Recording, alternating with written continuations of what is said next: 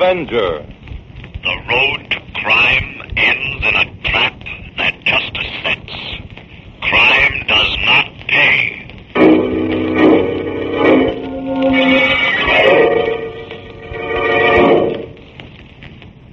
The Avenger, sworn enemy of evil, is actually Jim Brandon, a famous biochemist.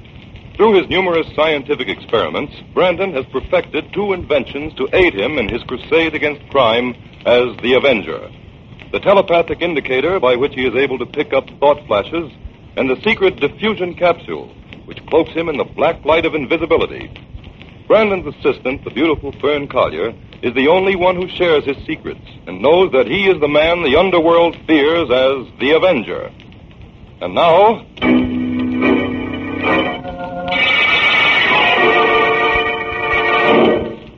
The Avenger and the High Tide Murders.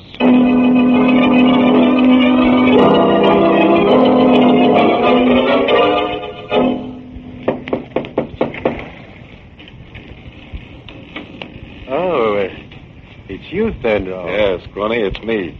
Who are we expecting, the cops? No. Come on in. Mighty glad you came, Fenro. Did you follow my instructions? Sure, nobody knows I'm here. You don't think I'm fool enough to let anybody know I'm mixed up with you, do you? Now, Fenro, there's no cause for you... Shut up, Scrawny. Gun. What are you pulling a gun on me for, Fenro? Because I don't trust you, Scrawny. Not even when I can see you. Well, I've always been fair to you, Fenro. Shut up, I told you. I'll do the talking this time. You're a double-crosser, Scrawny, the worst kind. You get a guy in deep with you, and then you double-cross him, cheat him. I haven't cheated you, Fenro. Honest, I'm not giving you the chance to double-cross me, Scrawny. I come for my share of that last shipment you got. And I'm not leaving without it. Sure, Fenro. In fact, I want more than my share, since you're holding out on the other boys. Sure, Fenro. That's why I sent for you. To give you your share. We'll be partners, Fenro, you and me. Never mind that. Where's the stuff? Right over there in that box. I'll get it. Stay where you are. I'll get it myself. If you make a move, Scrawny, I'll plug you. All right. Help yourself, then. Scrawny! Help! Scrawny! Goodbye, Fenro. The tide is going out, and you go with it. Just like the others, out with the tide. You were smarter than the rest of them, Fenro. Only you didn't know about this trap door, did you? Nobody but Scrawny knows about that. Just one more victim, and all the money will be mine. One more victim. I must prepare the trap for him. I'm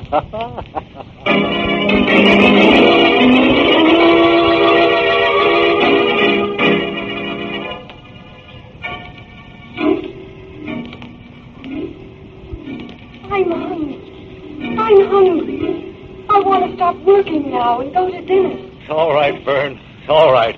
We'll take time out now for dinner. I've been waiting for you to say that. I know you have. The telepathic indicator caught your thought flashes. I didn't realize how late it was. That indicator is working so well lately, I've absolutely no privacy. Yes, we're getting wonderful results, Fern. Of course, a lot of the flashes I pick up are unimportant, but do you realize that our experiments in thought projection and transmission have gone far beyond those of Edison and Creel? Oh, I know, Jim. Jim? Yes, Fern?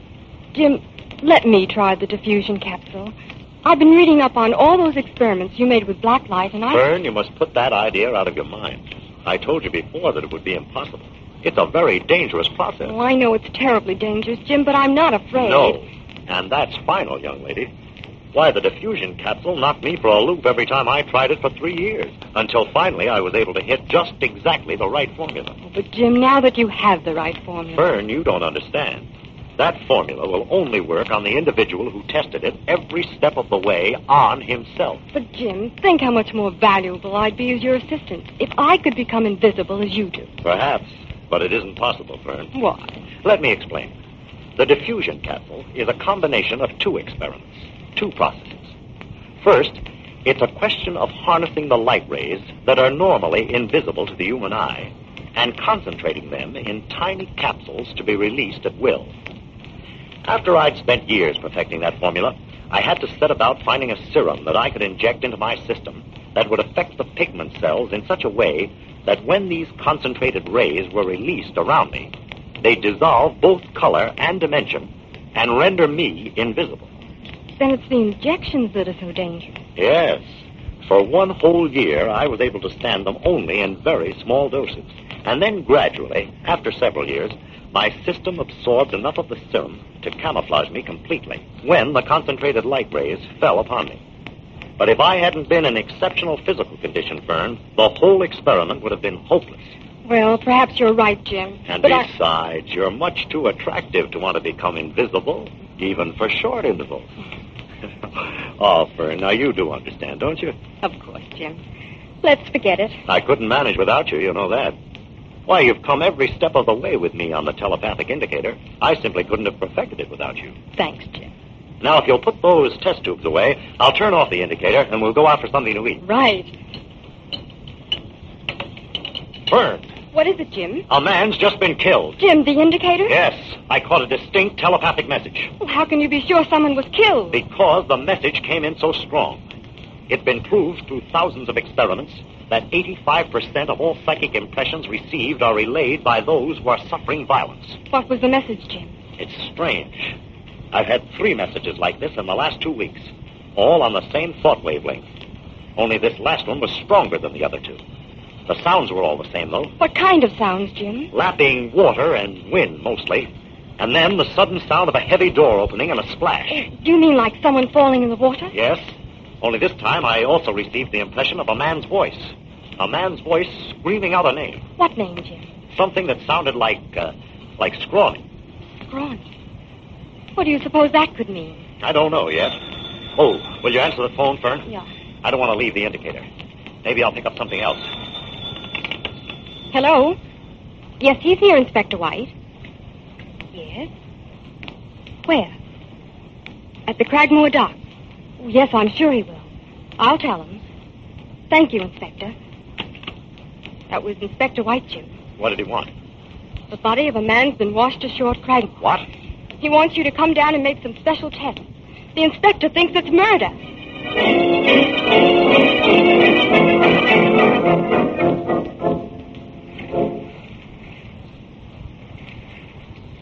That you, Brandon? Yes, Inspector.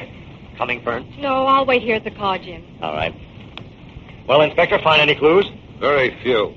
The doc says the body's been in the water about 2 weeks. I want you to check on that. No identification. Not a thing.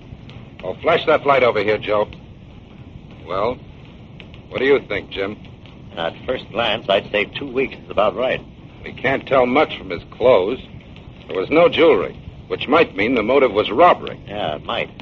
Find anything at all in his pockets? No. Only a little piece of broken glass. You mind letting me see it?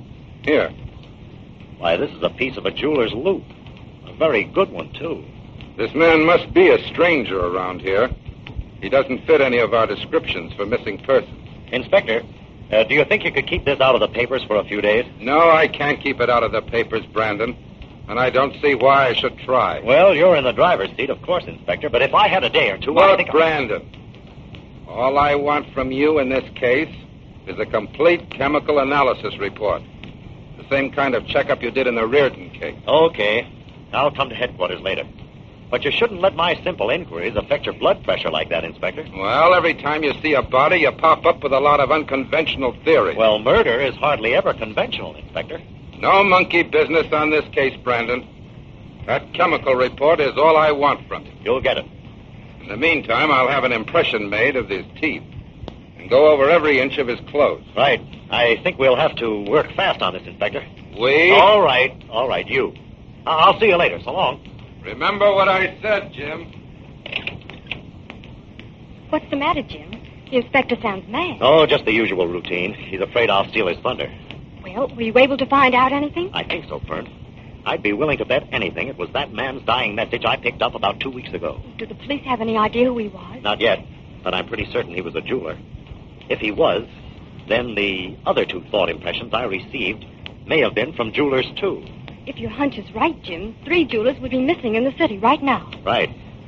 Let's get back into town and start investigating. Tonight? Oh, well, I guess it is pretty late, isn't it? Well, I'm still hungry. Remember, we never did get our dinner. Okay, but first thing in the morning, Fern, we're going calling. The pawn shops first.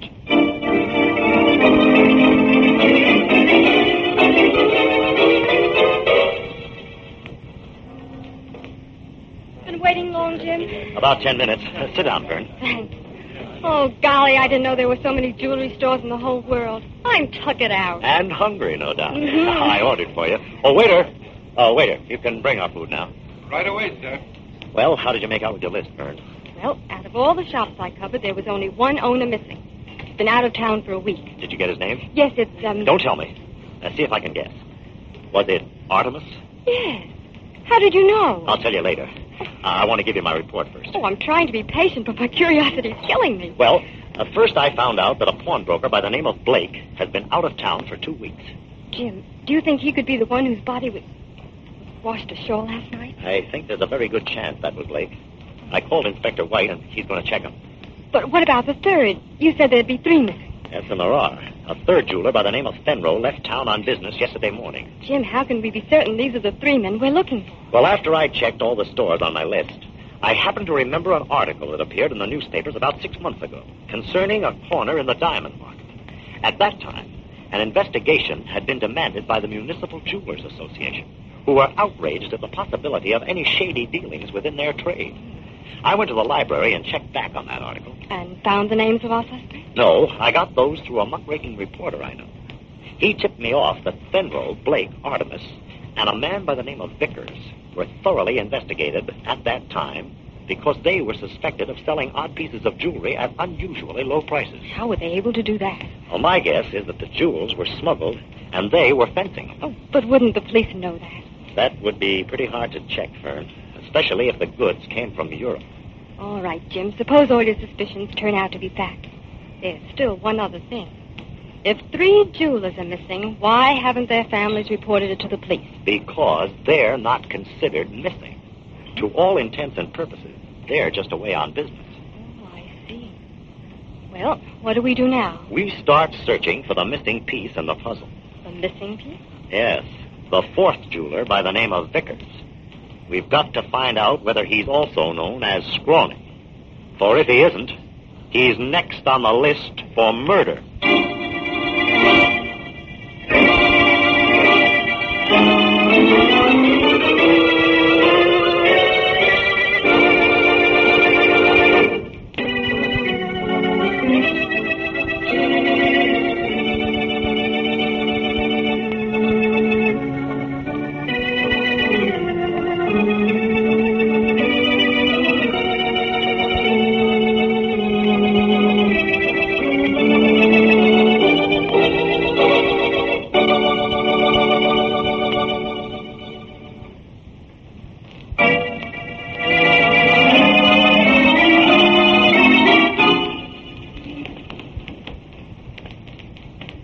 Jim, does that shop belong to Vickers? I was in there this morning. I know.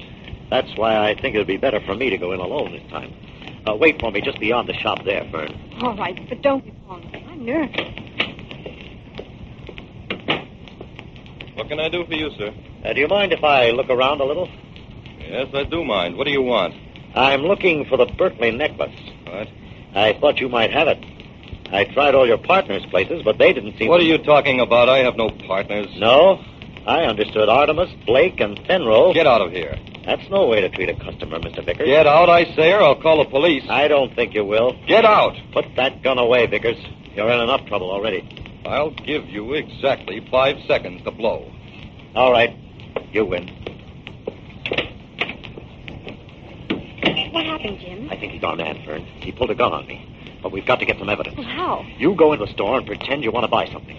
Keep him occupied for a few minutes. Oh, I'll do my best. What do you plan to do, Jim? Examine its safe. It must be in the back room. It's not in the store. Jim? Yes, Fern, it's time for the Avenger to take over. I thought I told you to get out. Where did he go? Where did who go? That man with you. There's no one with me. me. I was sure I saw him come in the door, and then he disappeared. Well, there's no one here. Maybe the sunlight blinded you for a moment as I opened the door. I don't know. I was sure. I must be seeing things. I came in to look at that gold pin you have in the window, the one with the topaz in the center. Would you show it to me, please? Yes, I'll get it. The one on the right. That's it. Oh, my, it's lovely. How much is it? $40. 40? Oh, I'm afraid that's too expensive. I have a smaller one. It's in the back room. I'll get it. Oh, no, never mind. This is the exact size I'm looking for. Perhaps I could... All right, Fern. I've finished. Come on. What did you say? The pin. Well, I hadn't planned on anything so expensive. Busy, Vickers?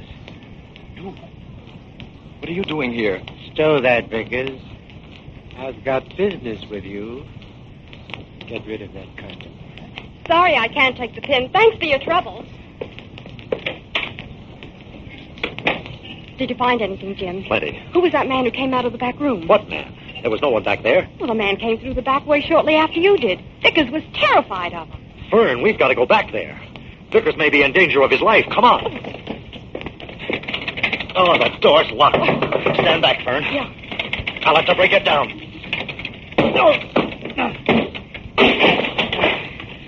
Jim, look, on the floor. It's Vickers. Vickers, quick. Who did it? Who stabbed you, Vickers? Scrawny.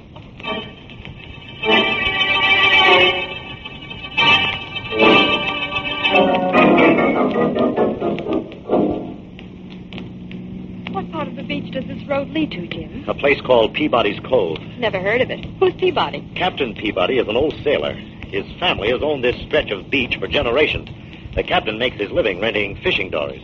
But why are we going to see him? Well, Captain Peabody knows everyone along the coast for miles. Mm-hmm. I want to try to get a line on that man you saw in Vickers' pawn shop. Oh?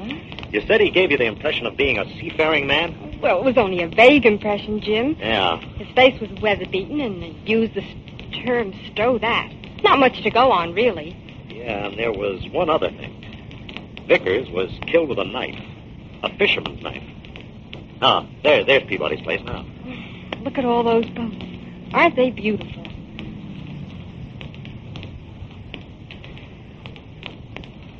All right. Come on, Fern. Now, there's Peabody on the dock. Hello there, Captain. Hello. Well, if it isn't Jim Brandon. How be you, Jim? I'm fine, Captain. This is my assistant, Fern Collier. Hello, Captain. Pleased to meet you, miss. Well, Captain, what's your theory about those two bodies that were washed up on the coast? Say, that's something, ain't it? 2 of them within a week.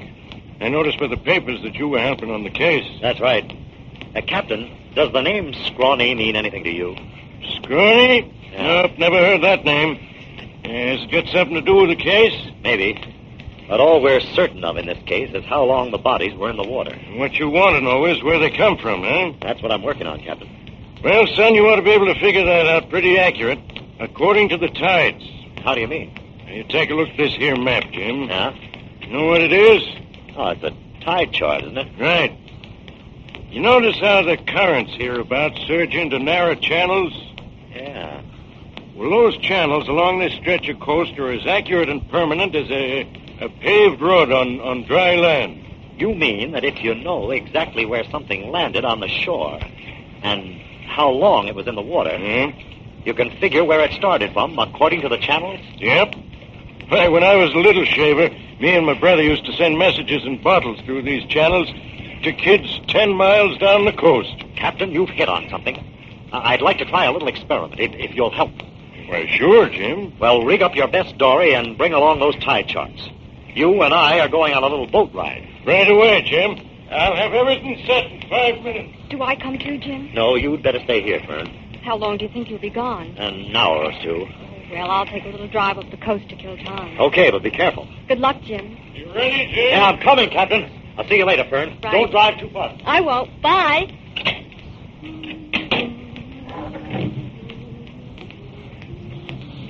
That's a gun in your back, lady. Who are you? Start driving north. No, I won't. Start driving, I said, or I'll let you have it. What, You're the man I saw in Vickers' shop. You murdered Vickers. You know too much for your own good. Drive faster. You're scrawny. That's right. But you're the only living person who knows it. And you ain't going to be living long. Drive faster, I said.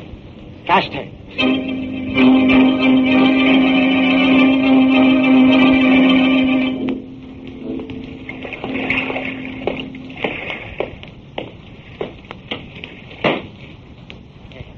Well, young lady, you haven't much longer to wait now. If you're going to kill me, why don't you do it and get it over with? Why do you keep me tied up here? We have to wait for the tide. Tide? What has that to do with it? Everything. Out with the tide. That's the way it must be. You mean I'm going to be drowned? Of course. I thought you knew that. You seem to know so much. I'm not the only one who knows about such things. The sounds. Someone else knows about them. The lapping of the water, that creaking door, the spring of a trapdoor, that No flash. one could know of them but you. Everyone else who ever came here is dead. You. Police will find you out there. That's enough of that. I know you're bluffing. How much longer? Half an hour yet. Exactly half an hour.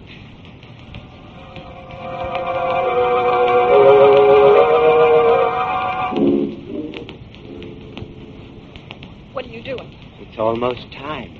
I'm checking everything so you won't be in any trouble. You won't get away with this. You won't. Who's to stop me? Look. As you drop through this trap door, this bag of salt will hook onto you and weigh you down. Then the tide carries your body out to sea. And later when you're found, you'll be many miles from here. Oh, you're mad. I believe you killed for the sheer joy of No. I killed for gold. For gold and jewels. But now I must untie. Another minute. The tide goes out ready. You must be ready now. Hold your wrists still. Oh, Jim, I'm afraid. There now. Stand up. What was that noise? Who's there? Here I am, Scrawny. It's the Avenger. Oh, thank heaven. The Avenger? Where are you? I can't see you, Avenger. No, you can't see me, Scrawny. No one can see me, but I'm here. Where? Where are you? Over here, behind these salt bags. I'll get you. I'll shoot you. Not there. Over here in the corner. I'll find you. I'll kill you.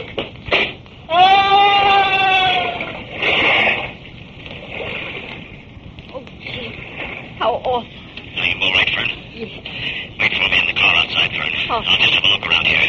The police will want some evidence. Well, this place is certainly reeking with it. Don't be long, Jim.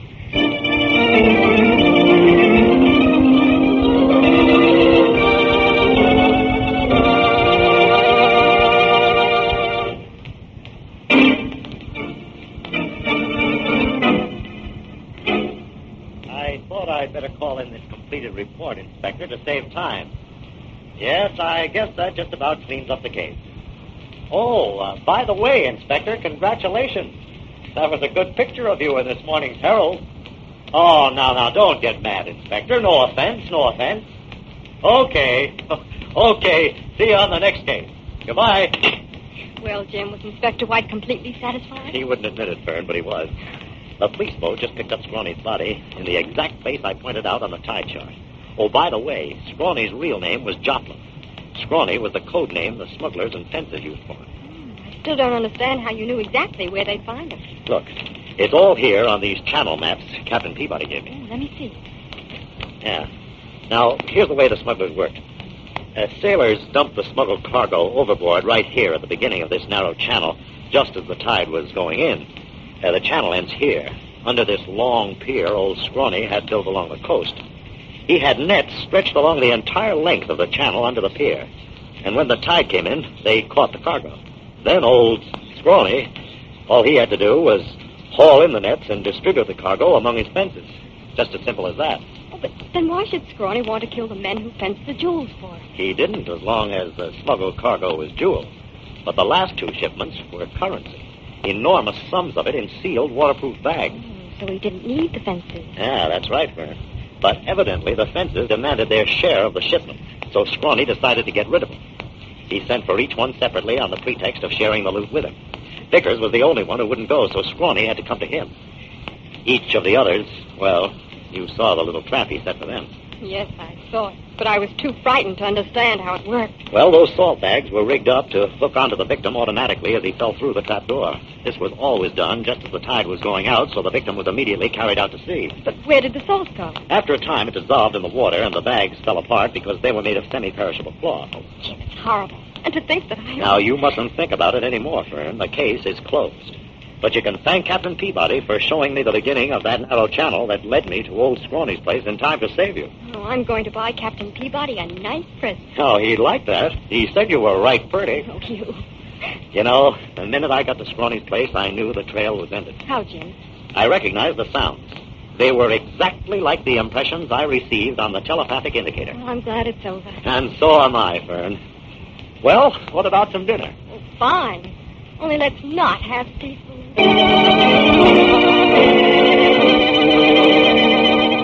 All characters, names, places, and plots used in the Avenger program are fictitious. Any similarity to persons living or dead is purely coincidental. This is a thought, a thought, a thought. Remember, listen for another adventure of The Avenger.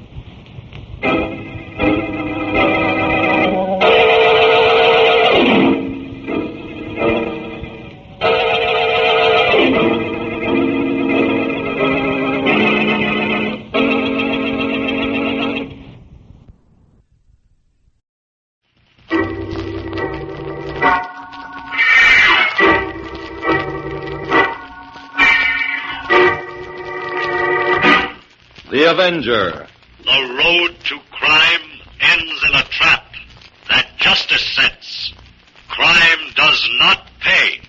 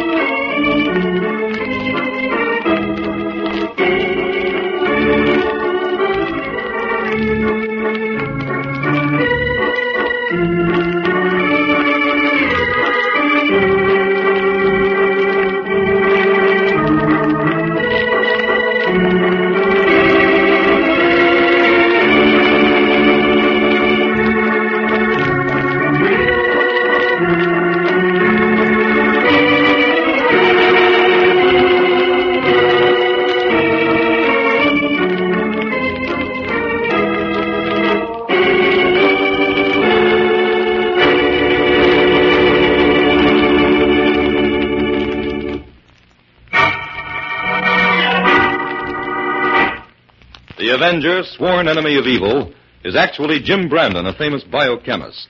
Through his numerous scientific experiments, Brandon has perfected two inventions to aid him in his crusade against crime as the Avenger. The telepathic indicator by which he is able to pick up thought flashes, and the secret diffusion capsule, which cloaks him in the black light of invisibility. Brandon's assistant, the beautiful Fern Collier, is the only one who shares his secrets and knows that he is the man the underworld fears as the Avenger. And now,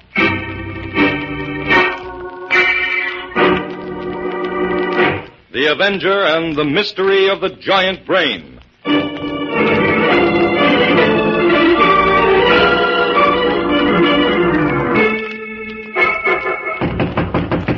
Who is it? Who's there? It's Miss St. Clair. I want to speak to you, Professor Redondo. Oh, all right. Come in. Why, Miss St. Clair, where are you going with all that luggage? I'm leaving, Professor. Leaving? Yes. And you needn't pretend to be surprised. You know why I'm going. Oh, yes, you were upset about those animals from the zoo, I believe. Yes. That among other things. Miss St. Clair, it was absolutely necessary for me to have those animals. Our experiments have gone far beyond the stage of rabbits and mice. I must have animals of a little more cunning. Of course, I'm sorry to have to steal them from the zoo and neighboring farms, but that's the only way. Well, I want no part of it. When I came here a year ago as your assistant, I thought you were a reputable scientist. I am a great scientist, Miss St. Clair. Too great to allow the petty ethics of... Perhaps you are a great professor, but you've become cruel and inhuman. And the kind of man has no place in the laboratory. These experiments and brain surgery you're making now are horrible. You think so? Then perhaps you have decided to report me to the police. No. I just want to get out of here and have nothing further to do with you. You're a coward, Miss St. Clair. You're afraid of what the great Rodano can accomplish. Why, Rodano's work is just beginning. Look, these 3 mechanical men. These robots I have created. They're only in their infancy. Yes, I know they are. Look at them lined up there. 3 iron monsters, that's what they are. You hate them because you fear them. In time, my robots will accomplish all that man is too cowardly to attempt. Professor, please don't go on with this. Destroy them now before it's too late. Why, Miss St. Clair? How can you talk like that? You helped perfect them. I didn't understand what you were doing. You will excuse me if I find that hard to believe. It's true. Until a few weeks ago, these robots were merely harmless servants of your will. Created, you assured me, merely to fetch and carry for you.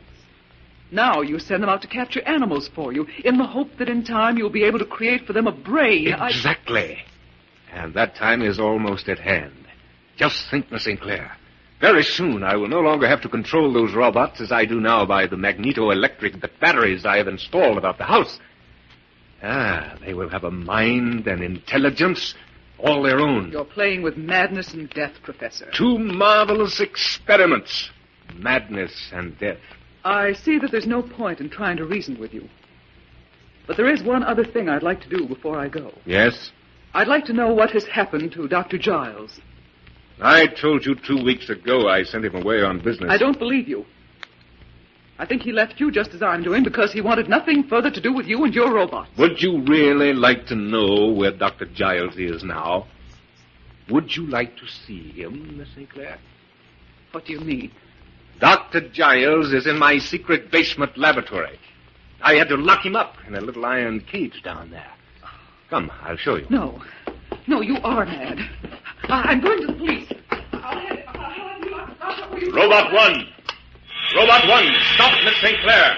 No, let me go. Professor, please, make him let me Carry her to the basement laboratory, Robot 1. No. You've always been curious about that secret laboratory, Miss St. Clair. Now I'll let you see it. No. Professor, I beg you, let me go. Please, help.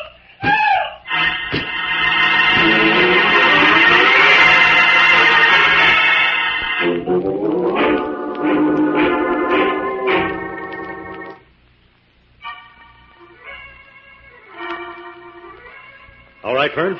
I'm ready to dictate now. Let me see. This is experiment 2274, isn't it, Jim? That's right. Go ahead, Jim. Subject. A power increase on the telepathic indicator. Data. Increase of 2 amperes on direct current caused the headgear to blow. However, when current was changed to alternating, reception was not only maintained, but increased. Oh, Jim, you increased it. How wonderful. I don't know exactly how much yet, but I think it's a matter of a few miles, Fern. We'll send out a crew tomorrow, station them a quarter of a mile apart, and experiment with their thought transmissions. Good. I'll make all the arrangements. Now for the data on the strongest thought impressions I picked up on the indicator today. Take this down, Fern. Yeah. Thought waves received from a greater distance than before seem to have their origin in violence, but not death. Constant static interference might indicate that the thoughts were surrounded by electricity at their origin. That's something new, isn't it, Jim? Completely new, Fern. Add these facts, will you? Mm-hmm. The color impression was gray. Gray with a background of blue. Perhaps something gray in color, high enough to be seen against the background of the sky. Either a tower or a plane. But since there was no indication of movement, I'm inclined to favor the tower. sounds as though we picked up the latent thought waves of a medieval maiden in distress.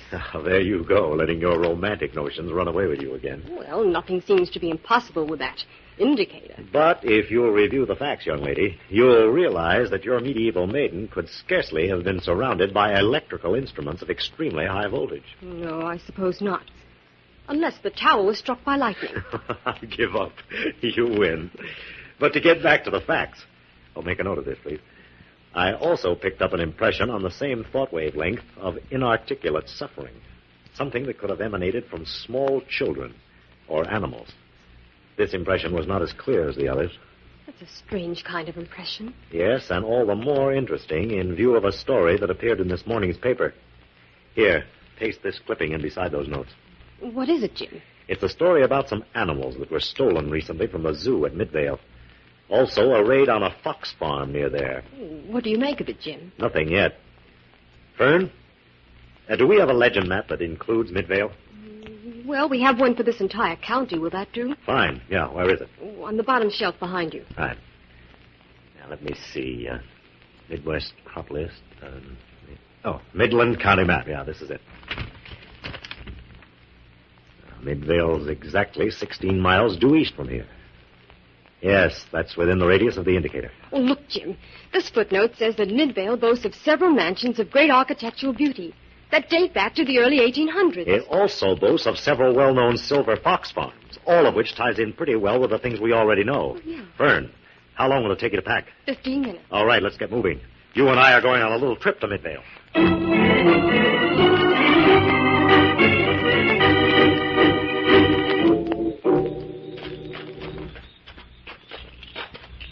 Jim, how much farther do you think it is to Mr. Eyes' farm? Oh, we should be coming to it soon, Fern. Aren't you enjoying the walk? Yes, only it's farther than I expected. He must have walked at least 2 miles since we left Midvale. Well, it can't be far now. Jim, why are you so anxious to talk with Mr. Iser? Because Joe Iser has reported 4 foxes stolen from his farm within 2 weeks. Oh. And I think he may be able to give us a few leads. Off the record, of course. Mm-hmm. Oh, that must be Iser's barn just ahead there. There's somebody shooting at us, Jim. Fern! Run! Fern, wait. Nobody's shooting at us. Those shots came from behind that barn. Come on. Oh, go ahead, Jim. I can't keep up. Look, there's a man running across the field. I'll stop him. Hey, you. Wait a minute. Stop, I say. No. I didn't do it. Stop running or I'll bring you down. No. They'll say I killed him. But I didn't. No, stop, I tell you. I didn't kill him. Let me go. I didn't do it, I tell you. Now, take it easy. I didn't say you killed anybody, but I couldn't let you run away. Sorry I had to knock you down.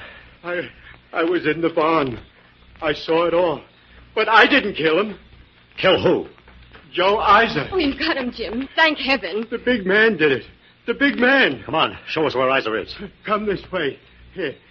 Back of the barn. Now, suppose you tell me exactly what you saw. Well, Joe caught the big man stealing 2 foxes. Joe shot at him 4 times. But the bullets can't hurt the big man. What in the world is he talking about, Jim? Hanged if I know, Fern. There he is. There's Joe Iser. See? He's dead. I'll have a look. Well, Jim? He's dead, all right. And 4 bullets have been fired from this gun he's holding. We've got to call the police. No, don't call the police. They'll say I did it. Oh, I'm going home. Oh, no, you're not. You've got a lot of questions to answer. What's your name? Harry Sampler. Just what were you doing here, anyway? And who's this big man you're talking about? Well, I live around the hill there in the shack. I come over here every day to help Joe with the chores, and he gives me food. Yeah? Joe is good to me. I wouldn't kill him. So, today, while you were helping Iser, this big man appeared and stole 2 foxes? Yeah, that's right. Joe started to shoot at him, but the big man walked right through the bullets and hit Joe over the head with his big iron hand. Oh. He killed Joe. The big man did. Oh, this is getting us nowhere fast, Fern. I'm going to call the police. Well, I think we'd better. Come on, and show me where Iser's telephone is, Harry. Well, Joe ain't got no phone. What are we going to do, Jim? Well, I've got to stay here and guard the place until the police get here. But how can we get word to them? Yeah, that's the question. I can't trust Harry to go. And it's getting too late for you to go alone. Well, if I hurry, Jim, maybe I can make it into town before dark. No, Fern. There's a killer loose around here somewhere. I think there's a phone over to the Gray Towers, but I wouldn't go in there. No? Where's Gray Towers? Right around the bend and up the road a piece. I'll go, Jim. I'm not afraid to go that far. All right. But before you go, take a look at these footprints, Fern. Oh, good heavens. They're monstrous. Yeah, and there are at least 5 feet between the strides. Jim, do you think there could possibly be anything to this poor fellow's story? Well, it's fantastic, of course. But Isa was killed by a blow on the head, all right. He was struck by some kind of blunt instrument. Jim, I don't think we should trust this fellow. Harry, maybe he's not as harmless as he seems. After all, he could have... Don't worry, Fern. I'm not trusting him. I'll keep Harry right here with me until you get back. Now, you run along, but don't lose any time. I'll expect you back here in less than half an hour. Okay, Jim. So long. So long, Fern. Yeah, I'm sure they got a phone up to Gray Towers. But I wouldn't go in there. I'd be afraid. Seems to me you're afraid of just about everything, Harry. You'd be afraid of the big iron men, too, if you saw them. Well, all I've got to say is that somebody had better see them, Harry, or your goose is cooked.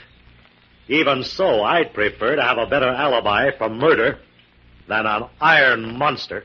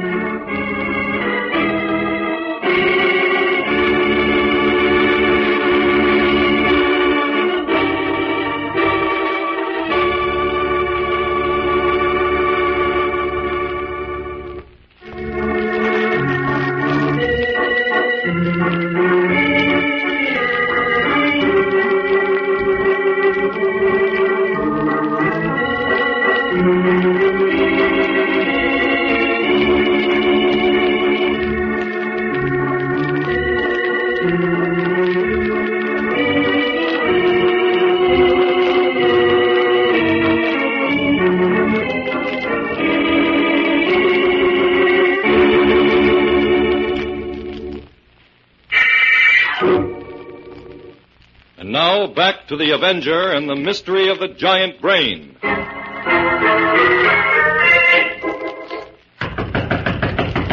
Robot 2, open the door.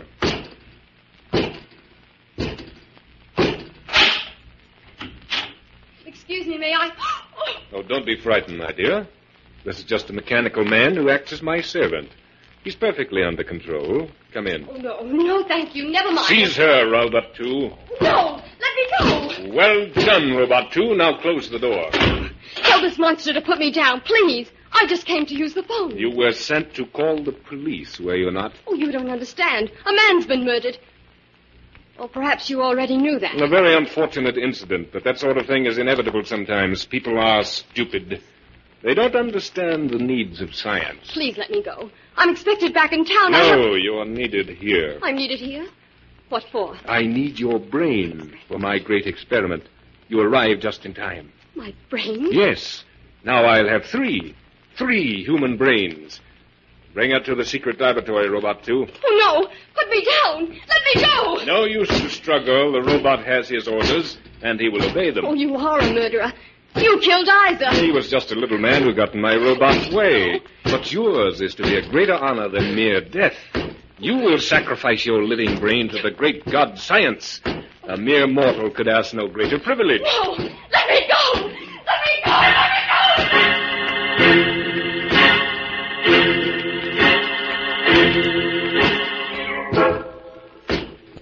Stand guard, Robot 3.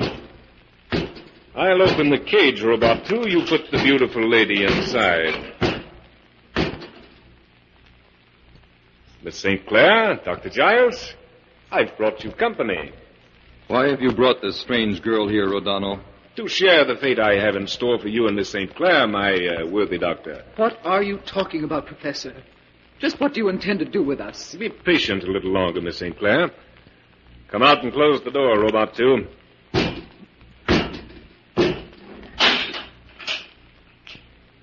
Now listen, all of you. Tonight, the mighty Rodano will perform the greatest operation in the history of surgery. I will add 3 human brains to the living animal brains I already have preserved. Wait, I'll show you. Remove the heavy cover from that table, Robot 2. Be careful not to break the glass case. Well, what do you think of it? What is that horrible thing? It's moving. Of course it's moving. It's alive. It's the composite living brain of 14 animals. It's the most horrible thing I've ever seen. Even my worst suspicions didn't prepare me for anything like this. Hold on, Miss St. Clair. We mustn't give up yet. Be silent and listen to me. Tonight I add 3 human brains to this. And then I'll place them all within a special robot I've constructed. Then the world will see a real man of iron. A man of unlimited power and superlative wisdom. The great Rodano will be worshipped as the creator of a new race. Oh, stop him. I can't stand anymore. Professor. Yes, what is it, Dr. Giles? Perhaps we, Miss St. Clair and I, deserve whatever fate you have in store for us. Whether we meant to or not, we did help you create the robots. But this strange girl you've brought here, she had nothing to do with it. Let her go free. Yes, Professor. There's no need to make the innocent suffer, too. You two are cunning.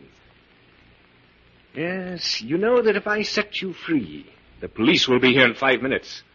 No, I tell you, I need you all. Science needs you. How much longer have we, then? 1 hour. 1 hour yet to live. Robot 1 will bring you a fine dinner of roasted duckling. We must observe the rules of death. The condemned should eat both well and heartily.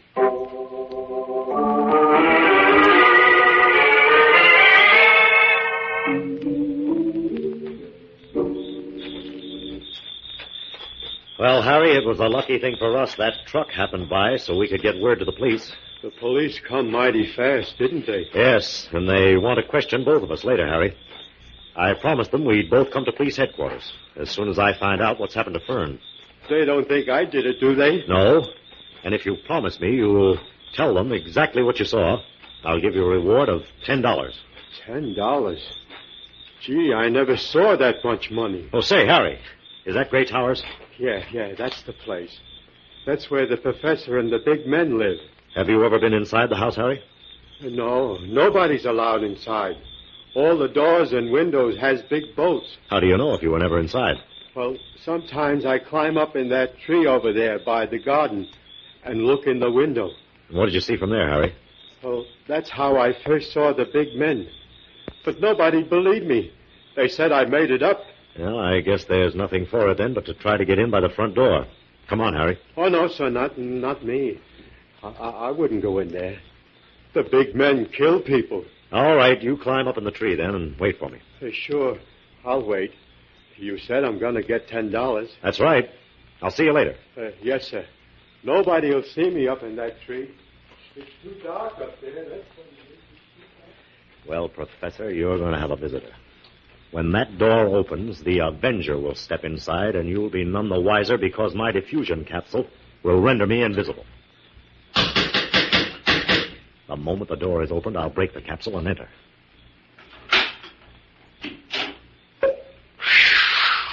What's that noise? Who's out there? Who's out there, I said? I'm sure I heard a peculiar noise just as the door opened. Who's there? Well, it must have gone away, whoever it was. Robot 1, close the door and bolt it. Now follow me, Robot 1. Follow me closely, for in just a few minutes, we begin our great experiment.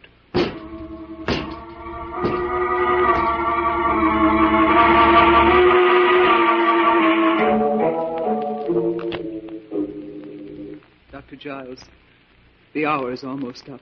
Yes, just a few minutes more.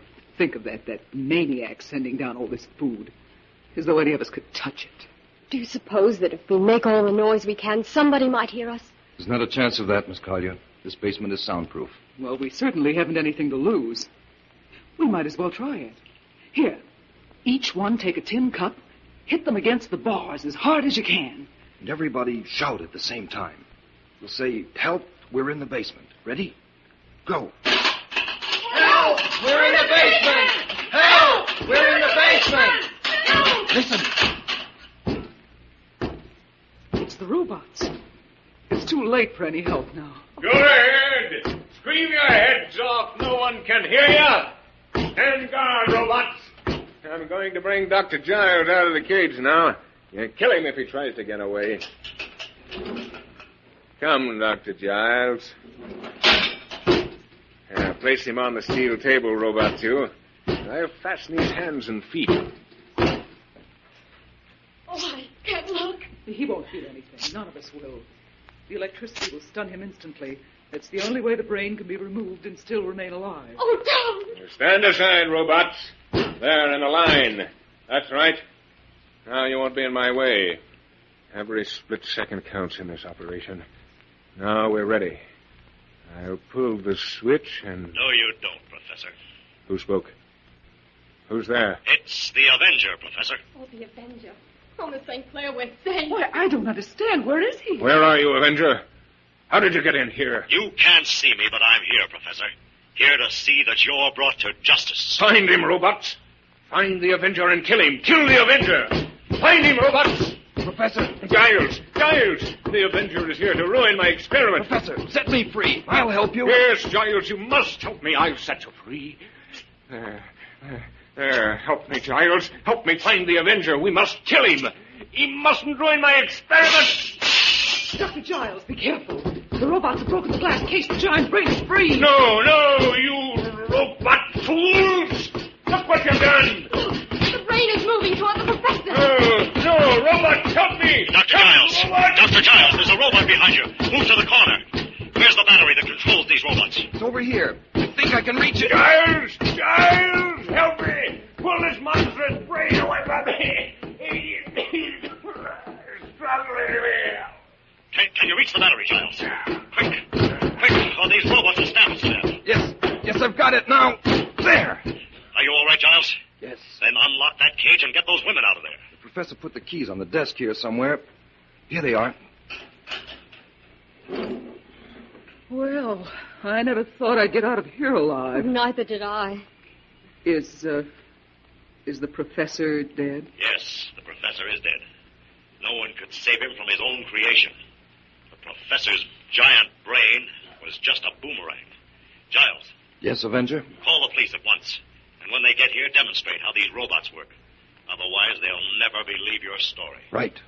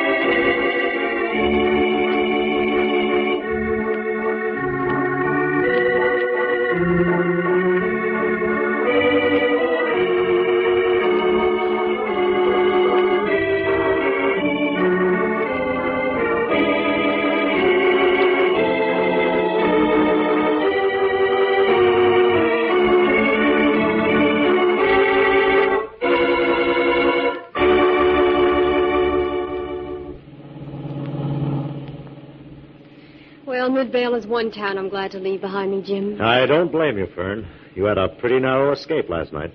The Avenger saved Dr. Jaw's life by a mere second, Jim. I got there the first moment I could, Fern. When you didn't return to Weiser's place, I naturally became worried. But frankly, I never expected to find anything as fantastic as the professor and his giant brain. Well, we can't say Harry didn't try to warn us. Yes, he certainly did. And for once, the police and everyone else in Midvale will have to admit that the truth in this case was more fantastic than any story poor Harry ever dreamed up. Jim, what will happen to those robots now? Well, they're just so much scrap iron without those control batteries, and the police have confiscated those. What about the giant brain? What will happen to that? It's being removed to the State Research Laboratory, naturally. The brain is dead now. Within 5 minutes of being exposed to the air, it lost all its living properties. That would have been a great disappointment to the professor. Well, I'm glad it's dead. It was the most horrible thing I ever saw. You know, Fern, at one time, Professor Rodano was a well-respected scientist. It's a shame that he went mad and used his genius in the wrong direction. He was mad, all right. Jim, did you know that he sent us a delicious dinner of roast duckling last night, just before he came down to kill us? No. And I suppose the thing that's worrying you now is that you didn't eat it. Well, if I'd known how things were going to turn out, I could have done justice to that duckling. Well, don't you worry your pretty head about it, Fern. I'll take you to Carlo's for dinner tonight. Oh, wonderful. I'm sure Carlo's roast duckling is just as good as Rodano's. And he doesn't reserve it for such special occasions.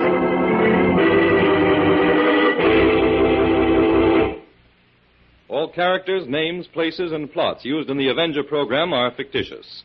Any similarity to persons living or dead is purely coincidental.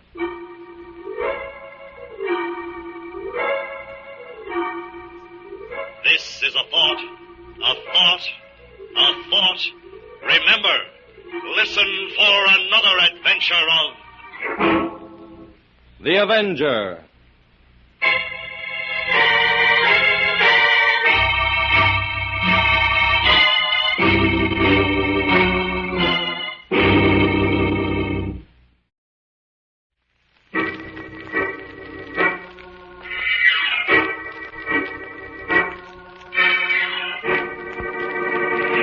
The Avenger.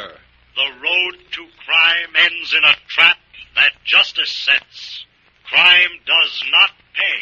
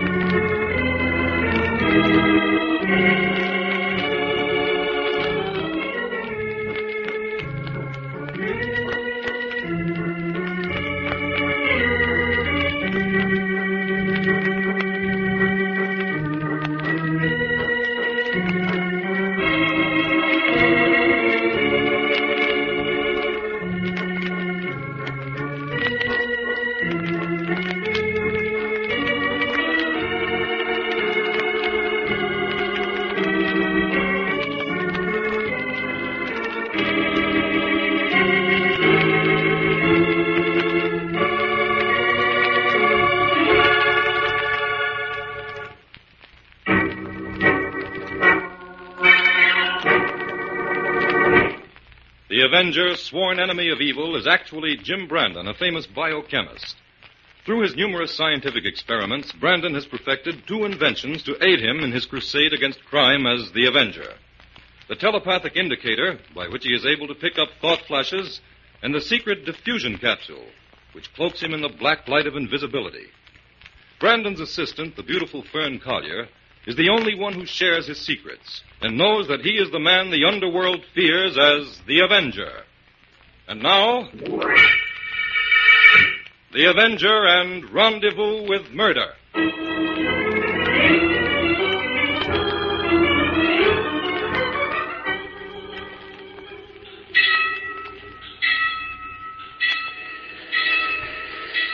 There's a train coming, Bates. We'd better hide over there behind the bushes until it goes past. Oh, nobody will notice us, Tapper. It's nearly done. I'm not taking any chances. Come on. Okay. There. Now, we're out of sight here. Yeah, well, who's going to see us out here on this lonely road, I'd like to know. The brakeman or the engineer, maybe. How many years do you have to spend in the pen before you learn not to take any chances on witnesses? Oh, lay off that tapper, will you? We're out now, ain't we? Yeah, but I'm not forgetting them 5 years, Bates. And all because you bungled a small-time stick-up. Why, we could have pulled this Glenhurst Bank job long ago if we hadn't landed in the jug. Lie low till the train goes past. Yeah. Okay, it's gone. Let's get out of here, Tapper. This place gives me the creeps. Yeah. I'd just as soon forget what happened to this crossing myself. Say, is this the spot where we planted that contractor on the tracks 6 years ago? Sure it is. Yeah, right down the road. There's a place where you and me jumped out of the car and sent it headlong into the 815. Yeah, that's right. Say, I recognize it now. Hey, what'd you come this way for, Tapper? I don't like to think of that guy we bumped off. You know, murder's one rap you can't... Shut up. Nobody said it was murder, did they? The police said it was an accident, just like we planned. It was a pretty slick job all around. Well, maybe, but I still don't see why we had to park our car and come this way. I suppose you'd sooner go down Main Street so everybody could get a gander at us, huh? Oh, well, here. Turn this way, through these gates. Hey, Tapper, what's the idea? That's a graveyard. Sure. And there ain't a better place for two guys to lay low for a couple hours. Come on. Oh, I don't like this, Tapper. It's like... Well, like the coppers are always shooting off about. Returning to the scene of the crime. It's like we was trying to put a jinx on ourselves. Oh, damn that kind of gab. What's the matter, Bates? Are you turning yellow? No. Only I Come was on, then. We'll go over there under them trees and stretch out and have a smoke. Yeah. Well, how long we got to wait in this place? Well, it won't be safe to start working on the bank until close to midnight. I figure it shouldn't take us more than an hour to pull out that little section of wall, grab the swag, cover our tracks, and hit the road. Oh, here, let's sit down here. Okay. Hey, give me a light, will you, Bates? Yeah, here. Hey, look at that, will you? What now? That tombstone. Look what it says. Put your flashlight on it and stop blubbering. Yeah. Hold it steady, will you? Okay. In memory of Peter Moultrie. It's that contractor guy we bumped off. That was his name, Moultrie. Peter Moultrie. Yeah, that's him, all right. Well, I'm getting out of here. Stay where you are, Bates. This guy Moultrie's been dead and buried for almost 6 years. He can't hurt us. Yeah, but Tapper, I tell you, this place is a jinx. Let's pull out, huh? You nuts. Sit down.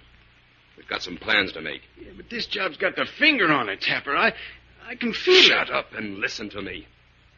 There's a couple of $100,000 just waiting for us down there in the Glenhurst Bank. All we gotta do is go in and take it. I know. Now, here's the blueprint of the bank I snitched when we was helping build the place. Yeah, hold the light a little lower. All right. Okay. Now, here's the section of the back wall we rigged. Plenty of room to crawl through. Yeah, but what if somebody hears us knocking the wall out? Not a chance. We fixed that section so it's as weak as putty. Now, this muffled hammer will loosen the bricks. Well, are you sure about the alarm, Tapper? Sure. Hey, remember how we looped the wires? Uh-huh. That'll keep the alarm dead within the limits I've marked here. Now, how about the vault? You got all that dope straight, Bates? Yeah, I can open that all right. Now, we gotta be careful about fingerprints. Don't forget, we've got a record now, and they'll nab us pronto if we leave any calling cards. Uh-huh. I got all that, Tapper. Okay. Now, after we put the dough in the car, we go back and patch up that hole in the wall. That's the part I don't like. I don't see why you want to do that, Tapper. Because that'll give us a whole extra day to get away. That's why. Now, this is Saturday night. If nobody notices anything wrong with the wall, the stick-up won't be discovered until Monday morning. Yeah. I guess you're right at that. Now, let's grab a couple hours rest. We'll need it when we start driving. Here? Sure. This is the best place in the world to sleep. Sweet dreams, pal.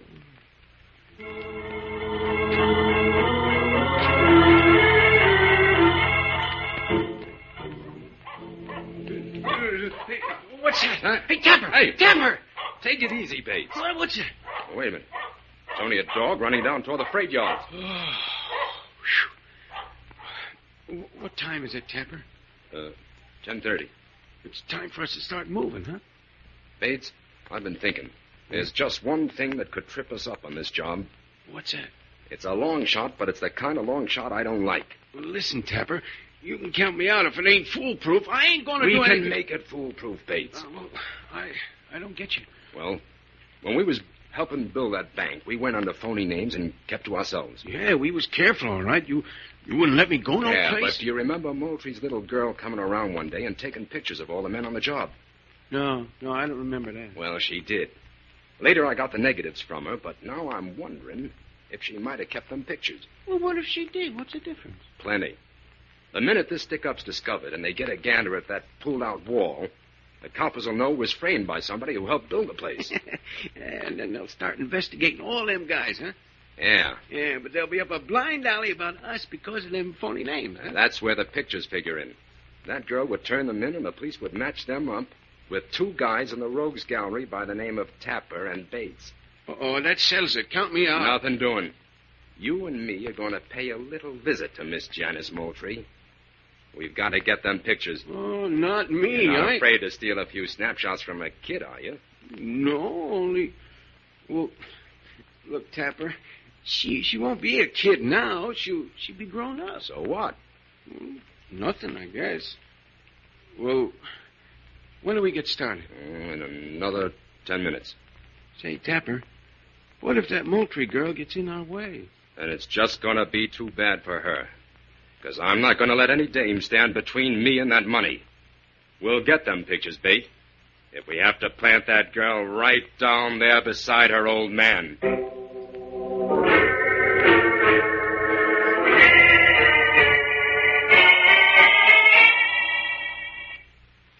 Jim, it was sweet of you to drive all the way down here to Glenhurst to take Janice and me to the charity rally. Pure selfishness on my part, Fern. I miss you when you go away for weekends. Oh, that's nice. For a while, it looked as though both Janice and I were going to be stood up. Why? I thought Bill Cummings was going along. He called Janice half an hour ago.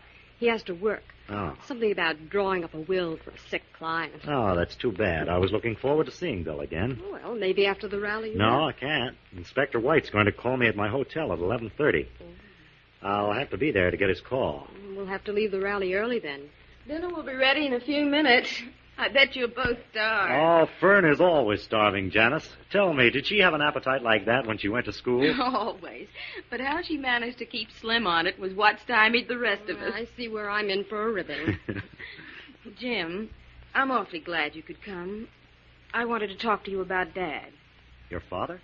Yes, Janice still isn't convinced that it was an accident, Jim. No, I'm not, Jim. Oh, I know it was a long time ago, and everyone seems to have forgotten all about it except me. Well, it's natural for you to feel like that, Janice, but the police investigated the case thoroughly at the time, and there was no hint of foul play. I know all that, Jim, but I knew my father. He was a most careful driver, and it was never established what he was doing out there on that lonely road that night. Well, I'll recheck all the evidence tomorrow, if it'll make you feel any better, Janice. Thanks, Jim. Oh, hello, Bosco, old boy. Come here, boy. Well, I believe old Bosco's glad to see me. Oh, Bosco, get down. No, it's all right, Janice. Come on, boy. Hiya, boy. Hiya, fella. We'd better go into dinner now so we can get started for the rally.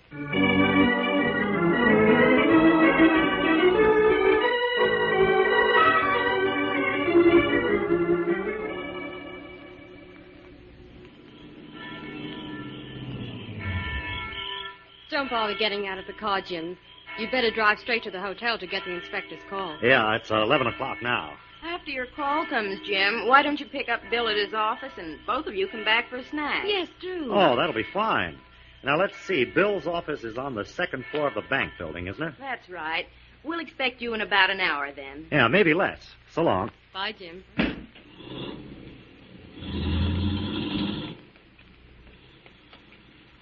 I wonder where Bosco is. He usually meets us at the gate. Oh, he's probably down at the freight yards. The men down there on the meat cars are always feeding him. Oh, they spoil him terribly. Now, where's my key? Oh, here it is. Oh, I'm glad you're here, Fern. I always dread coming into this house alone when Aunt Martha's away. What was that? Oh, Bosco must be here. Turn on the living room light, Fern. Bosco? Bosco, where are you? Stay right where you are, both of you. What do you want? What have you been doing in my house? We just dropped in to have a look at your picture album, Miss Moultrie. My picture album? Yeah, where is it? I won't tell you. No? Well, maybe this gun will make you change your mind. Now I remember you. I remember both of you. You worked for my father on the bank construction job 6 years ago. You've got a good memory, Miss Moultrie, and that's just too bad for you. Now talk. Where's them pictures? I won't give them to you. Well, we'll see. Give her the arm treatment, Bates. I'll keep this other dame covered. All right, sister. Start singing and make it fast. We're in a hurry. Oh, let me go. Come on. No. There you No, I won't tell. Oh, let her alone. Help! Shut up, you! Oh. Well, Miss Moultrie, are you going to talk, or does Bates have to break your arm? Oh, tell them, Janice. Don't let them hurt you like that. All right. Let go of my arm. I'll tell you. Be quick about it, then. The album's in a chest in that closet. Get it, Bates. Okay. I know what you're after now. You want those pictures I took of you. Smart girl. Too smart. Hey, did you find it, Bates? Yeah, the album's here, all right. Well, hurry up. See if the pictures are in it. Yeah, well. Here they are. Hey, they're good, too. Now, will you take them and get out of here? We'd be pretty dumb to do that, wouldn't we?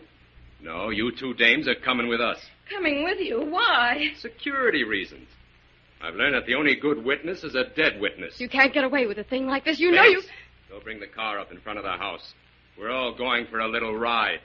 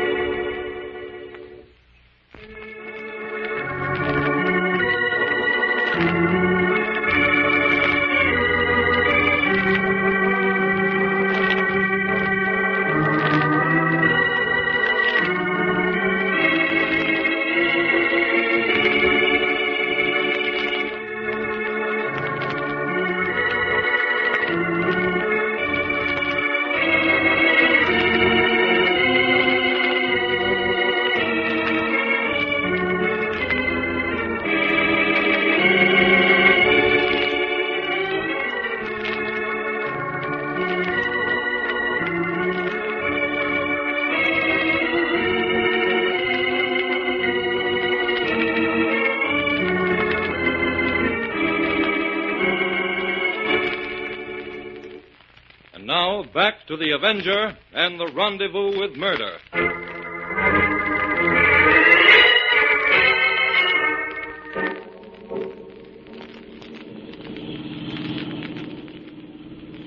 Why, this is the freight yard. Why have you brought us here? We're going to let you off easy. We're sending you two dames off on a little trip. What are you talking about? You'll see. Pull up here, Tapper. Get out and open up one of them refrigerator cars, Bates. Sure. No, please, you're Come not going on, this is the end of the line. Get out. Fern, what can we do? Nothing. Get out, I said. And one peep out of either of you, and it'll be your last. How you doing, Bates? Over here, Tapper. These cars are packed and ready to go. I got one of the doors open, though. Okay. Throw the dames in. Okay, come on, Please, sister. no. Get in there. I'd rather be Throw her inside, Bates. Yeah, right, Tapper. Now the other one. Come on, No. you. Come on, lift you. Get in there. There we are. Now close the door and fix the lock. Quick. Okay.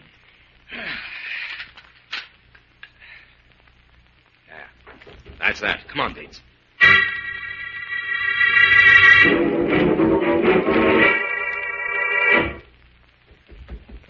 Keep pounding, Janice. Maybe someone will hear us before the freight pulls out. I can't, Fern. My hands are getting numb. Oh, pound hard. It'll keep the circulation going. What's the use?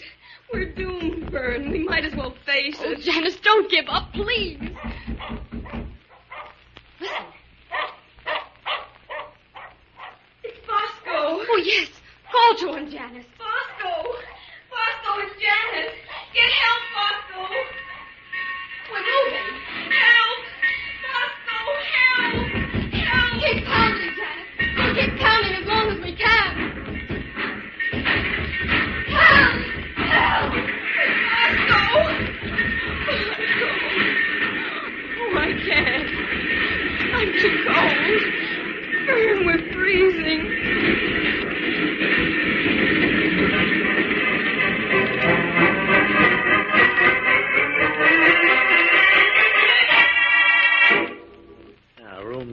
5.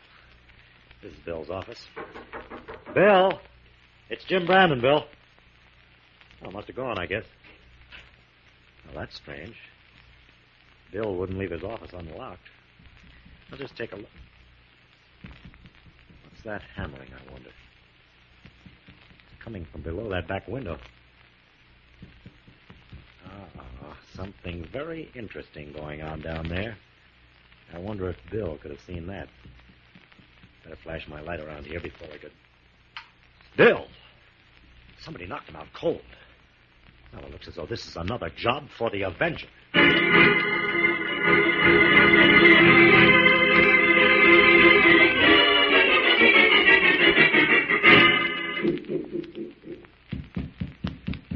Hold it a minute, Bates. Huh?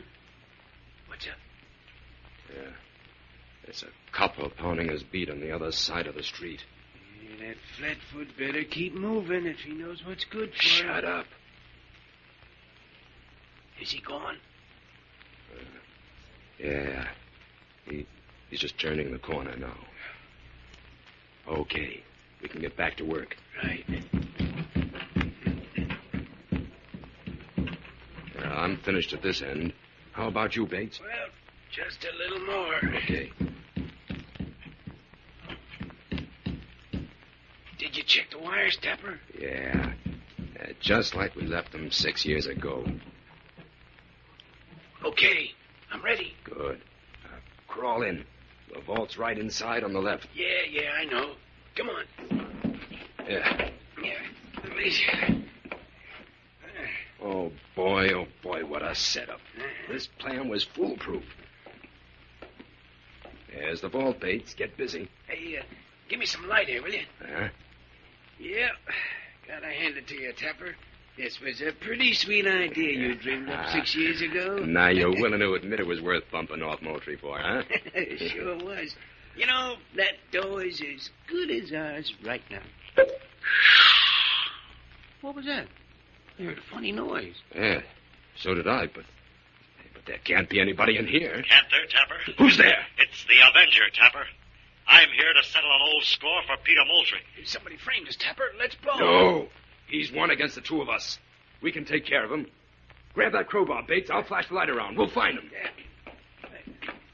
There's nobody here, Tapper. He's gone. No, I'm still here, Bates, but you can't see me. The voice came from that corner. Start swinging, Bates. Hey, somebody hit me. Keep swinging, you fool. We've got him cornered. Well, I think I hit something, Tapper. Hey, give me the light. Yeah. I don't see nothing. Well, that's mighty funny. I hit somebody, but there's nobody here. You're nuts. He got away, that's what. Yeah. Come on, Bates. We got to take it on the lam. The cops will be here in a minute. They won't get far. As soon as I set off this burglar alarm, I'll start after them.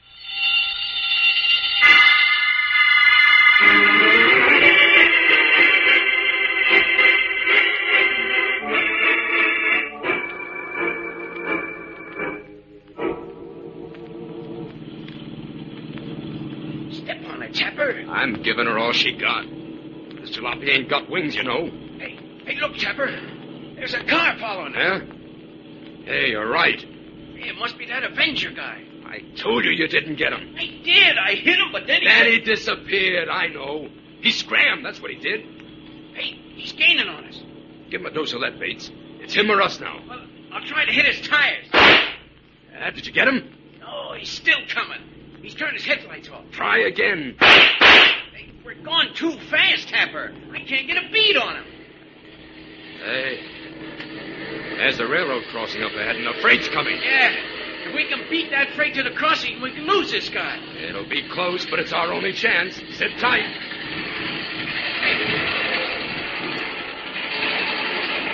What's the matter with the car, Tapper? I don't know. The engine's missing. Sounds like we're out of gas. We can't make it, Tapper. Stop! We gotta make it. Hey, we're still on the track. Jump, Tapper!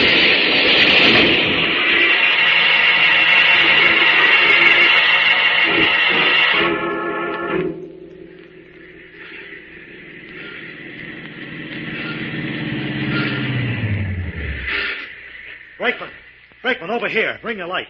Well, if I ever saw anybody ask for what they got, those fellas did. Know who they were? Yeah, they just broke into the bank in Glenhurst. I saw them making a getaway and followed. Yeah? Well, they didn't get far. No, they certainly didn't. Say, that's Bosco. Come here, Bosco. We must Come have here, boy. followed the freight all the way from the yards. Down, Bosco, down. What's the matter, boy? What is it? Oh, he's after scraps from that refrigerator car. I don't think so. I'm going to have a look.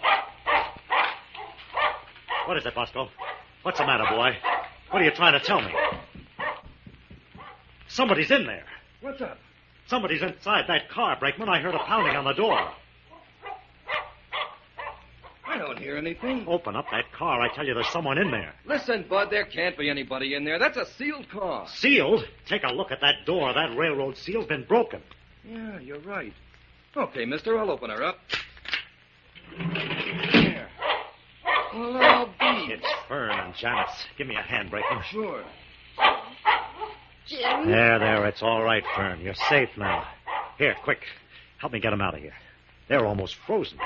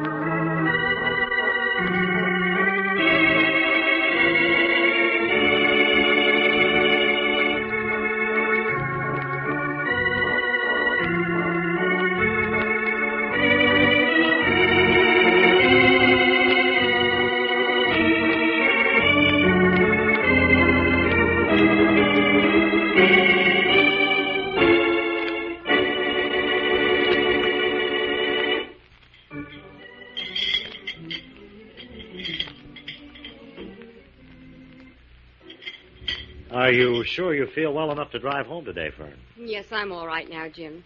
Of course, I don't feel in the mood for any winter sports yet. Have another hot drink, Fern. Thank you, Janice. There's just one more thing I'm not quite clear on, Jim. And what's that, Janice? Why did those criminals try to get rid of Bill? I think Bill can get you straight on that.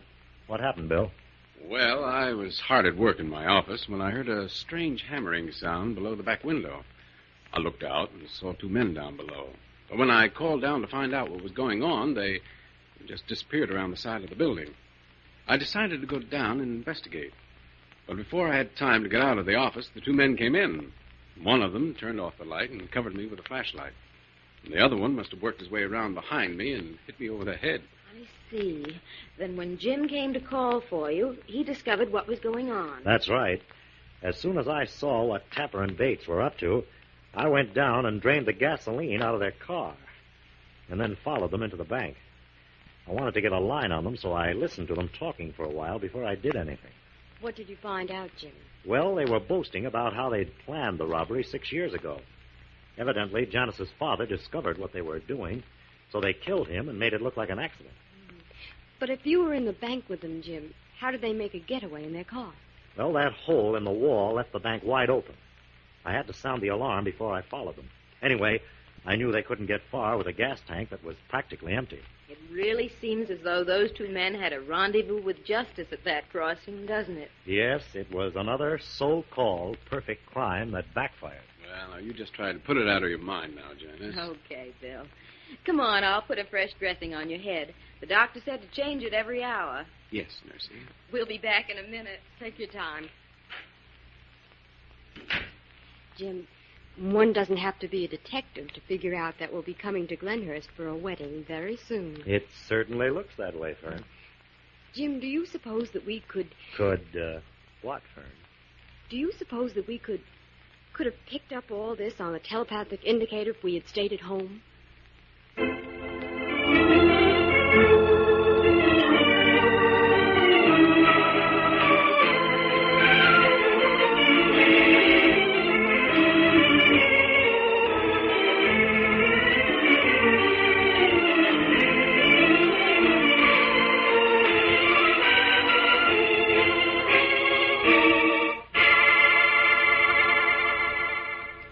All characters, names, places, and plots used in the Avenger program are fictitious.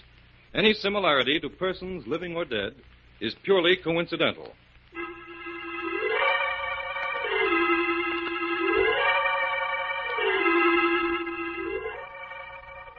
This is a thought, a thought, a thought. Remember, listen for another adventure of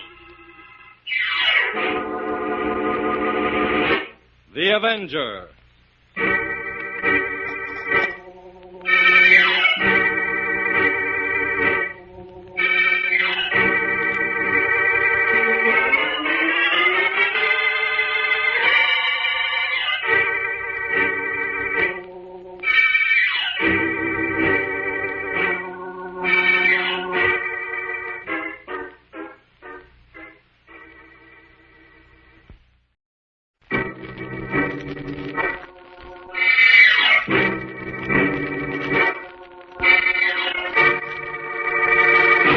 The Avenger. The road to crime ends in a trap that justice sets. Crime does not pay.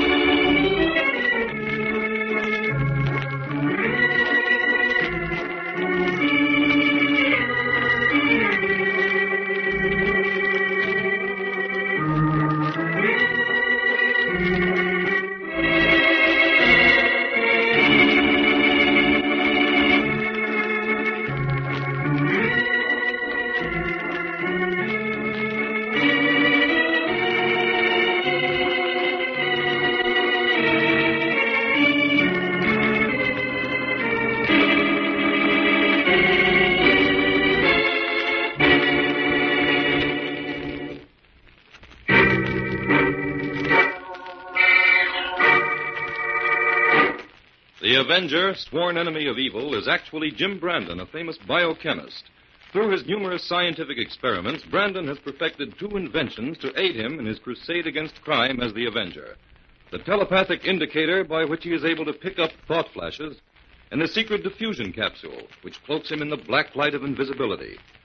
Brandon's assistant, the beautiful Fern Collier, is the only one who shares his secrets and knows that he is the man the underworld fears as the Avenger. And now, The Avenger and the Eyes of Shiva.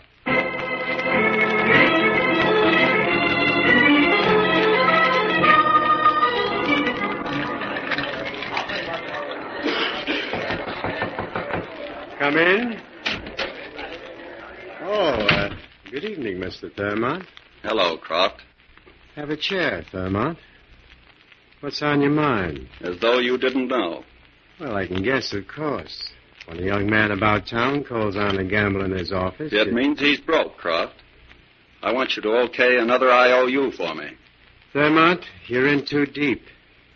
I can't give you any more credit. Listen, Croft, don't try any of those cold shoulder tactics on me.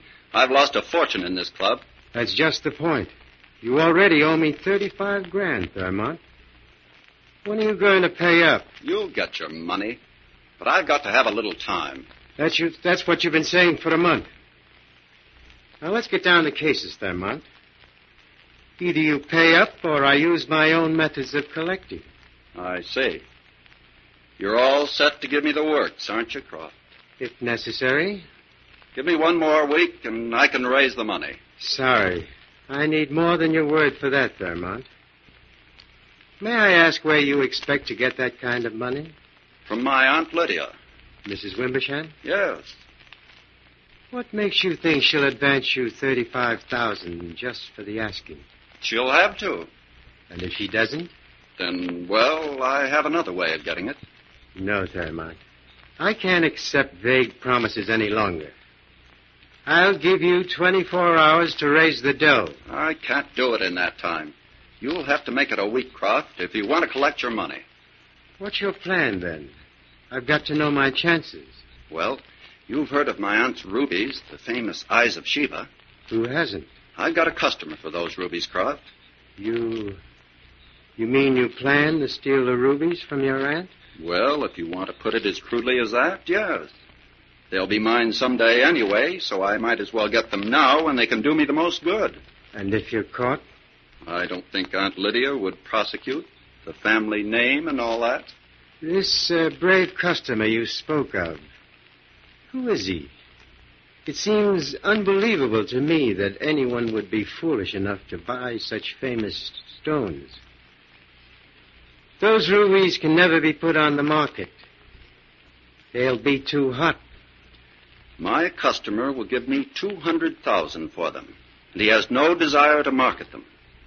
200,000? Who has that kind of dough? A rich Indian importer. He's tried to buy the rubies from my aunt directly, but she won't sell. You see, those stones have a special significance to the people of his country. At one time, those rubies were the eyes of an ancient statue of the goddess Shiva. This rich Indian owns that statue now, and he wants to have the eyes replaced. Well, I don't know. That statue stuff's all Greek to me. I never even heard about this Shiva goddess. You should have, Croft. Shiva is the goddess of thugs. She has 7 arms and strangles all who do not please her. I'd say she speaks your language, Croft. Sounds like a very interesting game. Well, Croft, in case my aunt refuses to give me the money, are you willing to give me that week's grace to get the rubies? All right, Thermont. I'll play ball. Good. Take a few days to work on your aunt for the money, though, before you risk stealing the rubies. 35 grand in the hand is worth more than 200,000 in some goddess's eyes. It's a deal, Croft.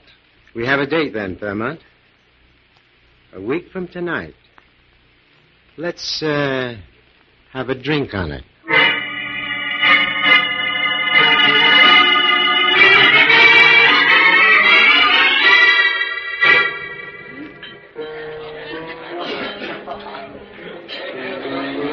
Jim, it looks as though everyone in the Blue Book has turned out for this opening. Well, it certainly does, Fern. A nightclub opening, too. I guess the place is made. If they squeeze us in any tighter here, we won't dare eat any dinner. Oh, now we must avoid that catastrophe at any cost. Oh, Jim, help me pick out the celebrities. Well, let's see. There's the mayor over there. Oh. And at the table next to him are Mrs. Lydia Wimbersham and her nephew, Hollis Thurmond. Oh, I've heard of her.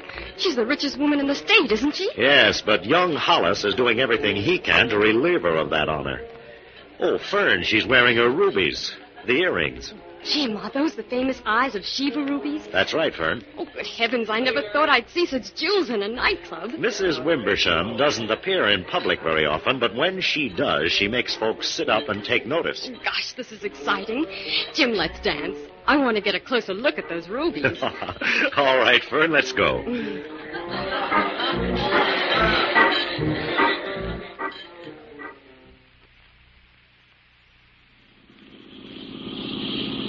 Well, Aunt Lydia, did you have a good time? I did, Hollis. You were a dear to invite me. It's quite a nice club.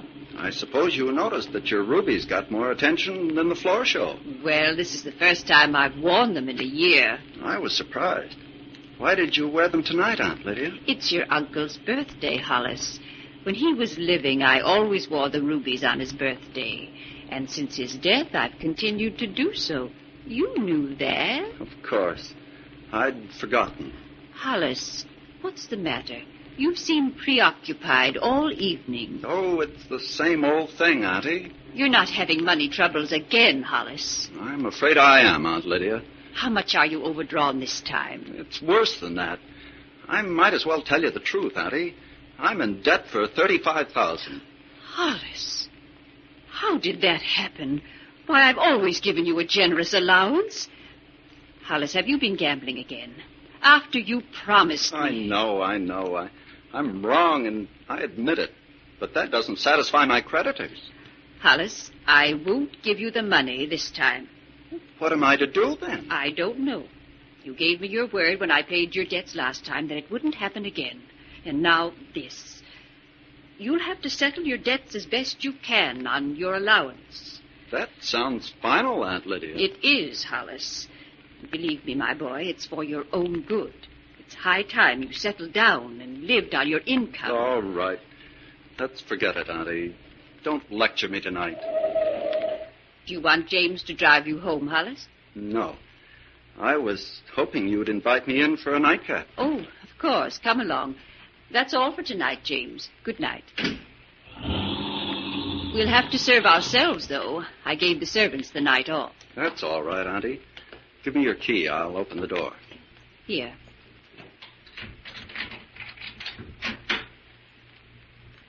Those servants have left all the lights burning again. Go into the library, Hollis. I'll join you in a minute. Where are you going, Auntie? I want to put these earrings in the safe in the living room. Go ahead. Mix yourself something to drink, Hollis. Right. Don't be long. I'll send these rubies back to the vault tomorrow. I feel uneasy having them here in the safe. Oh, it's a relief to get them off. They're so heavy. Let me see. The combination is 3, 1, 0, 7. There. Into your little box, back in the safe. Oh, Hollis, you startled me. I'm sorry. I came in to ask if you think we might find the makings of a sandwich. That nightclub dinner was on the meager side. Oh, of course. I'll see what's in the icebox. You know, Hollis, I don't think I'll ever wear the Eyes of Shiva in public again. Why not? Well, I had the strangest feeling tonight. Oh, it's silly, I know, but suddenly I thought of the rubies as real eyes. Huge, glaring red eyes, staring back at all those people. Come now, Auntie. None of your morbid fancies tonight. All right, Hollis. I'm sorry. Bring the drinks into the kitchen and help me with the sandwiches. Right. I'll be with you in a moment.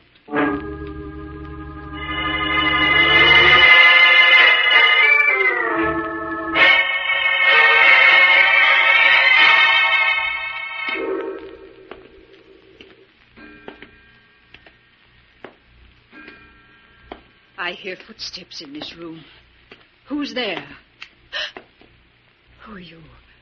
What do you want? I want the combination to your safe, Mrs. Wimbersham. No. No. Get out of here. Now, if you'll just be calm and do as I say, you won't get hurt. No use to reach for the phone. The wires are cut. This is an outrage. Come downstairs and open up that safe, or... Well, I'm prepared to kill you if I have to. It's up to you. All right. I'll come. After you, Mrs. Wimbersham. You're after the rubies, of course.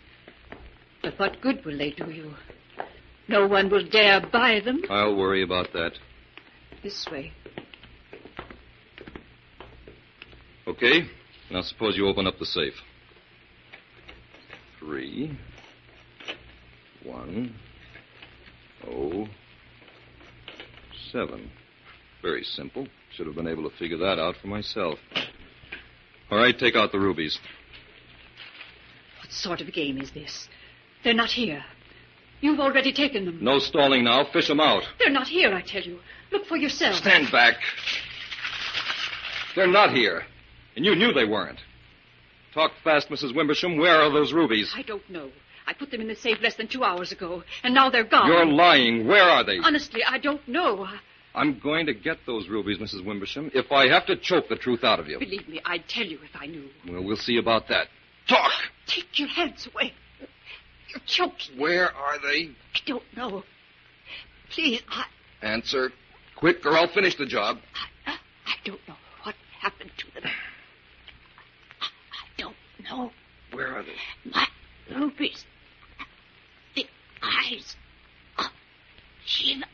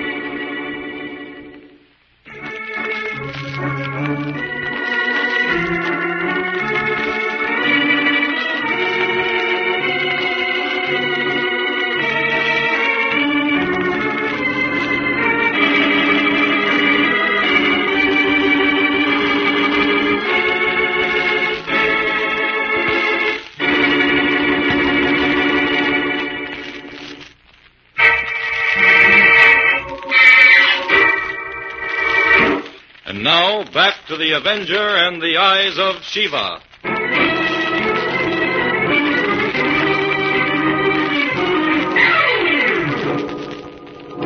Honestly, Jim, I feel terribly sorry for Inspector White. I'm afraid he'll be out of office if he doesn't break the WHN murder soon. Well, Fern, it's been almost a week now since it happened, and the newspapers are playing it up big. Frankly, it's a very puzzling one.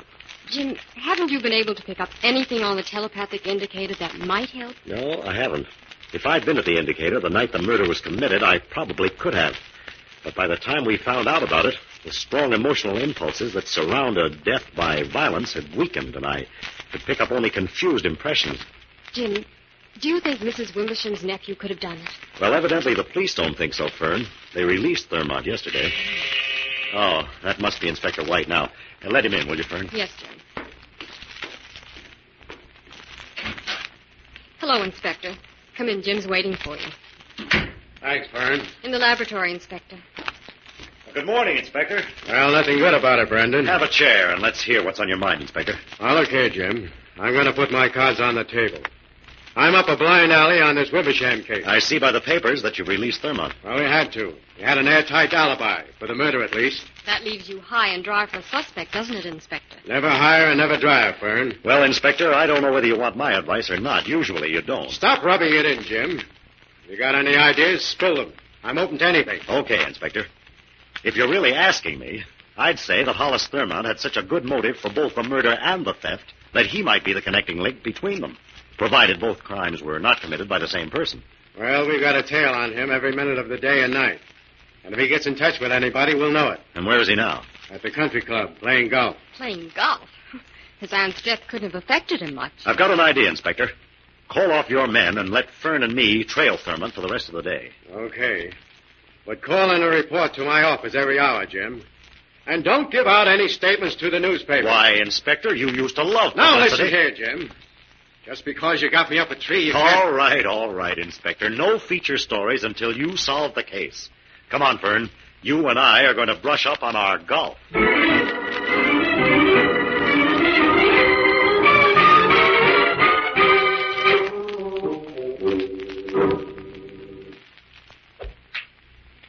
Oh, Jim, I've hit another ball out of bounds. My dear Miss Collier, the idea is to keep your eye on the ball, remember? Yes, that's just the trouble. I'm trying to keep one eye on the ball and the other on Hollis Thurmont playing there ahead of us. Oh. Jim, I'm convinced that young Thurmont can't be guilty. And why not, Fern? He's playing too good a game. His conscience must be clear. Now, he's good, all right. We've been following him for 16 holes, and he's made at least 10 of them in par. We're in good company. That man playing behind us is good, too. Yes, I've noticed that. Look, Jim. Yeah. Thurmont is teeing off for the 17th hole. Let's watch for a minute. All right, if you think it'll improve your game. I can't believe it. He sliced that one badly. We hit it way out of bounds in the rough. He's setting up another one. Oh, he sliced that one, too. And it landed in exactly the same place as the other. That 17th hole must be a jink. Look, Jim, Thurmont is mad. He's going to stop playing. Would you folks mind if I played through you? Oh, no, not at all. Go ahead. Thanks. Thank you very much. Not at all. Well, that fellow's just as good as Thurmont. Now he's ready for the 17th hole. Wonder how he'll make out. Oh, Thurmont's going toward the clubhouse, Fern. We better go. We don't want to give him a chance to slip away from here without us. All right, Jim.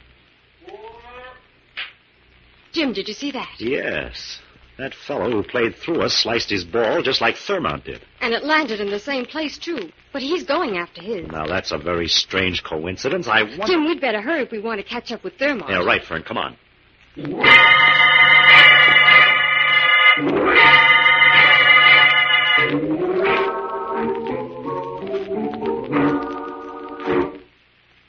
Did Thurmont come out of the clubhouse yet, Fern? Yes, a few moments ago, Jim. He went around to get his car. I just called the inspector.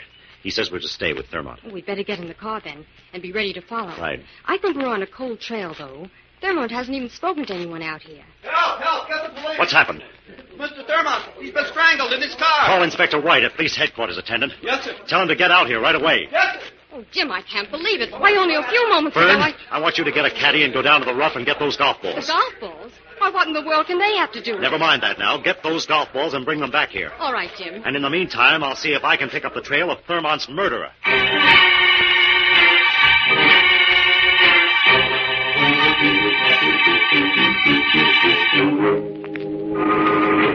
Well, Brandon, now that we're back at headquarters and can't be overheard, what have you got to say for yourself? Not a thing, Inspector. Evidently, Thurmont's murderer was waiting for him in his car. Thurmont was strangled in exactly the same way as his aunt. It happened very suddenly, Inspector. Why, we just gave Thurmont a few minutes to drive around the clubhouse in his car so that we could follow him. Don't worry about that, Fern. If the murderer hadn't caught up with him there, it would have happened somewhere else. But the newspapers are screaming for my scalp nonetheless. We'll get the murderer, Inspector. All we have to do is find that man who followed Fern and me on the golf course. He's our man. What makes you so sure of that, Jim? Because Fern found only one golf ball when she went down to the rough. Thurmont hit two down. And our suspect hit one down there. Now, if our suspect really went down there to recover his own ball, he would either have picked up his own and left Thurmont's two, or picked up all three. Since he left one ball there, he must have picked up Thurmont's two. It was too far out of bounds for ordinary stray balls. Where does that get us? Yes, Jim. I don't see what difference it makes whose golf balls he picked up. If those two golf balls Thurmont sliced into the rough had the rubies in them, it would make plenty of difference, wouldn't it? Jim, do you think I certainly do, Inspector. Thurmont deliberately knocked those balls into the rough for somebody to pick up. And we know who recovered those balls. We do? Who? Jim means we know what the man looks like. Inspector, I want to see every picture you've got of known criminals in this state. Come on, Fern, we're going to work. Okay. Well, this batch of pictures just came in this morning. Mostly parole jumpers believed headed this way. Well, now, that sounds like a good bet. No local criminal would have taken such risks of being recognized. Here, Fern, you look through that batch. Yeah. Oh, this is the craziest case I've ever worked on. None of it makes any sense. Well, it's beginning to, Inspector. Well, not to me. Be patient for another day or two, Inspector, and you'll have the newspapers eating out of your hand. Jim, here he is. What? This is the man who played through us on the golf course. Why, sure enough. Clyde Devers, jewel thief, served sentences in... Looks like you've hit on something, Jim. Inspector, have your men track down this golf ball. What for, Jim? I believe Devers was fronting this job for someone. Let's shoot for the jackpot, Inspector.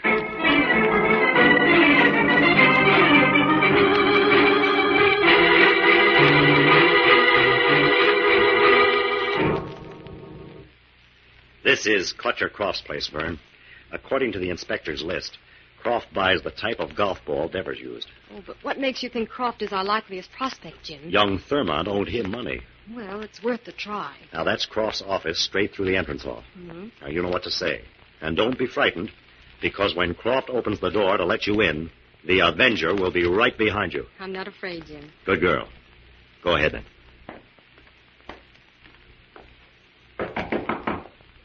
Come in. Mr. Croft? Yes? What do you want? Come in and close the door.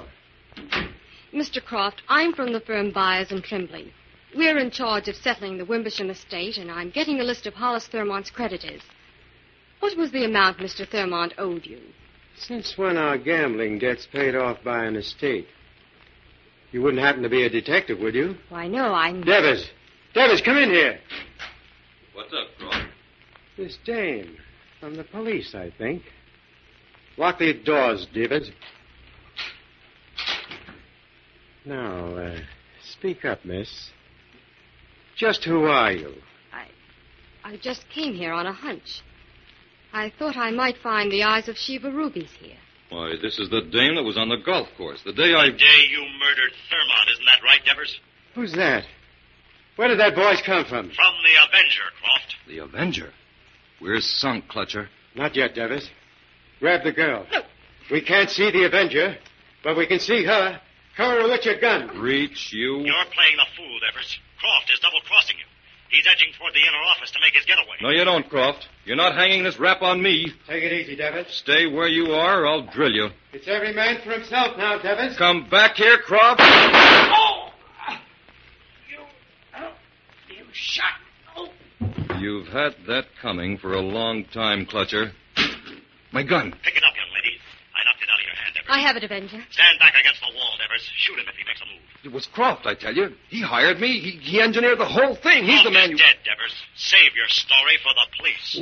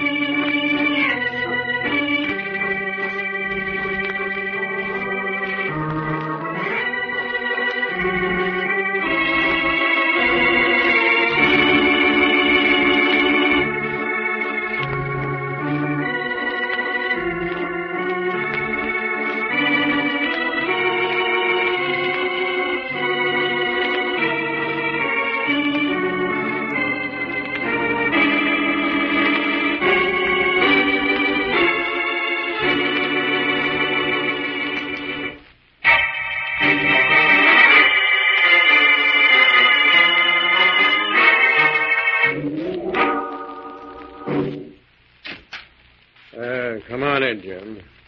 Devers is ready to talk now. At last. I was beginning to think he'd never break. All right, Devers. Why did you kill Lydia Wimbersham? Because I thought she was lying when she said she didn't know where the rubies were.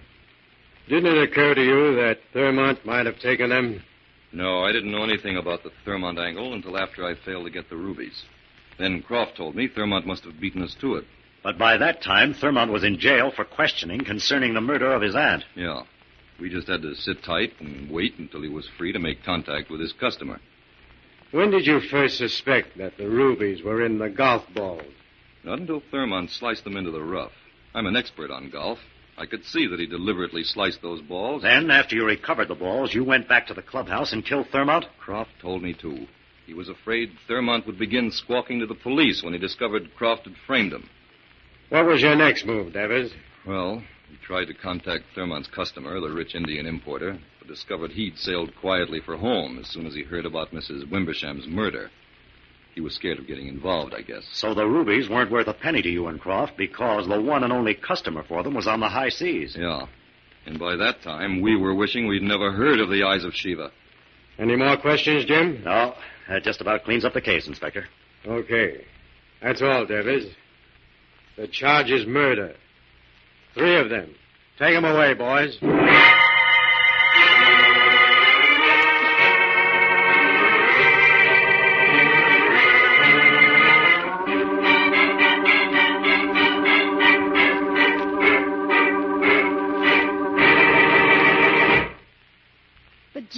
I still don't understand.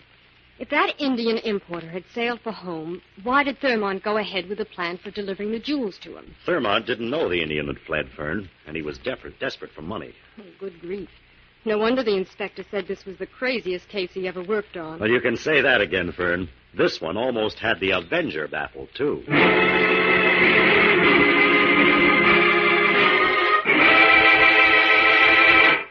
All characters, names, places, and plots used in the Avenger program are fictitious. Any similarity to persons living or dead is purely coincidental.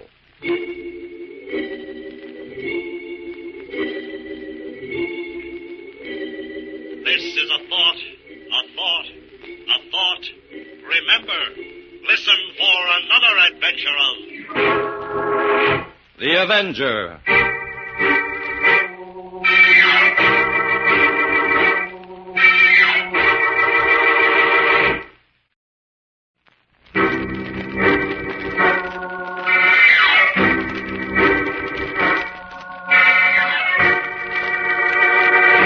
The Avenger. The road to crime ends in a trap that justice sets. Crime does not pay.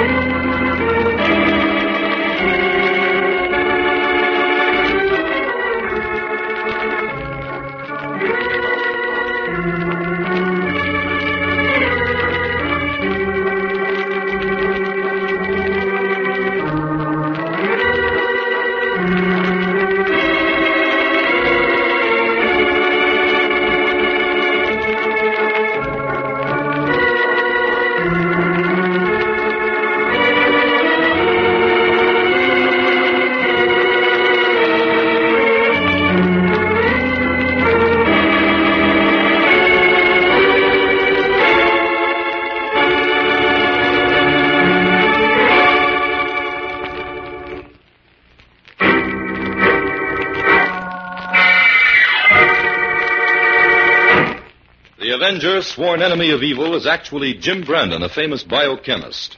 Through his numerous scientific experiments, Brandon has perfected two inventions to aid him in his crusade against crime as the Avenger: the telepathic indicator by which he is able to pick up thought flashes, and the secret diffusion capsule, which cloaks him in the black light of invisibility. Brandon's assistant, the beautiful Fern Collier, is the only one who shares his secrets and knows that he is the man the underworld fears as the Avenger. And now, the Avenger and the Coins of Death.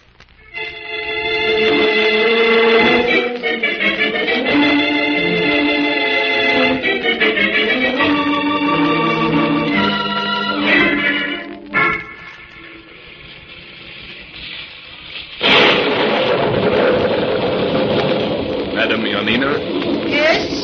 Come into tent, out of range. Oh, thank you. You come to Yanina, the queen of the gypsies, to have your future foretold. Is that not so? Yes, my name is Caspar Hobson. A friend of mine recommended you. Sit there, across the table, in the lamplight.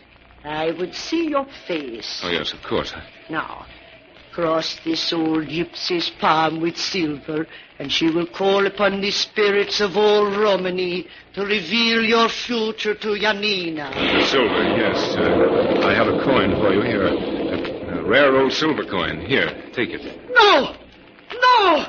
I curse upon you! Got you! What is it? What's the matter? This silver is accursed. You are doomed. What are you talking about? A curse upon you. Got you! Go away! Go away! You have no future. Listen here, I have a right to know what you're raving about. Go away, Gadjo! Get out! Valdo! Come quick! Drive this cursed one from the gypsy camp. All right, I'll go.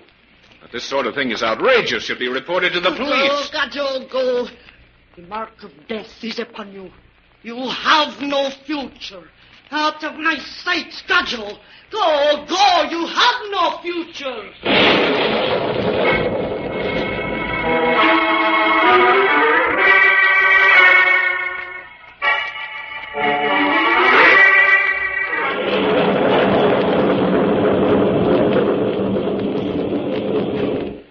Climb in the car, quick, Casper.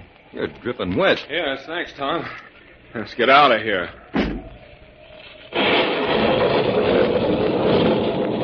Casper, you're shaking like a leaf. What's the matter? Start driving, I'll tell you. Now, what is it? Well, that old hag of a gypsy woman. She drove me out.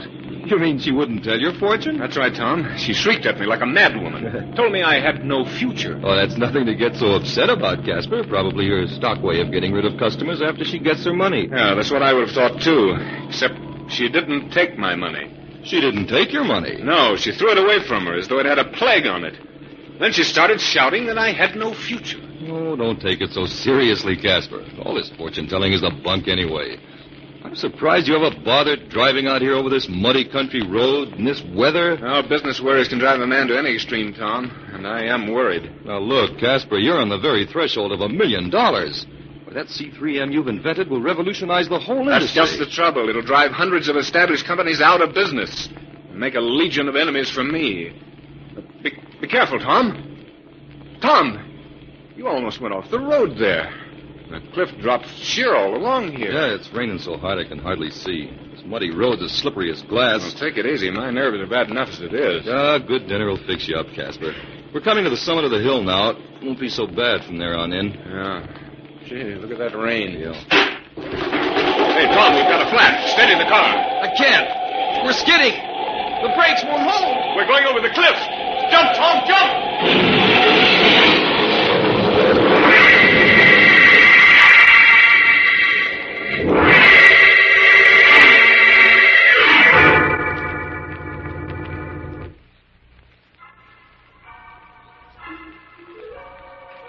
Fern, I picked up that wild music on the telepathic indicator again. Where do you suppose it's coming from, Jim? I'm not sure, Fern, but it sounds like gypsy music.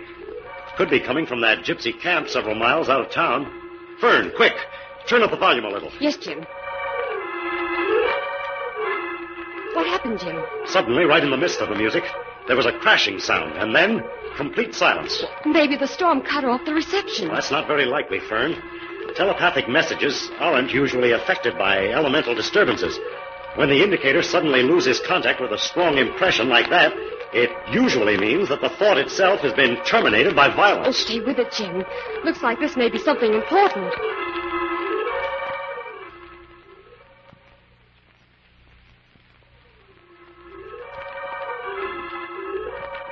Were you able to pick up anything more, Jim? No, not a thing, Fern. Oh, that must be Inspector White, Jim. Remember, we invited him to dinner. Oh, yes. Turn off the indicator, Fern. Yeah. I'll let the inspector in. Right, Jim.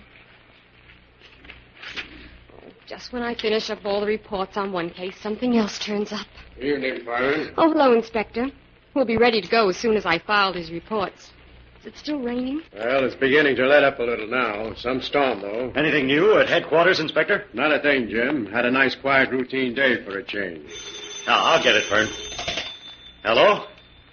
Oh, yes. Yes, the inspector just came in. Just a minute, please. It's for you, Inspector. Oh, what's up now? Hello. Inspector White speaking. What? Holy smoke, it would have to happen way out there.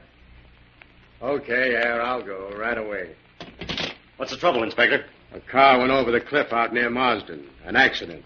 But I've got to get out there and make a report. Oh, we'll go with you, Inspector. We can have dinner when we get back. Yes, this may be the very thing I picked up on the indicator a while ago. Now, listen, Jim. You can come along if you want to.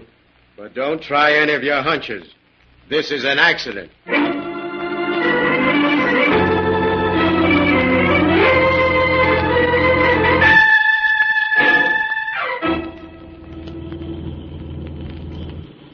Jim, isn't this the road we took to the scene of the accident last night? That's right, Fern. Well, why are we coming out here again? Jim, you're holding back on me. What are you up to? Well, I did a little checking when I got home last night, Fern, and discovered that this Hobson accident was the second to occur at that same spot within a few months. Oh, in other words, you're suspicious? Yes. But this is a very dangerous piece of road, Jim, and in wet weather I can easily see how a car might skid over the side. Yes, but what was that car doing out here last night? This is really a private road, and no one in his right mind would drive over it in a storm if there were any other way of reaching his destination. Well, this is all farmland around here. Here's the spot where the car went over the cliff. I want to take a look around. Come on, Fern. What are you looking for, Jim? The tires on that car were badly ripped. I wonder if that happened before the car went over or when it crashed. Well, let's see if we can find anything. The rain seems to have done a good job of covering up all traces of the skidding. The mud's too deep to do much walking around here. Yeah? They might as well drive on, Fern. There's not a trace of a clue here.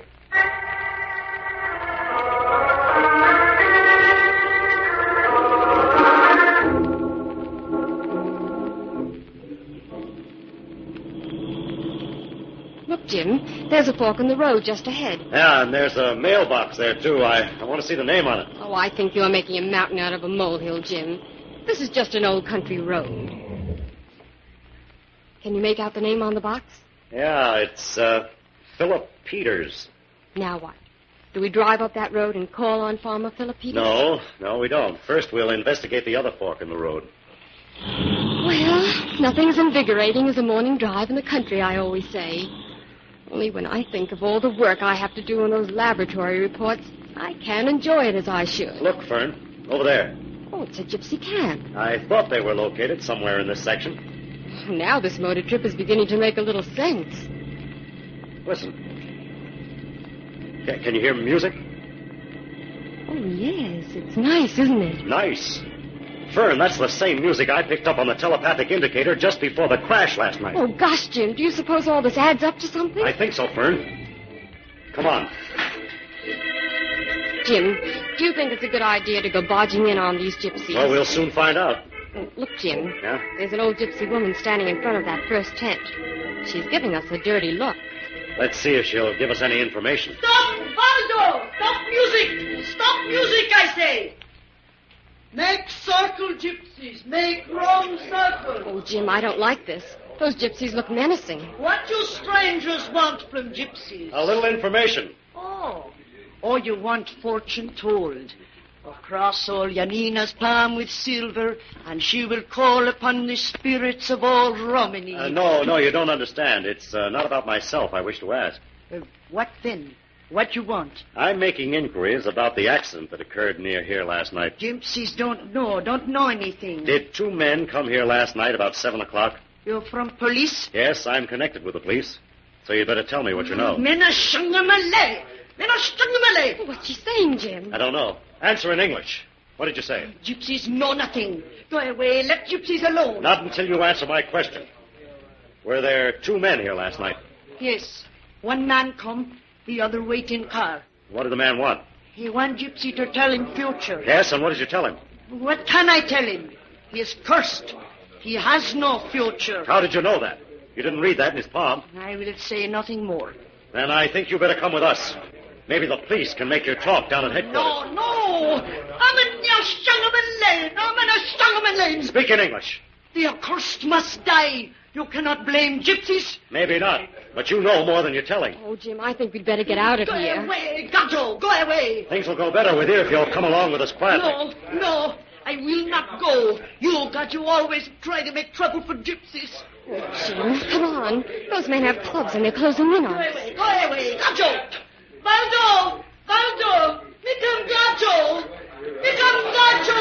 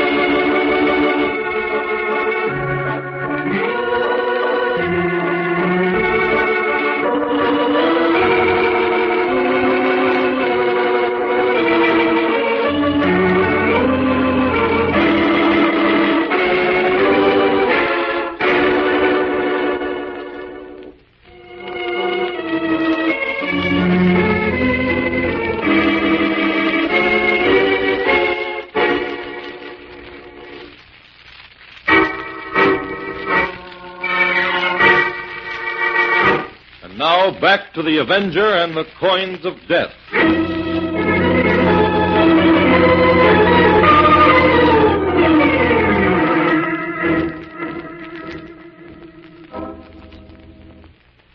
Jim, this case is beginning to look sinister. Don't you worry your pretty head, Fern. Things are beginning to shape up fairly well now. Jim, just how much stock do you put in the weird story that old gypsy woman told them down at headquarters? Well, that's hard to say, Fern. Yanina was wild with anger because we sent Inspector White's men out there to bring her in. She might have told a few lies just to get even. That's why I'm going to investigate everything she said. Well, she claimed that Philip Peters, who owns the land where the gypsy camp is located, gave them permission to stay there as long as they wished it, didn't she? Yes, and now that either means that Mr. Peters is a very generous man or that he had some reason for wanting the gypsies to stay there. Oh, I don't trust those gypsies, Jim. All the facts in the case seem to hinge around them. Yes, Yanina admits that Richfield, the first victim, came to her camp the night he went over the cliff 3 months ago. She told him he had no future, and no one ever saw him alive again. Then she told Hobson the same thing, and he went over the cliff. Well, we can be sure she's holding something back, Jim. She absolutely refused to reveal why she told those two men they had no future. Yes, she conveniently claims that the spirits of her tribe would curse her if she reveals her reason for predicting their deaths. Oh, a neat method of holding back vital information, I'd say. Well, we'll soon find out.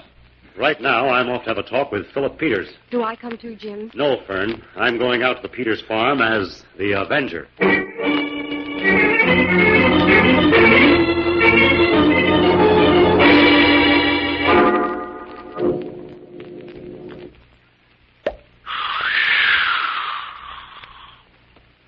What's that?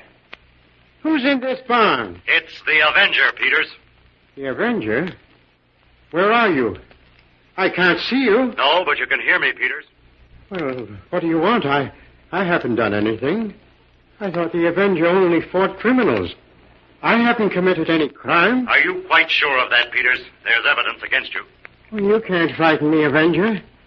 I'm an honest farmer, and my conscience is clear. Then you shouldn't mind answering some questions, if they'll help solve a murder. Well, what are you getting at? Just this. Why did you give that tribe of gypsies permission to live rent-free on your land? Well, I didn't. What I mean, that is, What do you mean, Peters? If you didn't want them to stay, you could have driven them off. This is your land, isn't it? Yes, that is, in a way. Start making sense, Peters, or I'm not going to believe you're as innocent as you claim to be. Well, all right. I was warned never to tell this, but I didn't count on getting mixed up in anything crooked. Do you own the land, or don't you? Oh, no, I don't own it. The property's in my name, and I run this farm. But somebody else really owns the place. Who owns it, Peters? Well, Dr. Milet, who lives at 7 Willows. He's the owner. But he doesn't want anybody to know it. He said I could live here rent-free as long as I pretended the place was mine. Was it Dr. Milet's idea to let the gypsies stay here? Yes, that was part of the bargain. I was to let the gypsies camp here until he told me to drive them off.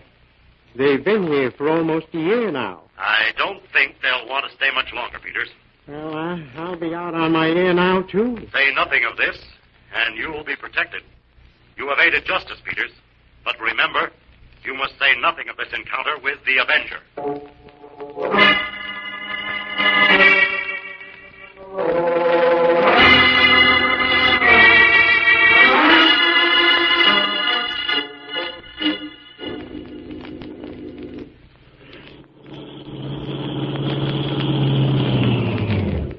Well, there's 7 Willows just ahead. I think this must be the lane Jim meant for me to meet him. Oh, I thought he'd be here waiting. I hope nothing's happened. Oh, there he is. Jim, over here. Hello, Fern. You're punctual to the minute. Oh, get in the car, Jim, and tell me what's been happening. What in the world were you doing up at 7 Willows? I thought you were going to see Peters. I went to Peters first and then came here to get a line on Dr. Milet. Dr. Milet? Who's he? He's a mind analyst who specializes in silent thought as a nerve treatment for wealthy clients. Well, how does he fit into the picture? Did you question him? No, I went into 7 Willows merely to observe and listen. No one saw me. Did you find out anything, Jim? Plenty, I think. Dr. Milet was interviewing a young lady by the name of Helen Dresden. When she asked him for advice about her future, He suggested that she visit the gypsies. Ah, this is beginning to add up to something at last. Yeah, we'll have to work fast, Fern. It's starting to rain. Well, what do we do, Jim? First, we'll intercept Miss Dresden as she drives past here. I'll block the road with our car, and she'll have to stop. There. We better get out of the car, Fern. All right. Oh, here she comes now. What's the matter? Is your car stalled? No, we want to speak to you for a moment. What is this? Listen, if you... Oh, please don't be frightened, Miss Dresden. This is Jim Brandon of the police department. Oh. Well, what do you want? Miss Dresden, I have reason to believe your life is in danger. Well, that's a perfectly silly idea. Oh, no, it isn't, Miss Dresden. Several deaths have already occurred, and Mr. Brandon thinks you're the next online. You're headed for the gypsy camp, aren't you, Miss Dresden? That's right. If you wish to save your life, you'll let Miss Collier go in your place. But why? You'll have to trust us, Miss Dresden. Well, what do you want me to do? You take my car and go directly to police headquarters. We'll borrow your car and go to the gypsy camp. All right.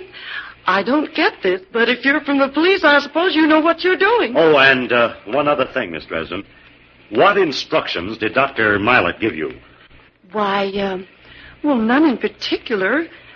He told me the gypsy woman, Janina, was clever at foretelling the future. Yeah? To go over there and, oh, yes, he told me to give her this old silver coin. Let me see that coin. Here.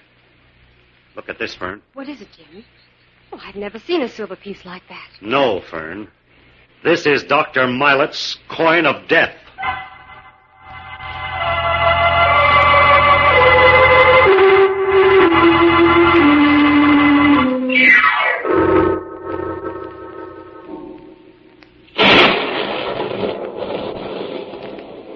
That's Yanina's tent, Fern. I'll wait here while you go inside. You know what to do. Yes, Jim. This should only take a minute. Madame Yanina? Madame Yanina, may I come inside? Yes? Come. Oh, it's you. What you want now? Come make more trouble for gypsies. No, Madame Yanina. I want to have my future read. Now you make joke of gypsy. No, seriously. I want you to tell my fortune. Sit down, then. Across the gypsy's palm with silver. Yes. Here's a coin. No! No! What's the matter? You are cursed. You have no future. Go away. Got you. Go away. Oh, Madame Yanina. Oh, go. Go. You have no future. You have no future. Out of my sight, got you. You will die. You will die.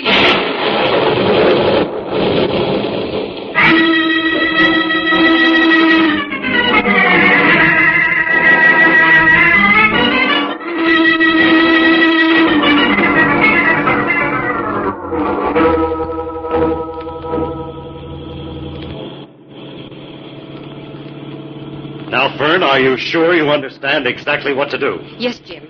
When we come to that big pine tree, just before we reach the place where those other cars went over the cliff, I'm to jump out of the car. I'll stay with the car a moment longer and then follow you. Oh, be sure to jump in time, Jim. Otherwise... When you jump out, keep well off the road so no one can see you. I understand. Open the car door, Fern. Get ready.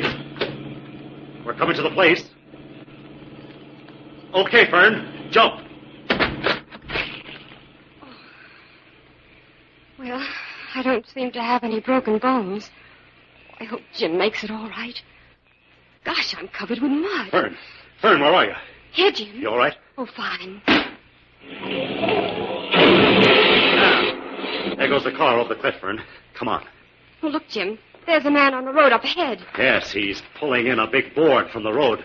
It's time for action, Fern. Oh, do be careful, Jim. All right, Dr. Miles. I've got you covered. Stand where you are. Who's that? It's the police. Your little scheme didn't work this time, Doctor. The police? You will take me alive? Jim, he's running toward the cliff. He's not going to get away as easy as that. I'll head him off. Oh, be careful, Jim. This road is slippery. No, you don't, Dr. Miles. Let me go. You're wanted for murder, Miles, and you're going to get what's coming to you. Oh, Jim, he's trying to push you over the cliff. Look out! Oh! Jim, are you all right? Yes, Fern. I had to knock Miles out. Oh, Jim, for a moment I thought... Come on, Fern. Let's get our prisoner back to town. You're drenched.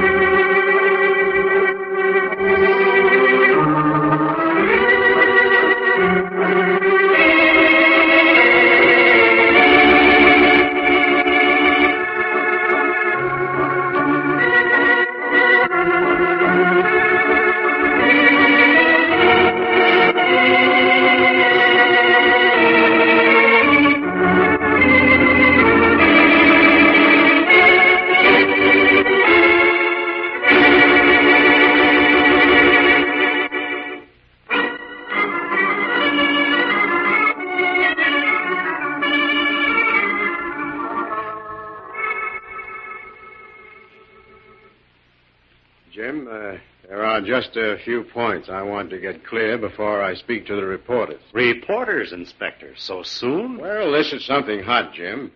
Until I got Mylot's confession, those deaths were booked as accidents. Really, you should be more careful, Inspector. Now, Jim, don't start that. Okay, Inspector.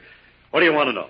Well, Mylot confessed that he was paid by a big businessman to get rid of Ridgefield and Hobson, because both of them were about to patent a new process that would have ruined their competitors. But he won't say a word about that Dresden girl. Why did he plan to get rid of her? Yes, Jim. I don't understand that either. Helen Dresden was to inherit a fortune on her 25th birthday, which falls next week. Now, Miss Dresden didn't know this, but one of her cousins did, and paid Dr. Mylot to get rid of Helen so the fortune would be divided among the remaining relatives. But, Jim, all this doesn't explain what part the gypsies played in the affair. The gypsies were the mysterious angle in the case, Fern. Actually, though, they had nothing to do with the murders. They didn't? No. Dr. Mylot had the gypsies on that land in order to have an excuse to send his victims out on that deserted road. And while his victim visited the gypsy, Mylot laid his trap. You see, he placed a big plank with long spikes in it across the road just at the summit of the cliff. And he covered the whole thing with mud so it couldn't be seen. Now, the road was very narrow there at the summit, and when the tires blew out, the car skidded enough to send it right over the cliff. And they always chose rainy weather for the job so that the car would be certain to skid and to make it look more like an accident. But those coins, what about them, Jim? The coins were just a precaution to cast suspicion on the gypsies in case the victim might survive the accident. But why did the old gypsy go wild at the very sight of those coins and tell everyone who offered them to her that he had no future? Because, Fern, those coins were exact copies of the silver Judas accepted for the betrayal. All gypsies have been taught to hate them and to believe that all who possess them are doomed. Well, I think I owe Yanina an apology. Her predictions proved true in this case, anyway. Those really were coins of death.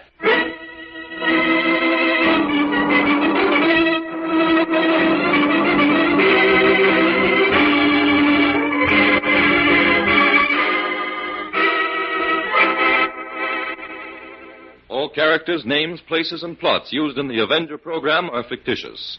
Any similarity to persons living or dead is purely coincidental.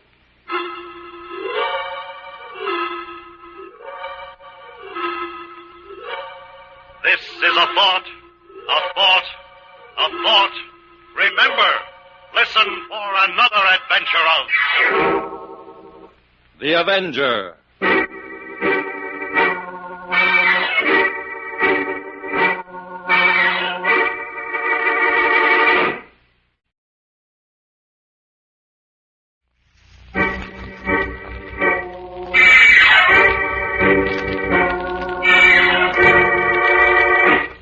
Avenger. The road to crime ends in a trap that justice sets. Crime does not pay.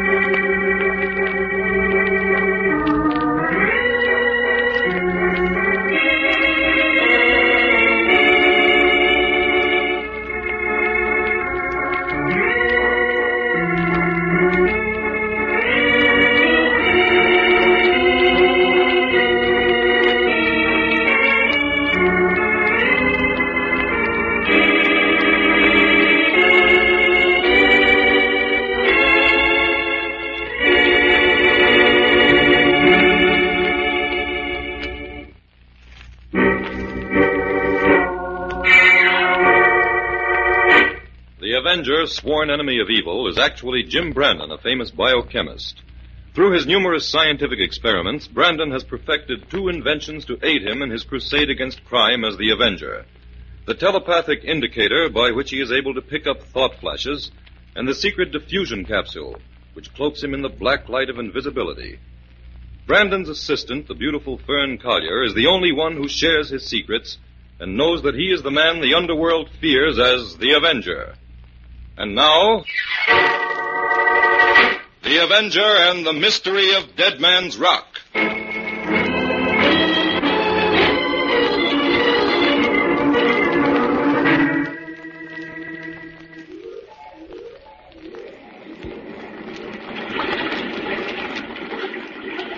Simon Robert, I do not wish to sell you any furs.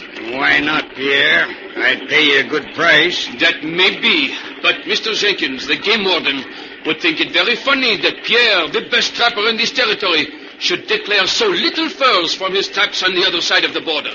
Why, if Jenkins says anything, all you have to do is tell him you've had a run of bad luck, or that your traps were robbed. I will not do it, Simon. You get your furs someplace else. Pierre is not so dumb as you think. You want to buy my furs for some crooked dealings. For all I know, maybe you would bring them across the border. Shut up, Pierre. You're going too far. You don't want to sell your furs to me, don't. But I'm warning you to keep your mouth shut. I do not talk. But Pierre, he is no fool, Simon Robert. Do not think that I... Hey, Pierre, look. Over there near Dead Man's Rock. A man is lying on the ground. Come on, Pierre. Something's happening. I do not like the look of this, Simon. Me either. Right there in front of Dead Man's Rock is where that customs man was found dead a few months ago. Why, look, it's Jenkins, the game warden. Someone has put a knife in his back. What should we do, Simon? I don't know. What's going on here? What's the matter? Oh, Mr. Spencer, it's the game warden. Someone stabbed him in the back. Let me see. He's dead, all right. Say, Simon, what were you and Pierre doing around here? Why, we just came in from checking the traps. Together? Yeah. What are you getting at, Mr. Spencer? Just this. It'll be a good thing for Pierre if he has an alibi. Me? You think I killed Mr. Jenkins? I didn't say that, Pierre. Only it's pretty well known that you and the game warden haven't been hitting it off lately. Maybe so, but I do not kill him. Honest, Mr. Spencer. I don't see how he could have. We've been together most of the afternoon. Well, come along to my office, both of you, and I'll call the sheriff. The sheriff? Why, he hasn't solved that other murder that was committed here at Dead Man's Rock. Well, let's see what he can do with this one.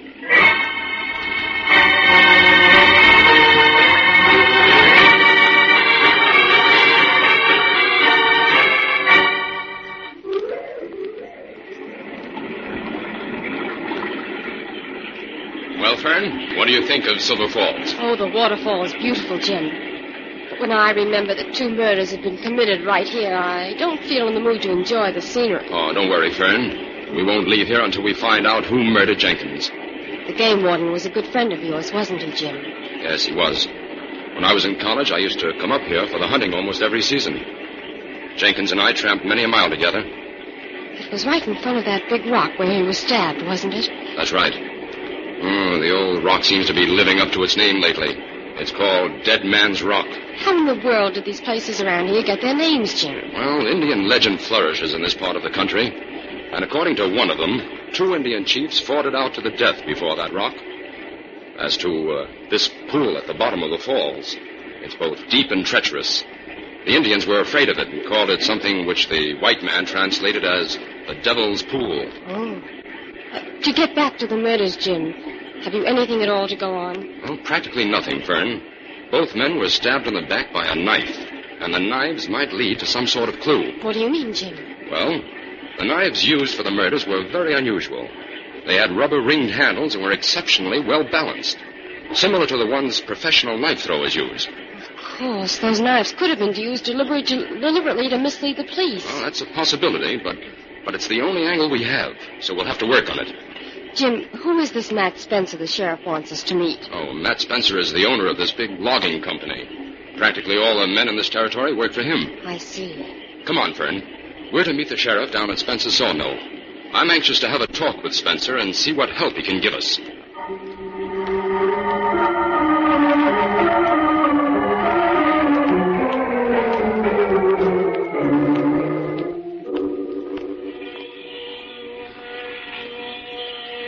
This is Spencer's office, Fern. Gosh, Jim, this is an interesting place. I hope we have time to do a little sightseeing before we leave. So far, that's all we've done. I wonder if the sheriff got here yet. Come in. Oh, hello, Sheriff. Brandon, I want you to meet Matt Spencer. How do you do, Mr. Spencer? This is my assistant, Miss Collier. I'm glad to meet you both. Sit down. Thank you. To me that you were a good friend of Jenkins, the game warden who was killed the other day. Why, that's right, Mr. Spencer. Well, I'm willing to do anything I can to help you boys solve the case. What do you want to know? Mr. Spencer, you're a busy man, so I'll come right to the point. Do you mind telling me the exact layout of your setup here? Not at all, Brandon. I own land on both sides of the border. I have an agreement with both governments to bring my lumber in through the waterways to my sawmill.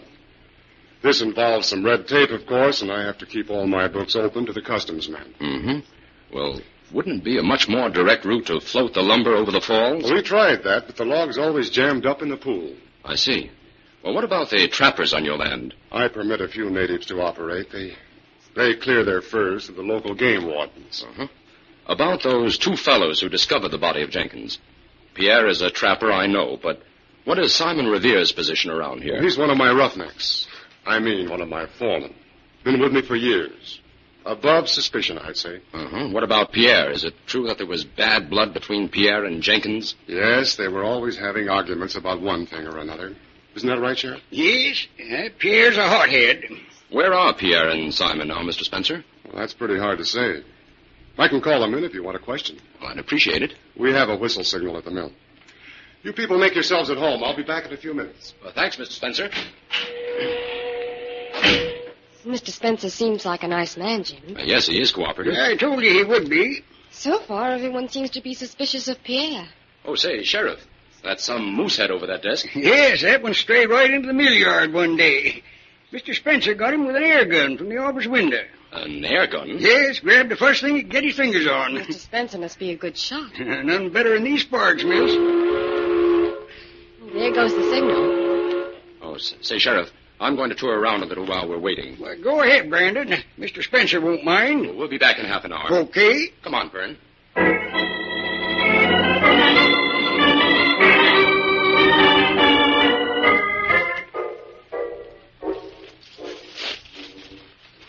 Hello, Pierre. You going back to the mill, too? Oh, yes, Simon. I heard the signal. What is wrong, I wonder? I don't know. Did you trap many furs today, Pierre? Good enough to suit Pierre. You're missing a good bet by not selling me those furs. Listen, Pierre, why... No, Simon, I will not do it. Yeah. Mr. Spencer, he would not allow Pierre to trap on his land anymore if I do not declare all the furs that I trap. We got a new game warden now. He doesn't know how many furs you usually trap. If you declare half and sell me half, he'll never know the difference. No, Simon Rivera, do not ask me anymore. I will not sell. You're a stubborn fool, Pierre. Stubborn and stupid. You leave Pierre be. If you do not, I will tell Mr. Spencer of your crooked scheme. He will discharge you. You think Mr. Spencer'd believe you? You make me laugh, Pierre. Why, if I say the word to Spencer, he'll put you off this land so if fast... If that should happen, I would kill you, Simon Rivera. I swear it by this dead man's rock before which 2 men have already died. Your hot-headed threats don't frighten me, Pierre. I have more... What is it? Pierre! You knifed me, you... No, I did not, Simon. No, Simon, I did... Mon Dieu, he's dead.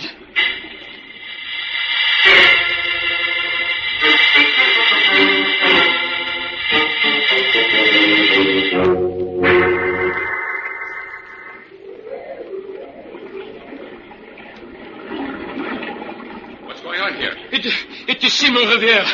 Somebody has killed him.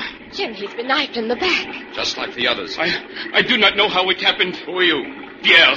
You'll have to come along and tell your story to the sheriff. No, I am innocent. We'll see about that. No, I did not do it. I swear I did not do it. Pierre must run away. Come back here, Pierre. If you're innocent, you'll be cleared. He's making for the woods. Aren't you going after him, Jim? It's no use, Fern. He knows the woods better than I do. Don't worry. If he's guilty, we'll smoke him out. Oh, Pierre must be guilty, Jim. No one else was here. This knife is exactly the same as the others. That's not much help. No. But there's another clue here. What, Jim? I don't see anything. Look closely, Fern. This knife was either wielded by a very powerful man or was thrown with great force from a distance. But Pierre is a rather slight man, Jim. Exactly. Where does that leave us? With an open mind, at least. You don't think Pierre is guilty, then? No, I didn't say any such thing, Fern. But right now, I'm going to work on the motive for these 3 murders. And until I find that, everyone is under suspicion. What do we do first, Jim? You go back to the mill and ask Mr. Spencer to call the sheriff. Tell Mr. Spencer I went into the woods looking for Pierre. And you stay with the sheriff until I get back. Where are you going, Jim? Over the border, Fern. There are a few inquiries I've got to make as the Avenger.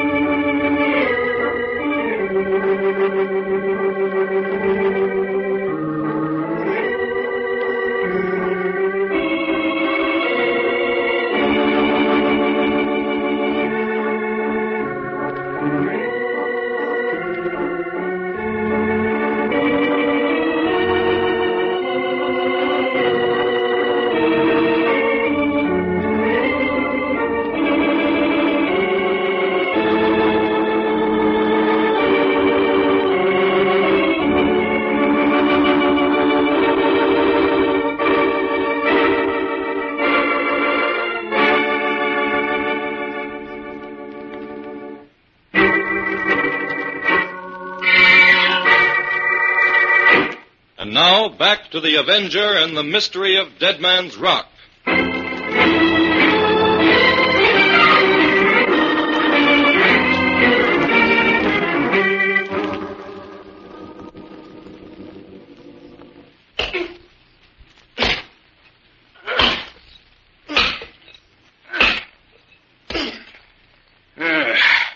Well, Jack, this log is all hollowed out and ready to be packed.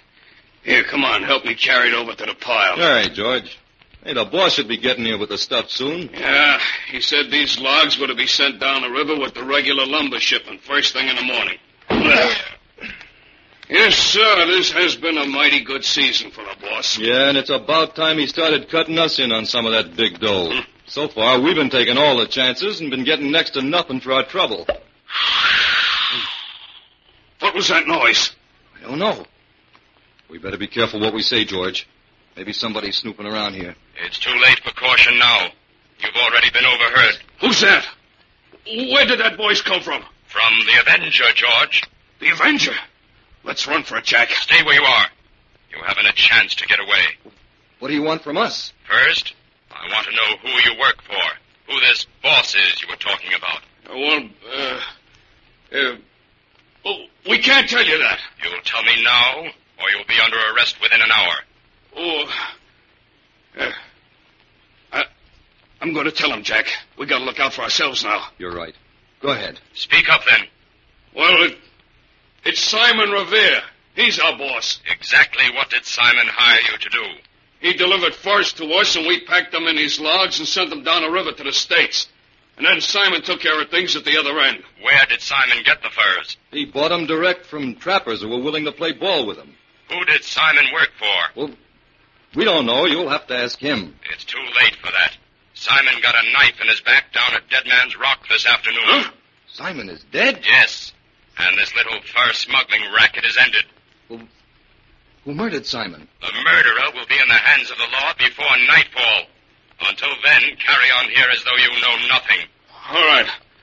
All right, we'll do like you say, Avenger. Remember, if you try to get away, we'll go hard with you, because the Avenger will hunt you down and bring you to justice.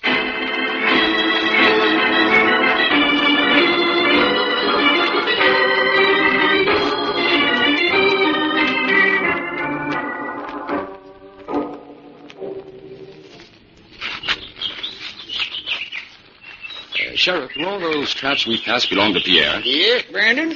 Pierre makes a good living as a trapper. Do you mean to say a trapper has to walk this distance every day? Yes, Fern. And Pierre is still visiting each one of his traps, even if he isn't hiding. A man guilty of murder would hardly stick to his job like that, would he, Jim? A criminal almost never does what he's expected to, Fern. Brandon, you'll find that Pierre is much smarter than you give him credit for. I'd feel much safer out here if you'd let me bring my gun along. We had to come unarmed, Sheriff. You city detectives have some mighty peculiar notions about solving a crime. Up here in the woods, a gun speaks louder than a clue any day. Well, Sheriff, you promised to play along with me on this little plan of mine. If it should backfire, then we'll handle things your way. Okay? Well, how can you expect me to put any stock in that plan of yours? Won't even tell me who your suspect is. If I had my way, I'd arrest Pierre and ask questions later. You'll need evidence, Sheriff. We've got to get that before you start making arrests. Say, here's one of Pierre's traps. Yes. It's just been sprung and hasn't been reset. Hey, what's somebody shooting at us? Pierre! Stop shooting, Pierre! It's the sheriff. He's coming over here, Jim. You stay away from my traps! Take it easy, Pierre. We're not robbing your traps. No. We came out here to have a talk with you, Pierre. I did not kill Simon. Now we're willing to give you a chance to prove that if you can. You take Pierre for the fool. You have come to arrest me. But I will shoot you first. Pierre! Listen to me. We'll let you keep your gun if you'll come back to Silver Falls and do as we say. And if you don't, I'll organize a posse. Sheriff! Pierre will come peacefully. Now listen carefully, Pierre. All we want you to do is come along with us to Silver Falls.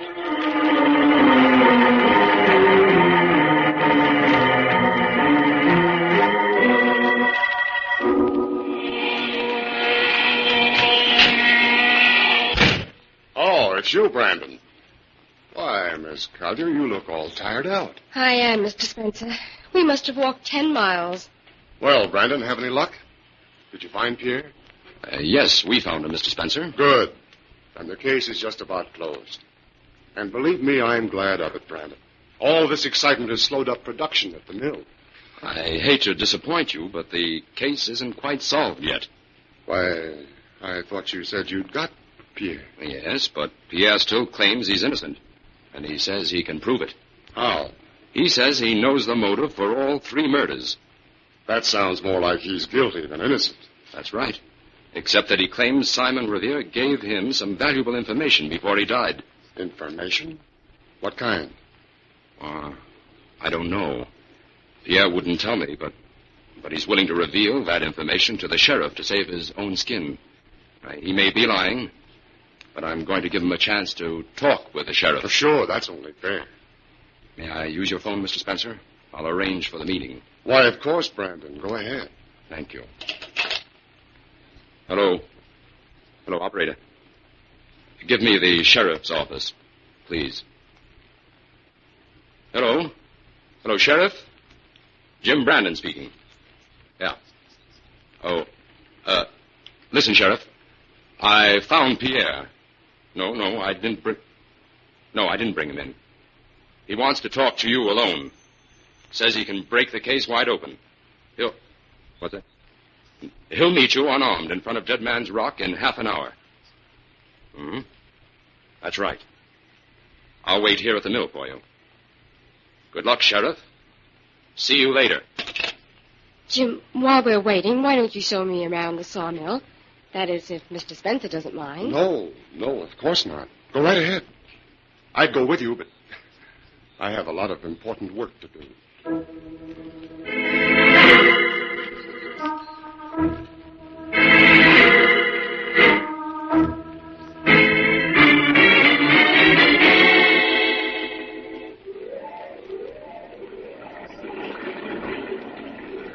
Gosh, Jim, the falls look high when you're standing up here looking down over them. Now be careful, Fern. Don't get too close to the edge. Oh, I won't. Jim, I certainly hope your little plan works out. It will, Fern. This was the only method of catching the killer at the scene of the crime, with the evidence on him. But what's to prevent him from trying to make a getaway instead of coming here? The sheriff's men are taking care of that. Every thoroughfare is guarded. The sheriff's orders are not to let anyone pass until further word from him. Mm-hmm. And between you and me, that means until after we've captured the killer. Well, it sounds all right. Now, Fern, you stand over there on the side and keep a close watch on Dead Man's Rock. Yes, Jim. When Pierre arrives and is directly in front of the rock, give me the signal. And I'll open this chain and release all these logs. Jim, how in the world did you get all those logs up here? Well, now, we diverted them from the river and let them pile up here behind the chain. Oh. Say, isn't it about time for Pierre to arrive? Huh? Well, yes, he should be coming now. Oh, I'm getting worried, Jim. Maybe something's gone wrong. Now, don't get panicky on me, Fern. Keep your eyes on that rock. Right, Jim. There he is. There's Pierre. He's coming around the bend in the trail. Get set, Jim. Everything's ready here. He's almost there. Let them go, Jim!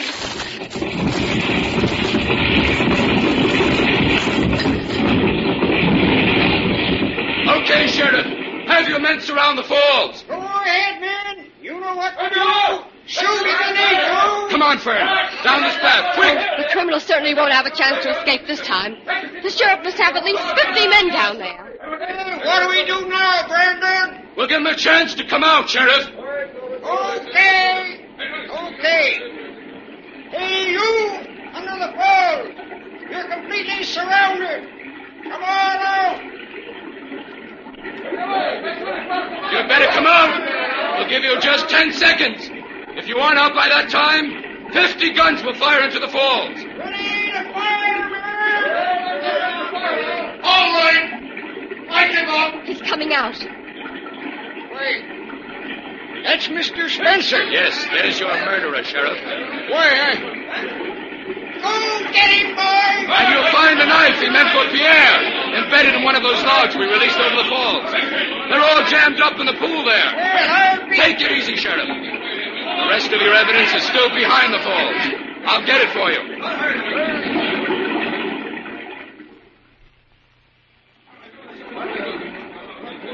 Jim's coming from behind the waterfall now, Sheriff. What's that he's carrying? Hey, it looks like a gun to me. I must be crazy. These murders weren't committed with a gun. Stand back, boys. Give them a chance to get through. Well, Sheriff, here's your murder weapon. That's no evidence, Brandon. That gun can't be the murder weapon. These men weren't shot. They were knifed. All that city detectives plumb loco. Be quiet a minute. Let him talk, boy. Okay, Brandon. You better start explaining. Sheriff, this air gun shoots knives as well as bullets. How's that again? Why, the muzzle of this gun has a .32 caliber bore. It's lined. That's right. But it has a screw cap on the front that's removable. There. See? So what? Now, look. This cap removes the inner lining and leaves a smooth bore. That's a new one on me, Brandon. Hey, how did it work? On a very simple principle, Sheriff. The knives were especially well balanced. The type used by professional knife throwers. That balance enabled them to take the air pressure. Those rubber rings on the handles gave them sufficient body to fill the enlarged muzzle so the air blast could project them over the required distance. Well, that'll be golden. Now, Sheriff, get these people out of the way and I'll demonstrate. Okay, Brandon. Hey, say, this'll rate you a hunting permit for life in this county. Well, thanks, Sheriff.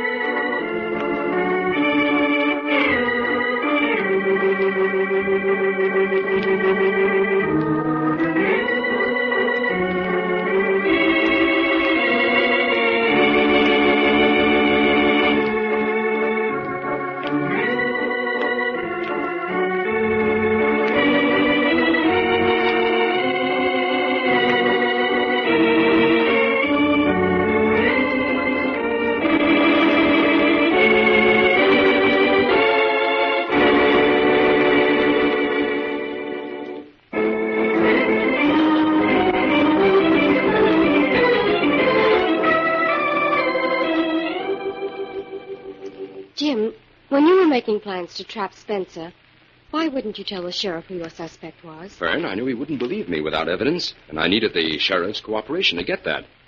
When did you first suspect Spencer, Jim? From our first meeting. He used the term roughneck in referring to one of his men. That's circus lingo, and furnished a clue that tied up with the type of knife used for the murders.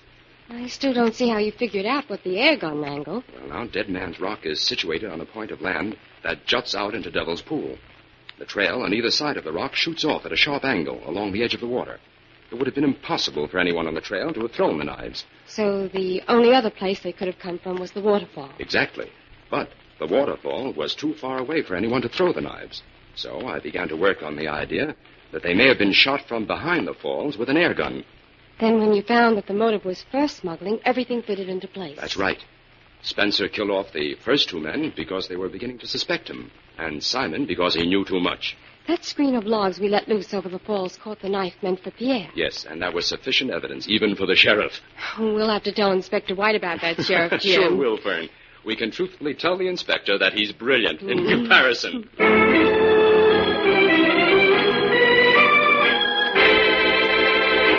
All characters, names, places, and plots used in the Avenger program are fictitious.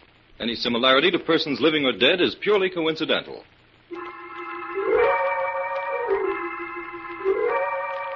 This is a thought. A thought.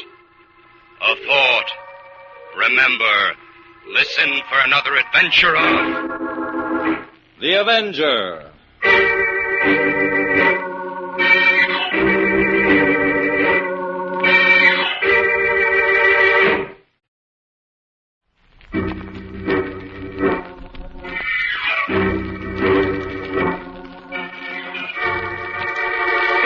The Avenger. The road to crime ends in a trap that justice sets. Crime does not pay.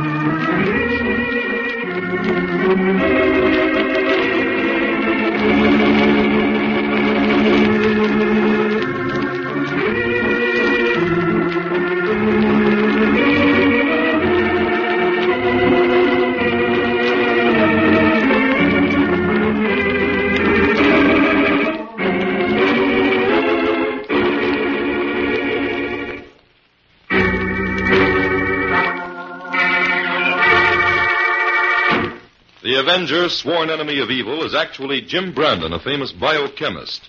Through his numerous scientific experiments, Brandon has perfected two inventions to aid him in his crusade against crime as the Avenger. The telepathic indicator, by which he is able to pick up thought flashes, and the secret diffusion capsule, which cloaks him in the black light of invisibility. Brandon's assistant, the beautiful Fern Collier, is the only one who shares his secrets and knows that he is the man the underworld fears as the Avenger. And now, the Avenger and the Tunnel of Disaster.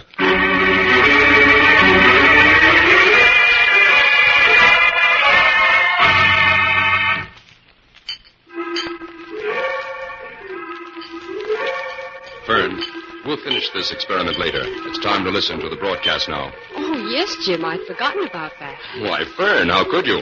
Inspector White's talked of nothing else for a week. You helped him write his dedication speech for the opening of the new tunnel, didn't you, Jim? Yes, and he'll never forgive us if we don't listen to him deliver it. No, I'll tune it in. You know, they ran into so much trouble building that Riverport tunnel, I often thought they'd never finish it. Well, folks, several thousand people are gathered here for the dedication of the new Riverford Tunnel that cuts through South Mountain. And In another moment, the ceremonies will begin. Jim, In the didn't meantime, the final cost of the tunnel amount to more than twice the amount originally planned for it? That's right, Fern. The engineers ran into all sorts of difficulties. In fact, they advised the city council more than once to abandon the whole idea. It's pretty well known that the engineers wanted to resign, but the city held them to their contract. Well, I suppose now that the tunnel is finished, it's worth all the money that was spent on it. Yes, it will relieve the traffic jams on the other tunnels and make it easier to get in and out of the city on the south side. Oh, listen, Jim, they're ready to begin the ceremonies. Oh, right. And the work was carried forward. We are broadcasting to you from a helicopter from which we can see both ends of the tunnel. Now, in just a moment, our tunnel commissioner, Jonas Anderson, will drive the first car through the tunnel. Right now, the tapes are being cut, the municipal band is striking up, and the commissioner's car is entering the tunnel. As soon as the car emerges at the other end, the signal will be given for the first ticket to be sold. The commissioner is making this trip to establish a time record. And now I'm going to lower the mic over the side and let you listen to the band for a moment.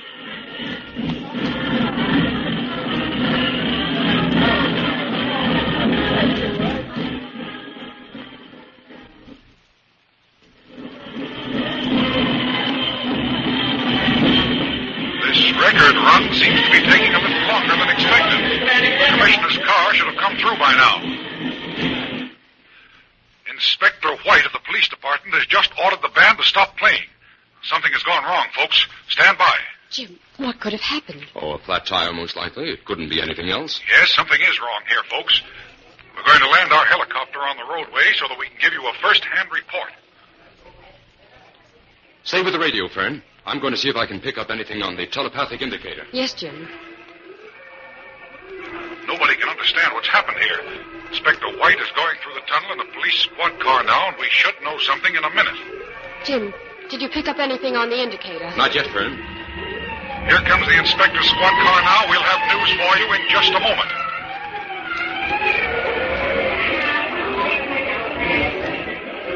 Ladies and gentlemen, a very strange thing has happened here. Inspector White reports that there is absolutely no sign of either the commissioner or his car in the tunnel. They've just disappeared.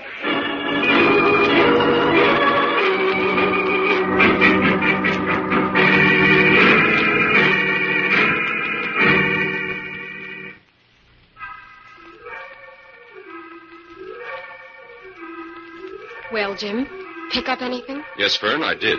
What, Jim? Amid impressions of great excitement, the indicator picked up a strong telepathic impression of violence and disaster. What shall we do, Jim? We'd better get out there to the tunnel right away, Fern. Inspector White will need us.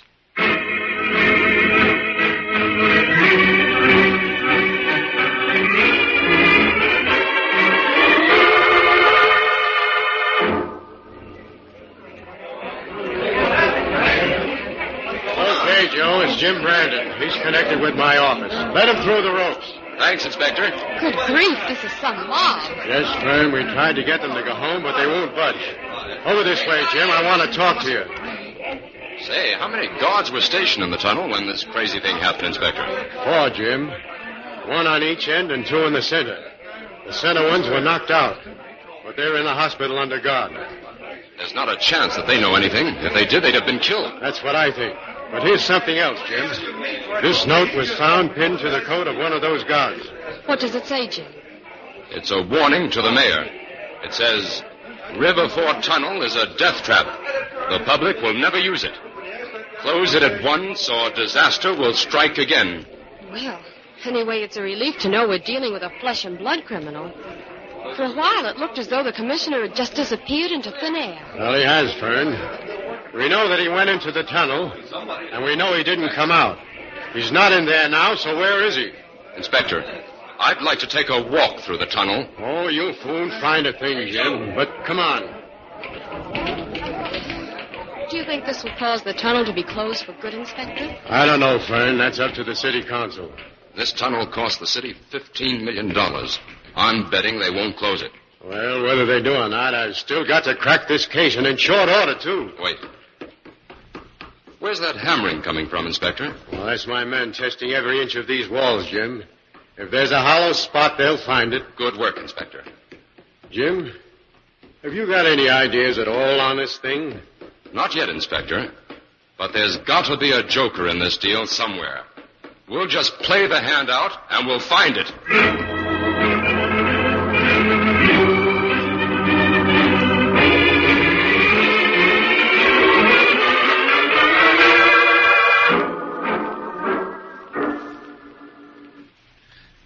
Yes. I'm Michael Evans.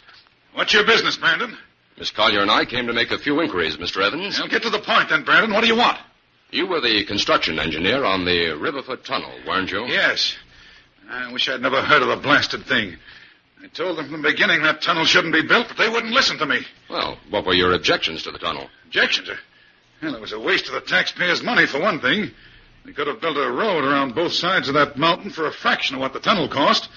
What if it does take a motorist a few minutes longer to reach the bridge? Safety's more important. Inspector White says you received a number of threatening letters during the time the tunnel was under construction. Yes, I turned them all over to the city council, but they didn't pay any attention. Those politicians... Mr. Evans, how sound are the walls of the tunnel? Young man, I'll put my work up against any construction job in the country. Well, now, I'm not questioning your... Here are the plans. The mayor told me to hand them over to you. Now, take them and get out. Your questions are an insult to All a right, man. Mr. Evans. You want to take that attitude, you're of no help to us. Come on, Fern. Well, I've met some grumpy old men before, but Mr. Evans takes the prize. Sometimes grumpiness is employed to hide uneasiness, Fern. You mean you suspect him, Jim? I haven't made up my mind about that yet. So far, I'm too busy wondering about something else I saw in that office. What was that, Jim? There was a tiny model of a gold smelter on the work table in there. A gold smelter? Yes. And I'm wondering what interest a construction engineer in this city could have in a gold smelter.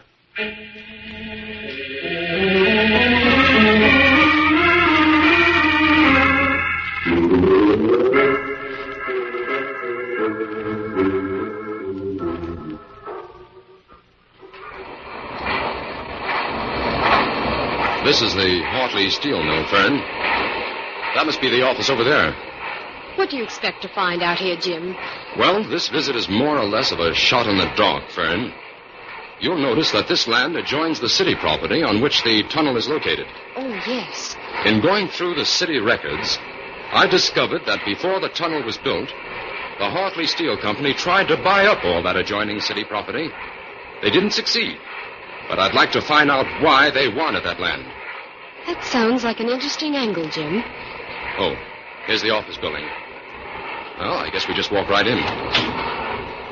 That you, Joe? I know, it's Jim Brandon. I've got business with Mr. Hartley. Well, there must be some mistake. Mr. Hartley's been dead for 3 years. I want to see the man in charge, then. Do you have an appointment? No, but I think he'll see me. I'm from the police. Oh, well, come in. I'm Theodore Ramsey, the general manager here. This is my assistant, Miss Collier. Sit down, won't you? Thank you. I'm sorry to barge in on you this way, Mr. Ramsey, but there are a few questions I'd like to ask. Oh, that's all right, Mr. Brandon. Only I'm a little curious as to why the guard didn't call me from the gate to say you were coming. I don't think he saw us. We came in the side entrance just as some trucks were pulling out. I see. Well, go ahead, Brandon. Some years ago, the Hartley Steel interest tried to buy the city land adjoining this property. Why? Well, old Mr. Hartley was living then. And when he heard the city was thinking of building a tunnel under this mountain, he was afraid it might undermine part of our property and endanger our business. Oh, I see. Any other reason? Well, frankly, yes. We had always hoped that the city would build a road around this end of the mountain. A great deal of our material is delivered in trucks, and a good road would be to our advantage. Naturally, a tunnel through the mountain would cancel out the road. And you weren't willing to build the road yourself? Well, not unless we owned all the land. Mr. Ramsey, do you own the steel mill now? Oh, no. I'm just the general manager. Old Hartley's grandson, Lee Burgess, owns it. Does he take an active part in running the mill? Well, yes and no. You know how these rich boys are. He has an office over there near the smelting plant. But I don't think he's in it very often. Well, thank you very much, Mr. Ramsey. This was just a routine check. Oh, that's all right. Even though we weren't very keen on the tunnel at first, we're just as much upset as you are as the way things have turned out. Call on me again if I can be of any help.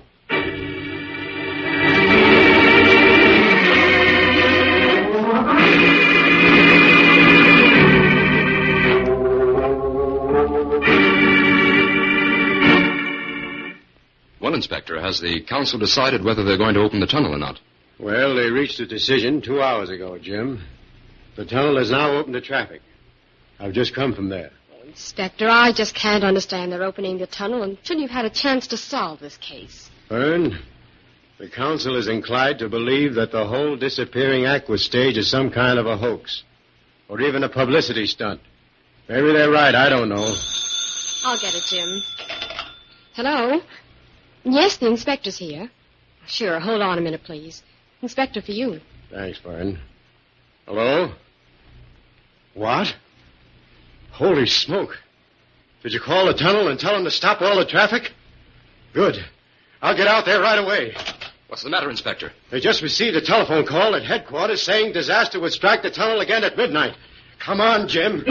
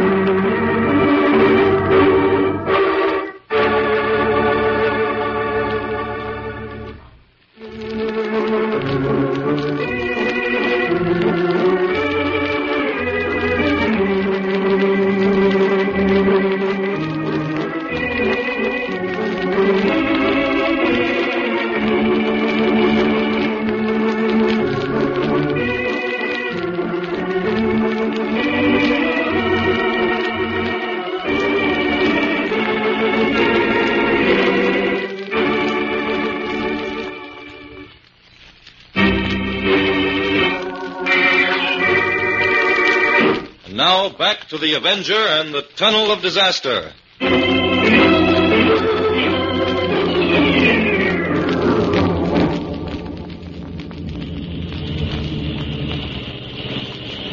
What time is it, Jim? It's 11:58, Inspector.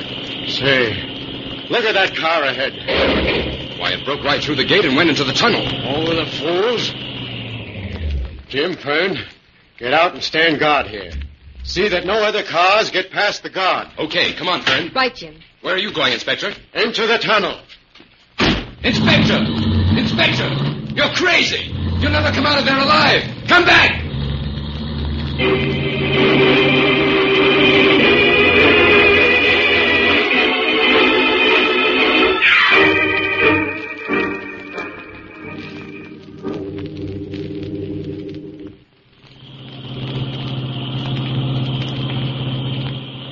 Jim, why do you think it's important to go into the tunnel from the opposite side?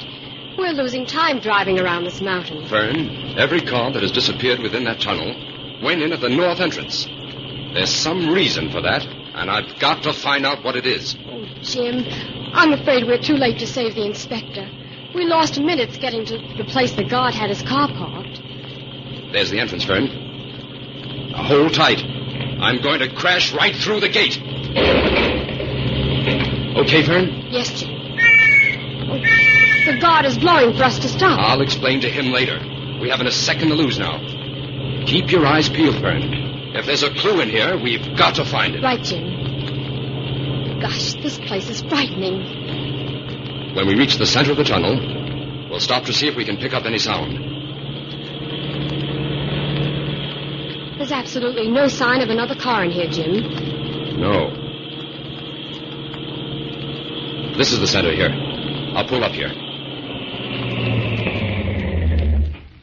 Okay. Now, let's listen for a moment. No good. This place is as silent as a tomb. What now, Jim? I'll drive along slowly. Keep your eye on the road.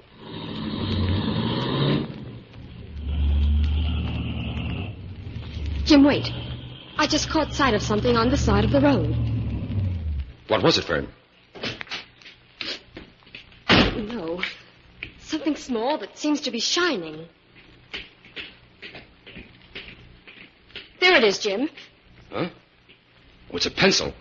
It's the inspector's gold pencil, Fern. Good heavens. That means he got as far as this spot, Jim. Yes. And according to my mileage gauge, this is exactly 0.8 of a mile from the north entrance. Come on, Fern. We've got to get back to the laboratory. This is our first real clue.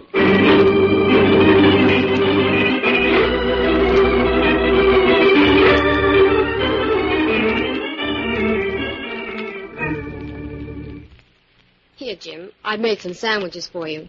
You haven't eaten a thing all day. Oh, thanks, Fern. How are you making out, Jim?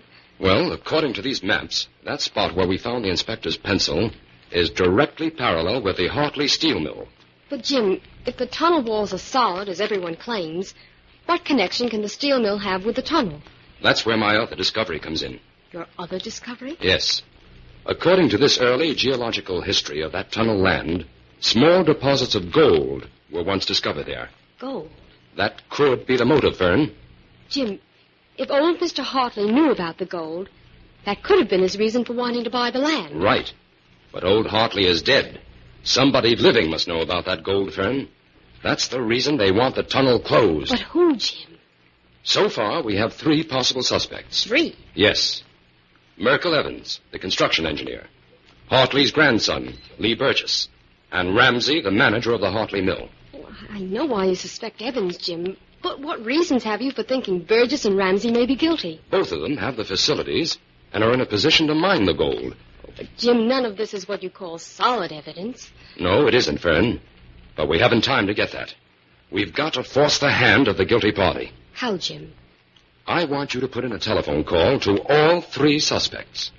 Tell each of them that Jim Brandon has discovered a hollow section in the tunnel wall, and that a crew of men is going to start digging at once.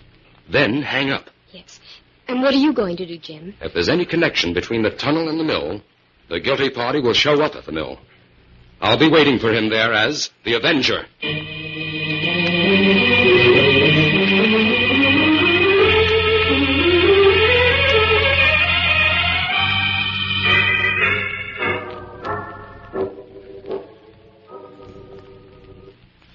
Oh, so you finally got here, Burgess. I've been waiting here at the gate for 10 minutes. I came as soon as I could, Evans. I had to call my men here at the mill and tell them to get things set. All right, then. Come on. You haven't any time to lose. What was that noise? I don't know. There's no one in sight. Say, who do you suppose that girl was who called to warn us? Now, how should I know? Can't bother about that now. Burgess, have you got enough dynamite to fill in our mine that adjoins the tunnel? Plenty. Don't worry about that. The minute I set eyes on that Brandon, I knew he was trouble. Oh, stop griping, Evans. You knew this was a dangerous game when you came in on it. Anyway, we're not licked yet. Yes, you can talk like that because you're young, Burgess. But what about me?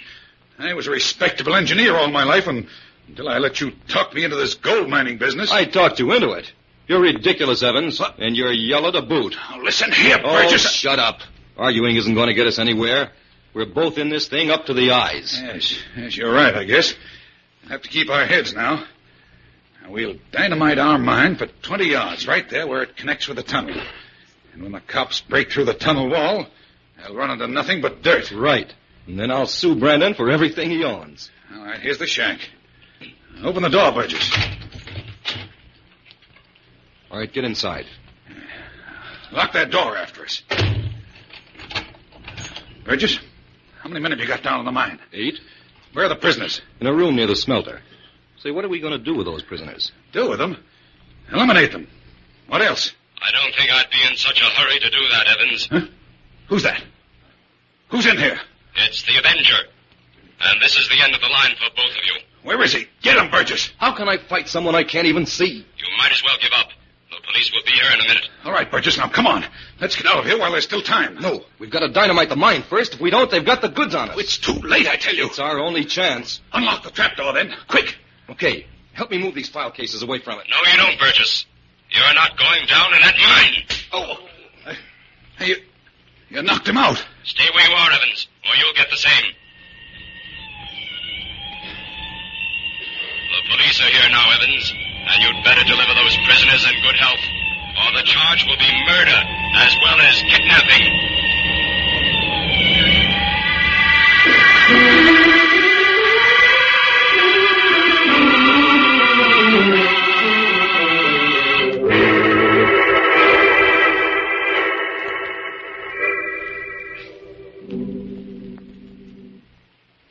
Jim, Fern, over here.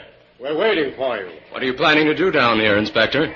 Deliver your dedication speech for these reporters? No, Jim. I brought Merkel Evans down here in the tunnel to demonstrate exactly how this swinging wall works. How do you feel, Inspector? Fine, Fern, fine. Never better. Okay, Evans. Start talking. All right. Now, you'll notice that there's a steel girder every 15 feet here through the center of the tunnel. Well, this section of the wall right here, between these two girders, opens just like a door. The huge hinges are behind the steel girder there on the right. But where does the door end? There's no trace of a break in the wall. It ends over there beneath that girder on the left, doesn't it, Evans? Yes, that's right. Now, that girder is attached to this movable portion of the wall. When the wall swings back into place, that girder covers up the crack like a piece of weather stripping. Open it up, Evans. We want to see for ourselves. Well, I'll have to signal the man on the other side of the wall. You see, this whole section is wired and controlled by a photoelectric eye back there in the mine. Whenever we wanted to open the wall, all we had to do was break the beam and it swung out automatically. Give the signal.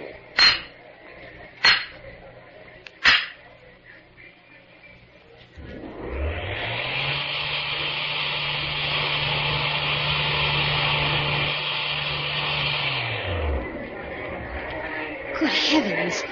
It's like a revolving stage. When the wall is swung open like that, it looks like a curve in the tunnel. And people drove right into the mine before they realized it. But not you, Inspector. Well, I threw my pencil out in time to leave a clue for you, didn't I?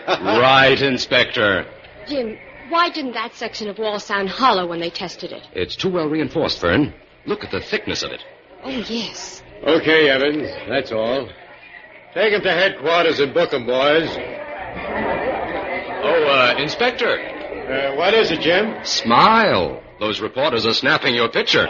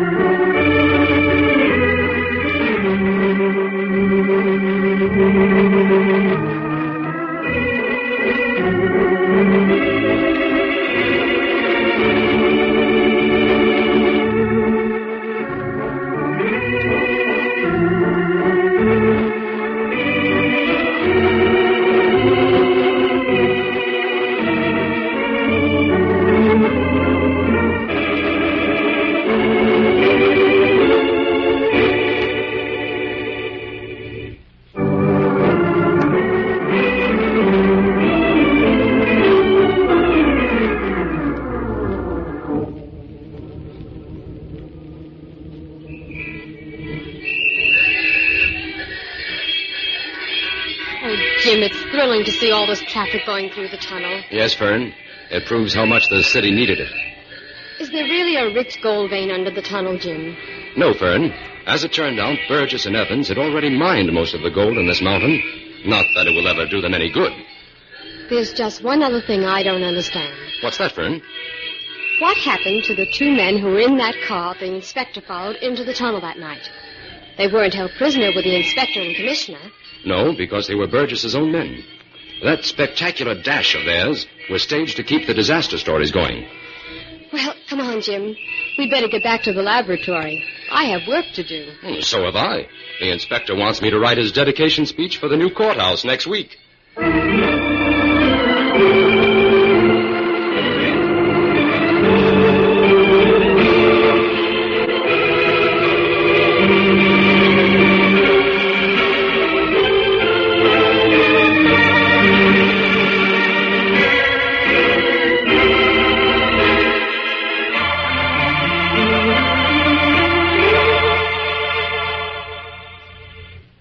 All characters, names, places, and plots used in the Avenger program are fictitious. Any similarity to persons living or dead is purely coincidental.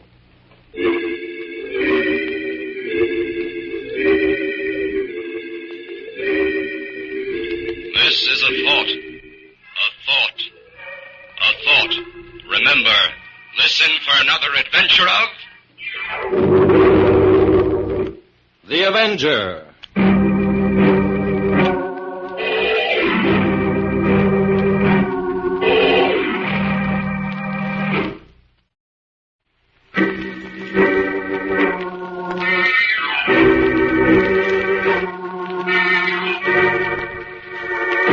The Avenger. The road to crime ends in a trap that justice sets. Crime does not pay.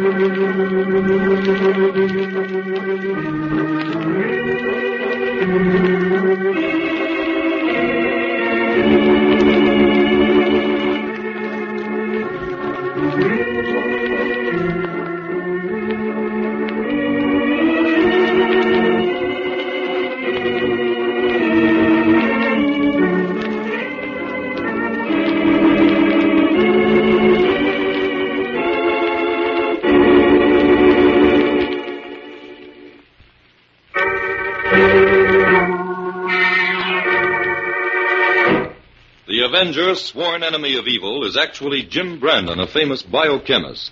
Through his numerous scientific experiments, Brandon has perfected two inventions to aid him in his crusade against crime as the Avenger. The telepathic indicator, by which he is able to pick up thought flashes, and the secret diffusion capsule, which cloaks him in the black light of invisibility. Brandon's assistant, the beautiful Fern Collier, is the only one who shares his secrets and knows that he is the man the underworld fears as the Avenger. And now, The Avenger and the Crypt of Thoth.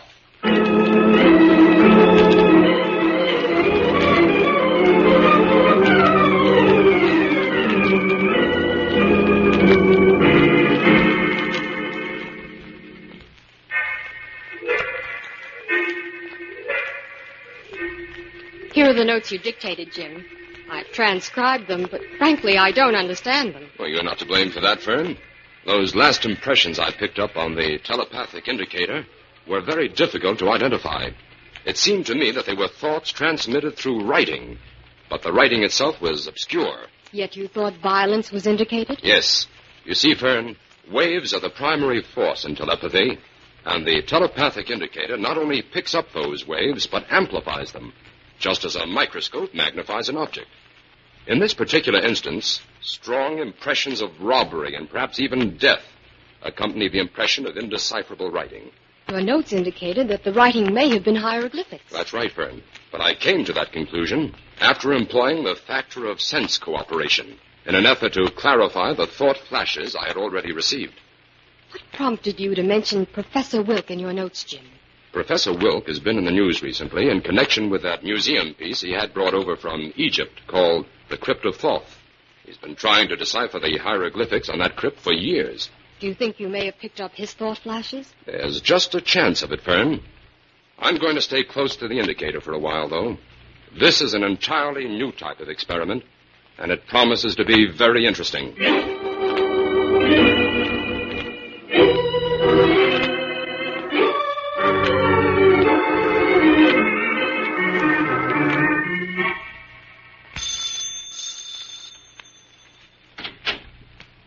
Good morning, Mr. Clark. Good morning, Amara. Come in.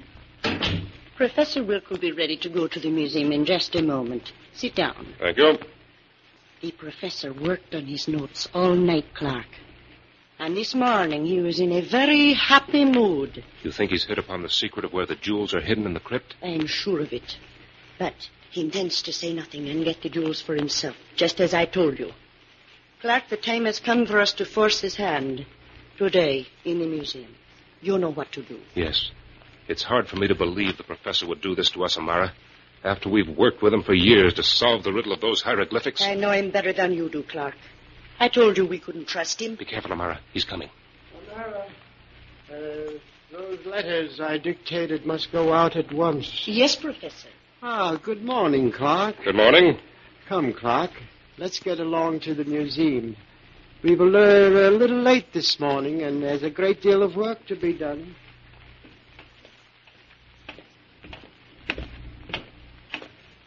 Here is the crypt room, Clark. Come inside and close the door. Yes, Professor.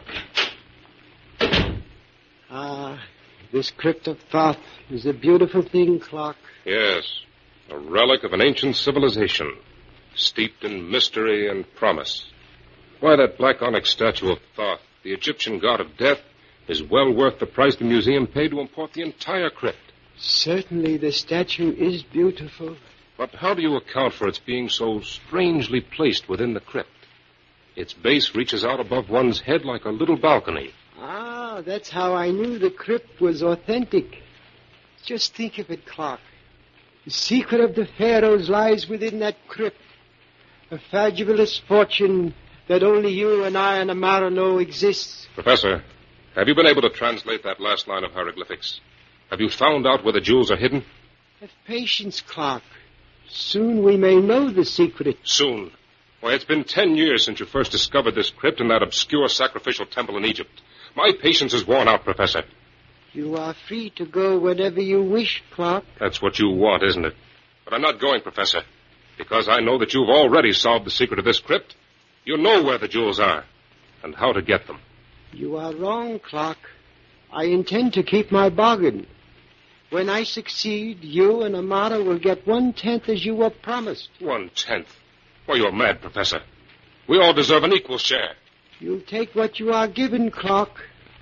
1/10 or nothing. You're a fool. I want 1/3. And if I don't get it, your life is forfeit. Take my life and you have nothing, Clark. There are ways to make you speak.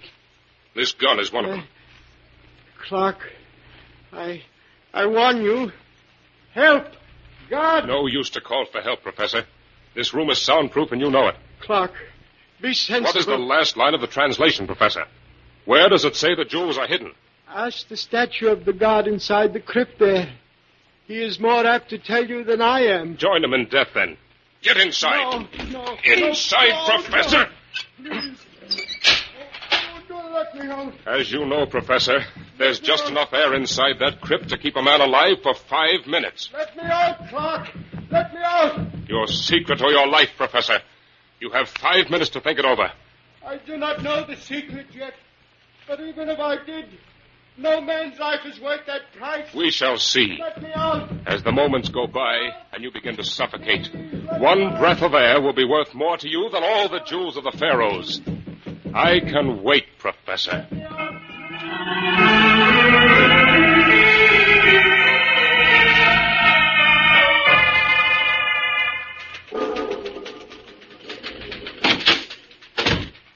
Clark, what happened? You're pale as death. Amara, the professor, he's dead.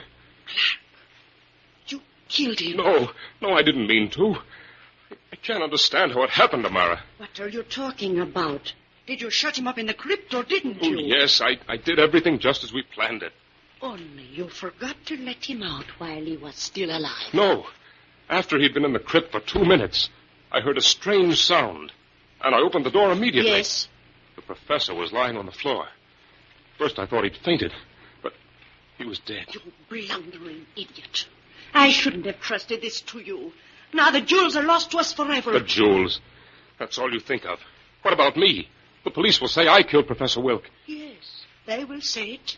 And it is true. Amara, if you do not protect me, I'll tell them everything.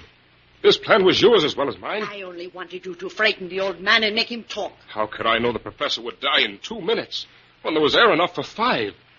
Amara, you've got to help me. All right. I will protect you from the police. But how? Listen carefully. This is your story, and if you stick to it, the police will think the death was accidental. I will back you up on every point. Now, you must do exactly as I say. And no matter how many times they question you, you must...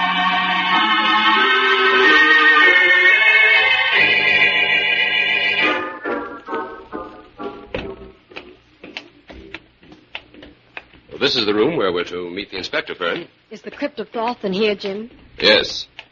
I wonder what could have happened here. The inspector sounded excited over the phone. We'll soon find out.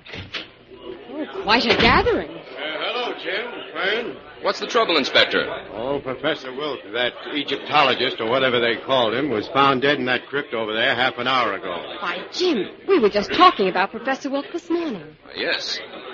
Inspector, who are all these people? I called them here for questioning, Jim. Come on, let's get started. Yeah, it looks as if we're in on the ground floor of this case, Jim. Certainly does, Fern. Quiet, everybody. Now come up here as I call your names. First, Joe Clark. Yes, sir. Clark, you were Professor Wilk's assistant? That's right. How long did you work for him? Almost 6 years. Ever since he came back from Egypt. Tell us exactly what happened this morning, Clark. Well, I called for the professor at his house this morning at 11, and we walked down here to the museum. The professor only lived a block away, so you must have arrived here about 5 minutes past 11? Yes, I suppose so. And you came straight to this room where the crypt is? That's right. The professor wanted to copy some of the hieroglyphics from the crypt. Go ahead. Well, we talked for a few minutes, and then the professor went inside the crypt. He discovered he'd forgotten a book he needed and sent me back to his home for it. I couldn't have been gone more than 15 minutes, and when I came back, I found the crypt door closed and the professor inside, dead. What did you do? I called the guard and then telephoned the police. May I ask a question, Inspector? Go ahead, Jim. Mr. Clark, what made you think the professor was inside the crypt? Wasn't the door always left open when anyone was inside? Yes. At first, I didn't know where the professor was. I waited around for a few minutes, and then I went out and asked the guard if the professor had left. Well, the guard said he hadn't. So I came back here to look for him and found him dead from suffocation on the floor of the crypt. Thank you. That's all right now, Clark. Timothy Sills next. Right here, sir. Sills, you were the guard on duty in the hall outside this room? Yes, sir. Well, what's your story? Well, it's just like Mr. Clark said, sir. Exactly. You saw Clark leave to get the book about 10 minutes after 11. Yes, sir, I saw him leave. Did you see the professor between the time Clark left and returned? No, but I could hear the professor moving about in here.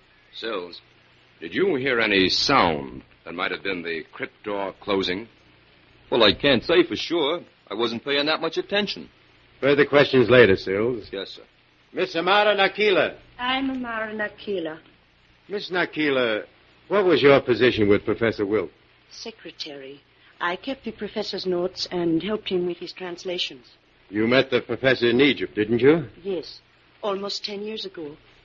Are you Egyptian? My father was. Tell me, in your own words, what happened this morning? Mr. Clark told you the truth, Inspector.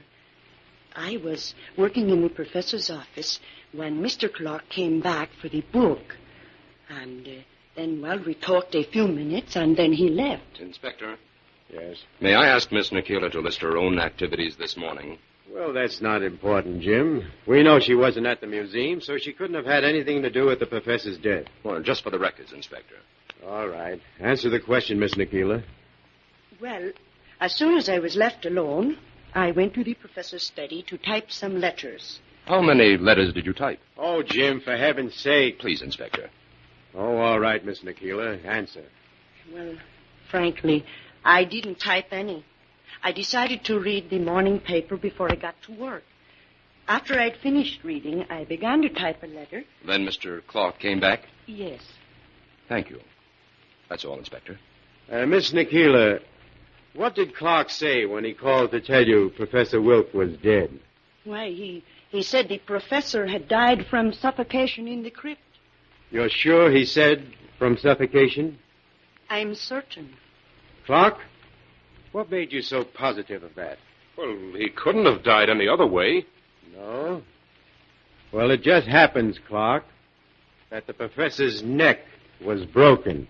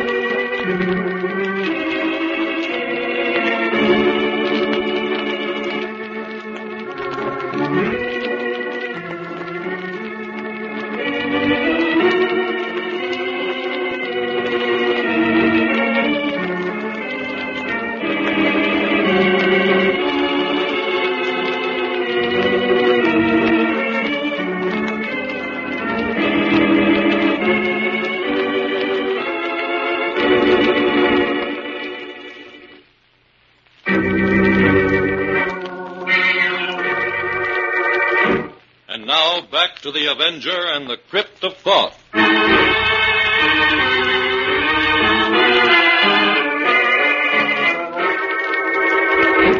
Yes, Clark. It just happens that the professor's neck was broken. His neck was broken? Why, that's impossible. Then you do not think it was an accident, Inspector? I'll have to be convinced of that, Miss Nikila. Any questions here, Jim? Yes. Miss Nikila, I'd like to see the professor's notes. That is no longer possible. The professor tore them up this morning before he left his house. He tore them up? I didn't know that. He didn't tell you, Mr. Clark? Why, no. This isn't getting us anywhere. The professor's notes aren't on trial here. I'll question Raymond Tyler, the guard at the front entrance next. Inspector, while you're finishing up here, do you mind if Fern and I take a look around the crypt? No, go ahead, Jim. Come on, Fern. Raymond Tyler, you were on duty at the front entrance this morning when the professor and Clark came... Gosh, Jim, this crypt is supposed to be thousands of years old, isn't it? Yes. If Professor Wilk was right, this vault served as a tomb for several of the pharaohs. Do you think we'll find any clues here, Jim? We're not going to look, Fern. Not now. What? We're going to sneak out that door and get over to the professor's house right away. Come on. The coast is clear.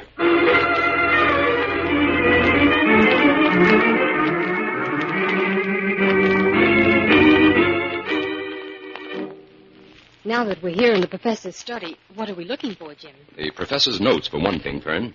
Now, you search that desk, and I'll go through the wastebasket. We'll have to hurry. I don't want anyone to find us here. Okay. Oh, gosh, I'll have to be careful here. Everything is so neat. That secretary certainly must be efficient. Oh, never mind, Fern. Here they are, right on top of the basket. And there's a newspaper underneath them. I'll help you pick them out. Lucky for us they were on top of this morning paper.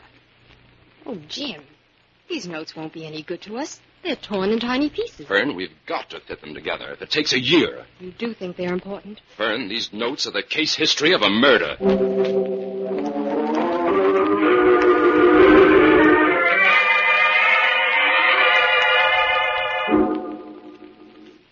Listen here, Sills.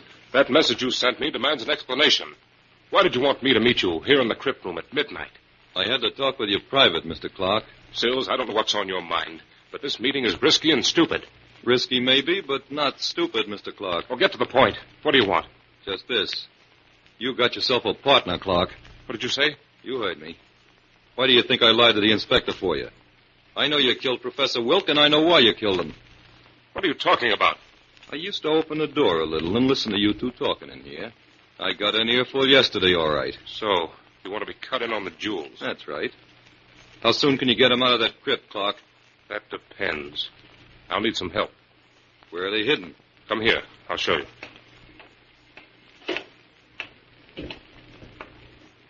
Now, see that little dome there on the top of the crypt? Yeah.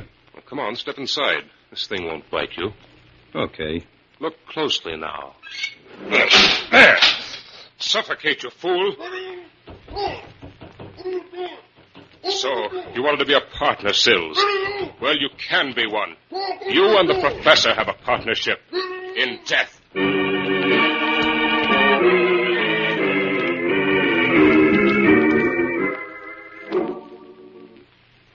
So you set Clark free, Inspector? I had to, Jim. Oh, I still think Clark killed Sills, Inspector. Our evidence wouldn't hold up, Jim. I couldn't prove any connection between Sills and Clark. There was a connection, Inspector. Sills deliberately protected Clark at your first questioning. That crypt room was soundproof. Sills couldn't have heard the professor moving around in there as he said he did. But, Jim, I couldn't get anyone to swear that the door to that room was closed at the time. We've got to dig up some real evidence. Well, we're working on that now, aren't we, Fern? That's right. We're fitting the professor's notes together like a jigsaw puzzle, Inspector. Oh, you're wasting your time now, on that Inspector, stuff. Jim, you're letting me down on this case. Here I am with 2 sensational deaths on my hands, and you're playing around with puzzles. Now, there's more to that Crypt of Thoth than meets the eye, Inspector. Well, maybe so, Inspector, Fern, I promise that in a little while you'll get the evidence you need. Evidence that will make your eyes pop. Now, you run along and let me finish up these notes. This god of death has a mighty interesting history.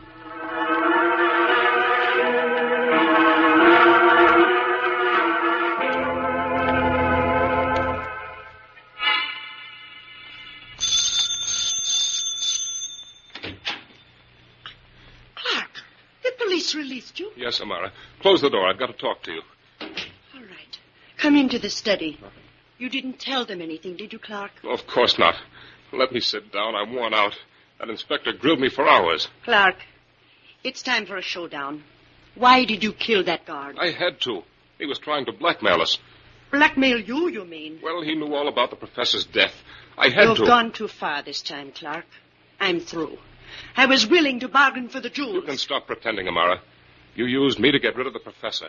I know that now. Why should I want the professor dead? Because you have solved the secret of the crypt. You wanted to get rid of him and me, so you could have the jewels for yourself. I suppose I stood inside the crypt and broke the professor's neck. No, but I'm convinced you knew that was going to happen. You know too much, Clark. Yes, and I'll tell the police. Unless you get those jewels from the crypt immediately and share them 50-50. You will not find the professor's gun in that drawer, Clark. I have it here. Put your hands up. Oh, Mara, listen. Unless we stick You together... asked me to stop pretending. So I will. Yes. I used you, Clark. I wanted the professor dead. But now I don't need you anymore. You're in my way. What are you going to do, Amara? I'm going to silence you. Then I'll be free to go to the museum and get the jewels. You won't get away with it. Oh, yes, I will. I have it all planned. After I've hidden the jewels, I'll go to the police myself and report your death to them. No. I'll call it self-defense.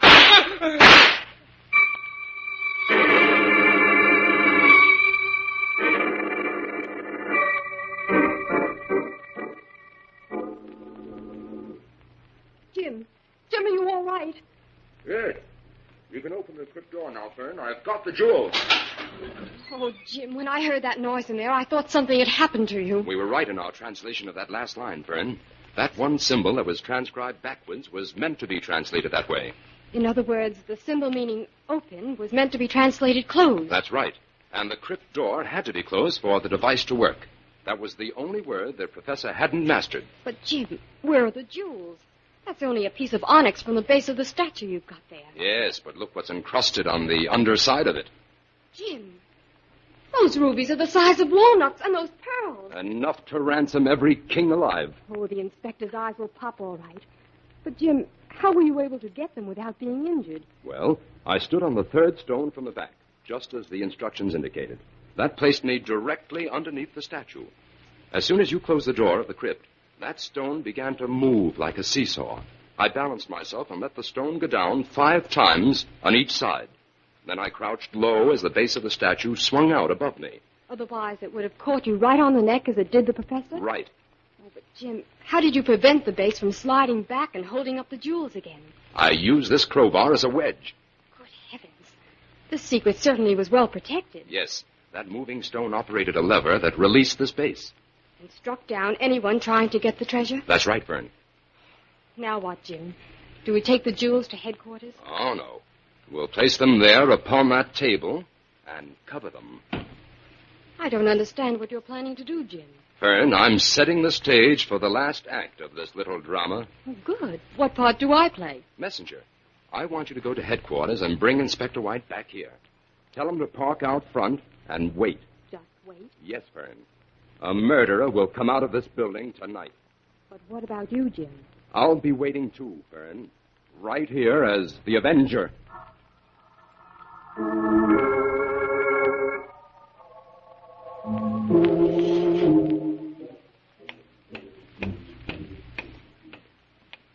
Here is the crypt. I must not be afraid. I have but to follow the instructions carefully, and I can outwit the god of death, and live to wear the jewels of the pharaohs. What was that?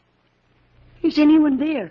I speak for those who have died within this crypt, Amata. Oh, a voice from the dead. Look, Amata. There, upon the table. The jewels. Yes, the treasure that the god of death has protected for centuries. The jewels of the pharaohs. Almighty Thoth, you have given them to me. I kneel before you. Rise up, Amata. There is blood upon your hands. Speak. Why did you kill the professor? I had discovered your secret, Almighty Thoth. I had to send the professor here to die because he knew the secret too, except for that one word. And Syl, the god. Clark killed him. It was the only way. He tried to blackmail us. Clark, the conspirator. Where is he? Clark is dead.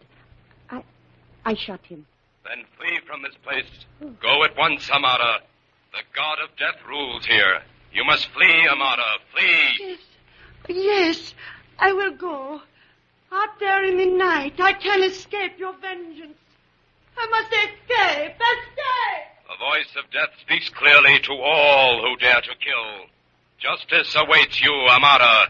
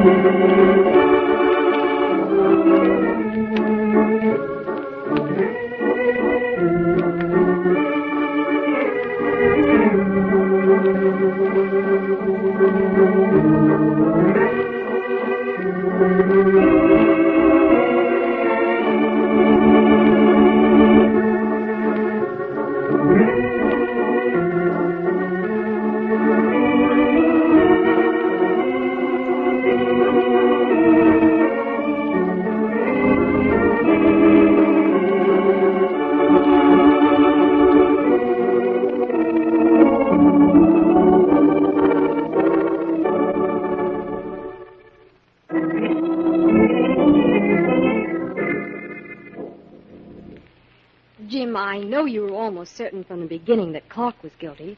But what made you suspect Amara? She made one slip in that story she told the Inspector Fern. What was that, Jim? She said the professor tore up his notes before he went to the museum that morning. Yes, and we found the notes torn just as she said. Oh, not quite.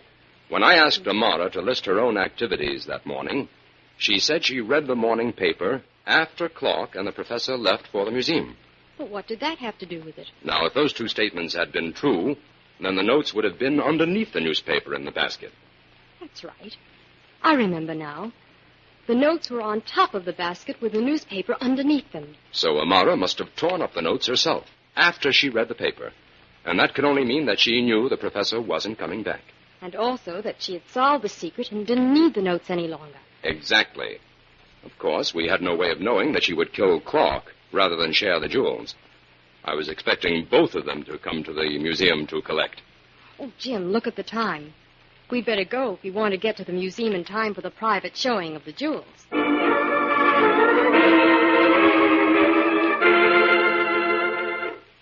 All characters, names, places, and plots used in the Avenger program are fictitious. Any similarity to persons living or dead is purely coincidental.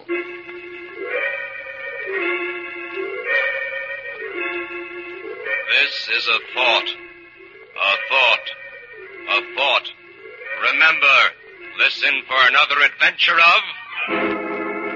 The Avenger.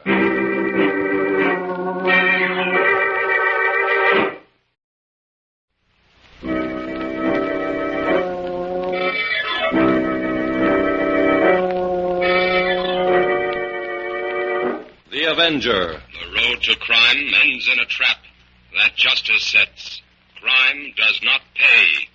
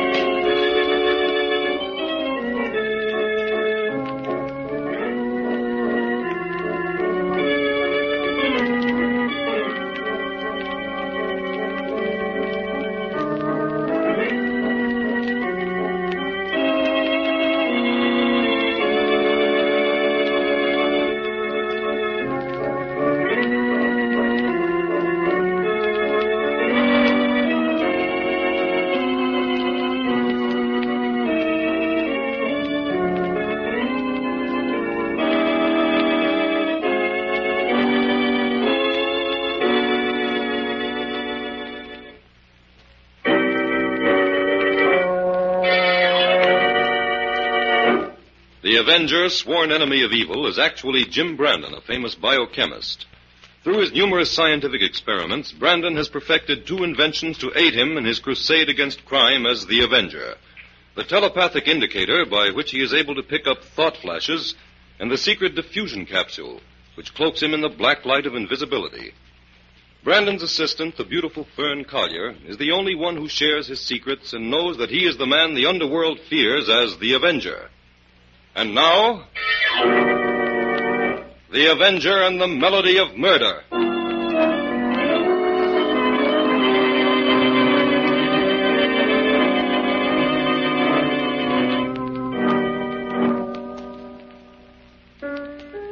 Hawkins!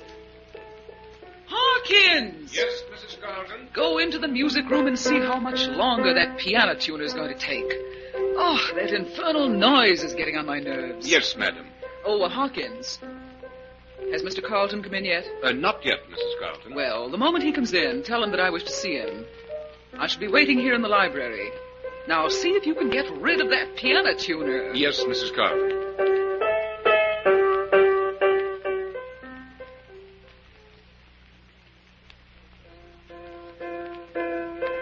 Hawkins told me you wanted to see me, Rena. Oh, yes, George. I'd like to talk to you. Oh, Say, who's at that piano? The piano tuner. He should be finished any moment now. Well, I'll close that music room door. That racket's off. No, leave it open, George.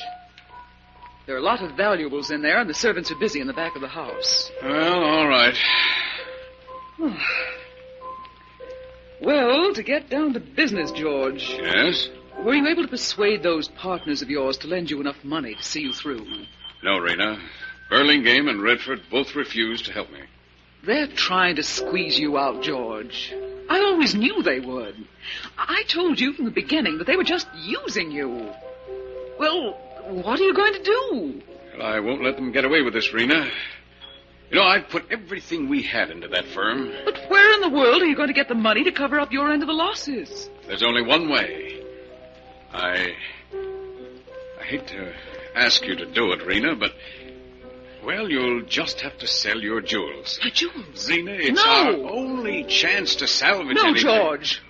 I will not let you have those jewels. Why, they're all I have left. I won't allow you to sink them in a bad investment. I don't think you understand just how desperate this situation is. I understand, all right. I warned you from the beginning about Redford and Burlingame. Why, they're no better than common swindlers. I'm tired of their shady deals and million-dollar schemes. Well, you seemed to like them well enough when the money was rolling in. And now, suddenly, just because they happened to guess wrong on a few investments... A few investments that were big enough to ruin us. We can still pull through. If you'll just be sensible, Rena. Let me raise a loan on your jewels and then... I told you that I won't let you touch those jewels. I've got to have them. If you won't lend them to me, then, Rena, I'm afraid I'll just have to take them. George, you can't mean that. There's no other way, Rena. There has to be another way. I'm not going to let you make paupers of your wife and children. I tell you, I won't stand by and watch... Rena. Oh, you shouldn't have... Oh, Rena. George, what's happened? Hawkins! Help! George! What's the matter, Mrs. Carlton? It's my husband. He's been shot. Get a Dr. Hawkins quickly. Let me see. It's no use to get a doctor, madam. I think I'd better call the police. The police? Yes, from the look of the revolver on the floor. This was either suicide or murder.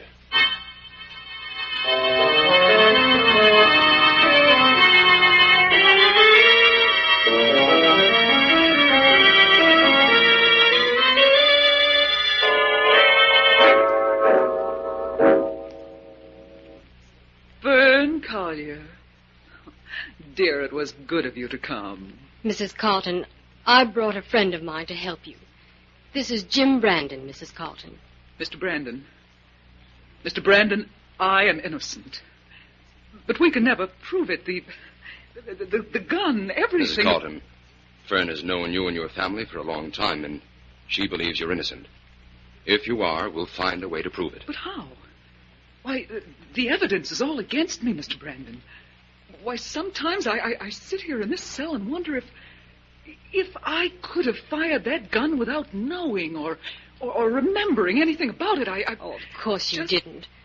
Suppose you tell Jim exactly what happened and let him handle everything for you. Yes, Mrs. Carlton. Tell me the truth. That is one weapon that is stronger than any kind of evidence. Yes. Well, where shall I begin, Mr. Brandon?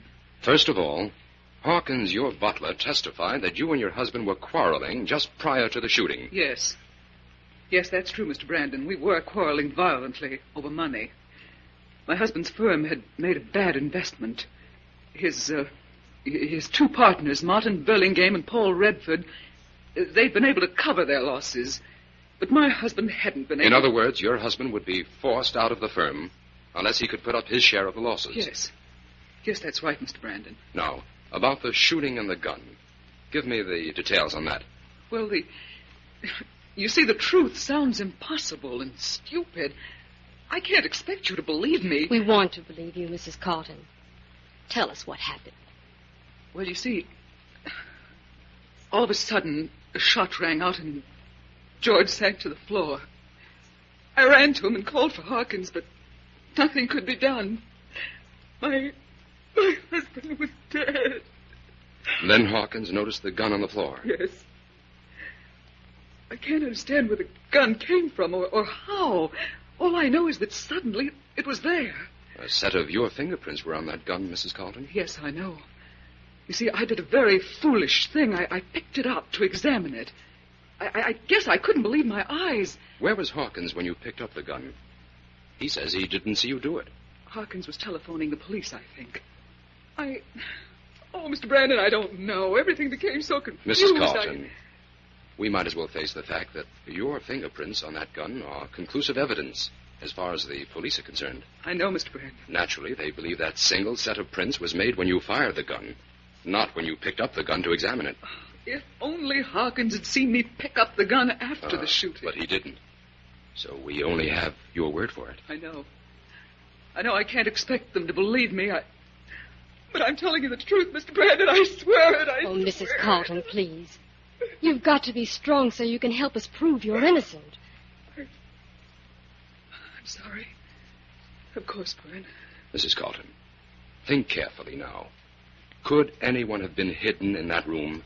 No, Mr. Brandon, I'm certain of that. There was no one there but George and me. The piano tuner was in the next room. The piano tuner? Yes.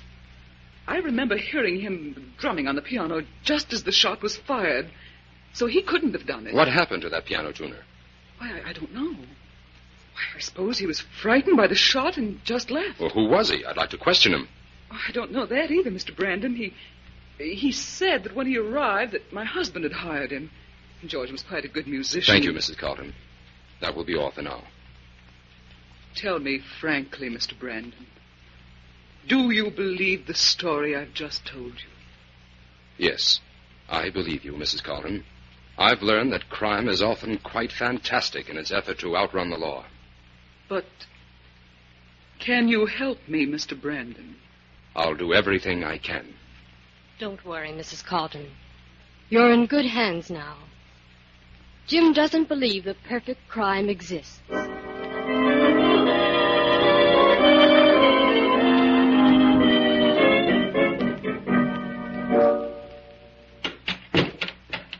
Yes, Mr. Brandon, Carlton's death was a great shock to Mr. Redford and me. Upset our business plans completely. Mr. Burlingame, let's stick to the facts. You and Redford knew Carlton was broke, and you were trying to squeeze him out. His murder made that easy for you. Now, look here, Brandon. What are you trying to do? I'm trying to get at the truth of Carlton's murder. Well, the police are convinced that Mrs. Carlton shot her husband. Not so fast, Burlingame. The state still has to prove that. Mr. Brandon and I think Mrs. Carlton is innocent. Well, Miss Collier, I'm only repeating what the newspapers say. Excuse me. Say, can't you install that news ticker without making so much noise? Okay, I'm almost finished. What did you say that man's installing? The news ticker machine. Redford must have ordered it. I didn't know anything about it until this workman came barging in here with it. Mr. Redford was like his news hot off the wires. Just another of his crazy ideas, Miss Collier. Okay, mister. The machine's ready for use now. Yeah? How do you turn it on? Well, you just turn that control knob on the right. Oh, thank you. When you hear the gong, that means that a big news flash is coming. I'll leave you here to try it out. Well, excuse me a minute, Brandon. I'll turn on this machine and get the news. Since Redford's gone to all this expense, we might as well use the thing. Jim, this interview's a failure. We haven't learned a thing from Burlingame. We haven't finished with him yet, Fern. An important news flash is coming over. Burlingame, get back. There's a bomb in there. Fern, under the desk, quick! Burlingame!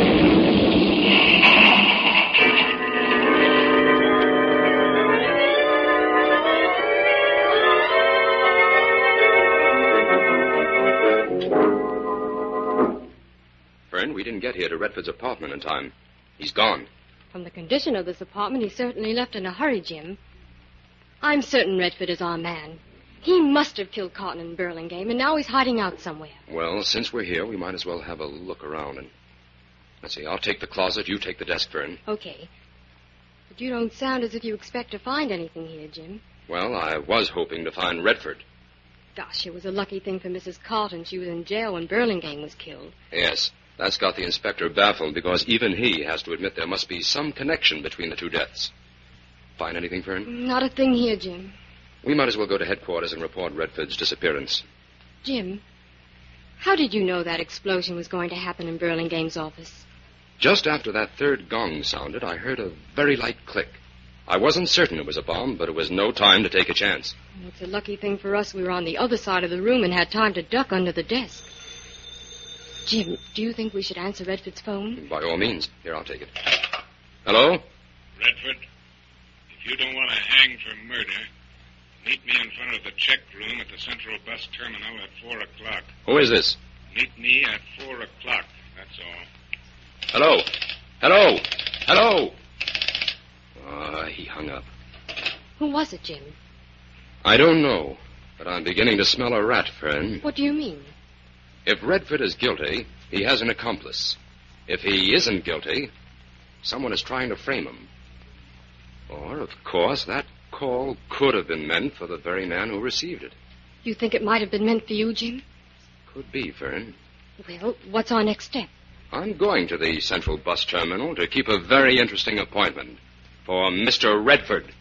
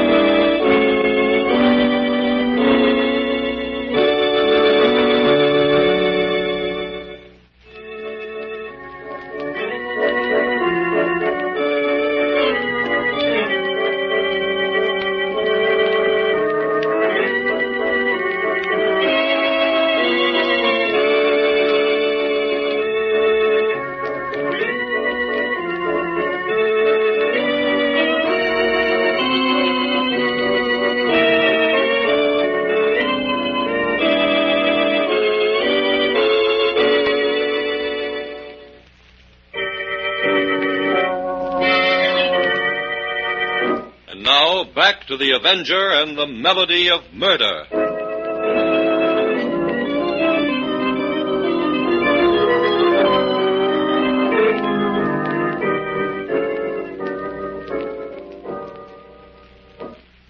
Jim, this bus terminal is practically deserted.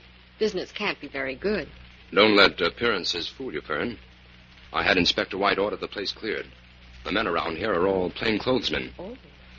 Anything may happen here in the next 5 minutes, Fern.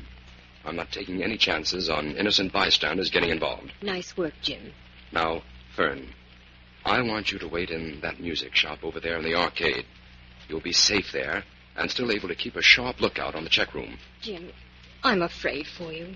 Don't go through with this. It's too dangerous. I must keep this appointment, Fern. It's our only chance of cracking this case and stopping these murders. Oh, but Jim... Now run along. It's almost time. Our man of mystery may appear at any moment. Okay, Jim. Good luck. Keep a sharp watch now.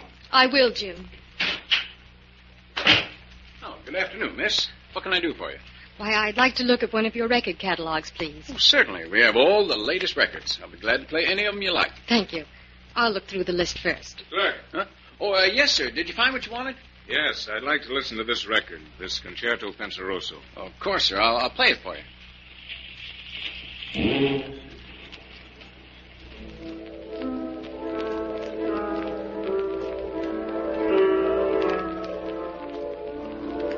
Make it a little louder, please. Yes, sir.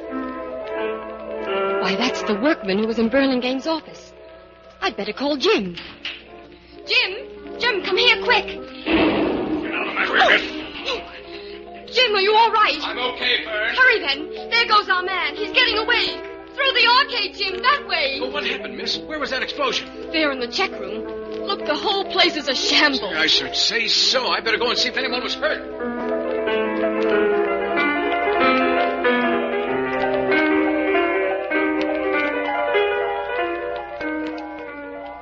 Got away, Fern. Not a sign of him anywhere. It was the workman that installed the ticker in Burlingame's office, Jim.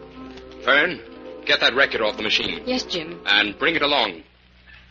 Why do you need the record, Jim? That concerto is a melody of murder.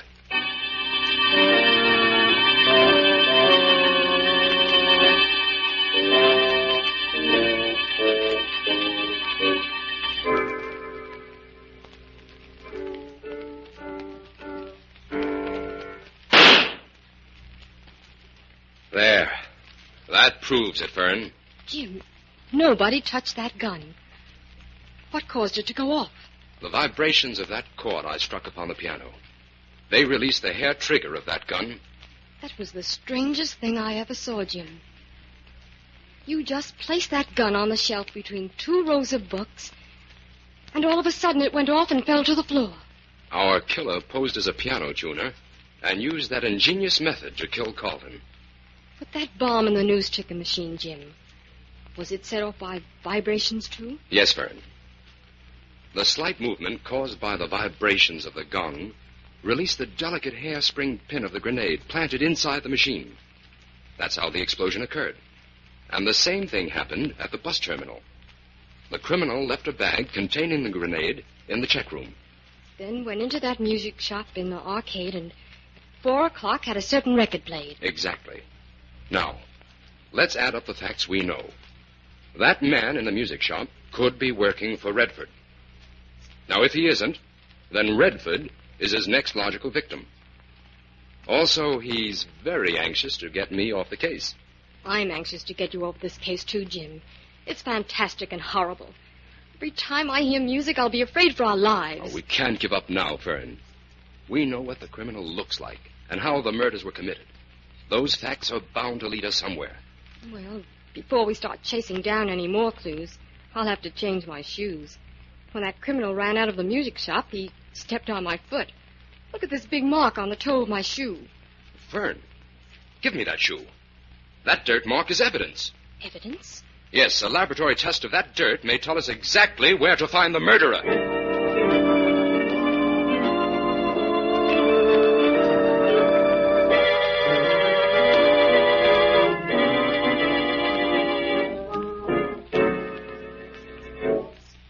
Well, here it is, Fern.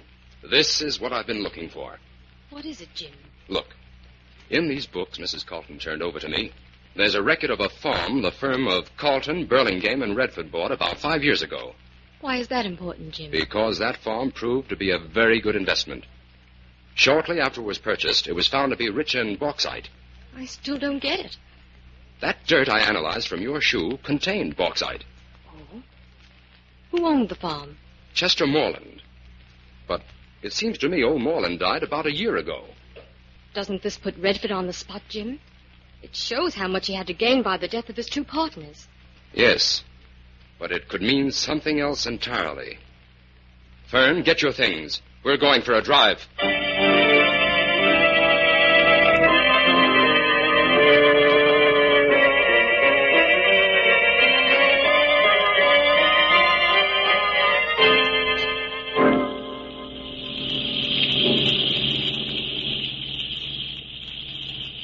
Jim, I think we should have brought the inspector and some of his men along.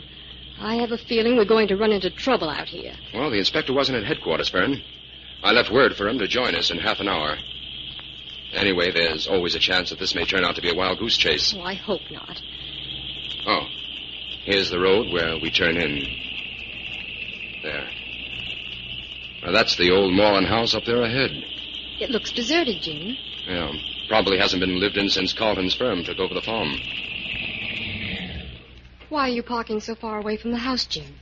Fern, I want you to wait here in the car. Oh, Jim.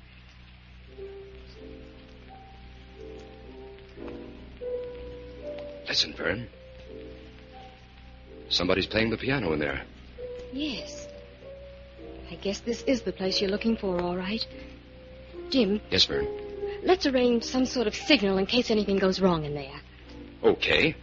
If I want you, I'll play the small flower rondelay on the piano. And I'll come running, Jim. Don't be frightened, Fern. I think everything will be all right. I'm going in there as the Avenger.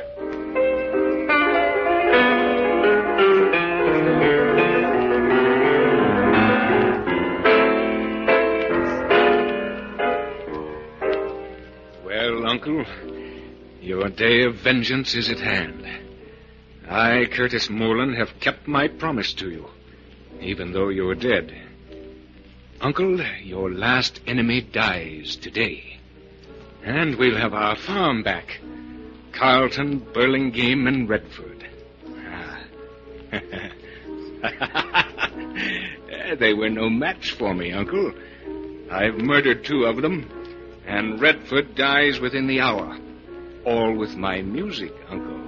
The music that you taught me.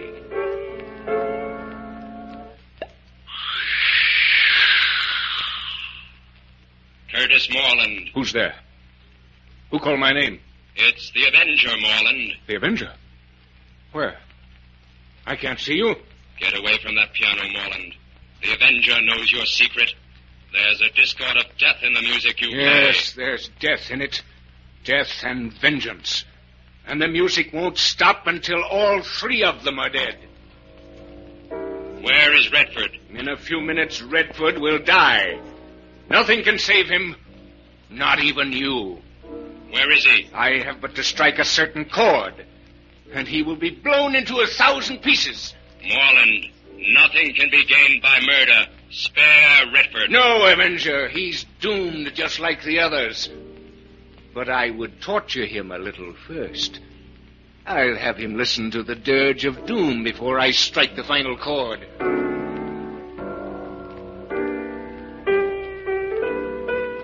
What are you doing, Avenger? Get away from this piano. No hand but mine must touch these keys. Stop it, I say, stop it! A simple rondelay can break the spell of your vibrations, Moreland. What is it, Avenger? How can I help you? Young lady, Redford is in this house. Find him and get him out. Hurry. Yes, I'll find him, Avenger. I've made a promise to a dead man, and I must keep it.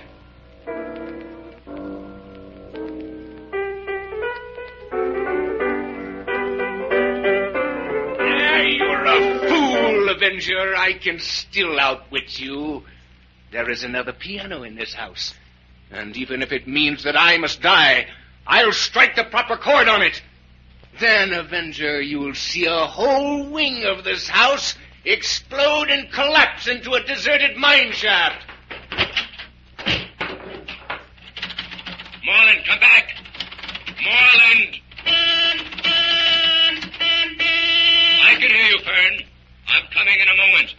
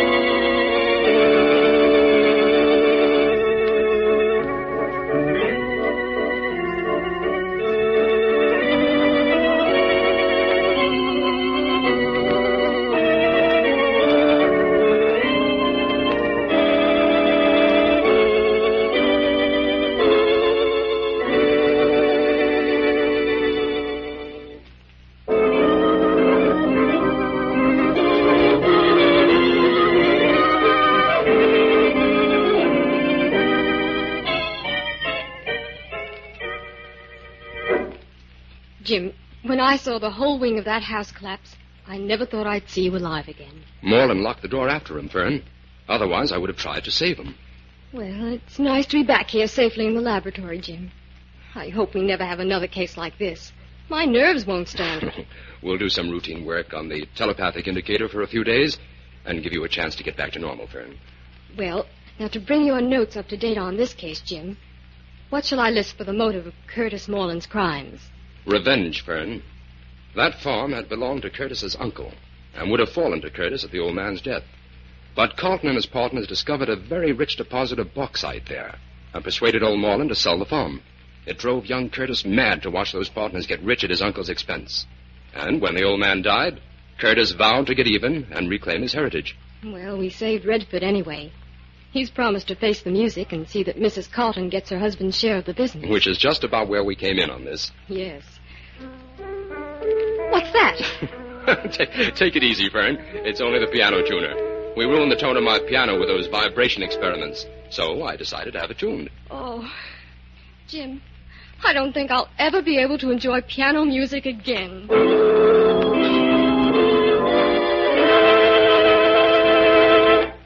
All characters, names, places, and plots used in the Avenger program are fictitious. Any similarity to persons living or dead is purely coincidental.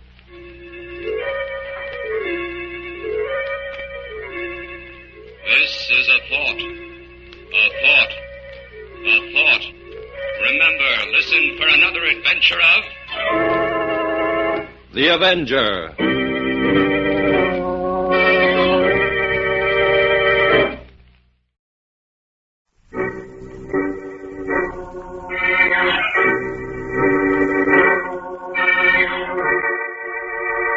The Avenger. The road to crime ends in a trap that justice sets. Crime does not pay.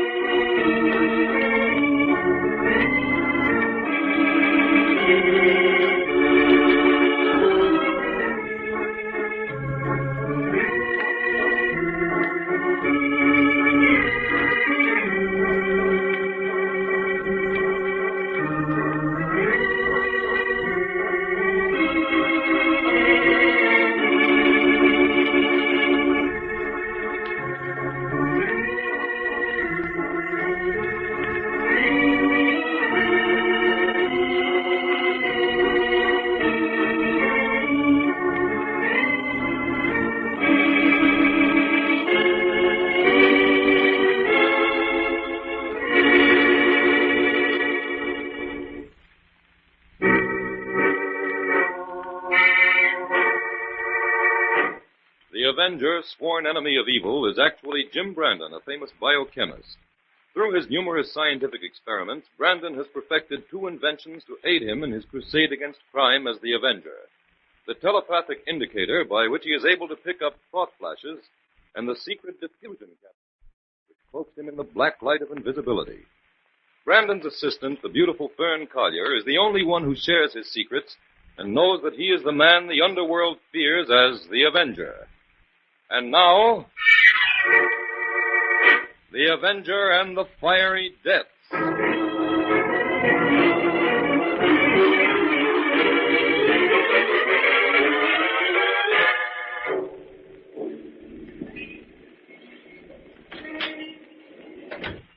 Top of the morning to you, Frank. Good morning. How's business?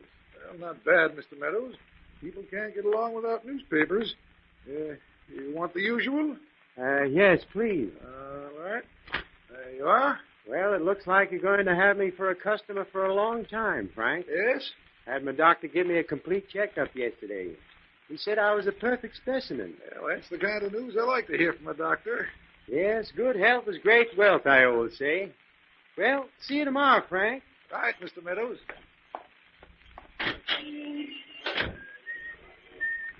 Hey, Mister, wait a minute. You calling me? Yeah. You dropped your fountain pen. Here. Oh, thank you. That's all right. Hey, this isn't my pen. Hey, you made a mistake. This pen isn't mine. Oh, he didn't hear me. Well, he must have picked it up in front of the paper store. In the morning, I'll ask Frank if he knows whose it is. And in the meantime, it'll be safe enough in my pocket. What's the matter with me? I feel like I'm burning up. I can't breathe. Help!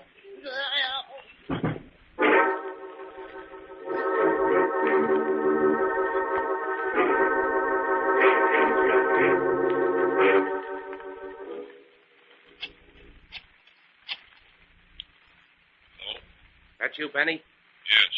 Is everything under control, Trevor? Yeah, everything went fine. Is he dead? I don't know yet. I ducked into the store to wait. There's a big crowd around him. Joe get away all right? Sure. He drove away before Meadows even knew what hit him. Good. What's happening there now? The cops are pushing the crowds back. Here comes the ambulance. We'll know in a minute, Benny. The doctor's getting out now. Hold on. Okay. Meadows is a goner, all right. They're putting the stretcher back in the ambulance. We done it again, Benny.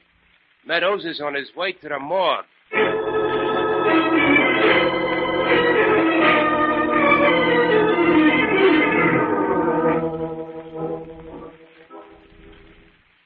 Well, Inspector, judging from these medical reports, these men died from a strange kind of fever that the doctors haven't been able to identify. That's right, Jim. We called in 4 specialists on this last case, and they all agreed that Meadows died from what appeared to be a raging fever. But if he died from natural causes, why are you interested, Inspector? Because we've had 5 cases like this one, Fern. The first 2 didn't cause much concern, but now the newspapers have gotten hold of it, and in a day or 2, the public will be getting jittery. Oh, you mean they'll think it's the beginning of an epidemic, huh? That's right, Jim. And panic is the concern of the police department. I've got to avoid that if possible. Well, frankly, Inspector, I think all these deaths should be investigated thoroughly. All 5 of them have one thing in common that strikes me as extremely peculiar. What's that, Jim? All these men died in the street. That seems to be stretching coincidence a little. Yeah. Inspector, I'd like to take a look at the effects found on these people when they died. Have you got them here? Yes, I knew you'd want to see them right off, so I had them brought to headquarters. They're over here on this table. That pile of stuff belongs to Meadows. Oh, he carried 2 fountain pens. So did 2 of the others, apparently. Well, that doesn't mean anything. I always carry 2 pens. But each of these men carried one pen that was a little oversized. You're right, Jim. Inspector, I'd like to examine one of these large pens. Well, go ahead, Jim.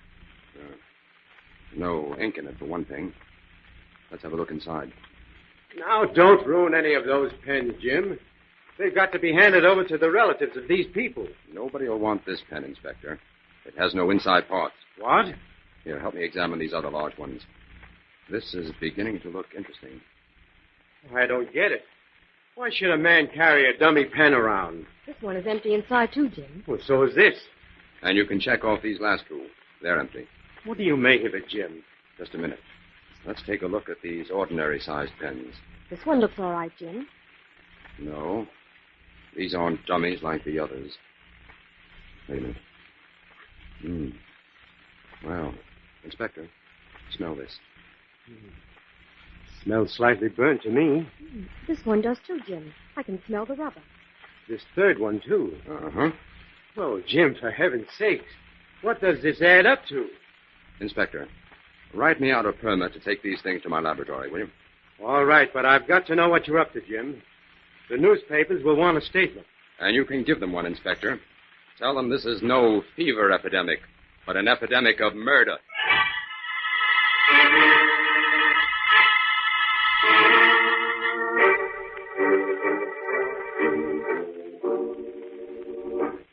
I'll take that blindfold off you now, Doyle. There. Now, look here, Trotter. I thought you said you were bringing me up here to have a talk with your boss. That's right, Doyle. Well, I don't see him. Where is he? I'm here behind this screen, Doyle.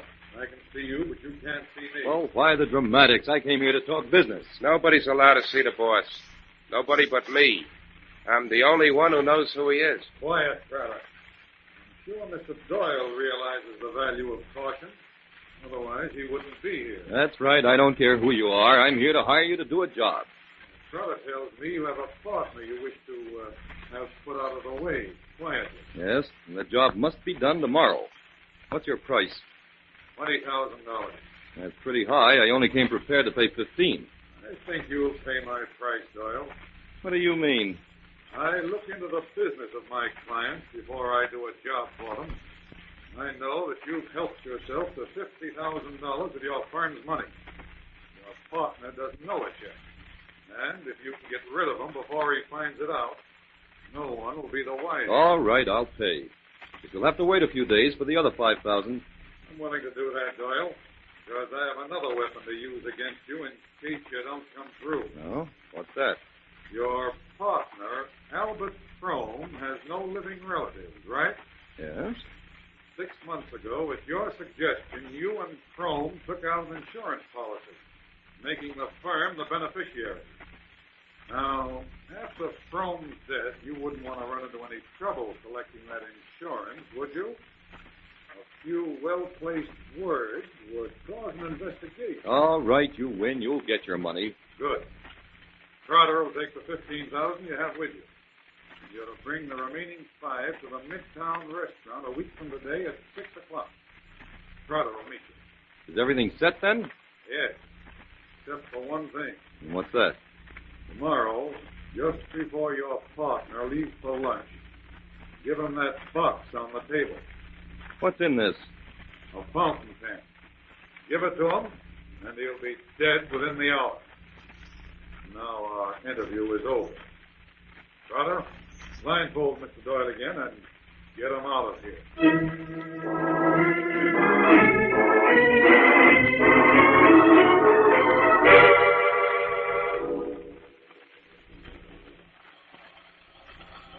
Hold the torch a little lower, Fern. Right, Jim. We'll be finished in a minute. Is the experiment working out, Jim? Looks hopeful, Fern. All right, you can put the torch out now. Thank heaven. I've just about reached the melting point myself.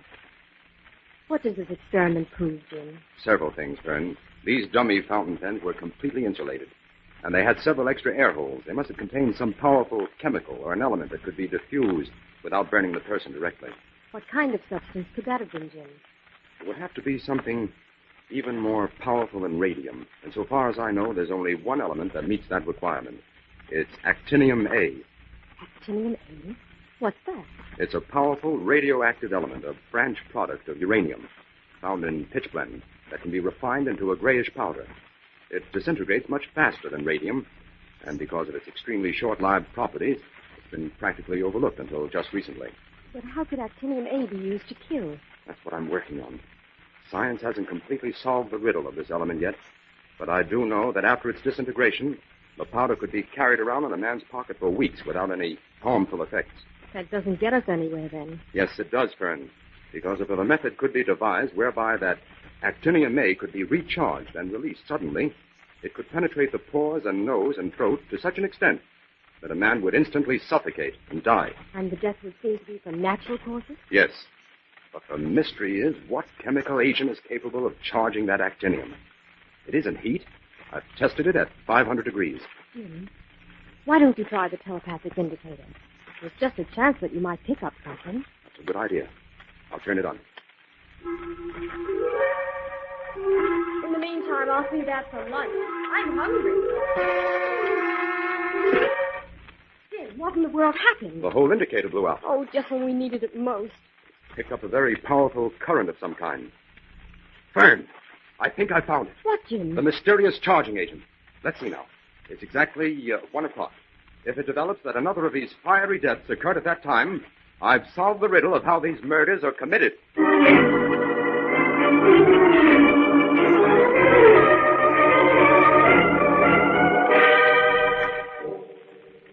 Yes, Jim. Albert Frome fell over dead in front of his office at exactly 1 o'clock. Everything checks then, Inspector. We're on the trail at last.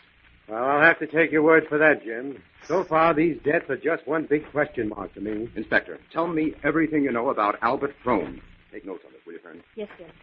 I'm ready. Frome had a simple enough history, Jim. He was 40, single, In good health. Didn't have any relatives and seemed to be doing well in business. Was he in business for himself? No, he had a partner by the name of Raymond Doyle. But there's nothing suspicious there. Doyle's a respectable family man with 3 children. Did Frome carry any insurance, Inspector? Yes, about 6 months ago, he and Doyle each took out an insurance policy, making the firm beneficiary. A purely friendly precaution. Doyle was very frank about the whole thing. Good enough. Now listen here, Jim. We've got to get to the bottom of this case. I've lined up every known crook in the city and haven't found the thing. We've got to get some evidence so that we can bring charges against somebody. Inspector, these dummy pens are evidence. Frome had one, too. But, Jim, you can't prove anything by these empty pens. I think I can, Inspector. How? I'm willing to listen. I'll explain the whole thing later. Right now, Fern and I have some routine detective work to do. Oh, routine stuff. We haven't time for that, Jim. It's the only way, Inspector. You give me a week, and I'll deliver your criminals and all the evidence you want. What are you going to do? I'm going to work backwards from the death of Frome. We're dealing with an organized murder ring, Inspector. A murder ring? Well, why waste time on Frome, then? He's dead. Yes. But in the death of Albert Frome, a small mistake was made. And by using that mistake as a springboard, I think we can crack these fiery depths wide open.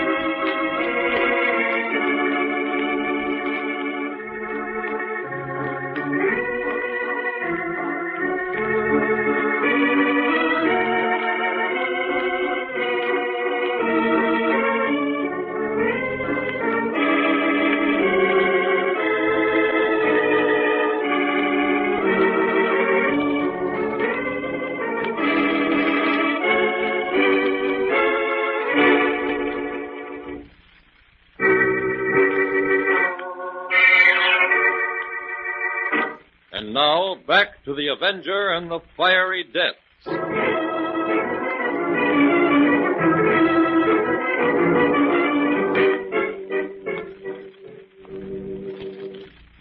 Okay, Fern. I'll take over now. Haven't got much to report, Jim. Doyle hasn't left his office all day.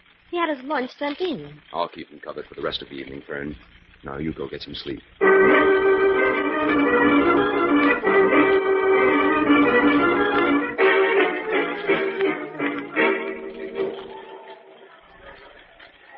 Well, Jim, trailing Doyle has its advantages. I'm glad he likes baseball. So am I, Fern, but I can't keep my mind on the game today. We've only 2 days left, and Doyle hasn't given us a single lead yet. Maybe you'd be better off to pull him in, Jim, and try to make him talk. That'll be our last resort. There's always a chance that he won't talk. Maybe he's innocent, Jim. No, he's in this up to his neck. He's bound to make a false move sometime. And when he does, I intend to be on hand.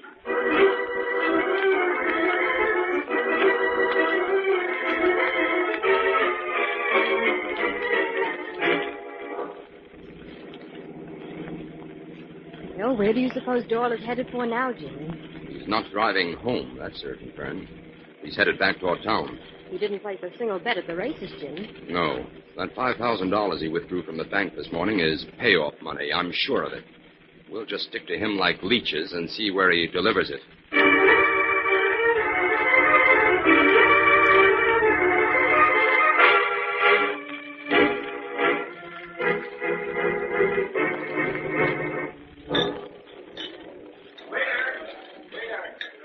Fern, while we're eating, you keep your eye on Doyle, but listen carefully to what I'm saying to you. Yes, Jim. I'm certain Doyle has an appointment here.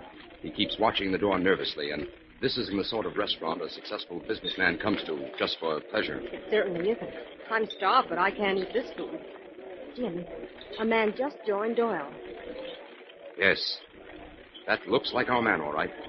Fern, I'm going to follow that man when he leaves here. Oh, Jim. It's the only way to get to the bottom of this murder ring. Now, I'll pretend I'm a customer, a very tough one, and that I want a job done immediately. Jim, what if he tumbles to you?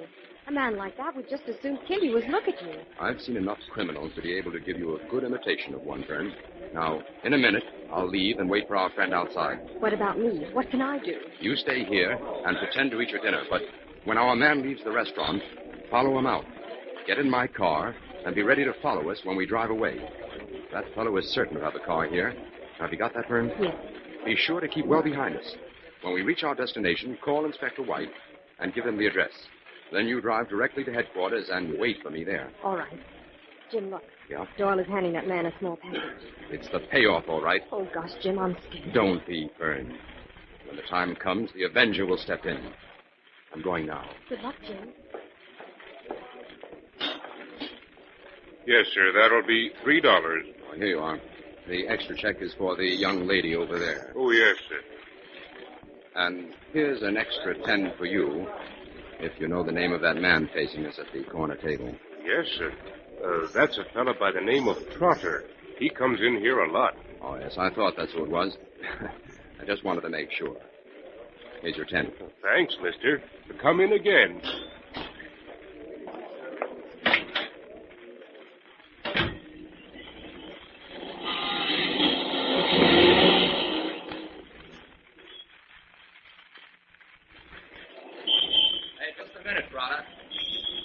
Talk to you. What do you want? I don't know you. I know you, though, and I got business with you.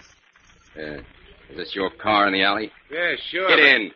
We'll talk there. Hey, who do you think... Get in, I said. All right, now what's the idea, bud? Who are you? A customer for you, Trotter. A customer? You must be crazy. Get out of here or I'll... If you know what's healthy for you, you'll listen. You can stop stalling. I know all about your racket. Says you. Hey, what do you take me for? You don't need to tip your mitt. I'll tell you. I know that package you got contains $5,000 of payoff dough you just collected from a guy by the name of Doyle for bumping off his partner, Albert Frome. How do you know so much? Well, you got quite a reputation among us mobsters, Trotter. You and your boss run a smart racket. That's why I looked you up. I want a rush job done. Nothing doing. We take 2 weeks on all our jobs. You'd have to be cased first. Now, look, I can't wait for that. I got to get rid of a guy that's going to start singing to the cops any minute. My Rob's willing to pay you $50,000 to shut him up. $50,000? Yep. If you'll do the job tomorrow morning. Well, I don't know. You'd have to talk it over with the boss. Let's get going, then. Not so fast, wise guy. I'll have to put a blindfold on you. It's a rule. Okay. You don't take any chances, do you? Can't afford to.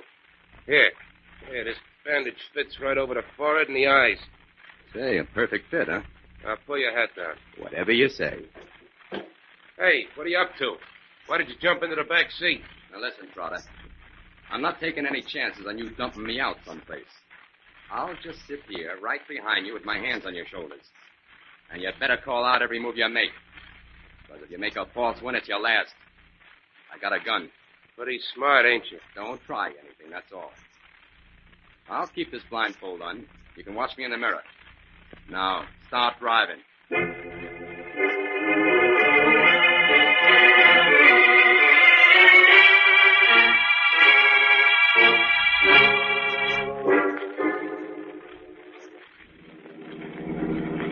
I'm pulling up.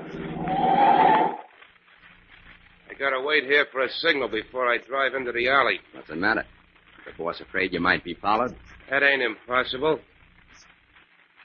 Okay, we got the go-ahead.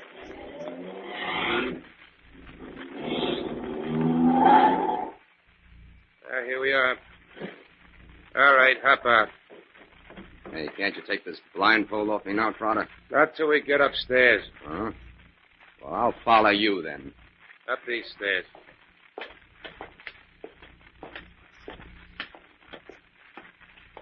All right, wait a minute. I gotta unlock the door. All right, inside, bud.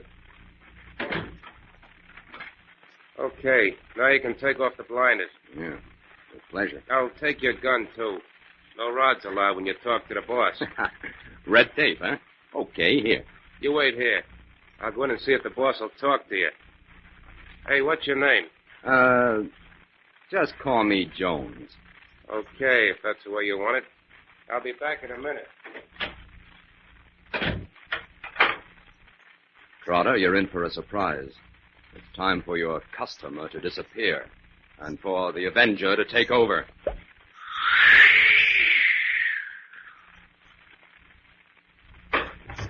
Okay, Bud, Hey, he's gone.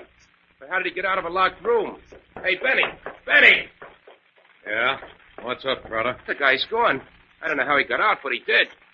You and your 50 grand. I'll bet he was a cop. No, he was a mug. I couldn't make a mistake like that. You're a stupid fool.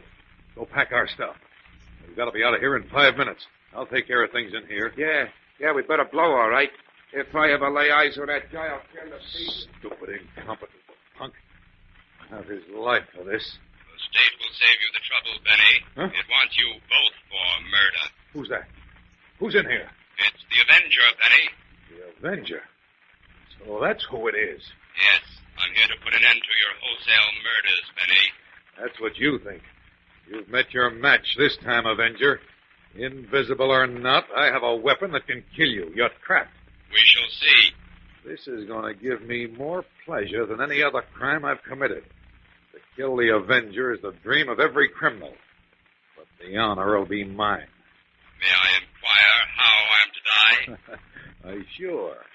All I got to do is pull this switch, and this whole room will be charged with electricity. I guessed that. But what of you? What happens to you, Benny? Me? My clothes and shoes are completely insulated. Pull the switch then, Benny, and let's see what happens. I will. I'm still here, Benny. Wait. Electricity. It's not working. No, I pulled the wires when I first came in. You're clever. But if I can't destroy you, I can destroy the evidence that you use against me.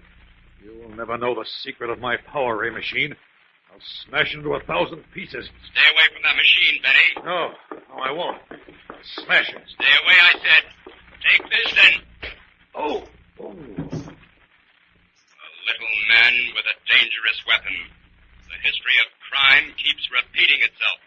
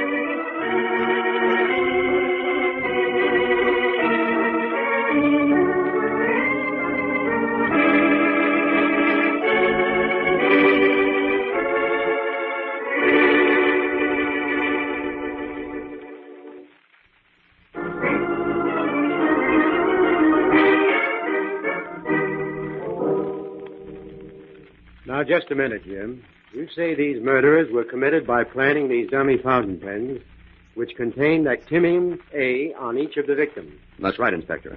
The actinium served as a receiver for a special power ray generated by this cathode ray machine. Well, what kind of a ray was it, Jim? The omega ray. This was emitted along with the regular alpha, theta, and gamma rays from the machine. It was able to recharge the actinium A, which disintegrated again in 2,000ths of a second. During this lightning process, all the oxygen within the body of the victim was completely ionized, and he died from a combination of heat and suffocation. But wouldn't the people around the victim feel the ray, Jim? No, Fern. The ray was harmless without the actinium, and the actinium was harmless until the ray was focused on it. But how could this ray be focused on people in the street? This machine is portable. It's operated from a cruising car. Well, that's some scheme, Jim. I guess you have to be a scientist to be a policeman these days. Well, it often helps, Inspector. Jim, there's one other thing. Yes, ma'am? I know you picked up this ray on a telepathic indicator just at the time Frome was killed. That's right. It blew the indicator out. But what was that mistake you spoke of that made you suspicious enough of Doyle to concentrate on him? Yes, Jim. You never explained that to me either. Doyle had a wife and 3 children. He would hardly make his business firm the beneficiary of his insurance, unless he expected to outlive his partner. That put me on the trail of Doyle, and finally led us to Benny. Okay, Jim. Send in a complete report on it. Right. What's your hurry, Inspector? I've started going to night school, Jim. I'm taking general science.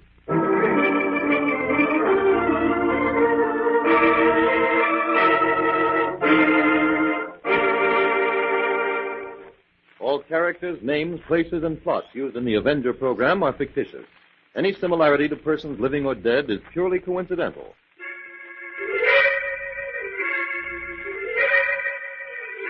This is a thought. A thought. A thought.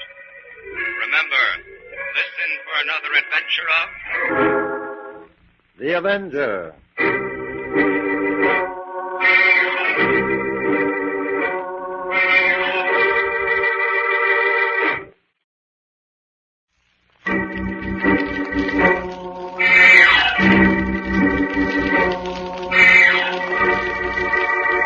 The Avenger.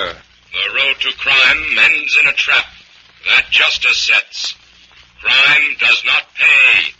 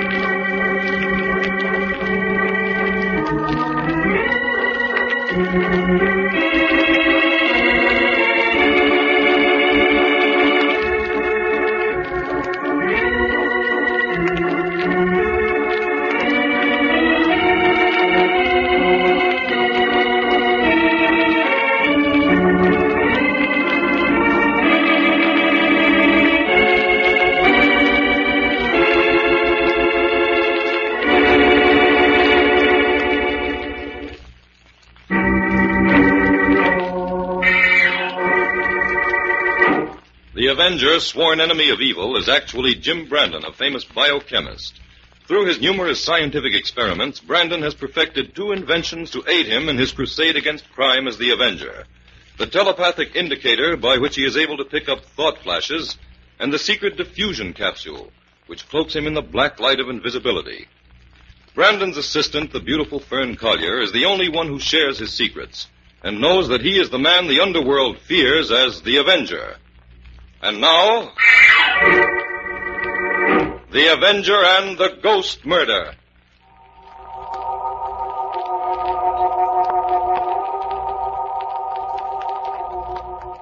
At the end of a long table in her darkened seance room, Princess Stella, the renowned mystic, sits motionless. Opposite her, a man leans forward, nervous and expectant. Suddenly, out of nowhere, a swirling spiral of white mist appears, takes shape, and from it comes a ghostly voice. I am the spirit of Martha, your wife. Horace, do not sell our house. We were so happy there. It holds many memories still dear to me. Keep the house, Horace. Keep it. Now I must leave you, but I will come again. I will return. I will return. Martha! Martha, don't leave me. Come back. Martha! She's gone. Princess Stella, call her back. Call Martha back. Princess Stella, wake up. Wake up. Help! Help! What's the matter? What happened? Well, it's the princess. I can't wake her. Don't be alarmed. I'll turn up the lights. She must have had a manifestation. It always affects her this way. Yes, she brought my wife back. Princess, wake up. Princess Stella. She'll come out of it in a minute. Princess, wake up. What? Oh, what is it? Oh, it's you, Mr. Jordan. Yes. Are you all right, Princess? You frightened your client. Oh, I'm so sorry. Was the seance a success? Yes. You recalled another spirit for a lonely soul. Princess, I saw my wife. She spoke to me. I'm glad. I think we'd better leave the princess alone now. She must rest. Of course. This way.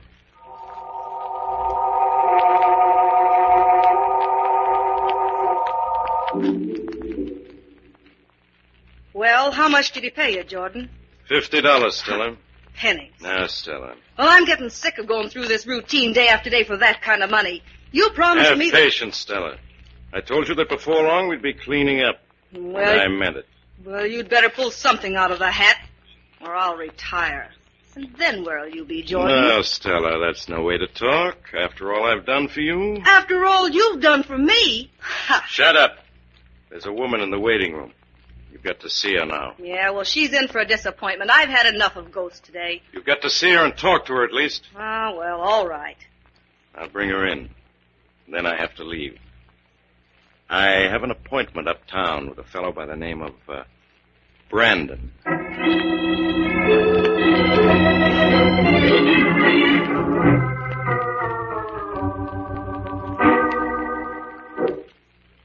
Mr. Jordan, what can I do for you? Well, Mr. Brandon, I represent Princess Stella, the mystic.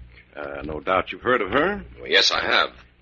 Well, Princess Stella is going to try for that $50,000 prize the Rollins estate is offering for a genuine manifestation. Isn't that rather a waste of the princess' time, Mr. Jordan? What do you mean? Well, so far, every medium who has tried for that prize has failed completely. Every so-called manifestation was promptly exposed as a hoax. Oh, Princess Stella is in a class by herself. Those others were charlatans. Princess Stella is a true psychic. A genuine spirit medium. Mr. Jordan, suppose you come to the point. What brought you here to see me? You may be a scientist, Mr. Brandon, yet I feel that some of your ideas may be in sympathy with those of the princess. Why? Well, you've written some brilliant articles about your experiments in the field of mental telepathy. So I thought you might be interested in endorsing Princess Stella as a medium. Your word would go a long way in helping us. Just a minute, Jordan. Let's clarify our terms. My telepathic experiments have to do with the concentrated thought waves of the living. That is a science. Oh, but Princess Stella is a very clever actress, no doubt. No sale, Jordan. If we win the Rollins prize, we're willing to cut you in for 10%. No, thank you. I'm not interested. As a matter of fact, I'm on the other side of the fence completely. You mean you're going to fight us? In a way, yes. You see, I promised Neil Hayden, the Rollins lawyer, to act as a judge when Princess Stella puts in her bid for the prize. You what? I'm willing to give your client a fair enough chance. If Princess Stella really can produce a ghost, I'm sure the whole scientific world will sit up and take notice. Well, thanks for being such a sport about it, Brandon. I think you understand my position. Even a true artist needs a little clever exploitation. Yes, that seems to be a generally accepted idea. Anyway, I feel we'll get a square deal from you, Brandon. I'm merely interested in keeping things in their proper places, Jordan. Mm-hmm. I think Princess Stella's so-called manifestations belong strictly in the field of entertainment, not to be confused in any way with any branch of science. Well, perhaps the princess can convert you. Well, I won't take up any more of your time. I'll see you at the seance next Thursday. Right. I'm looking forward to it. I can find my way out. Thanks for the interview. Not at all. Goodbye. Well, of all the nerve. Trying to offer you a bribe, Jim. That's the limit. I don't see how you kept your temper. Fern, Jordan is playing for big stakes, and he's not the sort to leave any stone unturned. Well, I don't trust a man like that. He's not only too glib, but too well dressed. He's a dandy, all right. Did you notice the spats? How could I miss them? Jim, I didn't know you'd been asked to be a judge at this thing. Yes. Princess Stella is by far the cleverest medium to try for the prize, and Neil Hayden isn't going to take any chances of being duped in carrying out the extraordinary terms of the Rollins will. Who are the other judges, Jim? You've met them both, Professor Gans and Dr. Strong. Princess Stella isn't going to have an easy time of it. No. Even though Gans and Strong are constantly at odds, they'll probably agree this once, that Princess Stella is a colossal fake. Jim, can you arrange for me to go to the seance? I don't believe in ghosts, but I would. But you'd like to see one, huh? Well, yes, I'd like to see what passes for a ghost. All right, Fern. But in the meantime, we have a great deal of research to do. What kind of research, Jim? We're going to look into all the tricks that mediums use, all the accoutrements that the earthly ghost is heir to. The blaring horns and trumpets, the moving tables and the tilting chairs, and all known devices that have ever passed for ghosts. Sounds interesting, Jim. We mustn't underestimate Princess Stella, Fern. This seance will be a kind of challenge, and we can't let science take a back seat.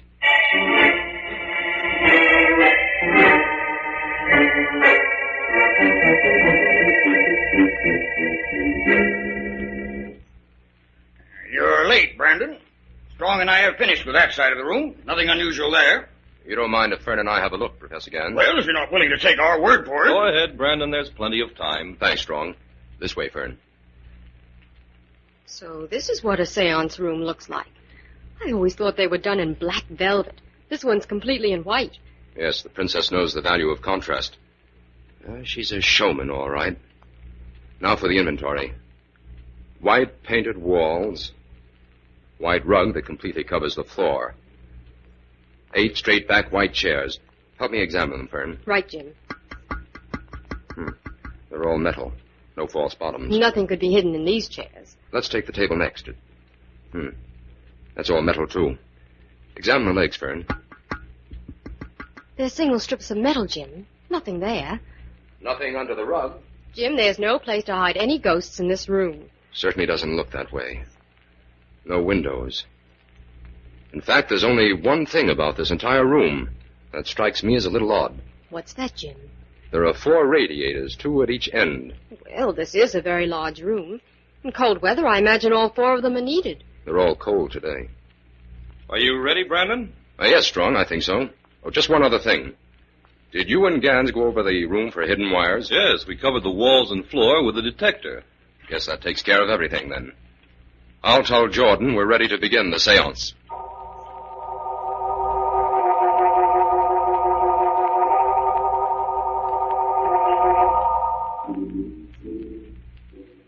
Who calls me?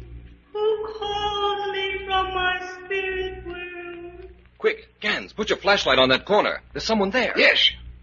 Jim, look. Something white, floating there near the wall. It's a ghost. I see it, Fern. Turn on the lights. There's something there, all right. I'll do it. Hurry, Jordan. It's gone. Good heavens, Jim. It must have been a ghost. Look at the Princess Stella. She's in a trance. Wake up the princess, Jordan. Wake her up. Of course. Princess Stella. Princess, wake up. Oh, gosh, Jim, this is more than I bargained for. She's coming to.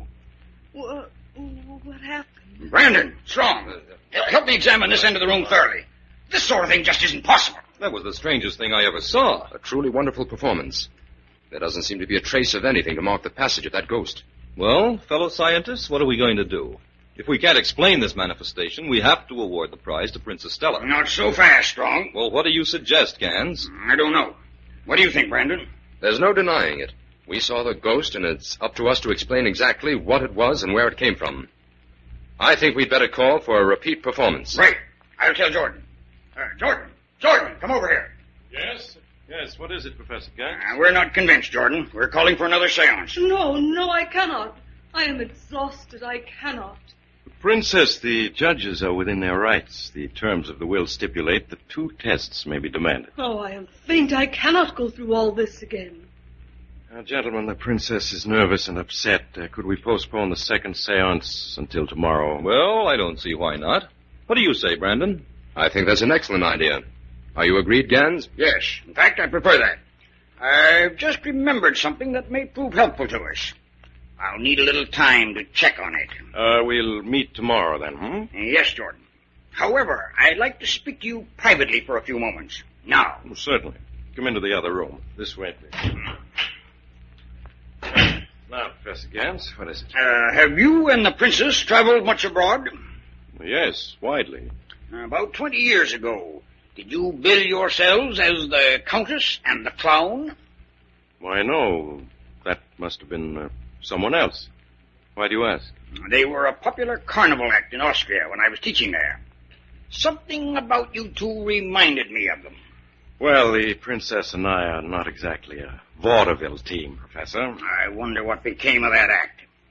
I must find out before the seance tomorrow. Really, Professor, what can that have to do with Princess Stella and the Rollins prize money? It may have everything to do with it, Jordan.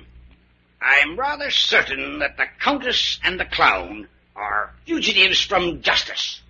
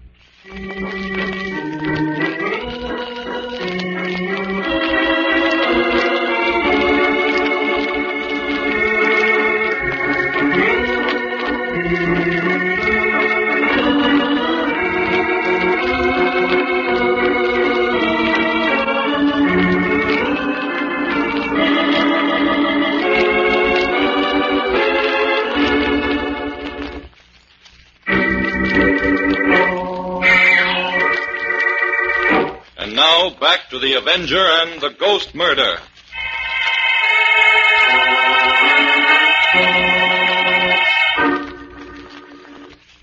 Fern, we can't let Princess Stella get away with this ghost business. There's got to be an answer here in the seance room.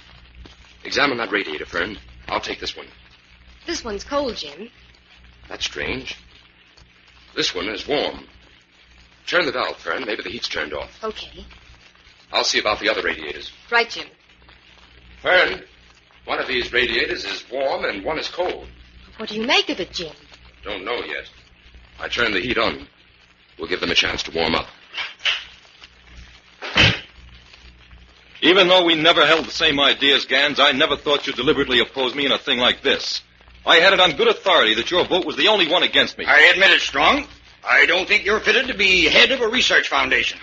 Such a position requires an older man, wide experience. Like yourself, I suppose? So that was the reason for it. You want the position yourself. Now listen here, Strong. Mind your tongue. Gentlemen, what's the trouble? Brandon, Professor Gans blackballed me. I'd have been elected head of the Lansdowne Foundation if it hadn't been for him and his petty personal ambition. Now, this is a matter between you and me, Strong. Let's keep it that way. I voted in good faith for what I believe to be the good of the Foundation. Your day is coming, Gans. I'll get you for this. Are you gentlemen ready to begin? Everyone is waiting. Well, Jordan, I see you've decided to brazen it out. If you have anything to say to me, Professor Gans, say it in private. I'm afraid that won't be possible. My news will be of interest to the public. But I have decided to let you put your show on first. My news can wait. I'll call everyone in, then.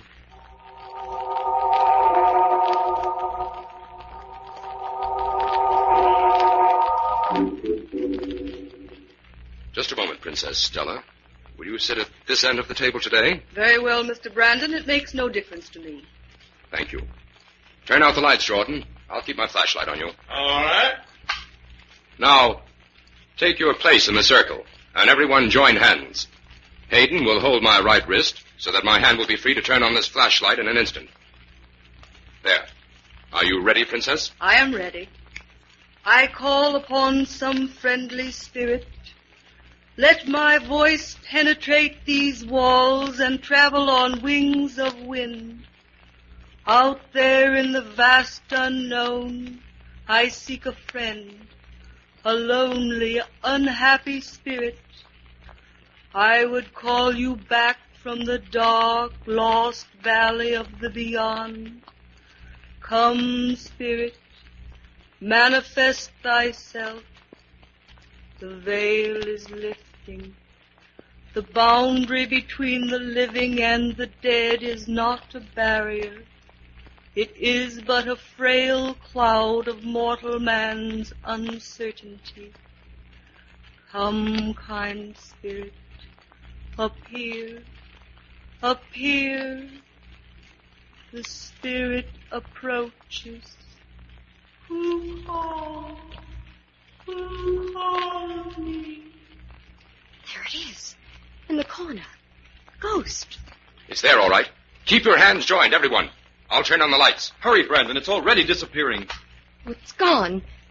Jim, look. Professor Gans, he must have fainted. Help me, Brandon. We'll get him out of here. Don't touch him strong. Why not?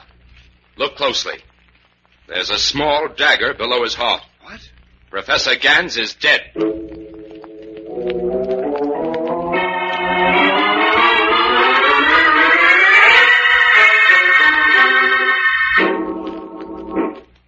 Well, the police have confirmed my suspicions, Vern.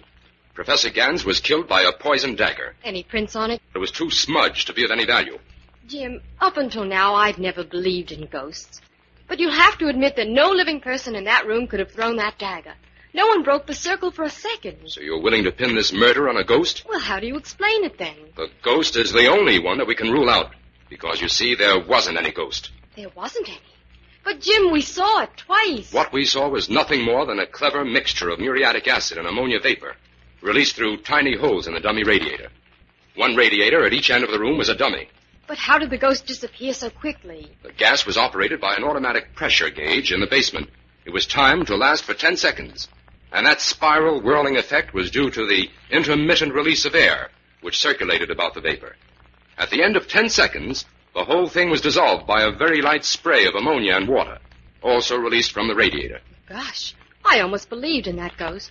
Especially after you placed Princess Stella at the opposite end of the table for the second seance. That's why they had 2 sets of radiators in that room, just in case a skeptic made a request like that. But what of the voice, Jim? It didn't come from anyone in the room. It came from the ghost. Well, that's easy. Princess Stella is an accomplished ventriloquist. Well, there goes my ghost story right up the chimney, or I should say right down the radiator. Fern, I don't want any of this revealed until we know who murdered Gans. All right, Jimmy. But I don't see how we're ever going to find that out. At the moment, neither do I. But we'll keep trying. Is the inspector still questioning Jordan, Strong, and the princess? Yes, but he'll have to let them go for lack of evidence. I wonder if Jordan had time to put on his socks before he went to headquarters. His socks? Yes. Our fashion plate disillusioned me. He appeared at that last seance without any socks. Well, Fern, get your coat. We're going to the gymnasium. Whatever for, Jim? I'm interested in seeing a little professional boxing. I've often heard those French savate boxes are something to see.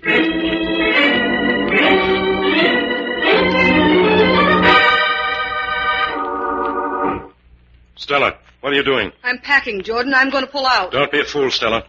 We're under bond. You've got to stay here and stick things out. You suit yourself. I'm leaving. Now listen to me, Stella. We still have a chance to pull through all this and win that $50,000 prize. You've got to go through with that seance today. If we stay here, we'll wind up in jail no matter how the seance turns out. What are you getting at? The police have no evidence against us. Strong was the only one with a motive for killing Gans. We're in the clear. You're wrong, Jordan. Jim Brandon knows we had a motive for killing Gans. Brandon?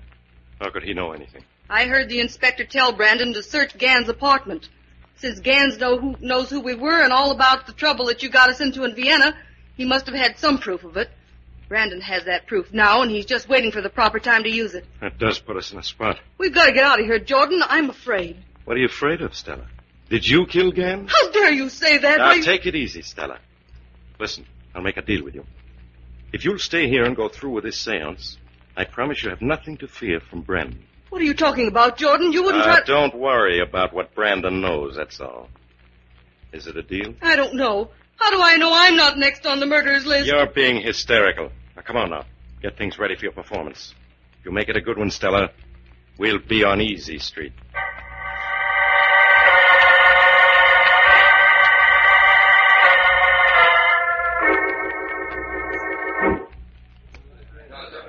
Oh, Mr. Jordan, may I speak with you a moment? Of course, Miss Collier. What is it? Well, Mr. Brandon is busy at police headquarters and won't be able to get here for the seance. But he must. This is the final test for the prize. You're to go on with the seance as usual.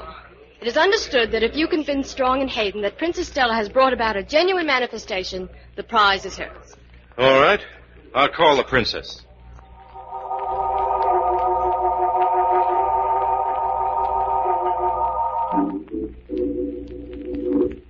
We are ready. Close the door, please, Mr. Jordan, and turn out the lights. Yes, princess. Jordan, wait a moment. What was that noise? I don't know. It seemed to come from just outside the door. But there's no one there. Well, close the door then, and let's get started. Join the circle, Jordan. Let me warn you all. Do not break the circle, no matter what happens. Let silence reign a moment. Spirit of another world, come to us. Manifest thyself to those who do not believe. Show thyself within this room.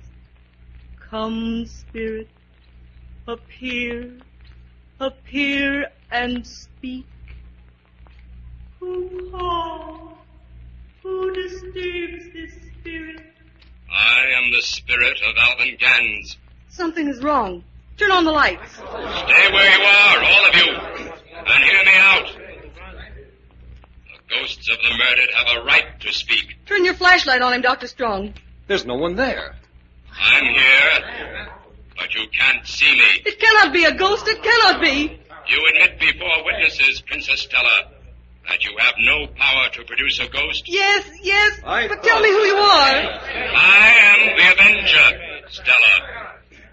I am here to accuse Claude Jordan of the murder of Professor Gans. It's a lie. That's a lie. This is some sort of trick you're playing on me, Stella. It's no trick, Jordan. I'll turn on the lights and produce the evidence. It's a frame-up. Stella! Strong and Hayden, search Jordan.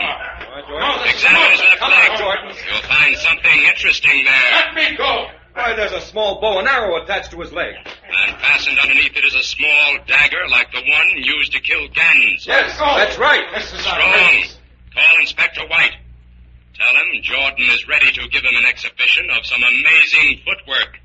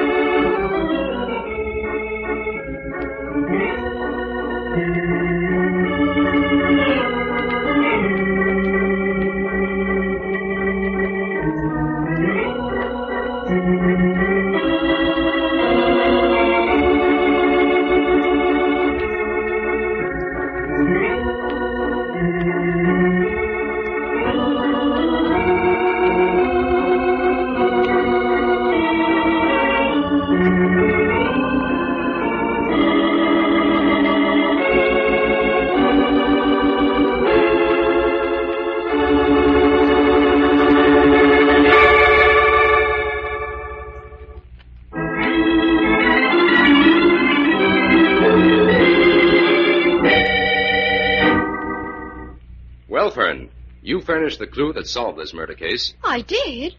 What, Jim? You noticed that Jordan wasn't wearing socks at the seance when Gans was killed. Well, how was that a clue? The thing that had us stumped until then was the certain knowledge that no one at that seance could have used his hands to drive that dagger into Gans' heart. That's right. But What if a person were just as dexterous with his feet as with his hands? You mean he could have thrown the dagger with his feet? Hardly thrown it, but he could have aimed it with his feet. Oh, I see. That little bow and arrow fastened to Jordan's leg could be set, aimed, and released by his other foot. That's right. After I'd figured that out, I realized that the smudge print on the dagger could have been a toe print. Oh, so that's why we went to the gymnasium to see those savate boxers who boxed with their feet. Yes. One of those boxes demonstrated my theory of how the crime was committed, without moving the upper part of his body at all. Jim, just what was it that Professor Gans knew about Princess Stella and Jordan? The motive for the murder? Jordan was mixed up in a killing in Vienna about 20 years ago that Gans happened to remember. He intended to expose Jordan after the seance that day, and Jordan knew it. There seems to be no limit to the methods of murder. They don't give us detectives a chance to grow complacent. No. This one really had you on your toes. Oh, a pun, Miss Collier, that some would call a very murderous weapon.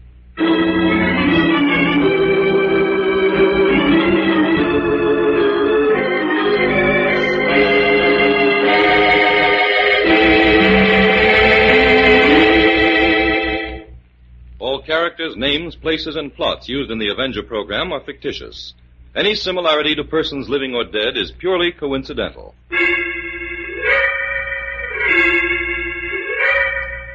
This is a thought. A thought. A thought. Remember, listen for another adventure of... The Avenger.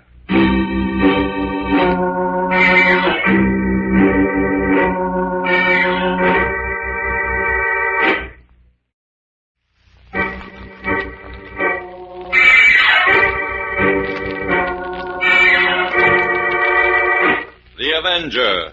The road to crime ends in a trap that justice sets. Crime does not pay.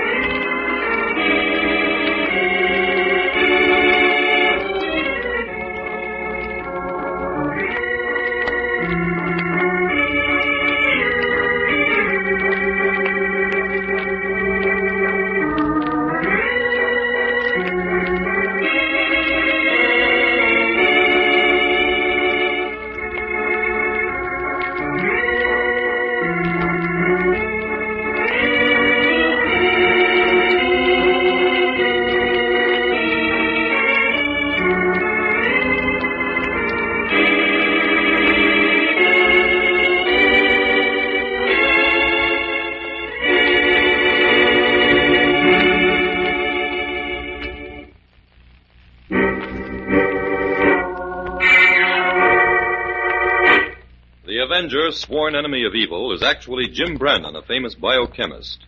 Through his numerous scientific experiments, Brandon has perfected two inventions to aid him in his crusade against crime as the Avenger: the telepathic indicator by which he is able to pick up thought flashes, and the secret diffusion capsule, which cloaks him in the black light of invisibility.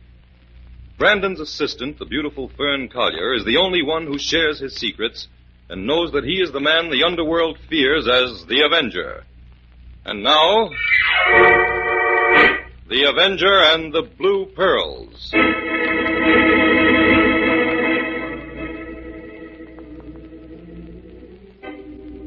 Inspector White is addressing a group of detectives at headquarters. You men have been selected for this emergency detail because we've got to put a stop to these hit-run accidents. During the past few weeks, 8 people in this city have died, and twice as many have been injured because of reckless driving and unnecessary speeding. It's up to you men to ferret out these reckless drivers and get them off the road. I'll see that they're apprehended. We've got to get out and put the brakes on this situation, even if we have to revoke half the licenses in this city. Reckless driving is a crime against public safety. I want everyone...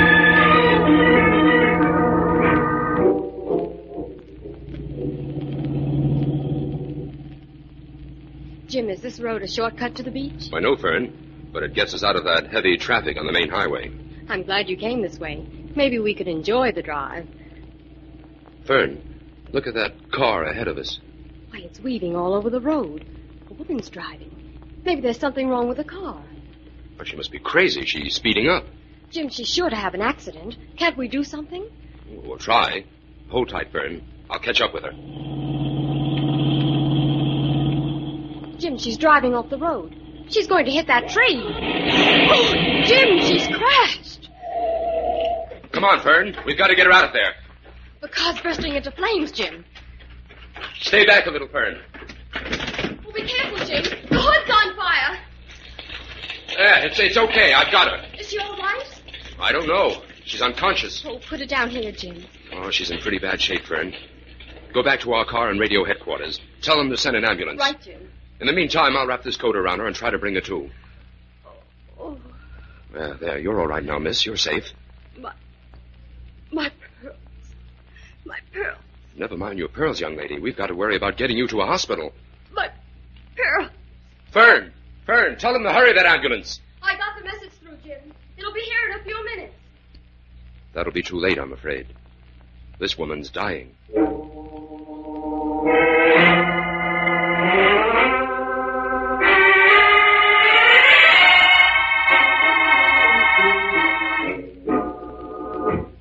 Jim, you must be mistaken. We've been through every scrap of this wreckage, and there's no sign of any pearls here. I'm not mistaken, Inspector. That girl's dying thought was of her pearls. They must have been valuable, Inspector. She didn't have them on, so they must have been in the car. Well, they're not here now, Fern. I'll vouch for that. Jim, as soon as my men finish here, I want you to come down to headquarters and make a full report on this accident. At least we know this wasn't one of those hit-run affairs, Inspector. No, this was even more serious than that. What are you talking about, Jim? I thought you said that this was... Yes, technically it was an accident, Inspector. But it wasn't caused by carelessness. That woman was doped.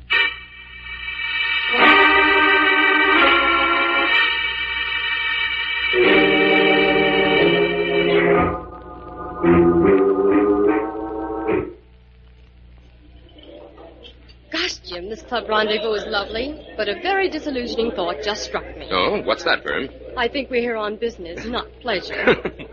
Sometimes your hunches are uncanny. Well, let me in on the big secret, Jim. What clues are you tracking down in this expensive manner? I did a little checking this afternoon, Fern, and discovered that several persons who have figured in automobile accidents lately were known to frequent this club. Well, here we go again. So I know the inspector thinks it's impossible for dope peddlers to be operating in the city, but I'm not so sure. But why don't you let the narcotics squad take care of it, Jim? Because there's very little to go on so far, Fern. And besides, to get the kind of evidence we need will require the utmost caution. Well, Mr. Brandon, the dinner is delicious and the atmosphere is elegant. I don't mind proceeding with caution this evening.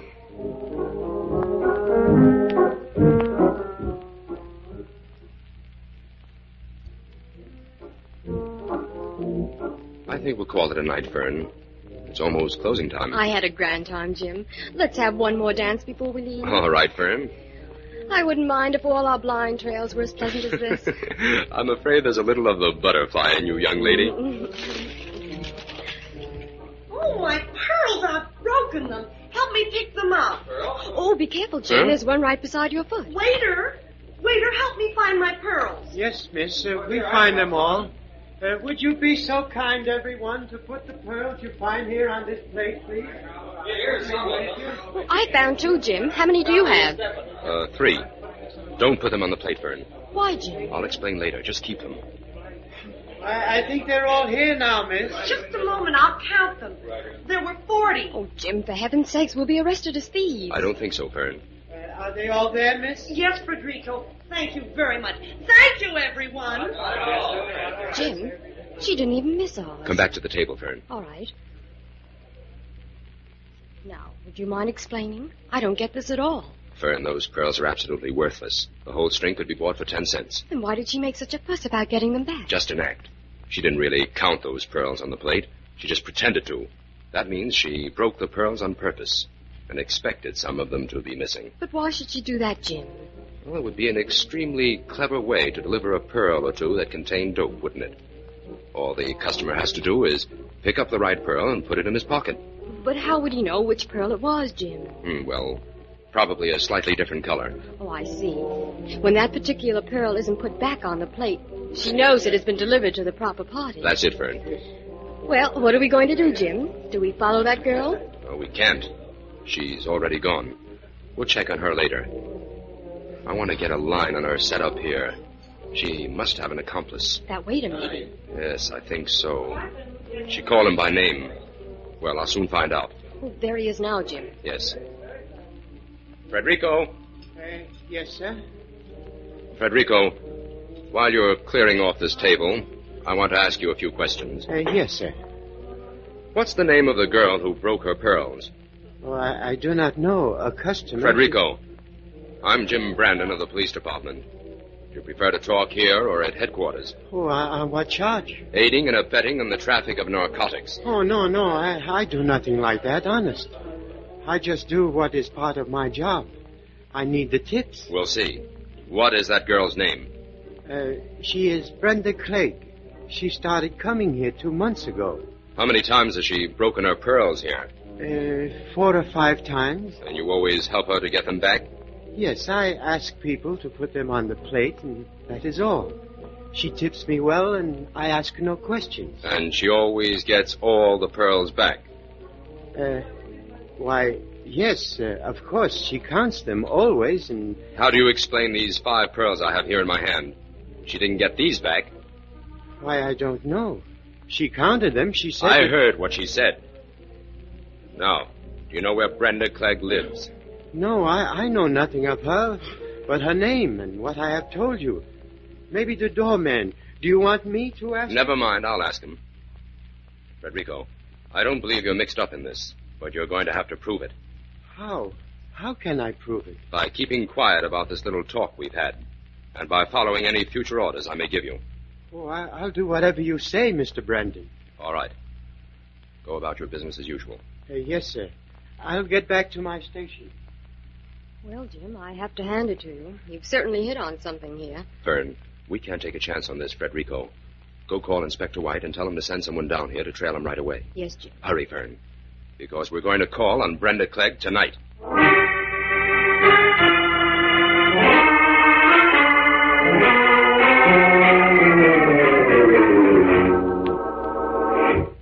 I tell you, Smokey, that's the last time I'm going to deliver the pearls at the club Rendezvous.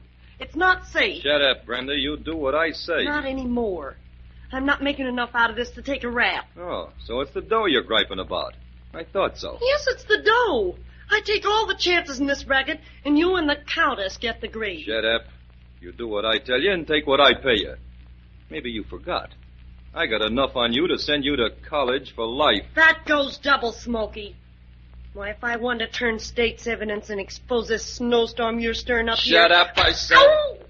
There's more where that came from if you don't keep your trap shut. You've hit me for the last time, Smokey. I'm going to see that you get the book. I don't care what they do to me. You wouldn't dare squeal to the cops. Wouldn't I? I've had this on my mind for a long time. Drop that phone, Brenda. That rod doesn't scare me. You don't have what it takes to pull the trigger. You're yellow, Smokey. Hello? Police headquarters? I want to turn myself in and make a confession. All right, Brenda. This is for you.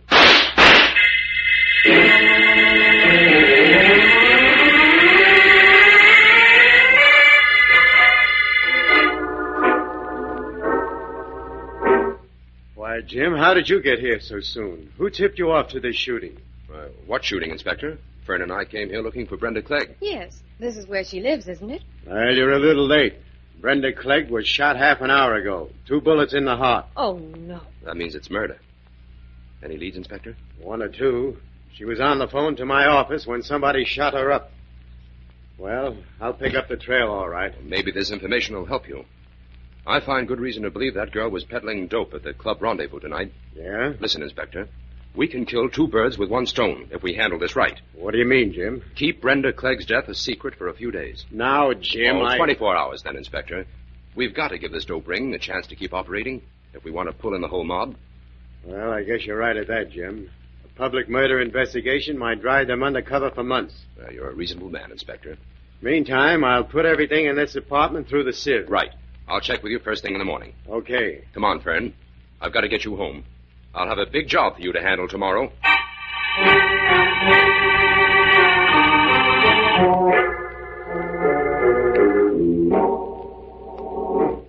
Now, Fern, when you get to the club rendezvous, you'll be seated at the table where Brenda sat last night.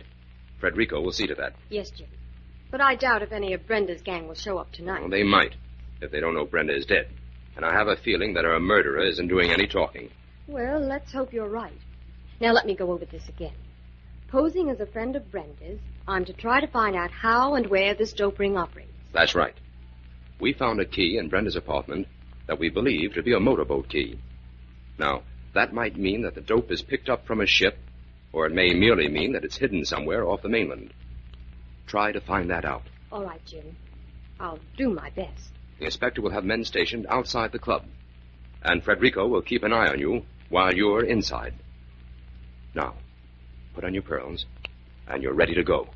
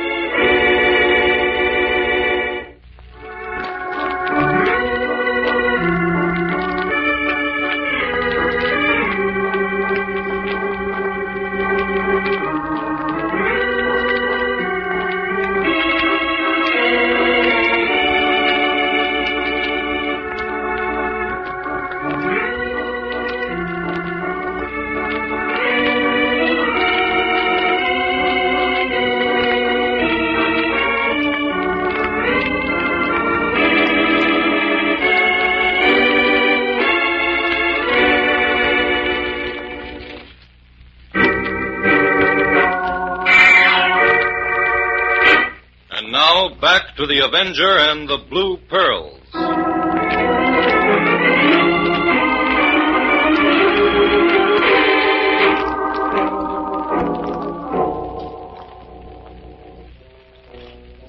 Young lady, there must be some mistake. His table is reserved. Yes, I know. I have an appointment to meet Brenda Clegg here. Oh, I see. Then I suppose we should introduce ourselves. I also have an appointment with Brenda. I am the Countess Calstro. Oh, how do you do? My name's Fern Collier. It's a pleasure. I don't believe I've ever seen you with Brenda. Do you know her well? Oh, yes. You'll pardon my prudence, Miss Collier, but as a sort of credential, would you mind telling me Brenda's address? Certainly. It's 105 Hillcrest Boulevard. Thank you. One cannot be too careful. Oh, I understand, Countess. Perhaps you would also be interested in knowing that Brenda and I have a mutual fondness for pearls. I thought so. And we've taken several trips in her motorboat. Really? To the island? Yes. I am surprised. I was not aware that Brenda had ever taken anyone to Lark Island. Oh, I wonder what could be keeping Brenda. She's late. I'm getting worried. You're nervous, Miss Collier. Yes. Well, I hope Brenda won't let me down. You came here for a blue pearl, did you not? Yes. And if Brenda doesn't show up, I don't know what I'll do. Don't worry, my dear. I can help you. You can? Yes. I have some blue pearls of my own I would be willing to sell you for a fair price. But we will wait for another half hour. Brenda may show up by then.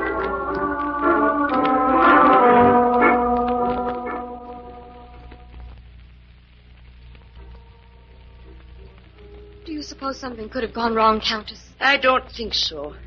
However, we will not wait for Brenda any longer. Come with me. May I ask where we are going? Surely you do not keep such valuables in your apartment. No, not in my home. I have another place. Come, my dear. Just a moment. I'll take care of the check. Frederico? Yes, miss? Check, please, Frederico. I'll sign it. Of course. Sign on the bottom line, please. Yes. There you are. Oh, Frederico. Yes, miss? If Brenda Clegg comes in later, tell her I left with Countess Castro. Good night.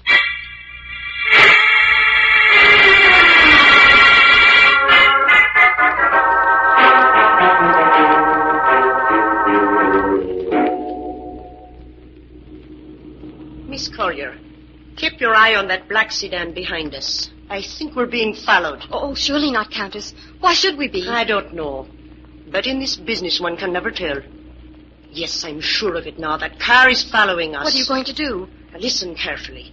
In a moment, I'll put on speed and turn up Lakemont Avenue. I'll pull up quickly in front of a certain small apartment house there. When we get in the lobby, help me press all the doorbells there. And someone is certain to push the door buzzer to let us in. Got that? Yes. But whoever is following us will know where we went. Your car will be outside the house. There's a back door at the end of the hall in that apartment house. We go straight through, come out in the alley in the back, turn left, and run for a taxi on the other side of the block. We can make a clean getaway if we are lucky. Here we are. Hurry. Quick. Help me press all these bells. Yes. What if no one answers? There, open the door. Did I tell you? Run for the door in the back. What if it's locked? It never is. Hurry. You'll see we've given them the slip. Now for a taxi. Come on.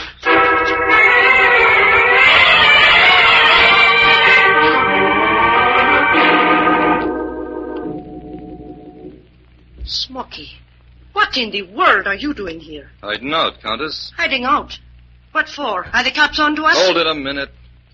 Who's your girlfriend, Countess? A friend of Brenda's. She wants to buy some blue pearls. That's yeah? right. Smoky, put that gun away.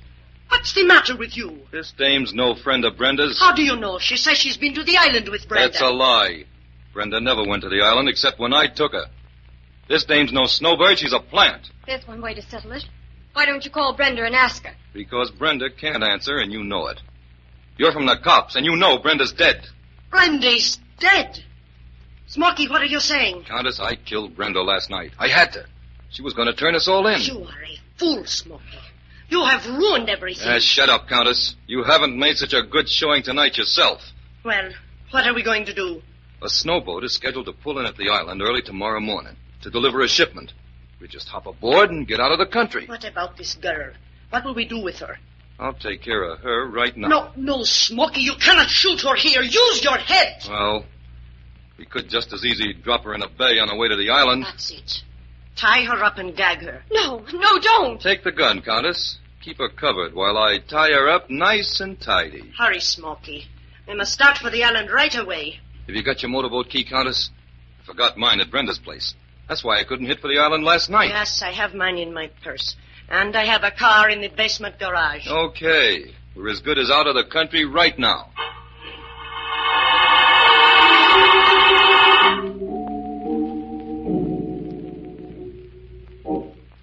Well, Inspector, what do your men report? Well, nothing new, Jim.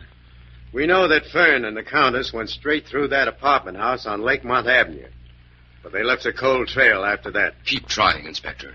Don't worry, Jim. I will.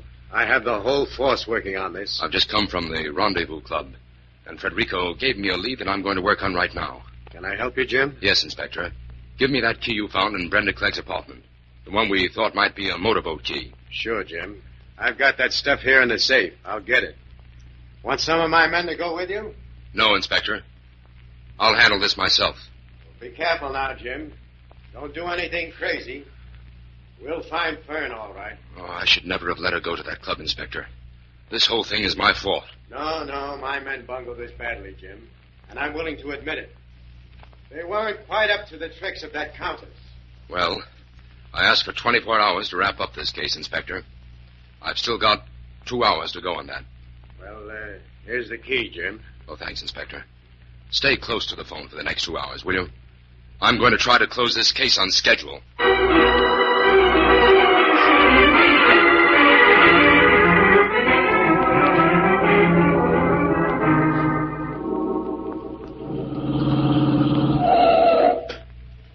We made it, Countess. Yes.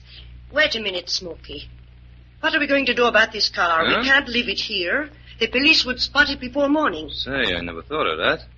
This call would sure tip them off to where we went, all right. Well, start thinking. What can we do with it? Yeah, I got it.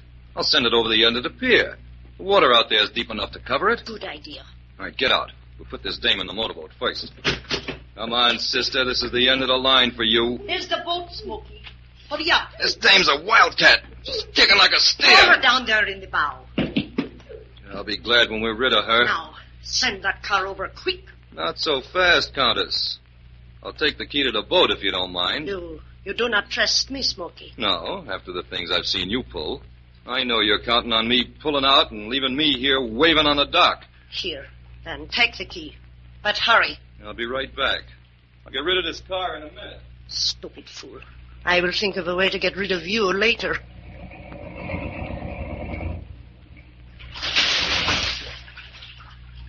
Well, that's that. Now we're ready. Smoky, what was that noise? I don't know, but I'm not investigating. Let's get this motor running. I don't think you'll take that little trip to Lark Island, Smoky. What? Who said that? Where did that voice come from? There's no one in the boat.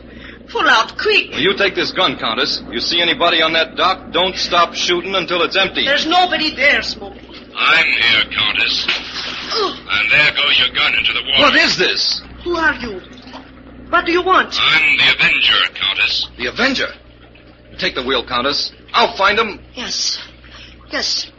Smoky, the voice came from the back of the boat. I'll throw him overboard.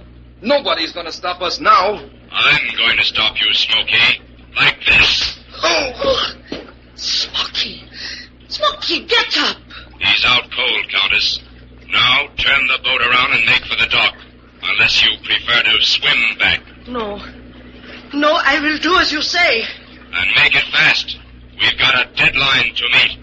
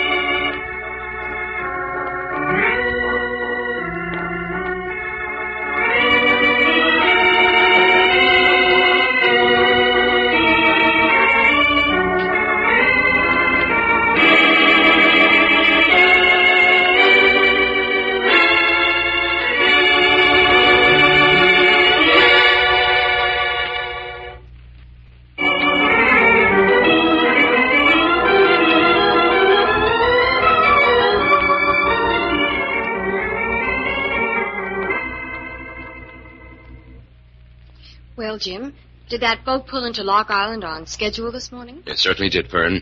And the whole narcotics squad was there to meet it. I suppose the inspector's having a wonderful time down at headquarters, bringing charges against everybody. Well, that's right, Fern. And you can't blame him. This is quite a feather in his cap. How long had that dope ring been operating in this city, Jim? Only 2 months, Fern. And the inspector's got the whole tribe in jail. That's fast work. And don't forget Smokey. There's a charge of murder against him. And don't worry. The Countess isn't letting him forget it. She's talking her head off. I thought she would. Well, Fern, since you risked your life to crack this case, I thought you might like to take a look at Exhibit A. Oh, Jim. A blue pearl. Yes. Here, look. The shell of the bead is made of wax and tinted blue. Just enough coloring for a discerning eye to distinguish it from an ordinary pearl. Then this bead was strung on a necklace with other cheap pearls of the same size. Exactly. Then it could be delivered at a certain time and place merely by breaking the beads. Brenda Clegg broke up pearls just once too often. Yes, Brenda was the weak link in this chain of crime. Jim, what about Federico, the waiter? Will he be prosecuted? You know, I really owe my life to him. If he hadn't delivered my message to you, I'd be at the bottom of the bay now. All the help he gave us will be considered when his case comes up. And by the way, I want to congratulate you on the way you got that message to me, Fern. Signing Lark Island instead of your name on that check in the club was quick thinking. Thanks, Jim. Maybe if I stick around long enough, you'll make a real detective out of me.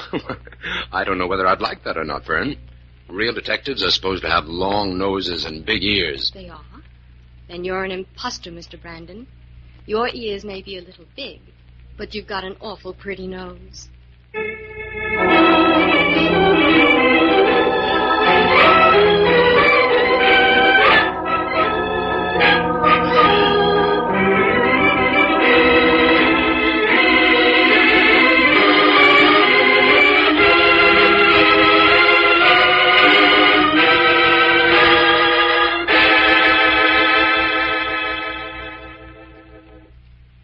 All characters, names, places, and plots used in the Avenger program are fictitious.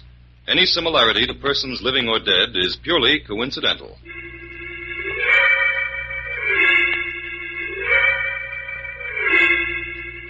This is a thought. A thought. A thought. Remember, listen for another adventure of... The Avenger.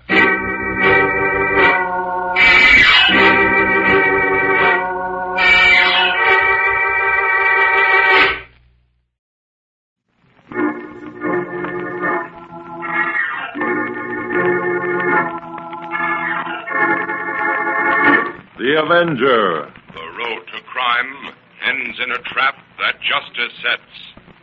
Crime does not pay.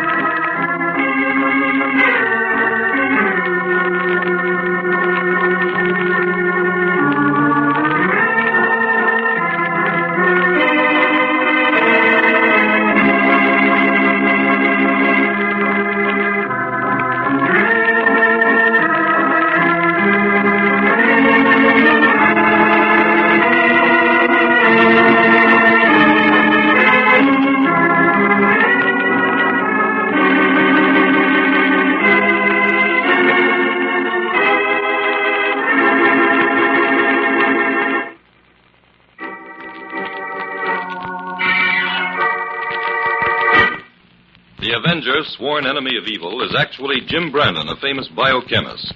Through his numerous scientific experiments, Brandon has perfected two inventions to aid him in his crusade against crime as the Avenger.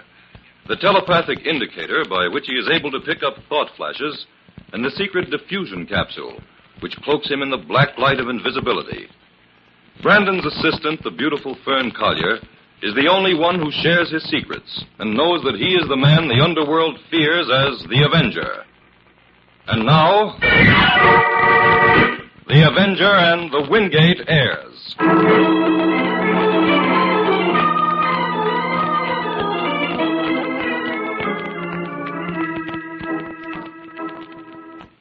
Now, listen here, Royce. I may be old, but I'm not exactly blind. It's time some drastic steps were taken around here. Take it easy, Captain Wingate. You mustn't allow yourself to get so excited. Keep quiet, Royce. I brought you down here to read the Riot Act. Nothing's going to stop me. I'm not taken in by your sanctimonious airs and pretended concern for me. You've been my lawyer for 30 years. But I discovered you'd never been my friend. Now, really, Captain, that's unfair. You're like all the others, Royce. Just waiting for me to die. Captain Wingate. Don't bother trying to deny it. I know you've been using my holdings to put through deals I never authorized. That's as good as stealing, Royce.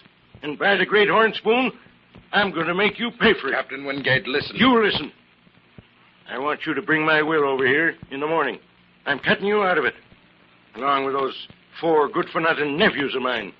I'll leave every penny to the Seamen's Charity. Captain Wingate, as your will stands, it's very eccentric insofar as your nephews are concerned.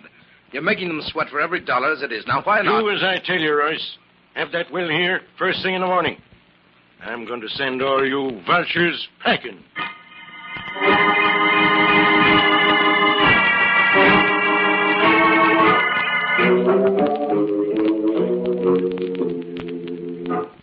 Piper! Piper, other places are you? I tell him, Captain, don't get your wind up. Did you drive that scoundrel Royce back into town, Piper? Aye, that I did, Captain. Say, what's ailing that lawyer? I never saw him in such a sour temper. Well, maybe you won't be so chippy yourself when you hear what I got to say. Well, you got the storm signals up again, Captain. How long you been living here at Wingate Manor, Piper? 15 years. Come next month, Captain. And all that time, I've paid you a good salary for doing next to nothing, haven't I? Well, now, wait a minute. But my sentiment has its limits, Piper. Just because we sailed the seas together when we were young is no reason why I should let you cheat me, is it? What are you getting at, Captain? This, Piper. You've stripped my orchards of their fruit and sold them. The flowers in my garden went to the florists in town, and you collected. For 15 years, you've sold everything from gas out of my cars to food out of my cupboards. Well, maybe I have done a few things I shouldn't, but You've had the gall to sit around here waiting for me to die and leave you a fat pension. Well, the wind has changed, Piper. I found you out. And I'm giving you a week's notice to clear out. Oh, Captain, you can't do that. I'm an old man. You heard me. I'm clearing the decks. You get 1 week. In the meantime, I'll expect some service from you. I knew you could be mean, but I never thought you... Your thinking comes too late. Here, deliver these 4 letters to my nephews in their rooms. I think I should inform my worthy heirs that tomorrow I intend to change my will. Get about it now. All right. I'll deliver these letters, and I'll tell your nephews that the devil has possessed you. My heirs. The Wingate Heirs. 4 lazy parasites sitting around waiting for an old man to die. I'll show 'em. Joe, the engineer who never builds. Tom, the doctor who never had a patient. Ralph and Oliver, the wastrels. Paupers, all of them. Tomorrow I'll cut 'em off completely. Then I think I'll live to be 100, just to watch 'em suffer.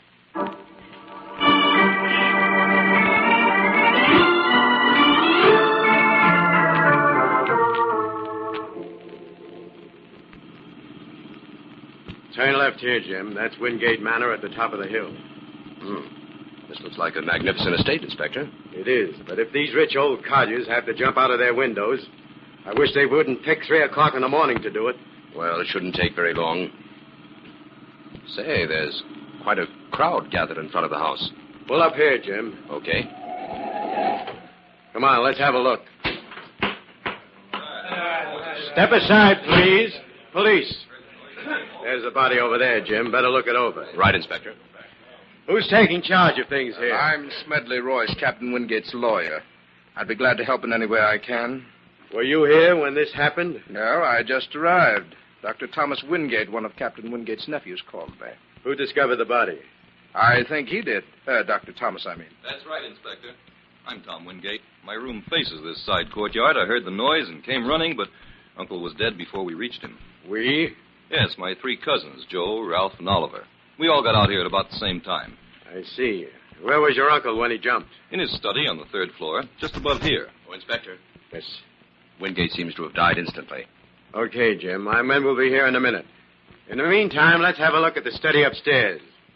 Would you mind coming along, Royce? Not at all.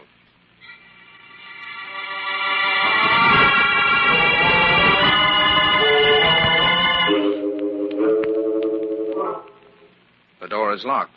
Does anybody in the house have a key? Well, no, the captain had the only key, and I suppose that's on the inside. Shall we break the door in, Inspector? Yeah, come on, Jim. Let's put our shoulders to it. All right, ready? Yes. Yeah. That did it. Just a minute. I'll turn on the light. Well, Captain Wingate frequently worked late at night. By the looks of his desk, he must have been writing just Don't touch before... anything on that desk, Royce. Oh, I'm sorry. I just a little curious. For the to know moment, what... the case is in the hands of the police. Of course. Captain Wingate seems to have been tracing the history of his family. Yes, that's right. The captain was an ardent student of genealogy. Well, Royce, would you call the members of the family together? There are a few routine matters to straighten out. Yes, of course. Right away, Mr. Brandon. Jim, what are you up to? There's no need to conduct an investigation tonight. Inspector, have your men check to see if the captain had his keys on him when he jumped. They're not in here. Okay, Jim. What was he writing there at the desk? Oh, some kind of a paper entitled Genealogical Reasons for 4 Worthless Nephews. Sounds morbid. This stuff proves that the old man was pretty low in his mind. I guess that's why he decided to end it all. Inspector, I'm almost certain Captain Wingate was murdered. What? There are things in this room that just don't add up to suicide. For instance? Well, this is a small, uncomfortable room. Nothing but work would keep a man in here until 3 o'clock in the morning. Well, that checks with what Royce said. Now, look, if Wingate had been sitting there working, he would have had the light on, wouldn't he? Sure. Well, when we came into this room, it was dark. I turned the light on. Say, that's right, Jim. Now, a man about to jump out the window doesn't bother to switch out the light first. No. But a person leaving a room by the door turns it out automatically. All of which adds up to the fact that someone pushed Wingate out of the window. Offhand, I'd say there's more than an even chance of it, Inspector.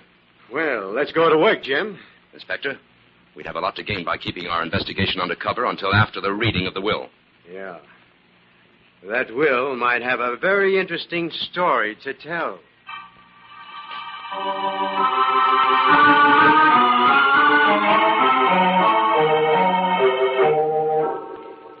After the deduction of these personal bequests to the above mentioned for services rendered, I bequeath the rest of my estate to my 4 nephews. Well, that's what we've been waiting for, I should say. Just a moment. I haven't finished. There's several conditions. Provided each of those nephews stays in my study alone for 1 week and, using the books available there, traces the history of the Wingate family down to the time of his own birth. If, for any reason whatsoever, the history is not completed, or the person fails to stay within the room for the required week, he forfeits his right to the share of the estate. And the estate will be divided equally among those nephews who succeed in this requirement. If none succeeds, the estate is willed in its entirety to the Seamen's Charity, as indicated above. Well, Jim, that last clause certainly threw a bombshell into this little gathering. I think that's exactly what it was meant to do, Fern. Oh, Captain Wingate certainly had it in for those nephews of his. Mr. Royce, just a moment, please. Quiet, please. Joseph Wingate has the floor. Thank you. I'd like to ask a question, Mr. Royce. Go right ahead. Would it be possible, provided we 4 Wingate nephews are in agreement, to divide the estate equally among us without regard to that last eccentric provision? I'm afraid not, Joseph. I understand your position, but according to the law, this will must be carried out to the letter. Well, we might as well get started on it then. In what order are we to try for the grand prize, Mr. Royce? Ralph Wingate first, Oliver Wingate second, you, Joseph Wingate third, and Dr. Thomas Wingate last. This whole thing is preposterous. You mean you're not going to try for it, Tom? I mean nothing of the kind, Joe. What about you, Oliver? Well, I'm on, and so is Ralph. All right, then. Provisions will be stocked within the room, and no outside communication of any kind will be permitted. The door will be locked from the outside by Captain Wingate's banker. Well, Ralph, are you ready? Let's see how you can take a week of solitary confinement.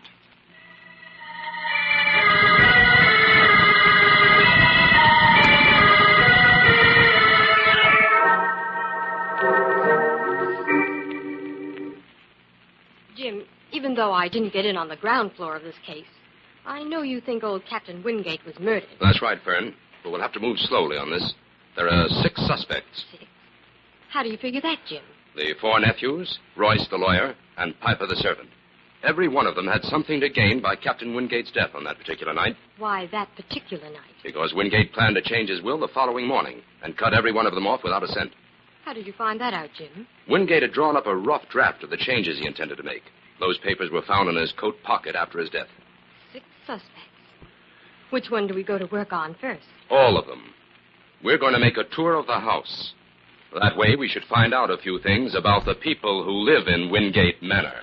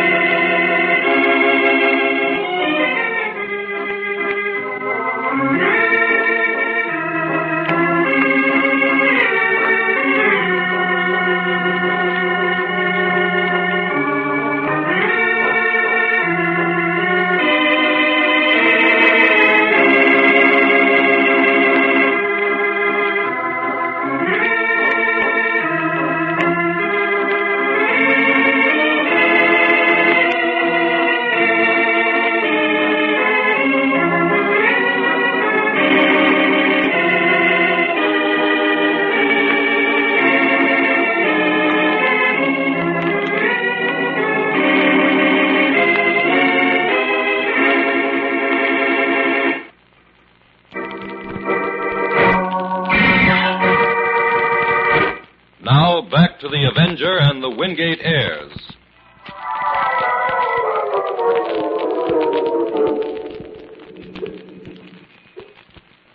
Well, that's that. We've worked our way right up here to the attic, Jim, and haven't found a thing. Except that Wingate Manor could stand for some improvements. Wait a minute, Fern. Do you hear anything in this attic? Yes. Sounds like water dripping somewhere. That's what I thought. Let's have a look. Fern, it's over here on the other side of these trunks. Oh, it's only a leaking faucet. At one time, they must have intended to finish this attic for living quarters. No. This faucet has been installed rather recently, and this tin drain into which it drips is almost new. It probably needs a new washer. Why don't you speak to Piper about it? No, it's all right. I turned it off. Come on, then. Let's get back into town. I'm hungry.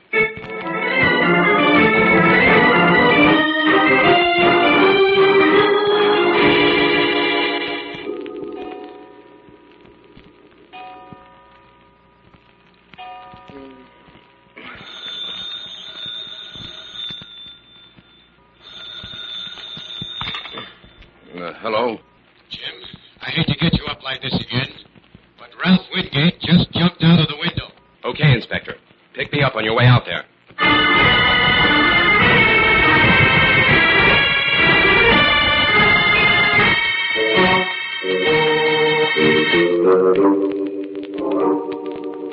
Well, Jim, we had a few hours to go over everything.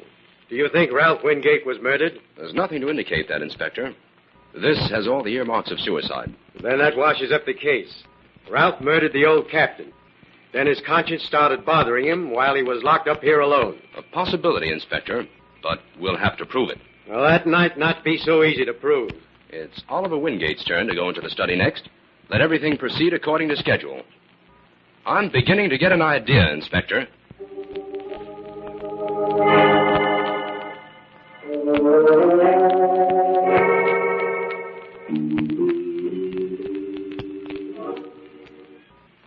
Jim, this is the third night we've set up this net under that study window. I think Oliver's going to stick it out. If he does, then we're right back where we started, Jim. Fern, I still believe Oliver will jump. And when he does, we've got to be on hand to save him. Can we rehearse everything so there won't be any slips? All right. Here's the plan.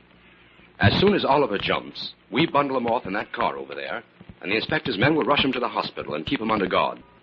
In the meantime, we bring in the net, place that dummy underneath the window, and cover it up. Then we give the alarm. And within a few minutes after that, some of my men will arrive and bear the dummy away. And to the best knowledge of our suspects, Oliver Wingate is dead. All very well, but where does all this get us? It gives us a chance to question Oliver Wingate and find out why he jumped.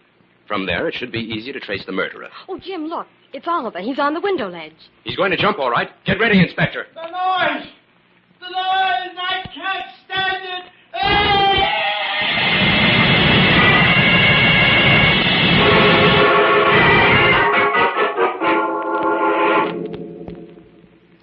This Wingate case certainly seems to have a jinx on it, Jim. Every clue we start to work on goes up in smoke. Yes, we've had some tough breaks, Fern. If things had worked out as planned, the case would be solved by now. Well, we had no way of knowing Oliver would crack up completely and not be able to tell us anything. We did find out one thing. Oliver had his ears stuffed with paper. He was trying to shut out that noise he screamed about as he was falling. Doctor says he'll probably be all right within a few weeks. Oh, we can't wait for that. In the meantime, it serves our purpose to let everyone here at Wingate Manor believe he's dead. Who's locked up in the study now, Jim? Joe, the engineer. I'm completely baffled. I don't know whom to suspect. There are still 4 suspects, Fern. Royce, Dr. Tom, Piper, and Joe. We can't overlook any of them. This case proves that too many motives are as bad as none at all. I'm going up to the attic. I want to do a little investigating. The attic again? What's so interesting up there, Jim? I'll let you know later, Fern. Right now, I want you to go downstairs and keep your eye on Piper and Dr. Tom. They had their heads together in the dining room when we came up here. Right, Jim.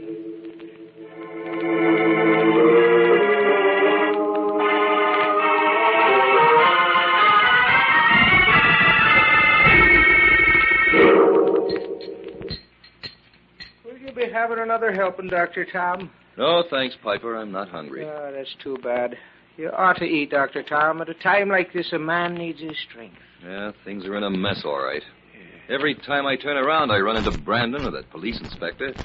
Why don't they keep their noses out of things that don't concern them? Well, I reckon the police have a right to get their wind up over 3 deaths, Dr. Tom. 3 suicides, Piper. Were they, Dr. Tom? Piper, what are you driving at? Oh, nothing. Come on, out with it. Well, you got to admit that the old captain died mighty convenient for a lot of people. You included, don't forget that. Your head was going to roll with the rest of us. Oh, I'm not accusing anybody. No, I'm just talking. Well, be careful what you say. Jim Brandon's snooping around the house somewhere. If he should happen to find out that Uncle planned to change his will, he'd arrest all of us on suspicion. You know, I got a feeling all our troubles will be over soon. And what makes you think that? Well, Mr. Joe ain't a jumping kind. He'll last the week out up there in the study. Well, if Joe can do it, so can I. When my turn comes, I'm not going to oblige Joe by jumping out the window and letting him inherit everything. Well, I hope you're right. Because if neither you nor Mr. Joe sticks it out, Mr. Royce will have the most to gain. Aye. He's to be one of the trustees if the estate goes to charity, ain't he? Yes. Yeah, that Royce is a slick one, all right. Right. But I'm putting my money on Mr. Joe, though. He's got a stubborn streak in him. Just like the old captain. Yes, you and Joe always did side together, didn't you? You know, sometimes I wonder... Oh, get into the kitchen, Piper, before I say something I'll be sorry for.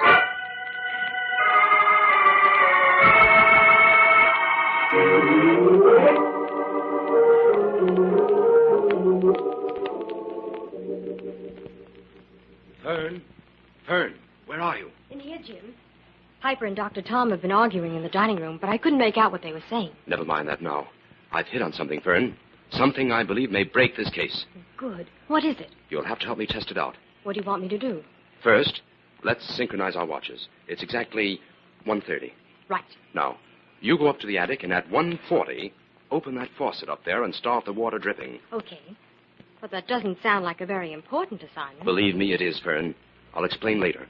Right now, I'm going into that study by way of the window as the Avenger.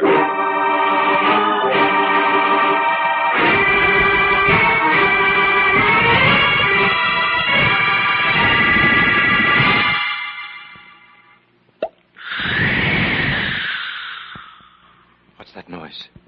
Who's there at the window? That's strange. There's no one there. This place must be driving me batty. I'd better get hold of myself. I am hearing things. The water, I hear it dripping. That can't be. My mind is playing tricks on me. That's it, my mind. It's the sound of your conscience, Joseph Wingate. Who's in this room? Who spoke? The voice of justice, calling you to account, Joe. No, it's all in my mind. There's nobody here. The Avenger is here, Joe. The Avenger? Where are you? I'm here, but you can't see me. You're blinded by the crimes you have committed. Get out of this room. This is some trick to make me lose my inheritance. You've already lost that, Joe. No, I haven't. Nothing will drive me out of here. Then I will stay here with you. The dripping water and I will stay here to remind you of your crimes and wait for your confession. I confess nothing, and I never will. Listen to the water, Joe. Listen to it. No, let me alone. Ralph and Oliver listened to that dripping until it drove them mad. They're whispering to you now, Joe. Their voices accuse you. And the old captain calls out from his grave. No. Listen, Joe. Listen to what the dripping water says. No. Do you hear it? It keeps saying, murder, murder, murder, murder, murder. No, I won't confess. You stay here if you want. Let the dripping water drive you mad. The stakes are high, Avenger. And Joseph Wingate is playing this hand out.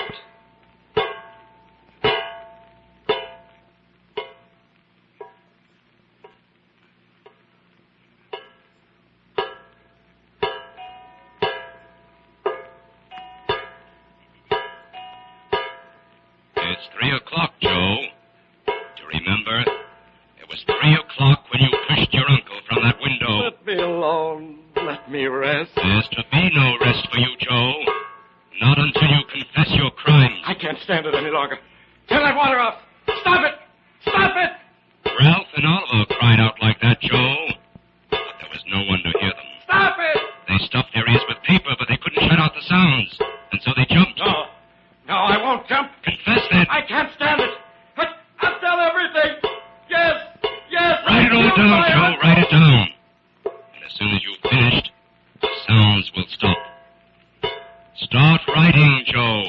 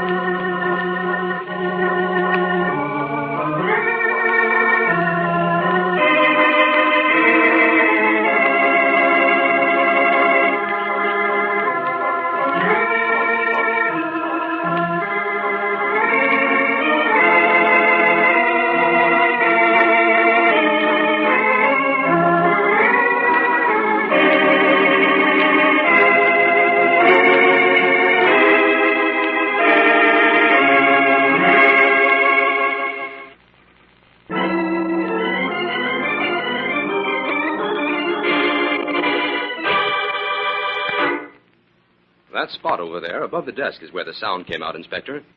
Well, I don't see anything, Jim. The wall looks all right to me. Well, wait a minute. I'll tear off a section of this wallpaper and show you what's behind it. Well, what do you know? The design on the paper right here was perforated to let the sound out. Why, Jim, there's a big amplifying horn set there in the wall. That's right, Fern.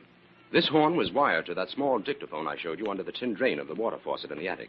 All Joe Wingate had to do was let the water drip. A few days of listening to that was all a man could stand. Particularly when he thought he was imagining it. Well, fortunately, Joe couldn't stand it either.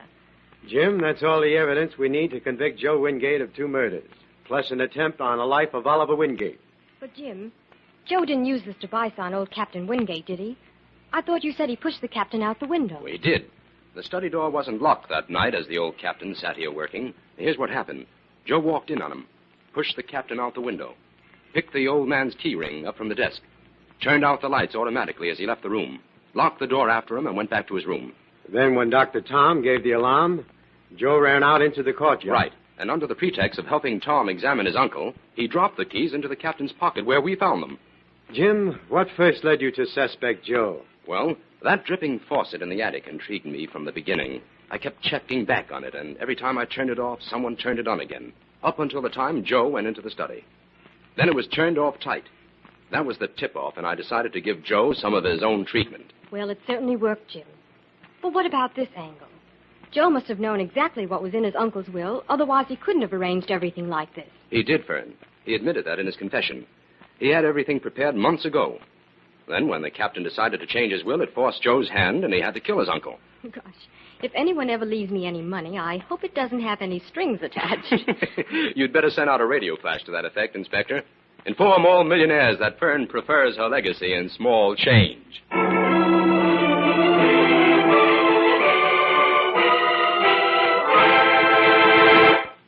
All characters, names, places, and plots used in the Avenger program are fictitious. Any similarity to persons living or dead is purely coincidental.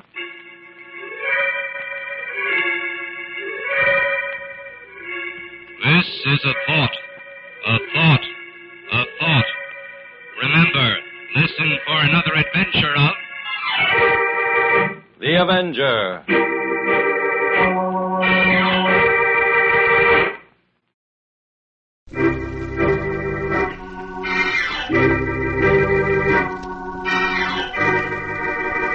The Avenger. The road to crime ends in a trap that justice sets. Crime does not pay.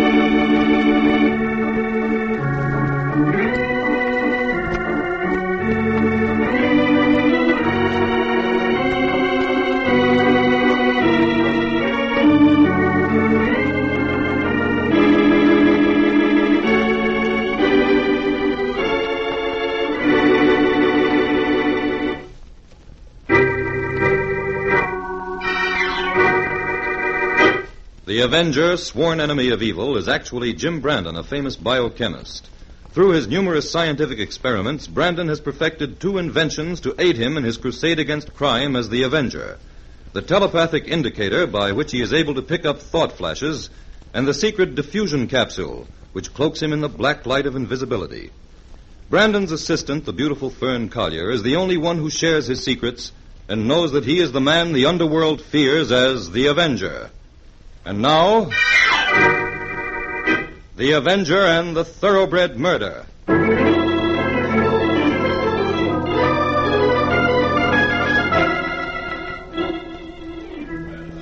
A group of weekend guests are gathered at the racecourse on George Felden's elaborate country estate. Oh, this is going to be a very exciting weekend, Jim. Just imagine having our pick of George Felden's famous thoroughbreds to ride. It'll be a treat, all right, Fern. And that stagecoach race at the fair tomorrow. That should be something to see. It will be. The idea of having women drivers is quite a novelty.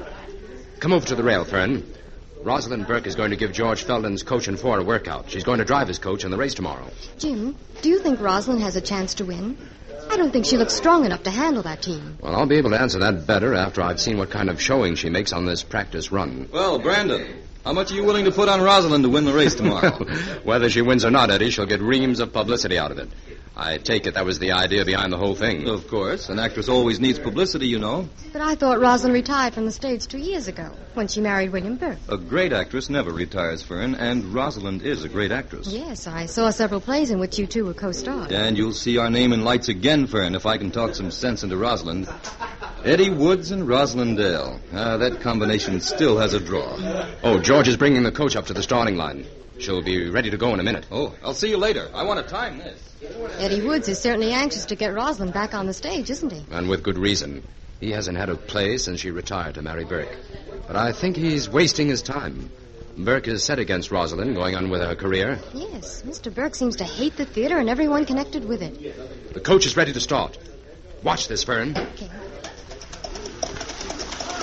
Here she comes. Let him out, Ron. Oh, good heavens, Jim. Look at her go. Yes, we don't need to worry about her being strong enough to handle that team. She's in perfect control. Oh, that takes a lot of nerve. I couldn't do it. She's reached the bend. Give them their heads, Ron. Look at her For ride. a second there, I thought she was going to turn over. She's racing them for all they're worth now. If she doesn't break the time record, I miss my guess. They're on the home stretch now. Look at Rosalind. She's certainly enjoying it. Fine driving. Oh, isn't it wonderful? Oh, wonderful driving. They're over the line. What was the time of that, Eddie? 5 seconds under the record, Brandon. Oh, if she drives them like that tomorrow, she's a sure winner. Oh, look, Jim, even her husband is pleased. Oh, that's easy to understand. Horses are Burke's great love. He has quite a stable of his own. In fact, I'd be willing to bet he's down here trying to buy a few of George Felden's prize winners. Come on, Jim. Let's go over and congratulate Rosalind.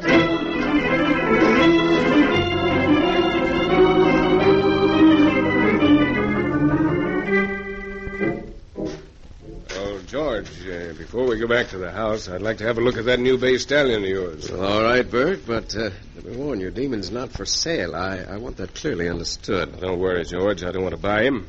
Now, if he were a flat racer instead of a steeplechaser, I might be interested. Even though he does have the reputation of being a man-killer. Well, Demon's a thoroughbred. He's precious and sensitive, excitable. But he has a great staying power. I hear he has a fine head. Personally, I think he's just as great a racehorse as Herod and Eclipse. That's mighty fast company, George. How about letting me take him out for a run in the morning? Well, if you think you can handle him, you're welcome to try. No horse has ever thrown me yet, George.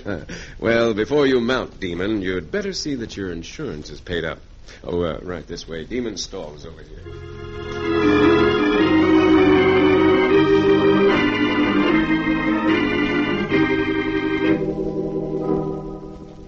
You see, Harold, these heavy strokes in your handwriting show that you're determined, even headstrong.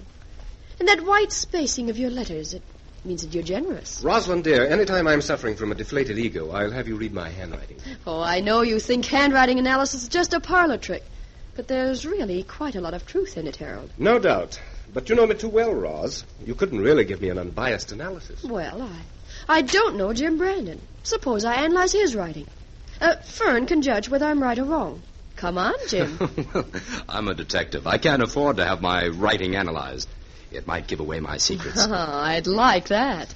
Rosalind, I thought all these stories I used to read in the papers about your being a handwriting expert were just so much publicity.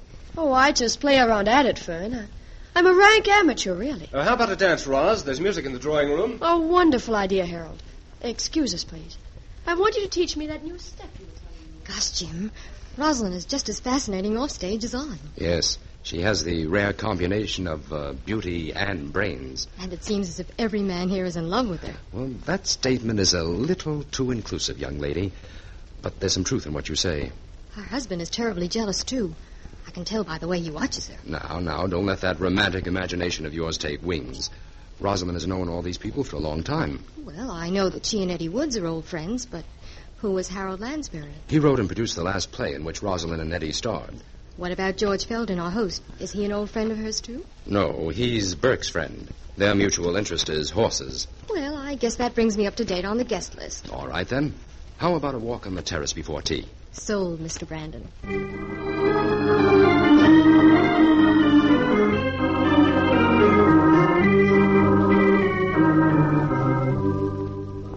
Well, Rosalind, have you spoken to that husband of yours about the money? Not yet, Harold.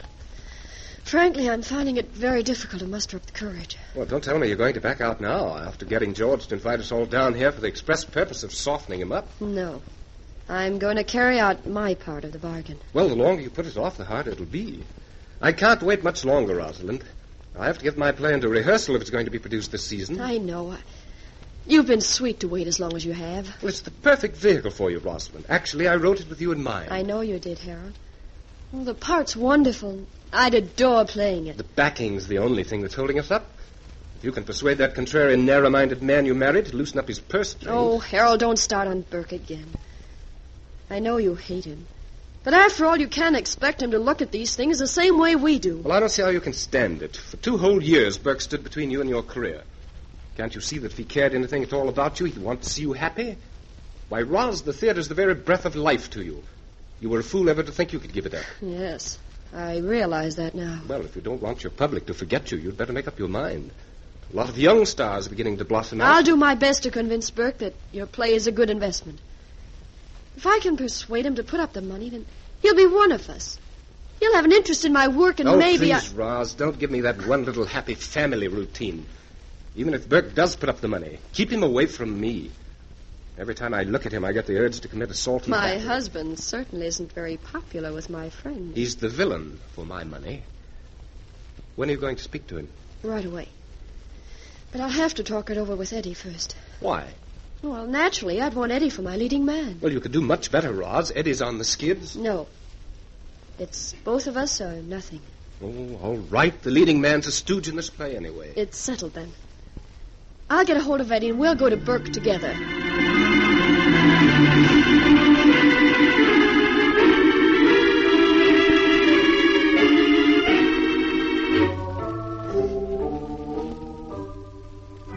Burke, this play of Harold's is sure fire. It can't miss.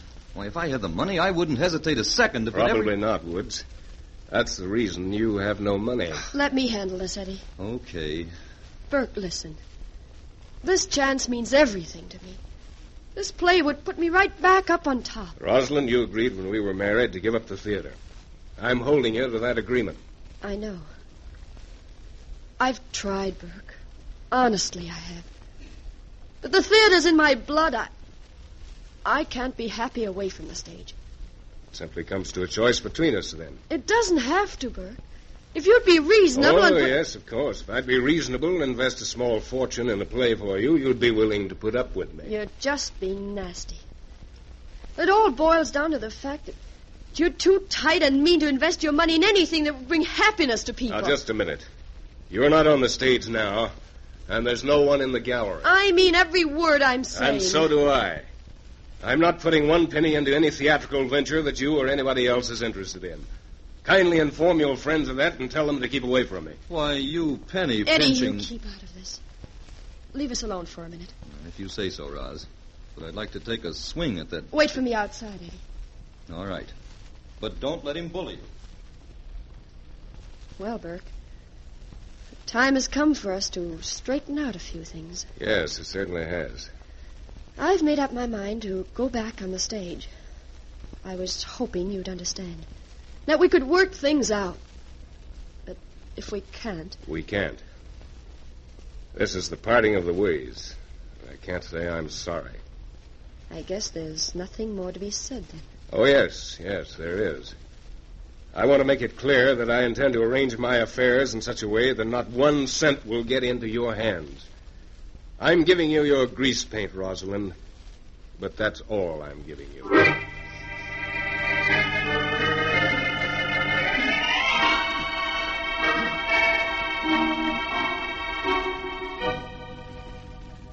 George, I'd certainly be disappointed if Demon doesn't live up to his name. Well, it'll give you a run for your money, Burke. Don't worry about that. Say, George, Hmm? I wanted to speak to you privately about something. We've known each other for a long time. I know I can trust you. I'd like you to do me a favor. Anything, Burke. If Rosalind approaches you for money to back her play, I want you to refuse. Well, she approached me some weeks ago, Burke, but I have all my money tied up in horses. Anyway, I knew how you felt about the whole thing. Thanks, George. You always were true blue. That's why I've willed you my entire stables. You what? Yeah. Of course, you'll have to outlive me to collect. Well, guess that's not very likely. Oh, there's Demon's stall, Burke. He's already saddled. While you bring him out and get acquainted, I'll have the groom saddle my horse. I've decided to take a canter with him. Oh, good. Hurry, though, or the best part of the morning will be gone. Right. Well, Demon, I'm going to give you a chance to show me what you can do this morning. How do you feel about jumping a few fences, boy? All right, come on. Out of your stall. Easy now. Easy, does it, boy? Easy. There you are. Hard to handle, aren't you? Whoa, steady, Demon. Steady, boy. Stay back. No. Get away from me.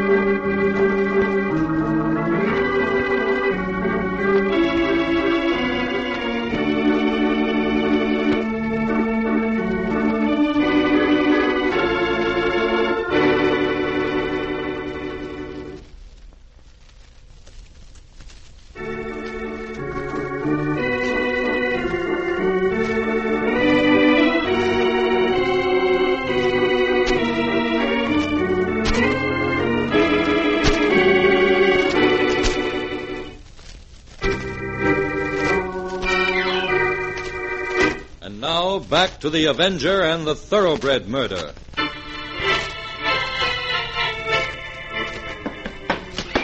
Help! Randy, come down here quick! It's Burke! Come on, Demon. Back in your stall. Easy now, boy, easy. Back up there. Come on, back up. Get in there. There we are. What happened, George? It's Burke, Brandon. The stallion trampled him. I warned him Demon was dangerous, but he insisted upon riding him. I'll call the doctor. Wait. Burke's dead, George. Dead? We'll have to call the sheriff.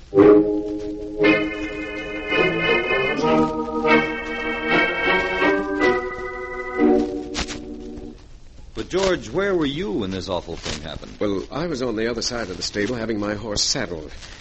Oh, Eddie, believe me, I never dreamed Demon was as dangerous as that. Yeah, it was horrible, all right. Tell me, where's Rosalind? Fern and Harold took her upstairs. She's hysterical. Oh, here comes Brandon now. Say, the sheriff isn't with him, though. That's strange. I thought the sheriff would want to question you. But where's the sheriff, Jim? He had to go back to town to file his report. We're all to hold ourselves available for questioning. But I think it would be better if we could get Rosalind out of here. I'm sorry, Eddie, but none of us can leave here until tomorrow at least. Oh, these hick policemen. Well, my next move is to get rid of Demon. There's no sense having a dangerous animal like that around. I'd wait until all this is over, George. I strapped one of Demon's forelegs under him and locked him in a stall. He can't do any harm. Well, good work, Jim. Horse can't kick unless both his forelegs are free. You know, I simply can't understand how an experienced turfman like Burke could allow himself to be kicked to death by a horse. It is strange, George. Strange beyond all understanding. That is why I'd like you to assemble all your guests. I have an announcement to make to them.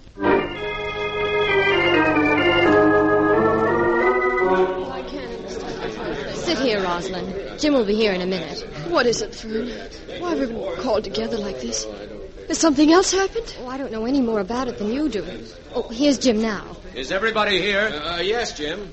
All my guests, 4 servants, and the groom who was on duty this morning. I'll come straight to the point, then. I thought all of you would be interested to know that the sheriff hasn't listed the death of William Burke as accidental. What? Not accidental? Well, just what do you mean, Jim? Just this. Someone in this room, besides myself, knows that William Burke was murdered. Well, that's ridiculous. I don't see how it could possibly Just happen. a moment, please. The truth of the matter is that each and every one of us is under suspicion until this case is solved. If anyone leaves these grounds, he will be tracked down and arrested instantly.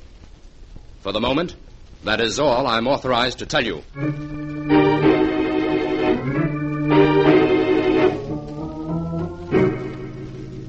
Gosh, Jim, that announcement you made certainly caused a sensation. Fern, while everyone is out there on the terrace letting off steam, I'm going to make a thorough examination of all their rooms. Now, come along. I want you to keep watch at the head of the stairs. Nothing at all suspicious in George Felton's room, Fern. No clues in Eddie's room. Rosalind's room reveals nothing at all. I drew another blank in Harold's room. What now, Jim? We'll have to change our tactics, Fern, and shift to the offensive. How do you mean, Jim? Well, the sheriff only gave me until midnight on this case. Then the local police are going to move in. That doesn't give you much time. No. So we'll have to force our murderer into a tight position.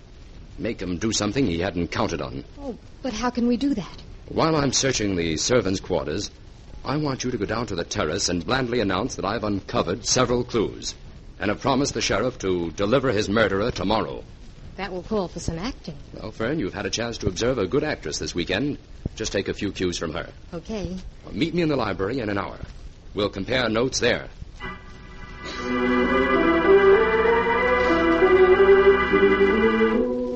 So, after I read my lines about the clues you're supposed to have, I made a hasty exit and took a walk around the grounds. Fern, did anyone seem particularly upset by what you said? They all did, Jim. Everyone acted guilty. Well, I was afraid of that. Well, we might as well search this library. That's already been done.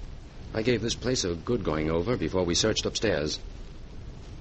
Well, wait a minute. There's something different about this desk. Different? Yes, it's this desk blotter. Someone's put a clean one here within the last 2 hours. Oh, that's odd. Oh, Jim, look. It's just been reversed. There's quite a lot of blotted writing on the other side. And very interesting, too. Lend me your mirror, Fern. Here. Can you make out anything, Jim? Yes. The name of George Felton has been written several times since I last saw this blotter. Not particularly unusual when you stop to consider this is his library. There's something else here. Why, it's George Felton's confession, Fern. His confession? Yes, I can make out part of it very clearly.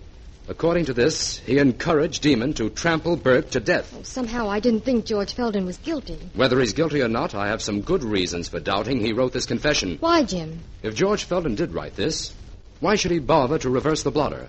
And why should he write and blot his name several times when the confession is signed only once? Oh, I don't know. I'm completely lost. Jim, what was that you just hid in your handkerchief? A small piece of fingernail. Another reason why I don't believe Felton wrote this. There's still another, but that will have to wait because that was the clue that told me Burke was murdered.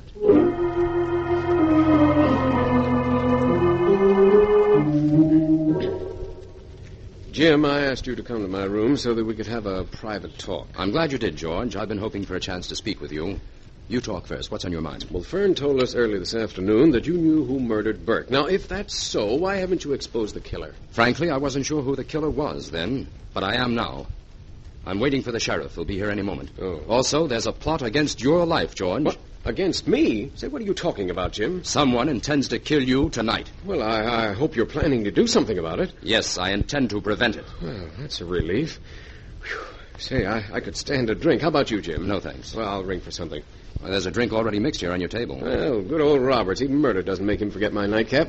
Hand it over, Jim. I certainly need it.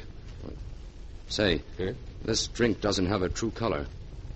George, is your butler in the habit of leaving a drink here for you every night? Always. Why? Well, tonight somebody dropped some poison in your drink, George. Poison? Offhand, I'd say it's been dosed with a goodly portion of some sort of mercuric compound. Oh, Jim, you've got to get to the bottom of this.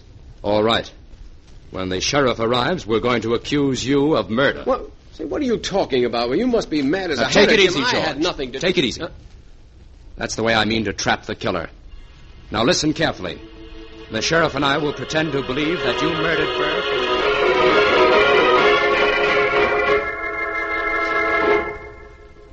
And that's the whole story, Sheriff. Everyone's waiting for you in the drawing room. Go in and put on your act. Mean you're not coming in to see the fireworks? No, I've got to pack. I'm taking the 1 o'clock train back to the city. You can take the bows on this, Sheriff.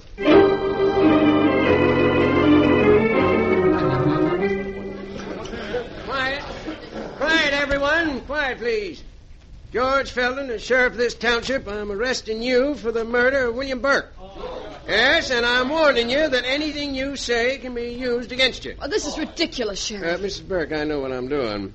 Felden is guilty. I don't believe it. Georgia, I'll help you fight this. I'll go and call my lawyer right away. He'll come down here immediately and handle everything for me.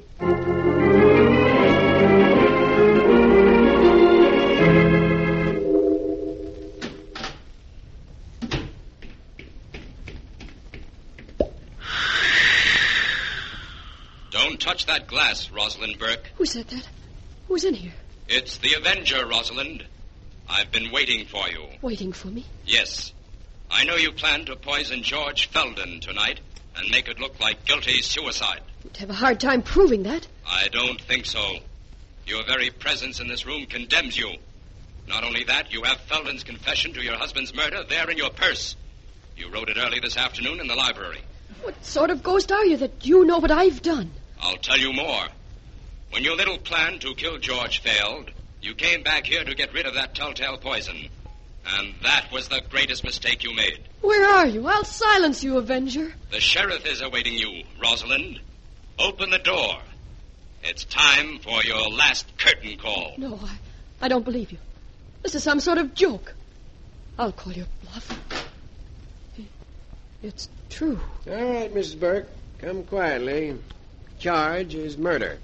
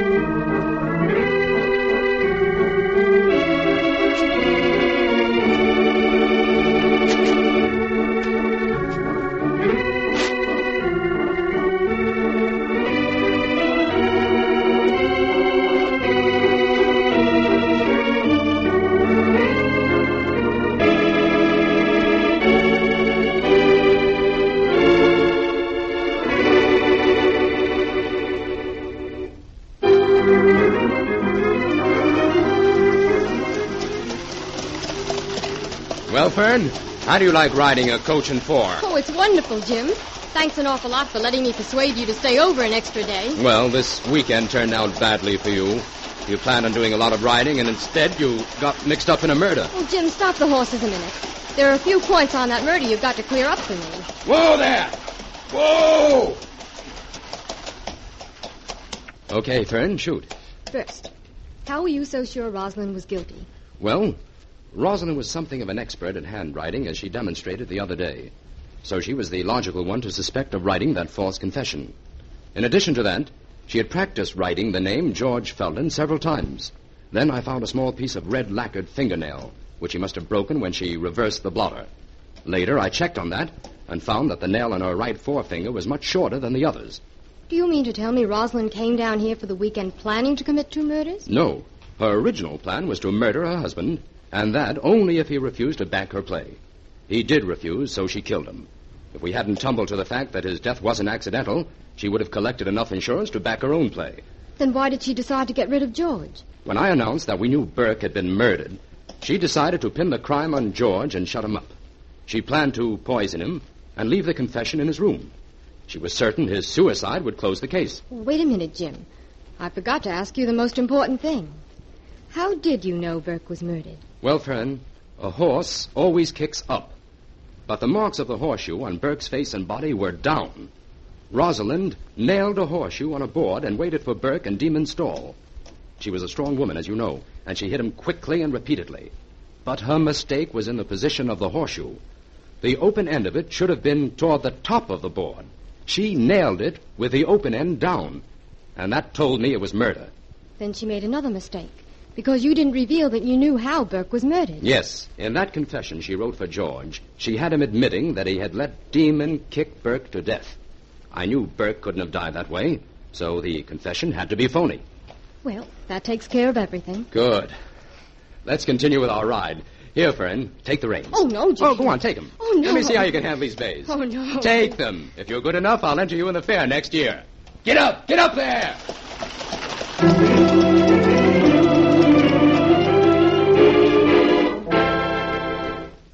All characters, names, places, and plots used in the Avenger program are fictitious. Any similarity to persons living or dead is purely coincidental.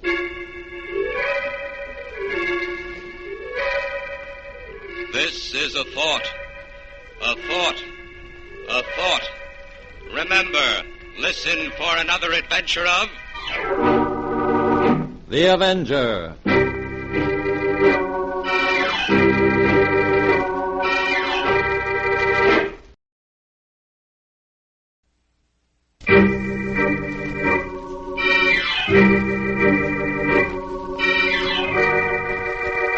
The Avenger. The road to crime ends in a trap that justice sets. Crime does not pay.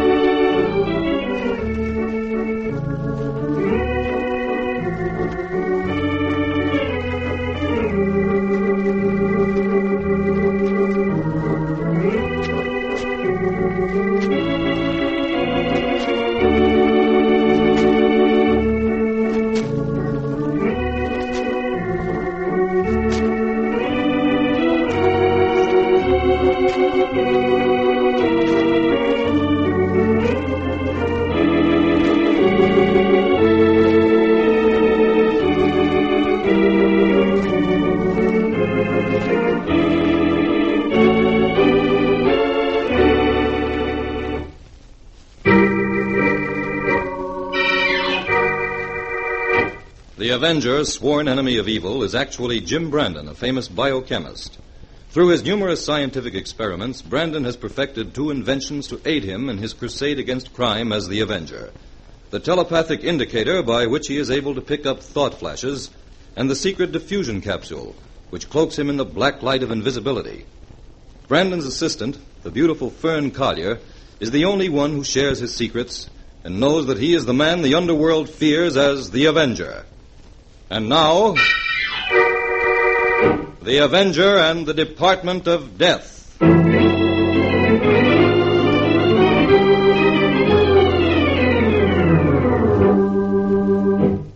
The employees of Kahn's department store are beginning to punch in for the day.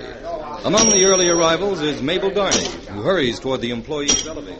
Oh, good morning, Mr. Kilgore. Morning, Mabel. You're in early this morning. My clock must have been fast.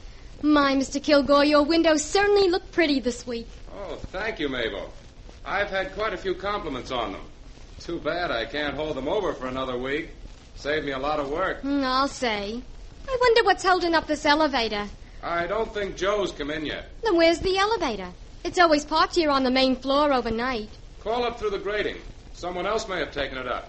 It's not in the basement. I can see down there.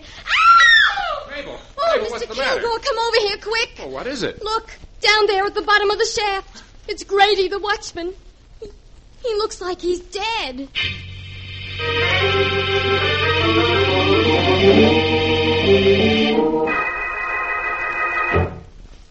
You're right, Inspector. Looks like Grady died from a fall. What floor did you say he fell from? Well, it must have been the 5th, Jim. I checked the automatic meter on the main floor when I came in. It shows that Grady made his last time check on the 5th floor at midnight. Well, let's go upstairs and have a look. Okay, all right, O'Brien. You take over here until my men arrive. Whatever you say, Inspector White. Come on, Jim. Let's get out of this shaft and take the elevator to the 5th. To the 6th, you mean, Inspector? 6th? I said he fell from the 5th, Jim. Yes, but the elevator in that shaft would have to be parked above the floor from which he fell. We'd better check that first. Get in the elevator, Jim. 6th it is. You didn't permit any of the elevators to be moved, did you, Inspector? Only this one. I took it down to the basement myself. I ordered all the employees held on the main floor. Good. Now, what have you found out about Grady so far? Well, he's been a watchman here at Con's store for 15 years. Steady fellow, completely trustworthy. Who's this fellow, O'Brien, you left on guard in the basement? He's a store detective. Here we are. There's the elevator, just as you said, Jim. Uh-huh. Very strange. Well, what's strange about it? You expected to find it here, didn't you? Yes, but would you mind explaining why Grady rode this elevator up to the 6th and then left it parked here and used the stairway to the 5th floor? Oh, Jim, don't start that. The first thing Come I on, know Inspector. Let's take a look at the 5th floor. We'll take this elevator Grady used. All right. Now, there's no doubt in my mind this was an accident, Jim. Nothing valuable was stolen or the alarm would have sounded, so don't try to stir up anything. Oh, a perfect landing, Inspector. Or say, who's that coming in from the stairway? That's Mr. Con, the owner of the store. Must have something important on his mind to climb all those stairs. Inspector White, I want a few words Yeah? with you. What is it, Mr. Con? Well, how much longer must I keep the store closed? I had a sale advertised for today. Several hundred people waiting outside. Give Brandon and me 10 minutes more, then you can open the door. Mr. Con, we would also like to have your permission to question some of your employees. Question my employees? What for? If Grady's death was accidental, it must be proved so to the satisfaction of the police department. Oh. Well, naturally, I want everything to be cleared up properly, but...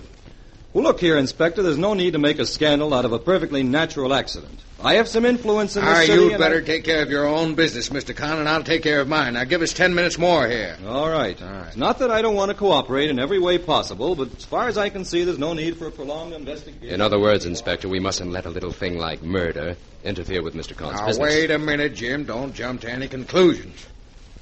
Now, why couldn't Grady have fallen down the shaft here? Oh, really, Inspector? That question isn't worthy of you. Why not? Well, first of all, these grating gates may look old-fashioned, but they lock and unlock automatically from the inside. Grady would hardly have pried this door open in order to fall down the shaft accidentally. Oh. No, I admit you've got something there, Jim. But what do you suppose did happen? Grady was killed or stunned by a blow on some other floor. Brought here to the 5th floor in this elevator. Parked right here on the floor where we're standing while his murderer took the elevator to the 6th floor. Left it there, punched the time clock on that floor, walked down the stairs, punched the clock here, and then pried open this gate and threw Grady down this shaft. Ah, that's all guesswork, Jim. You have no way of proving any of that. I can prove all of it, Inspector. I'm listening. Well, Grady had a bad gash on his head, didn't he? Yeah? Look. There on the wall of the elevator. About 30 inches from the floor. Looks like a small blood stain. Now, look at the floor. Right here where we're standing.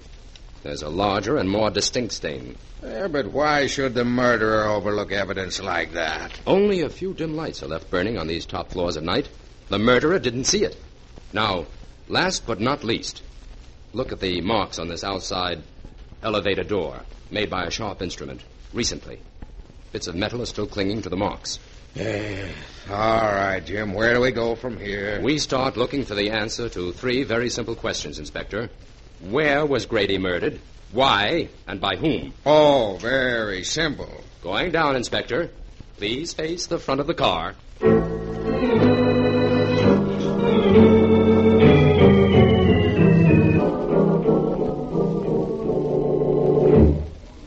Well, Jim, this is the first time I ever spent a whole day in a department store without buying anything. I've discovered that shopping for clues in a busy department store is practically impossible, Perrin. It's almost closing time. Shall we call it a day? No, let's finish our examination here on the main floor. All right. Jim, What's in that little room next to the book department? Oh, that's where the vault is kept. Oh. Say, this room on the right looks interesting, Jim. It's marked no admittance. Oh, that's for us. Come on, Fern. Seems to be some sort of storeroom. Who's that? Customers aren't allowed in here. Oh, it's you, Mr. Brandon. Yes, you're Kilgore, the window decorator, aren't you? That's right. I'm getting things ready to change the windows tonight. Heavens, are you going to use all these dummies in the windows, Mr. Kilgore? Yes, miss. I've planned a party motif to display these various costumes. That should work out very well. Well, this first group of dummies is for the cocktail party window. Those for the dinner party. That group over there for the theater party. These in afternoon clothes are for the bridge party. And these last 5 will attend a supper club party. Oh, the clothes are lovely. That blue dinner dress is stunning. When do you begin dressing the windows, Mr. Kilgore? Right away. I was just about to strike the set of that first window when you came in. Oh, well, don't let us keep you. I'm just doing a little routine checking on the main floor layout.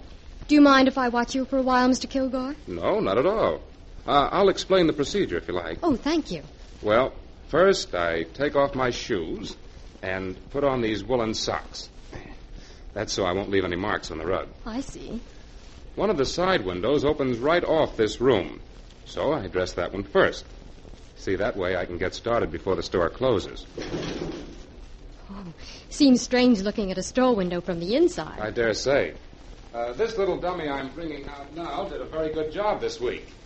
The dress buyer told me she sold every dress she had in stock of this model. Where do you put the dummies you take out? Oh, in the rear of the storeroom. We have a sufficient number to alternate. Pardon me, I'll be back in just a moment. Surely. Oh, Jim, come here and have a look at the world as a dummy sees it. Well, since I'm beginning to feel like a dummy on this case, I might as well become acquainted with the outlook. Very befitting. The view is extremely limited. You sound awfully low, Jim. Of course, I don't blame you much. We haven't accomplished... Fern, look at that rug. What's the matter with it? There's a deep print of a man's shoe there near that table. That's strange. Kilgore couldn't have made it. No dummy is heavy enough to make a print as deep as that. Anyway, the one dummy he took out of this window was over on the other side. Jim, do you think this means anything? It means that a woman's curiosity is a wonderful thing, Fern. Thanks to you, at last we're actually on the inside of this case, looking out.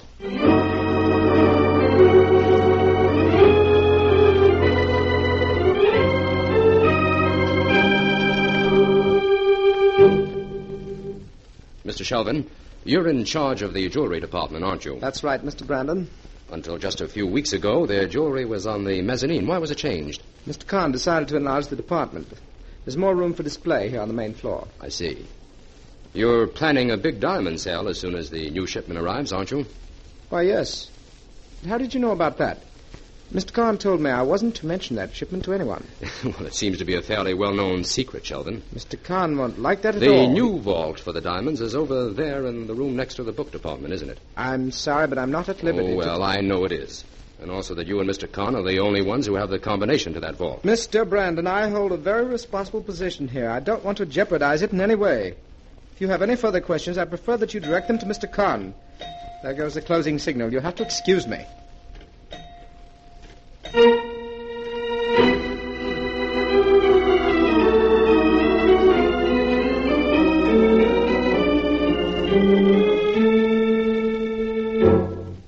We'll just finish up this report, Fern, and then we'll go out for dinner. Oh, I thought you'd forgotten all about dinner, Jim. It's almost 9 o'clock. Well, the inspector will want this tonight, but we'll hurry it up. Where was I? You just finished stating that you were convinced it was an inside job. Oh, yes. Take this down, Fern. Ready? I intend to check thoroughly on all the store employees who didn't check out at the regular closing time the night Grady was killed. This will include all who checked out early, those who were absent, and the few who may have had reasons for remaining late. I'm also working on the angle that there may be a direct connection between the murder of Grady and a plan to steal the diamonds when they arrive. But so far, I've found nothing to substantiate this theory. That's all, Fern. Oh, good. I'm starving. Add this P.S. to the inspector. Go ahead, Jim. Meet me in front of the department store tomorrow afternoon at 4:30 to conduct a very important experiment.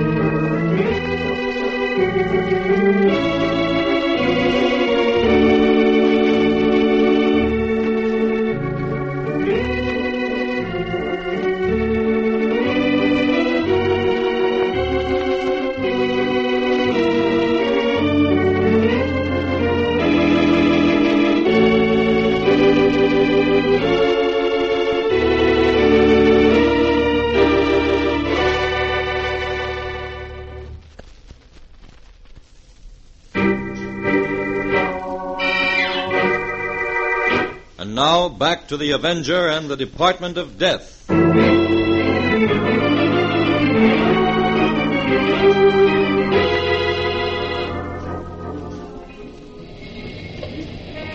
I am, Inspector. Jim, what are you up to? Why did you want me to meet you in front of the store? Inspector, we're going to pretend that we're two employees of Kahn's department store. We either checked out early or we didn't show up for work today. Anyway, we're outside the store according to our time cards. Now, if we're outside and can prove it, according to our cards, we can't be suspected of any crime that might be committed inside, can we? I suppose not. That's the kind of evidence that holds up in court. But what are you trying to prove, Jim? The purpose of this demonstration is to show that we can go into the store and remain inside after the store closes. All night if we want to. Now, here's a complete list of the employees who were absent or who checked out early the night Grady was killed. We can discount the few who left late because they couldn't get back in past the watchman at the employee's entrance.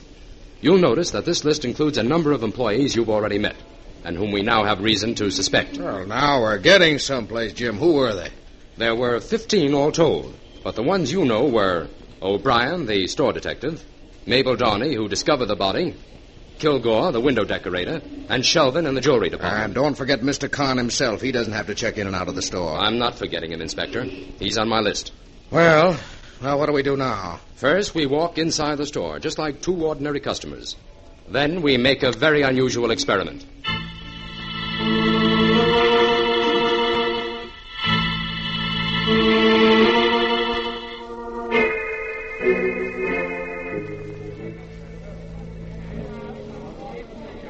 Inspector, the door to one of the side windows is right behind us.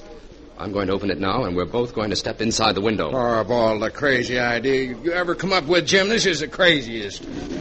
Come on, Inspector. We're invited to a cocktail party with 5 dummies. Hurry. Now what? Sit down on that bench. You'll be partly concealed by those 2 dummies. I'll stand over here behind this lovely lady in red. You can talk, Inspector. No one can see your face, but don't move. How long do we have to stay here, Jim? Until after the store closes. Maybe this experience will teach you not to make me prove everything to you the hard way. Well, where's Fern? Why couldn't she have done this instead of me? You're the one I have to convince. And besides, Fern is up in the toy department questioning Mabel Darnay. Oh, there goes the gong. It's closing time. Oh, how much longer? We're going to stay here like this until everyone is left. Oh, this is carrying things too far. Be careful, Inspector. Don't move. One of those window shoppers is giving your suit the once-over.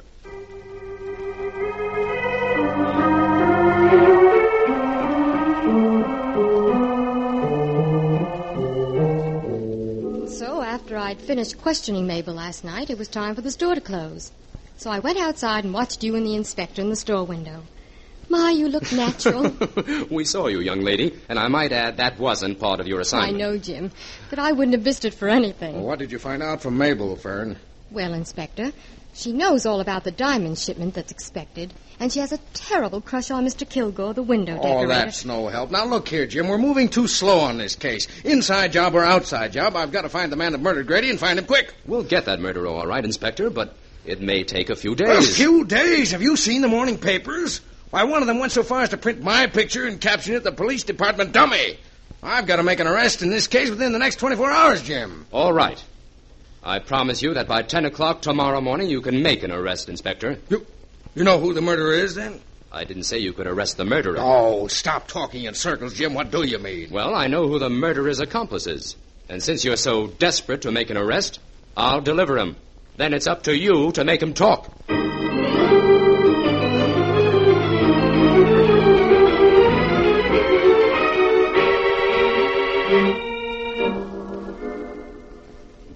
Here comes Mr. Kahn now, Inspector. I hope you know what you're doing, Jim. Good morning, Brandon. Inspector. Good morning. Good morning.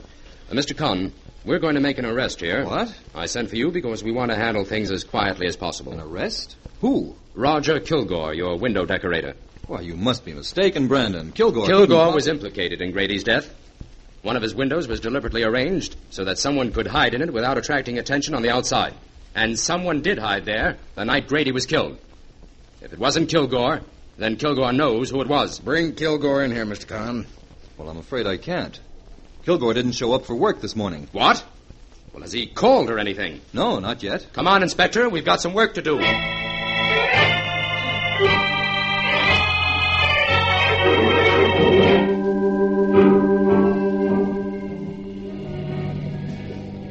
Now that we're out of the store, Jim, would you mind telling me where we're going? We're going to drive out to Kilgore's home, Inspector. I don't like the look of this. My cars are on the side here. Wait a minute. Take a look in that second window, Inspector. What? Why, it's Kilgore. He's sitting on that bench where I was the other night. He has some nerve sitting there in the daytime. Come back inside, quick!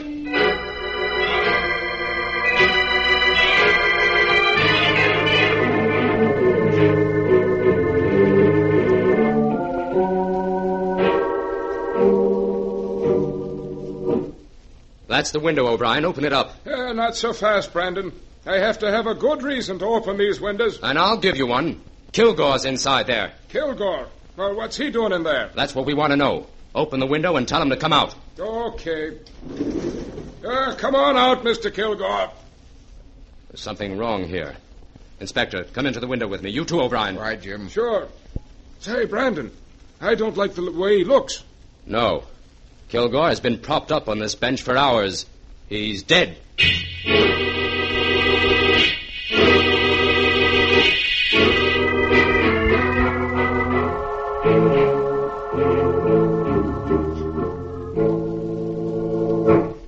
How was Kilgore killed, Jim? He was given a hypodermic needle full of poison, Fern. Jim, this case seems to be getting more hopeless by the hour. Khan's store seems to have added a new department. The Department of Death. Well, the whole thing has taken an unexpected turn, but things are beginning to add up. For instance? Kilgore was murdered by someone who no longer needed his services and wanted to get him out of the way. That time element ties up with the big event scheduled to take place at the store today. You mean the arrival of the diamonds? Yes. I think the plan to steal the diamonds furnished the motive for both murders. Grady evidently discovered something in connection with it and was killed before he had a chance to reveal what he knew. But, Jim, why should the murderer stay in the store at nights before the diamonds arrived? In order to make preparations for the theft. What those preparations were, I must discover today. Well, I suppose we can eliminate Khan and Shelvin. Why should we eliminate them? Well, you said they both knew the combination to the vault. They could steal the diamonds any time they wanted to without any preparations. Yes, and be accused of the theft immediately. Also, in that case, there's the burglar alarm to consider. No, our criminal is much too clever to employ such obvious tactics, Fern. But why should Khan want to steal his own diamonds? They're heavily insured. Oh, but Jim, Shelvin hasn't been absent or checked out early since the day of Grady's murder. So how could he be guilty of murdering Kilgore in the store last night? I'll admit that's got me stumped. But not enough to eliminate him. Come on, Fern. We're going back to the store. And this time we're going to concentrate on the book department.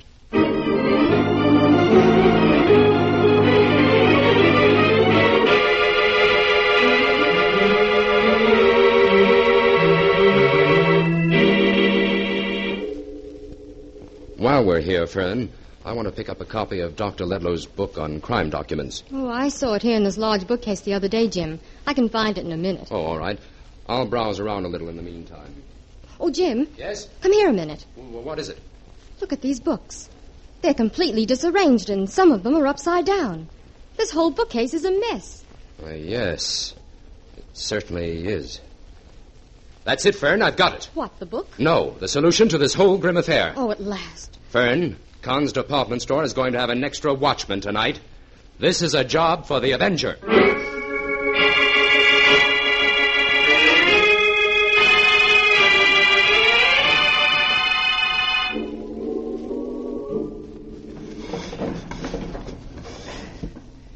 Now, that bookcase is out of the way. Got half an hour before the watchman and O'Brien come down here again. I'll have the jewels out and this case moved back by then. What was that noise? Who's there? It's the Avenger, Sheldon. The Avenger? I'm here to close your Department of Death and bring you to justice for the crimes you've committed. How did you get in here? Your crimes invited me. I can't say you, Avenger. But my gun can find you. Kilgore and Grady got in your way, and you killed them.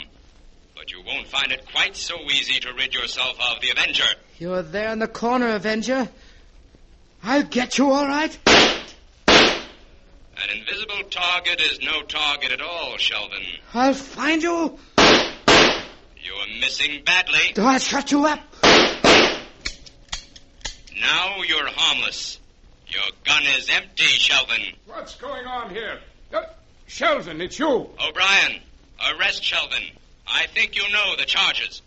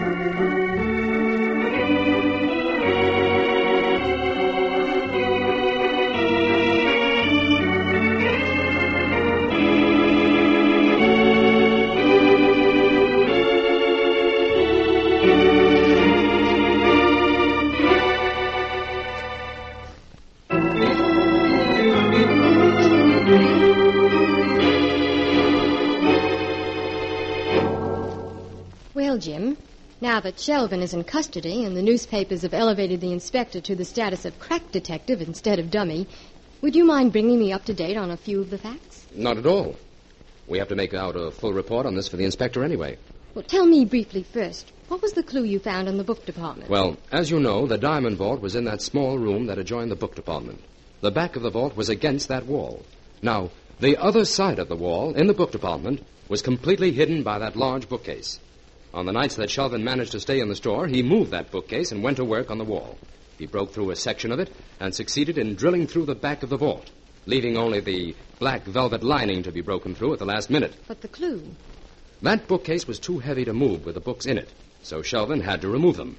The night before the diamonds arrived, he was in a hurry and left them upset. That was the clue I needed. But how did he expect to get the jewels out of the store? After the death of Grady, Sheldon got himself an outside accomplice. By that time, he was quarreling with Kilgore anyway, and he knew he'd have to get rid of him. We picked up this accomplice this morning, and he explained the whole setup.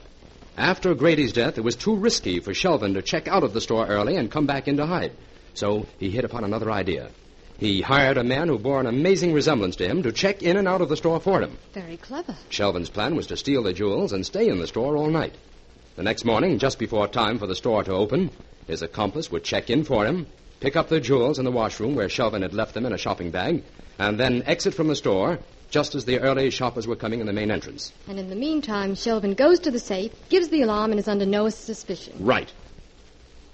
Well, Jim, could we get the inspector's report out right away? I'd like to leave early today. Oh, I can tell by that glint in your eye you're going shopping. Yes, I am. Well, murder or no murder, I suppose no woman alive can be expected to spend 3 days in a department store without buying something.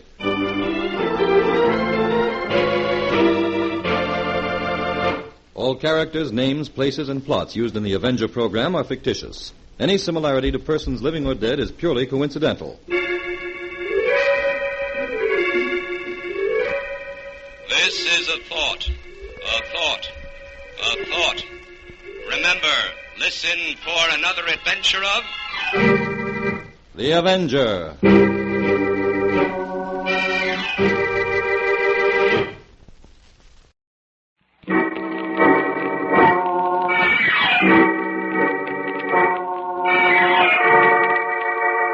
The Avenger. The road to crime ends in a trap that justice sets. Crime does not pay.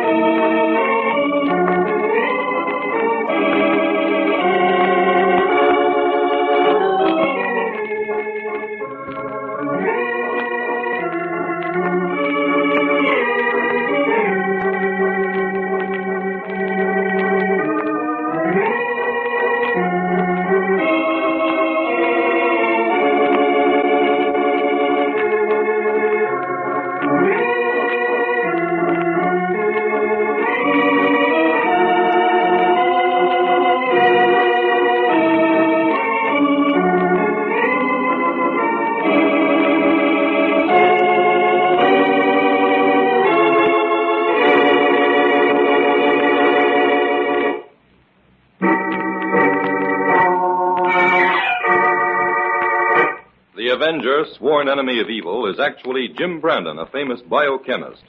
Through his numerous scientific experiments, Brandon has perfected several inventions to aid him in his crusade against crime as the Avenger.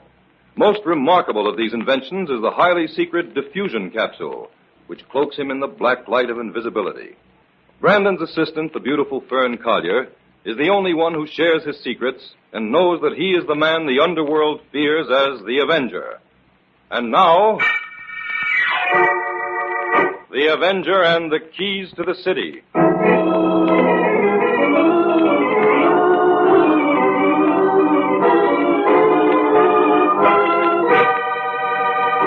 Mayor Grimshaw. Yes? What is it, Lloyd? There are a few details I'd like to clear up with you before I leave. Can you spare me a minute now? Of course, Lloyd. Well, here, this is a daily schedule I made for you, covering all your appointments while I'm on vacation. Fine, Lloyd, fine.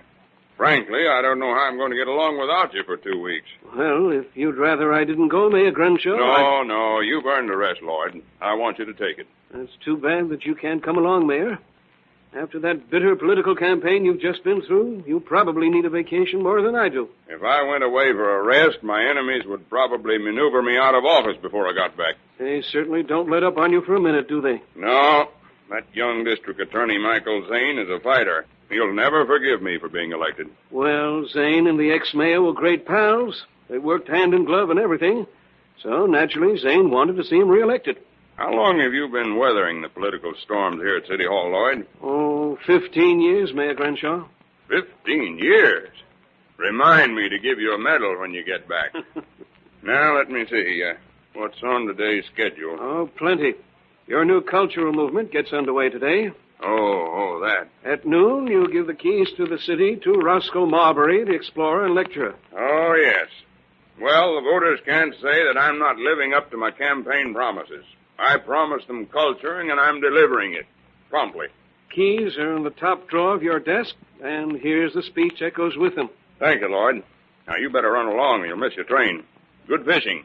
And bring me back one of those famous Oakview trout.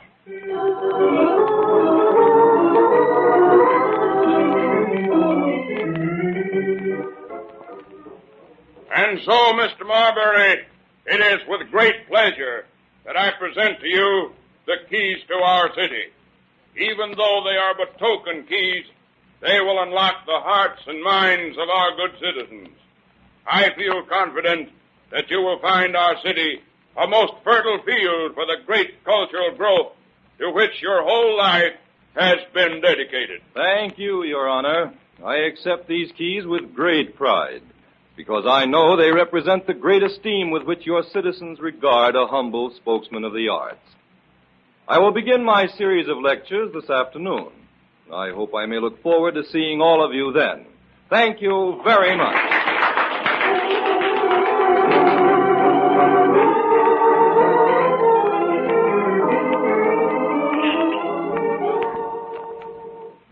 Gosh, Jim, that Roscoe Marbury is certainly a fascinating person. Yes, he is. His first lecture was a great success, Fern. He held that audience spellbound from 2 o'clock to 4. Oh, he made me want to visit all those glamorous places he told about. It must be wonderful to travel all the time. Well, it's not as wonderful as it sounds. Now, young lady, how about getting back to those reports we were working on before we went to the lecture, huh? Right, Jim. I'll get my book. Oh, I'll take it, Fern. Hello? Jim, where the blazes have you been? I've been trying to get you since 3 o'clock. Oh, I was at a lecture. What's the trouble, Inspector? Well, there's been an explosion down here at the public library. An explosion in the library? Yes, some valuable books have been stolen. Get down here as fast as you can, Jim.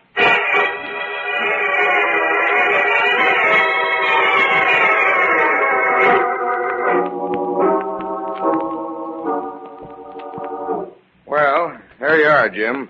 This is the first edition room where the explosion occurred here. Couldn't have been much of an explosion, Inspector. Everything seems to be intact in Well, here. the door was blown open, Jim, that's all. Now, let me get this straight, Inspector. Your theory is that someone blew the lock on that door, entered this room, selected the 5 most valuable books from the shelves, and made his getaway down that back stairway at the end of the hall, huh? Yeah, that's it, Jim. Who had access to this room? Only the custodian. No one else is ever permitted inside this room. He's personally responsible for all these books. Oh, I see. Mm-hmm. Well, let's have a look at the door. All right. Looks as if a small bomb or grenade was placed either on the doorknob or inside that lock. Yeah, that's the way I figured it, Jim. Since the library was open at the time the explosion occurred, some of the librarians from downstairs must have come up here immediately upon hearing the sound. Yes, 3 of them came on the run, but the thief was gone by that time. All of which would seem to add up to one conclusion. Well, I'm glad you agree with me on that, Jim. I think the custodian is guilty. It would seem so, because if access to this room was gained by blowing open that door, only the man who knew where those books were placed on the shelves could find them and make his escape within the single minute that elapsed before the 3 librarians arrived on the scene. Oh, that's how I reason it out. I think the custodian blasted this lock merely as a cover-up to make it look like a common robbery. The time element completely rules out the possibility of an outside job. Only a person who had access to this room could have stolen those books. Right. Now, even though this evidence is all negative, Jim, it's enough to make an arrest. Come on, let's find that custodian.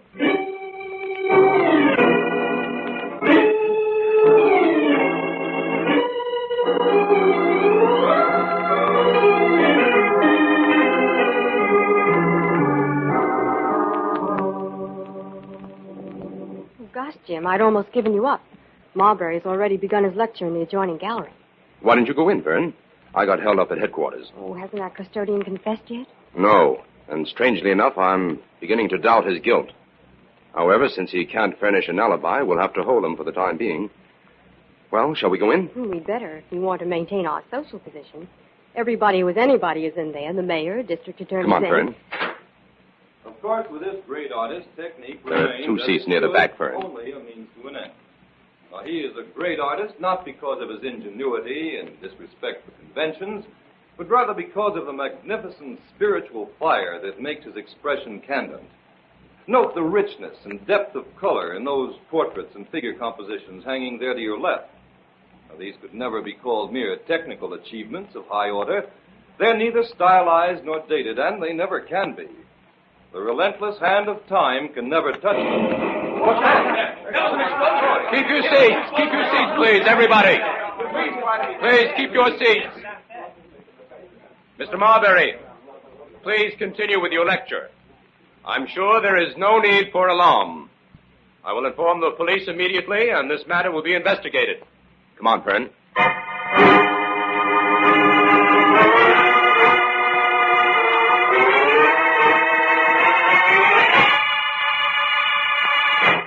Was anyone injured in this explosion, Jim? No, Inspector. It parallels that library explosion exactly. Yeah. The lock on this vault was blown, just like the other. That's right. What's missing, Jim? Now, you'd better hold on to your hat, Inspector. Dr. Harbaugh, the curator, reports that 3 priceless paintings are gone. He's preparing a full description of them now. Well, Jim, this second robbery proves we're up against a professional thief. We made a big mistake about that library custodian. One thing is certain anyway. He didn't pull this job. Any ideas, Jim? Yes. This vault door was blown from the inside out.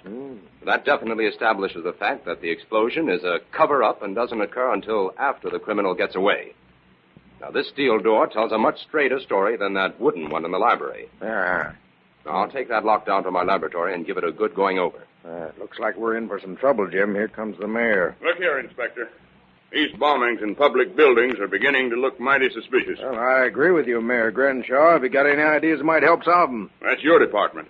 But offhand, I'd say these thefts are being committed deliberately to embarrass my administration and everything it stands for. Well, that's carrying politics pretty far, Your Honor. I don't think there's any limit to what the opposition will do to get me out of office. District Attorney Zane threatened he'd do it. Now, take it easy, Mayor Grenshaw. I won't take it easy. And you'd better not either if you want to keep your job. I'm giving you 48 hours to crack this case and deliver the criminal. And the bigger he is, the better I'll like it.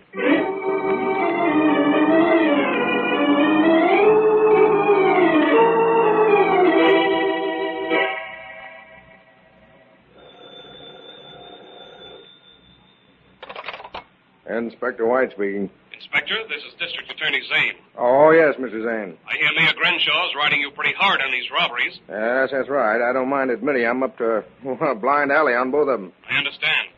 I want to help. If you like, I'll send several men from my office over to work with you. Well, that's very kind of you, Mr. Zane, but right now I'm afraid I have nothing for them to do. If any leads develop, I'll certainly let you know. Do that, Inspector. This is a nasty business. It's up to us to clean it up. The mayor's proved he's utterly incompetent. Goodbye.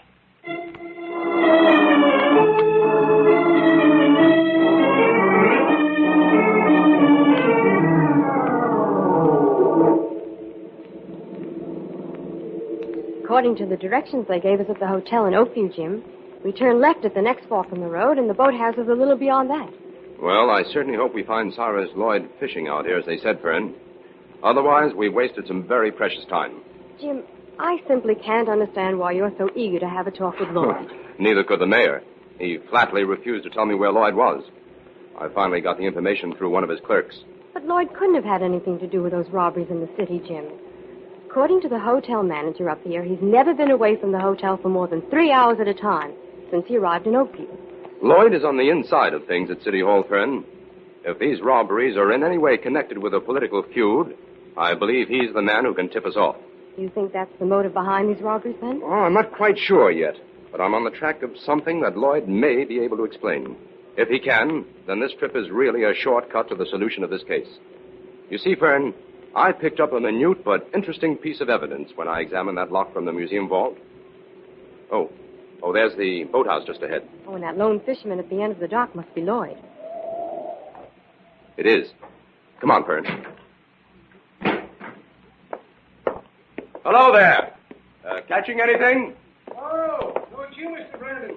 What are you doing up here? Well, I'm after some information about those bombings and thefts, Lloyd. Information? For me? Why, I've been up here in Oakview for 2 days. Oh, I know that, but I thought you might be able to tell me who's trying to frame whom in City Hall. What do you mean by that, Brandon?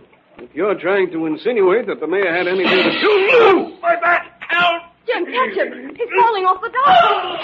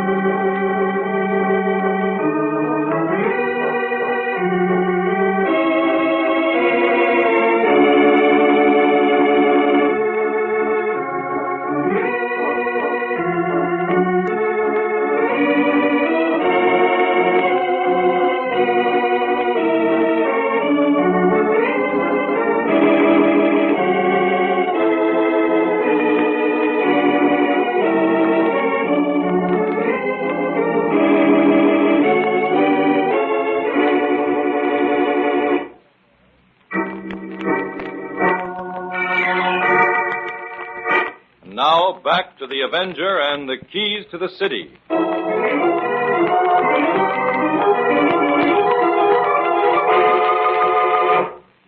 Oh, my back! Help! Jim, catch him. He's falling off the dock.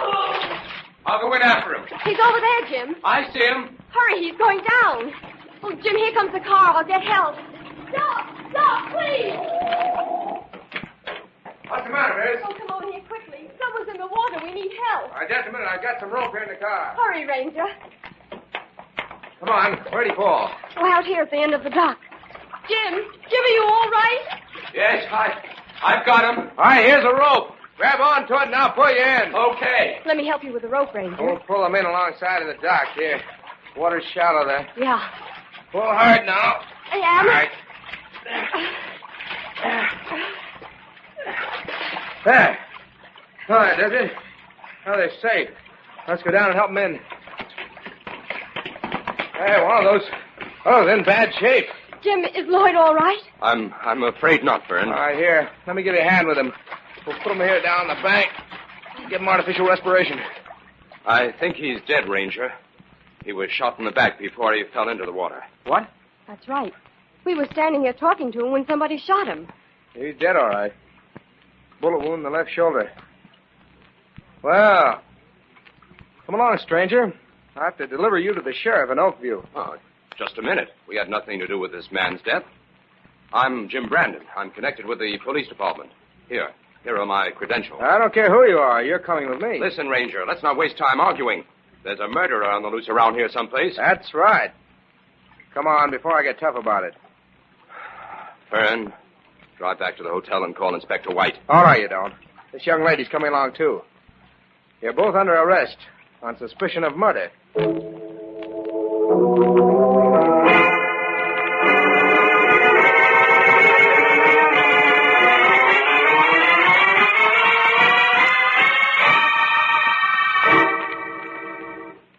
Jim, I'm getting worried. Do you suppose the inspector will come up to get us out of here? I'd hate to have to spend the night in this jail. Now, don't worry, Fern. The inspector ought to be here any minute now. It's nearly 4 hours since we called him. Do you think there's a possibility that he's cracked this case himself and is letting us sweat it out up here in the Oakville jail? Now, Fern, don't start imagining things. The inspector's too smart to play a joke that would backfire on him in the future. Oh, if only that stubborn sheriff would listen to reason. Ah, here's the inspector now. Oh, thank heaven. Well, Jim, a fine mess you got yourself into up here. Now, never mind that now. Did you straighten things out so we can go? Sheriff gave me the key to let you out. Oh, I thought you'd never get here, Inspector. Well, first I tried to get District Attorney Zane to call the sheriff up here and iron things out, but he refused to get involved. Acted like he was glad to get rid of you, Jim. No doubt. Come on, Inspector. That murder trail is getting colder by the minute.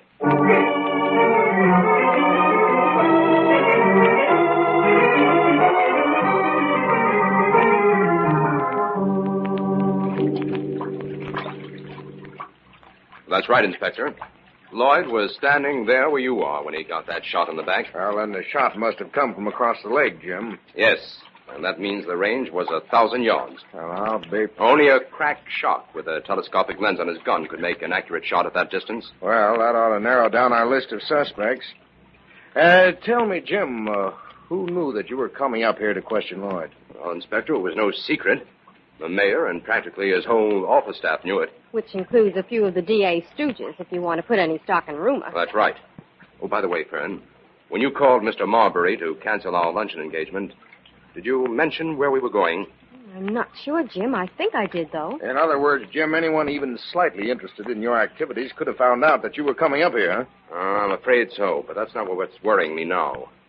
Inspector, do you realize that we've only about 20 hours left to track down our criminal? Otherwise, this case will wind up your career as a police inspector.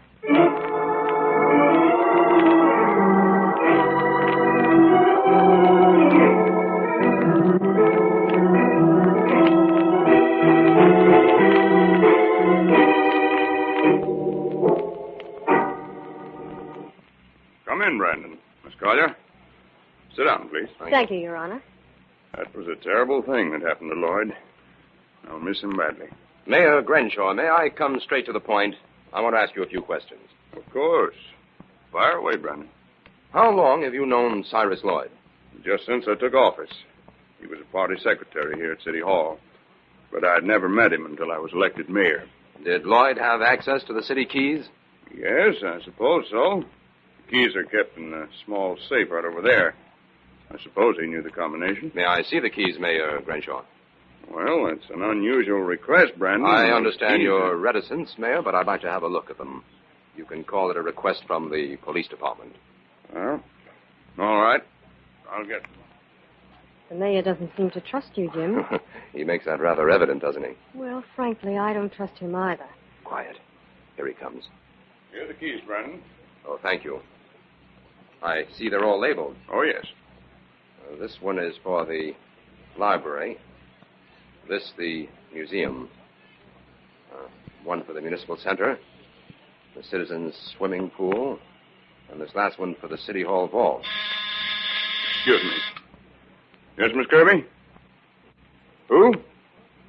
Oh. All right. Send him in. It's Marbury. Marbury? Have you finished with the keys, Brandon? Oh, yes, thank you.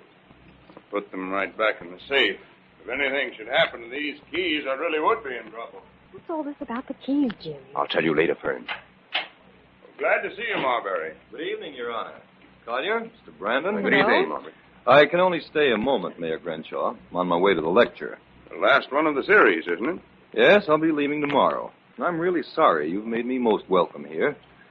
But the purpose of this visit is to ask you a favor. Of course. Well, I seem to have misplaced the keys to the city you gave me when I arrived. Either that or they've been stolen. Don't worry about that, Marbury. Those keys were only cardboard, covered with gilded tin. Nobody would steal them. Well, that's what District Attorney Zane told me. Zane? Yes, he was visiting me at my hotel when I discovered they were missing. Well, think nothing of it.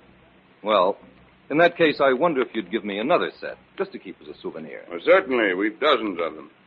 I'll have another set brought in right away.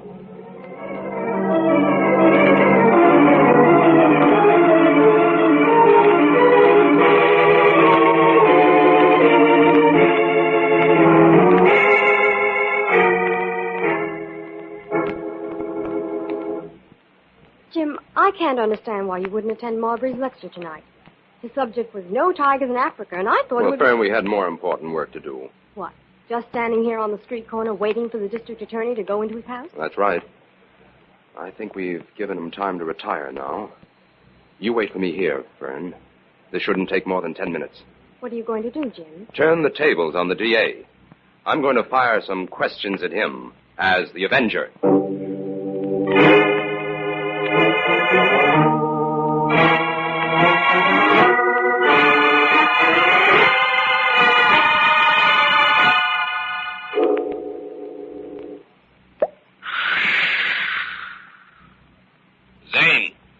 Zane, wake up. What? Who called me? Wake up, Zane. Who's there? Who woke me? Truth is on the march, Zane. Where did you get the keys to the city I found there in your pocket? The keys to the city? Yes, Zane. The keys that open the door at the library and the vault at the museum. What sort of frame But up... where's the fifth key, Zane? The key to the vault at City Hall. Where is that? I don't know what you're talking about. I have no city keys. Who dares accuse me of those crimes? I'll turn on this light and you can accuse me to my face. There. Now what? Where are you? Who spoke to me? What? There's no one here. I must have been having a nightmare. Oh, I guess I need a rest. My nerves are shot. The keys to the city. Some dream.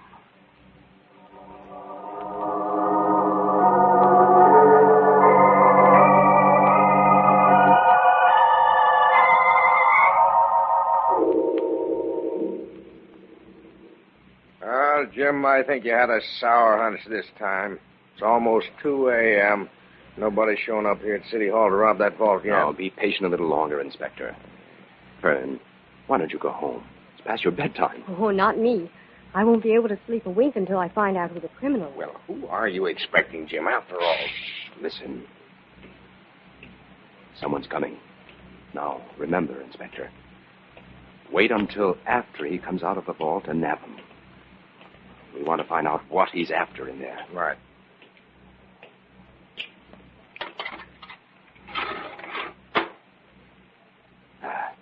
He's inside the vault now. Who is it, Jim? You'll find out in a minute. Have you got your gun ready, Inspector? He's dangerous. I'm all set for whatever comes, Jim. When he comes out, you turn on the lights and I'll cover him. He's coming now.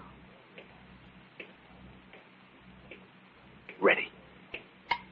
Okay, reach you, and reach high, or I'll shoot. Why, it's Mr. Marbury. And for once, he's absolutely speechless. Okay, Marbury. Your next lecture is scheduled for the jury. Come on.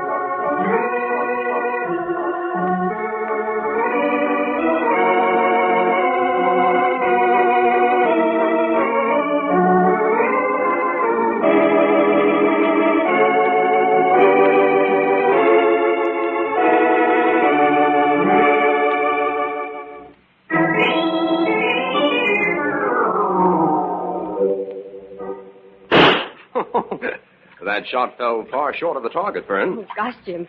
1,000 yards is some distance, even with a telescopic lens. Well, Marbury was a crack shot, and he'd had lots of experience hunting big game, as he so unwisely admitted in several of his lectures. Oh, I hope I have better luck with the fishing. I promised the mayor a trout. Oh, want me to bait your line? Yes, please. Jim. Oh, all right. What do you want to know, Fern? Well, I know the first clue that led you to suspect Marbury was that small piece of gilding you discovered under the microscope when you examined that museum vault lock. Yes, I figured that came from the keys to the city Marbury had. But what made you think there was a connection between Marbury and Lloyd? I wasn't sure there was a connection, Fern, until Lloyd was shot. That proved he was implicated and knew too much. Lloyd was the one who arranged it so that Marbury was given a real set of keys? Well, that's right. However, we didn't find the piece that was missing from the puzzle until last night, when we saw the papers Marbury had stolen from the City Hall vault. They were the records of a crime he had committed 20 years ago. Lloyd had discovered that secret and bargained with Marbury. The books and paintings in exchange for the records. Then Marbury shot Lloyd in panic for fear he might talk before he had a chance to get those records. Right, Fern. But how did it happen that you found the keys to the city in District Attorney Zane's pocket? Marbury planted the keys that he no longer needed on Zane. The trail was getting hot and Marbury knew it. So he went to the mayor's office to turn suspicion on Zane until he himself had a chance to get out of town. Fern, start playing your line. The mayor's trout is biting.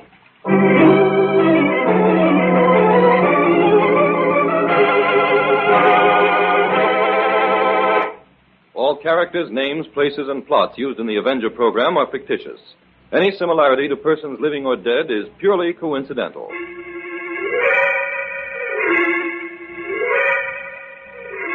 This is a thought. A thought. A thought. Remember, listen for another adventure of... The Avenger.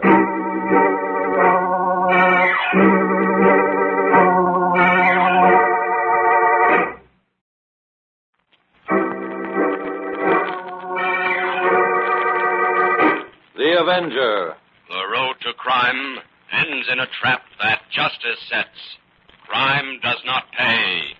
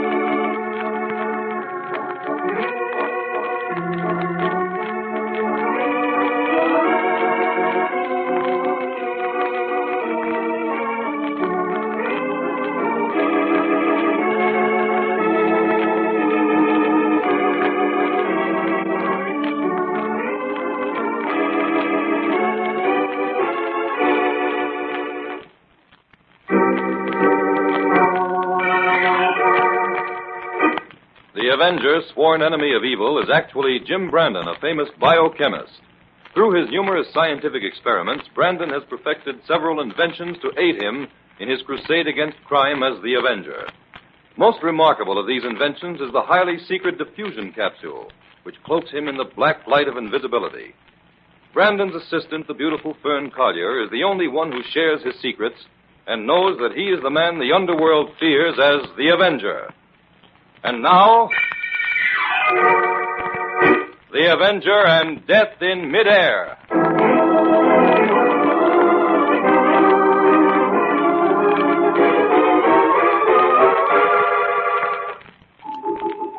The circus is in town, a small one-ring circus of menagerie. Jim and Fern are on the midway. You missed, Fern. Go ahead, try again. Oh, no, my arm's No, go on. tired, Jim. No. I swear those wooden milk bottles move around back there. I can't hit them. Well, how about trying something with a larger target, huh? Sir, are you implying that the fault lies with my aim? Oh, of course not. I merely think you'd have less trouble hitting the side of a bomb than a milk bottle. I'm insulted. Say, isn't it time for the show in the Big Tent? Oh, yes, we better get going. Oh, Jim, these little one-ring circuses are more fun than the big ones. Uh-huh. Oh, look, cotton candy. Let's get some. Oh, okay.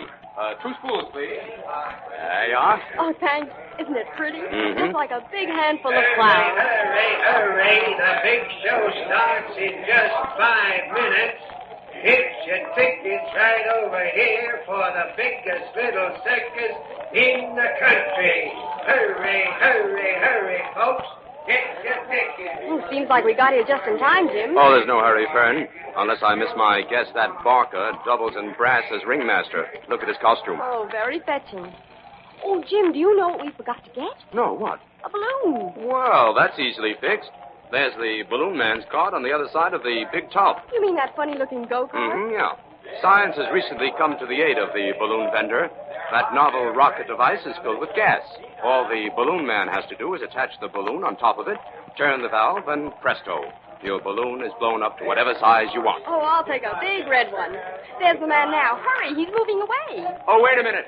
We want some balloons. Are you calling me, mister? Yes, 2 balloons, please. Sorry, can't sell any balloons till after the show. Oh, why not? They aren't allowed in the big tent during the show. They get loose, get in the way of the performers. Oh, well, will you be stationed here after the show? Yeah, sure thing. Excuse me, I gotta wheel this cart around to the exit and then help get the animals out for the show. Oh, you double as a trainer, huh? Yeah, sometimes. See you after the show.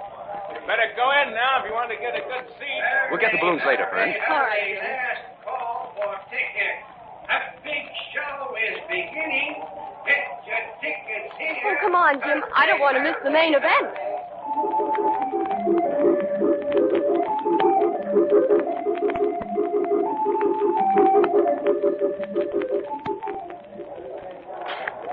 Attention, please. Attention, ladies and gentlemen. We are now about to present the main attraction of our world-famed show. I give you the great Franchotti, sensational artist of the tightrope. This illustrious star of the ozone will perform his thrilling, breathtaking, giant stride on the tightrope and follow it with a complete revolution on the trapeze. Ladies and gentlemen, introducing the great Franchotti.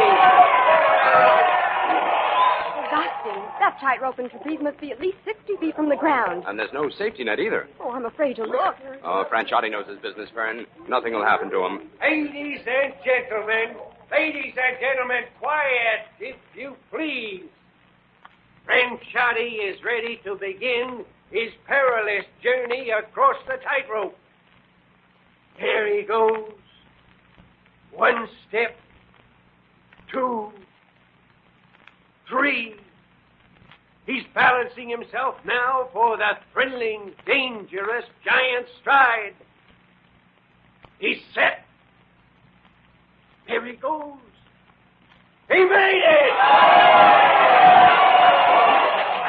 And now watch closely, ladies and gentlemen. Watch Franchotti perform the most dangerous and daring stunt ever attempted in midair. He will make a complete revolution on the trapeze and land back on the tightrope. He's ready. Here he goes. He's on the trapeze. He's swinging back and forth. He lets go. He somersaults. He missed the wire. Look out!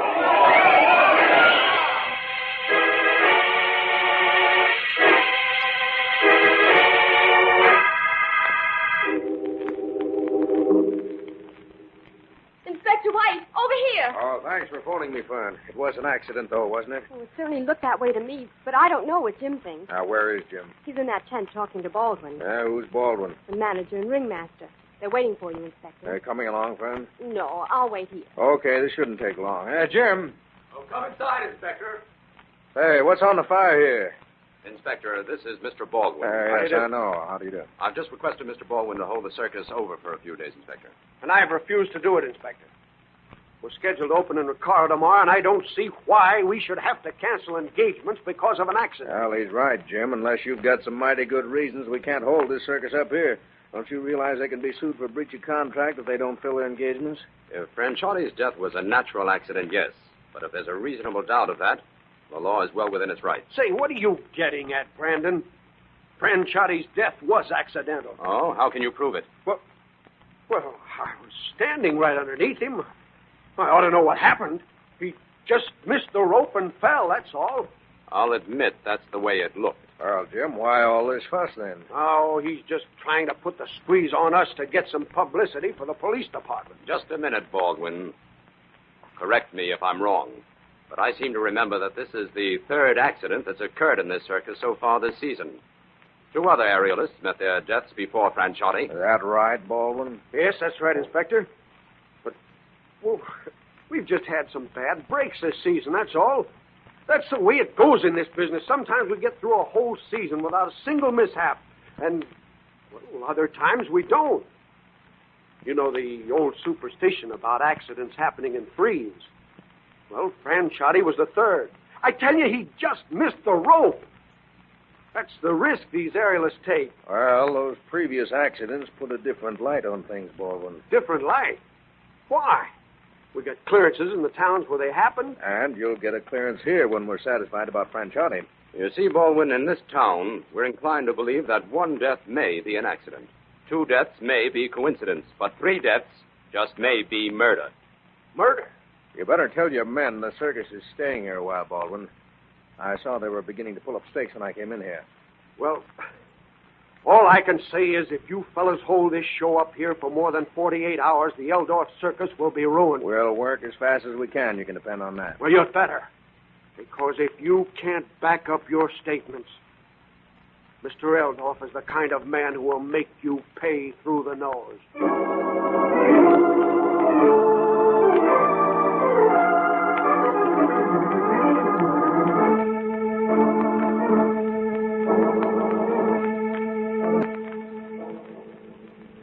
Yes, Brandon, that's the rope. This is the trapeze Franchotti worked on during his last performance. Thanks, Baldwin. This rope looks perfectly okay, Inspector.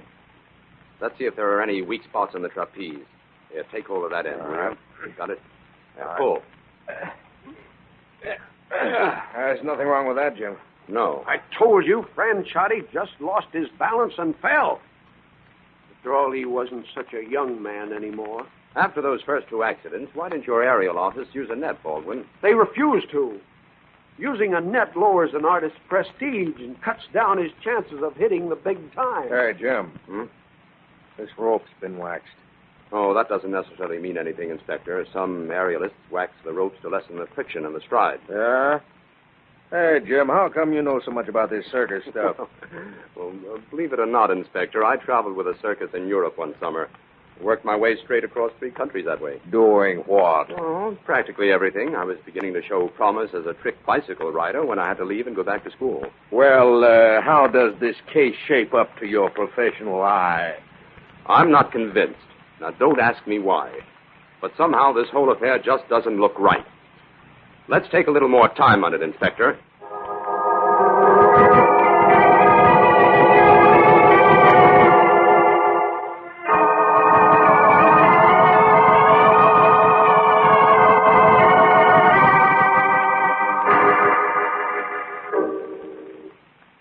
And that's the situation we're in, Mr. Eldor.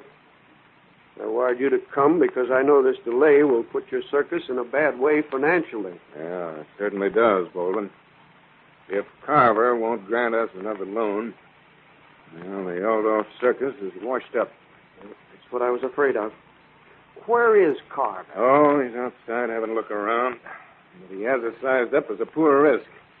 I can tell by his attitude. Mr. Eldor, maybe I'm speaking out of turn, but I don't trust Carver. No? Why not, Bolden? Well, if we have to close up, Carver can claim most of the circus as a payment on the loans he's already advanced you, can't he? That's right. Then he stands to gain more by not lending us any more money, doesn't he? Yeah, he does. But I've done business with Carver for years. Surely he wouldn't... Careful. Here he comes. Well, Carver, what do you think? It'd be a shame to close this circus down for want of another small loan, wouldn't it? Well, maybe it would, Mr. Eldorf, but I can't lend you any more money on this outfit. Oh, why not? Because that menagerie is the only thing that's worth the amount I've already advanced you. Now, wait a minute, Carver. Oh, let's not mince words, Eldorf. This one-horse circus is through. The sooner you face it, the better it'll be for all concerned. You might have pulled through this season if it hadn't been for those accidents.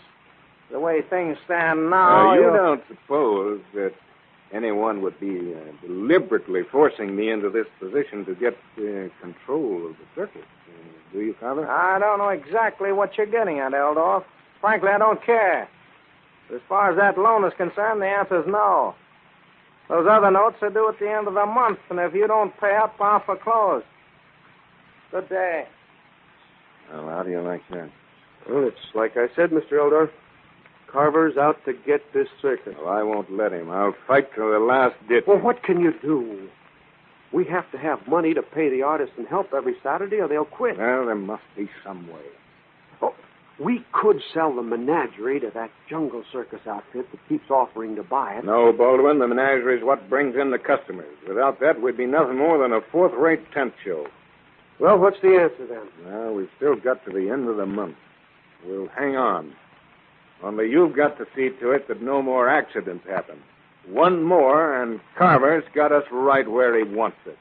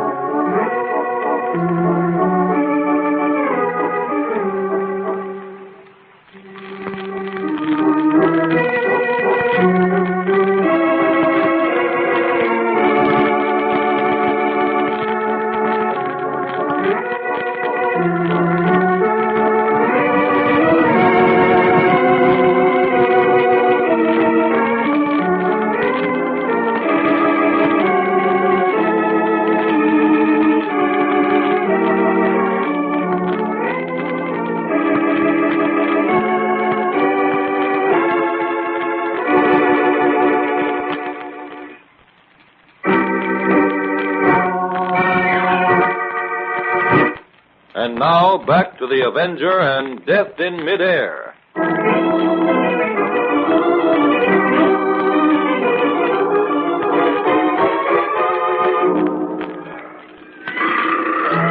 Jim, what sort of clues do you expect to find here in the menagerie? Don't tell me you even suspect these animals. No, Fern. I'm merely trying to track down something that could have furnished the motive for those three deaths. Those jungle-bred lions are ferocious-looking beasts, aren't they? Yes, they're dangerous. The cheetahs are cute, though. Say, there's a liger. I didn't know there were any of those in captivity in this country. What's a liger, Jim? Well, it's a very rare animal, Fern. Part lion and part tiger. I know there are a few of them in foreign zoos, but I'm certainly surprised to see one in a broken-down circus. They're worth a lot of money. Well, I like the looks of my Scotty better. Say, Jim, what's all this I hear about you arranging to have a friend of yours appear on the trapeze for a matinee? Oh, who told you about that? Louis, the balloon vendor. He said Mr. Baldwin told him about it. I never knew you were acquainted with any trapeze artists. Well, Fern, it's kind of a secret. I wonder if I should trust you with it. I'll never forgive you if you don't. Well, don't breathe a word of this, but the great Gilberto, who will perform this afternoon, is none other than yours truly. Jim, no. It's the only way, Fern. We're pressed for time on this case, and so far we have no solid evidence against anyone. But, Jim, why should you risk your life? Oh, now don't worry. I won't be taking any risks. I'm going to tell the inspector. He'll put a stop to this. The inspector knows all about it, and he agrees that it's a good idea. Jim, please don't. Something's sure to happen to you. Why, you're a rank amateur at that sort of thing, even if you did play around at it one summer. Your concern is very flattering, but believe me, Fern, I'll be all right. Now, come along. I want you to get a good seat in the grandstand, because this will be the one and only performance of the great Gilberto.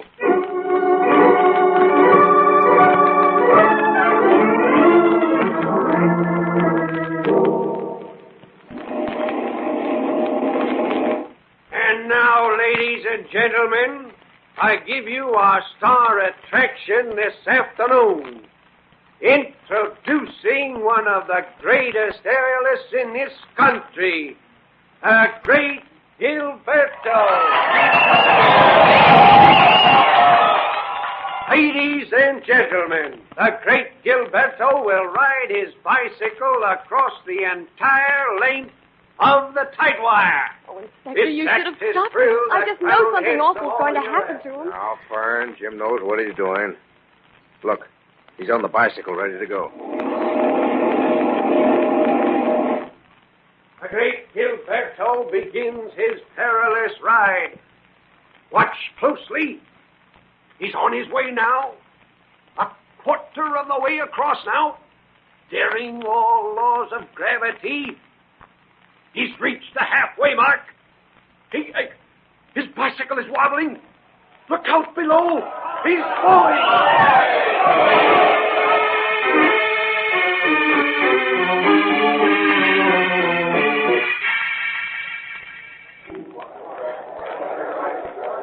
Fern, it's all right. Jim's safe.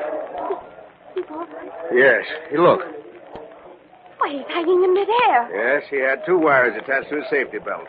They'll hold him up until the net is stretched below him. Then he'll cut the wires and jump into the net. Why don't they hurry with it? It's almost ready. There. You see? Gilberto, get ready to jump. The net is ready. Jim's cutting the wires. There he goes. He made it.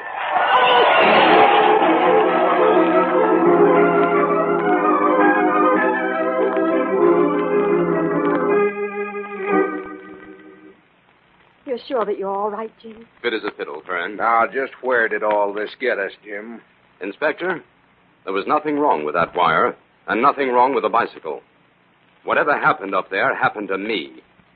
I got dizzy and lost my balance. That was quite apparent. Oh, here comes Baldwin. Look out for fireworks. So it was you, huh, Brandon? Just what were you trying to prove by that fiasco? One thing, and I did prove it, Baldwin. What was that? You'll find out later. Right now, I want you to take a message to Mr. Eldorf for me. What message? Tell Eldorf he can pull up stakes after this evening's show. You mean the case is solved, Brandon? It will be by that time. Mr. Eldorf will be glad to hear that. I'll go tell him. Is that true, Jim? Do you know who's behind all this? Not yet, Inspector. But all I've got to figure out now is why I lost my balance up there. Then I think I'll have the solution to this mystery.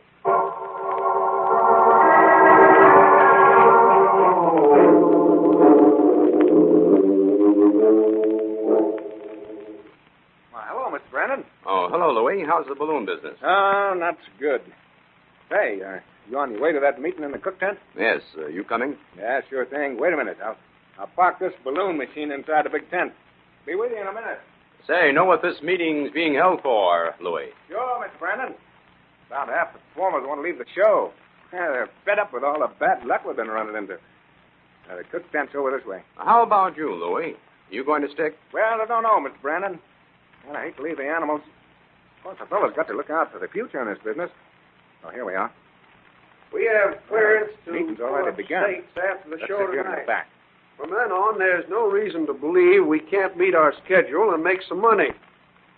Now, is everybody satisfied to stick until the end of the month at least to give me a chance to make the proper replacements? I'm not. I'm leaving this outfit tonight. This show won't last the season out, and you know it, Baldwin. Listen, Slim, that's just an ugly rumor somebody started. Fellas, you're suckers if you let them talk you into it. If you wait till the end of the month, you're killed for the season with other 10 shows. Slim is right. We'd be better off to Oh, quit now- now. Wait a minute. Well, all right, take your time and talk it over. Louis. Yes, sir. Come along with me over to my office and get some paper. Then you can come back here and give everybody a chance to vote by ballot. Okay, Mr. Baldwin. Mr. Brandon, Yes, Baldwin. would you be kind enough to collect the ballots and deliver them to my office when they're ready? Well, certainly. All right, then. Come on, Louis.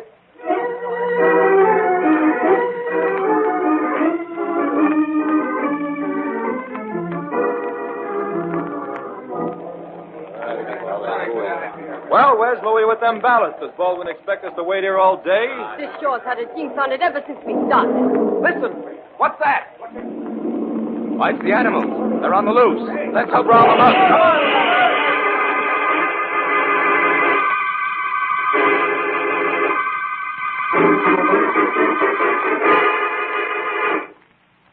Jim, are all the animals accounted for? Yes, Fern.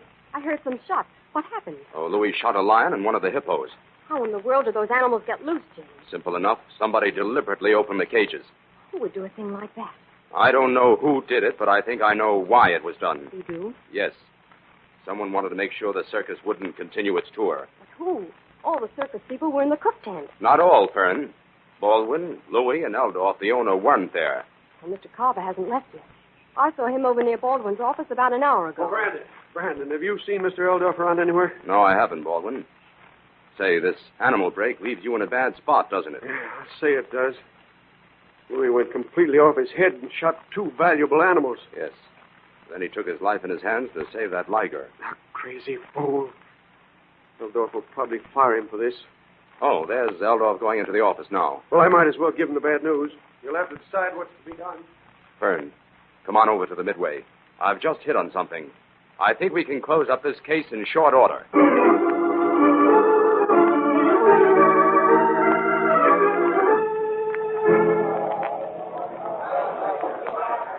Jim, now that you've called the inspector and ordered half a dozen men to surround this tent, what are you going to do? Fern, we have a whole hour before the main show begins.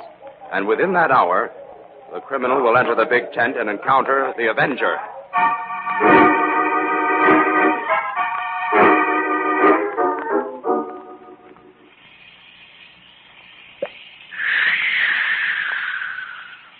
What was that noise? There must be something wrong with that machine. Yes, there's something wrong with that machine, Louis. It's an instrument of murder. Turn that gas off. Who's in this tent? The Avenger is here as an invisible witness against you, Louis. The Avenger. Huh. What good is an invisible witness? As good as the evidence he can produce. What evidence? That balloon inflating tank you have there. That is all the state will need to prove your crimes against you. Take the evidence, then. No mere voice can deliver me into the hands of the law. I can escape. You won't get your man this time, Avenger. By all means, flee, Louis. The inspector's men await you.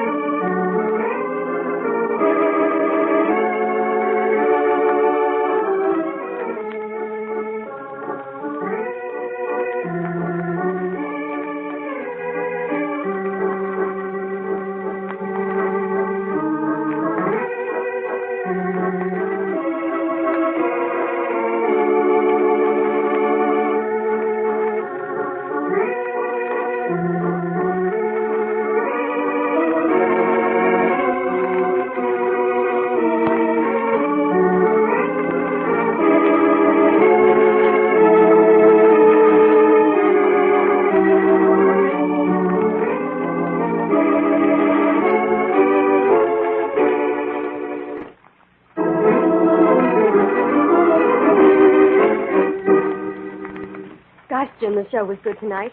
Too bad this is their last performance here. Oh, they're anxious to move along, Fern, and catch up with their schedule. Well, the crowd's all cleared out of the tent now. Shall we go? Just a minute, Jim. There are a few things I've got to get straightened out here. Well, what's bothering you, Inspector? That gas Louis released in the tent here when he wanted to get rid of an aerialist. If he released it before the performance, why didn't it affect everyone in the tent? Because the gas rose to the top of the tent, displaced the oxygen, and formed a pocket or stratum up there. That caused the aerialist to grow dizzy and fall. But what was Louis' motive, Jim? After all, if the circus closed, he lost his job. Yes, Louis was after that liger in the menagerie. That rare animal is worth more than $50,000. Eldorf picked it up in South America a year ago, but had no idea how valuable it was. And when Louis joined the circus at the beginning of the season, he recognized his value? That's right. So Louis began making offers to buy the menagerie through an outfit called the Jungle Circus. He couldn't bid for the liger alone because that might give away its value. But Mr. Eldorf was sentimental about the menagerie, and he wouldn't sell. Yes, and his sentiment will pay big dividends in this case. After all this publicity, that liger will be worth $1 a look. Jim, up until the time the animals escaped, you didn't know who the criminal was. What tipped you off that it was Louis? Louis risked his life to get that liger back in its cage, but he shot the two other most valuable animals needlessly and ruthlessly. That meant one thing. He knew the value of the liger. But why did he arrange that break? So that he'd have an excuse to shoot some of the animals and strengthen his chances of buying what was left of the menagerie, including the liger. His motive all the way through was to force the circus out of business. Well, that ties it up, Jim. And I'll run along to headquarters and file my report. Now, good night to both of you. Good night, Inspector. Jim, there's just one other little thing that I don't understand. Oh, about the balloons, right? Yes. Why wouldn't Louis sell them to people until after they came out of the big tent? Because if those balloons were brought into the tent, they might get loose. And if that happened, they would fly up only as far as the gas pocket and remain suspended there. That would have given the whole scheme away. Satisfied? Perfectly. Oh, come on, Jim. I want to see Mr. Baldwin before he leaves. Baldwin? What for? I've decided to manage the great Gilberto. I want to see if I can get him some bookings.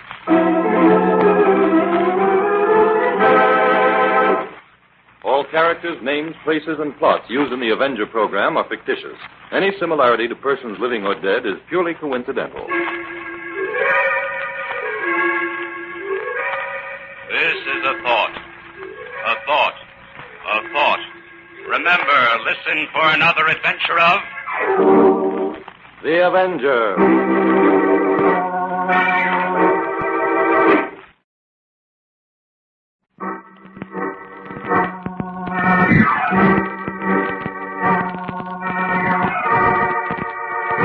The Avenger. The road to crime ends in a trap that justice sets.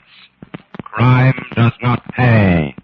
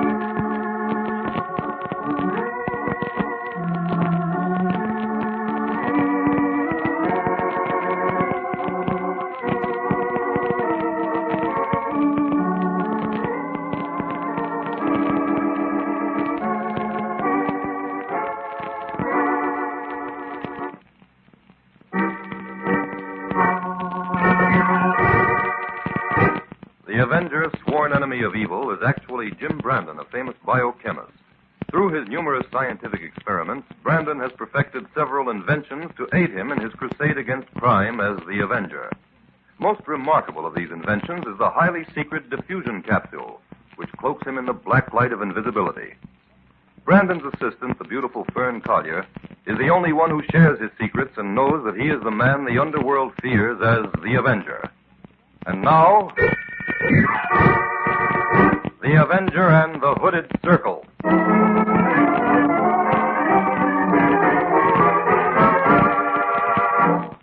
A group of influential businessmen have assembled for luncheon in a private dining room. The conversation during the meal has been general, but as soon as the dishes have been cleared away, Howard Gleason, self-appointed chairman, calls for order. Gentlemen, your attention, please. I know that all of you are wondering just why you were invited here. Benton, would you stand over there near the door, please? Don't let anyone come in here. Right, Mr. Gleason. Now, gentlemen, I'll come straight to the point. If you will look about you, you will see that this gathering is composed entirely of influential businessmen who have resided here in Springville for many years. The reason for that is this. You men have an investment in this town. I mean the real Springville, not the noisy honky-tonk it's become within the past few years. Now, don't you think the time has come for us to protect our homes and investments here and get rid of the grifters who are ruining our city? Just a moment, gentlemen. Let me have a few opinions. Bob Clifford has the floor. Well, I agree with you, Gleason. I think the situation here in Springville has become intolerable. In fact, it's reached the point where the decent citizens must drive out the riffraff or they'll drive us out. But what can we do? You can't just order these people out of town. As long as they're making money here, they'll stay. That's just it. They're within their legal rights. What? Are we to stand by and let them destroy us because of that? No, something better be done. Gentlemen, there is a way to handle this, if you men have the courage to adopt it. Well, what is it? I think you'll find us willing to cooperate. All right. Here's the blacklist. Let's see if we agree on that first. Number 1, Ambrose Greer. I think that Greer has stepped on the toes of every man here in one way or another during the past 3 years. Well, let me acquaint you with his latest plan. He is gradually buying up all that old mill property along the west fork of the river. He intends to dam up that tributary and convert its power to his mill. Now, if that happens, our hopes for a state park on that fine land are doomed. Well, he's got to be stopped, that's all. Let me continue, Clifford. Second on this list is Jarvis Peyton. When timber was badly needed, he bought up that forest land beyond the lake and made a fortune chopping it. Now he intends to ruin the entire woods in that section in order to clean up more. Well, that's carrying profiteering a little bit too far. And what about that Ringo Tupple who runs the gambling boat out on the river? That place is a disgrace to this community. But what's to be done about it? As far as I can see, all we can do is start the ball rolling to have a few laws enacted to restrain these people. That would take too much time, Benton. I have another plan, but I do not feel at liberty to discuss it here. Well, where can we discuss it, then? The utmost secrecy will be required, but I think my plan will prove quick and effective. Well, when can we hear it, Gleason? We're willing to listen. Those who are interested will meet in the deserted barn at Cronin Corners tomorrow night. I thought it might be well to adopt a plan to shield the identity of those who wish to work within this group.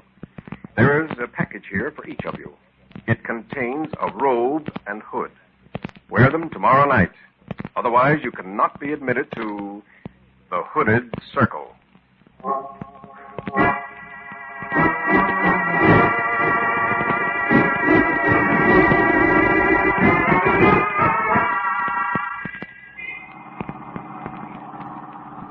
I'm glad you and Fern were able to drive out here to Springville with me, Jim. So am I, Inspector. That anonymous note you received interested me. Inspector, what was in that note to bring you and Jim Tearing out here to Springville? Well, among other things, Fern, it contained a warning that Springville is in for a reign of terror. But isn't this outside your territory? Yes, it is. I called the Springville sheriff about it, but he's laid up, so he wants me to take over for the time being. Well, of course, Inspector, we may be out here on a wild goose chase. An anonymous letter, 9 times out of 10, is written by a crank. Now, this one's worth checking on, Jim. Where do you think we ought to begin? Drive down to the courthouse. I'll make a few inquiries of the officials there.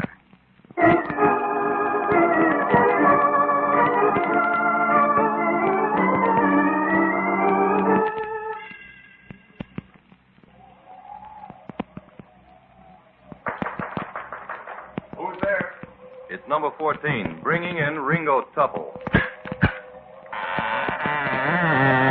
Enter. Is everyone here? There are 2 less than at the last meeting, but we'll proceed. Sit over there. Say, what kind of a deal is this? Why was I brought here? You're about to find that out, Tupple. You can remove his blindfold now, number 14. Right. There you are, Tupple. Hey, what's the pitch here? If you hooded guys are trying to put over a joke on me... No joke, Tupple. The Hooded Circle is here to decide your fate. Decide my fate? What are you talking about? Just this, Tupple. We find your presence here in Springville undesirable. We want you to clear out entirely or convert your gambling boat into a respectable showboat. And if I refuse? Steps will be taken. Now listen, I'm a businessman. If it's cut on the gambling profits you're after, we can work out a deal. We don't want your money, Tupple. Our one and only purpose is to rid our city of riffraff and profiteers. We're giving you a choice. Meet our requirements at once, or get out. Well, I've got a big investment here. I can't very well pull out. Then we'll expect the gambling on your boat to discontinue at once. All right. You got me in a tight spot, so I'll play ball. Now I'd like to get out of here, if you don't mind. Oh, you need not be afraid, Tupple. We have no intention of harming you. After the meeting, you'll be escorted back to your boat. However, in the meantime, we have a little job for you to do. Now listen here, I'm a gambler, not a mug. If you have We merely want you to shuffle these cards and deal one to each member of our circle. What for? Never mind that. Here, take the cards. You will note that all of the low cards have been removed in order that the number of cards equals exactly the number of hooded men gathered around you. Check the deck and tell us if the Jack of Spades is there. Yes, it's here. Then shuffle the cards and deal them. We have a mission for the man who gets the Jack of Spades. Step up, men, and form a circle.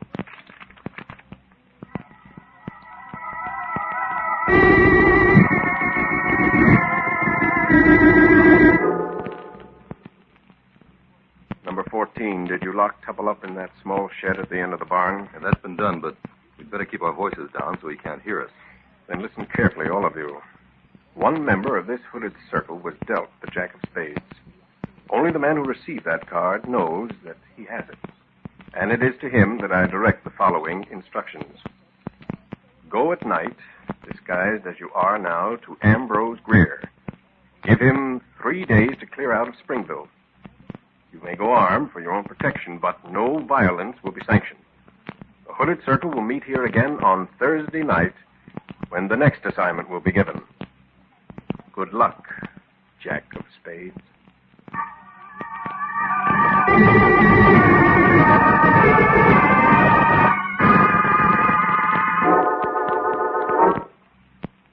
Where's the inspector, Jim? I thought he was to meet us here on the porch of the hotel. He's still out trying to trace that letter, Fern. Have you made any headway on that, Jim? No, and I'm glad we haven't. So glad? Why? Because that means it probably was the work of the crank, and that no reign of terror is threatening Springville. I hated to think that perhaps a group of citizens here had decided to take the law into their own hands. You think that's what the letter implies? Yes. And that sort of thing, regardless of its intention, is vicious and unpatriotic. It should have no place in a civilized society where the law of the land is the best law for each individual living under it. You're right, Jim. Oh, here comes the inspector now. And he looks as though he swallowed a canary. Jim, we've hit on something big here. What have you found out, Inspector? Come upstairs, Jim. In 10 minutes, we're going to have a very interesting visitor.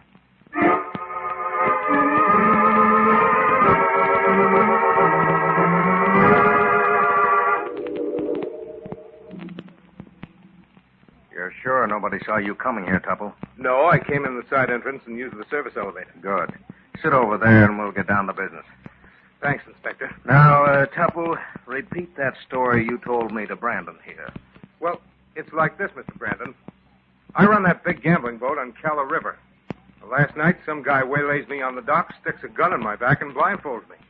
Next thing I know, we're in a car driving like mad. Any idea of the direction? No, I lost all sense of that. Go ahead. Well, anyway, in about a half an hour, I'd find myself in a big deserted barn someplace surrounded by about 20 guys in robes and hoods. They call themselves the Hooded Circle, Jim. Oh, that letter was on the level then. It looks that way. Well, go ahead, Tupple. Well, these guys warned me to get out of town or cut out the gambling on my boat. I could see that they meant business, so I agreed to cut out the gambling. Get to the part about the cards, Tupple. Yeah, that was the craziest part of the whole thing. They gave me cards to deal out to the men. And the man who got the Jack of Spades was elected to pull some kind of a job. What was the job? I don't know. They locked me up after that, and I couldn't hear much of what was going on. You did hear something, though. Well, as far as I could make out, they had it in for somebody by the name of Spear, or, well, maybe it was Greer, some name like that. Oh. Have you any idea who that might be?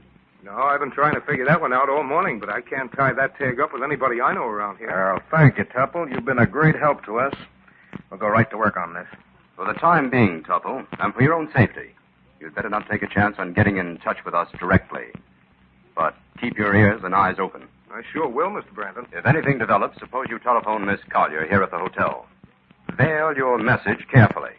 The inspector and I will figure it out. And thanks again.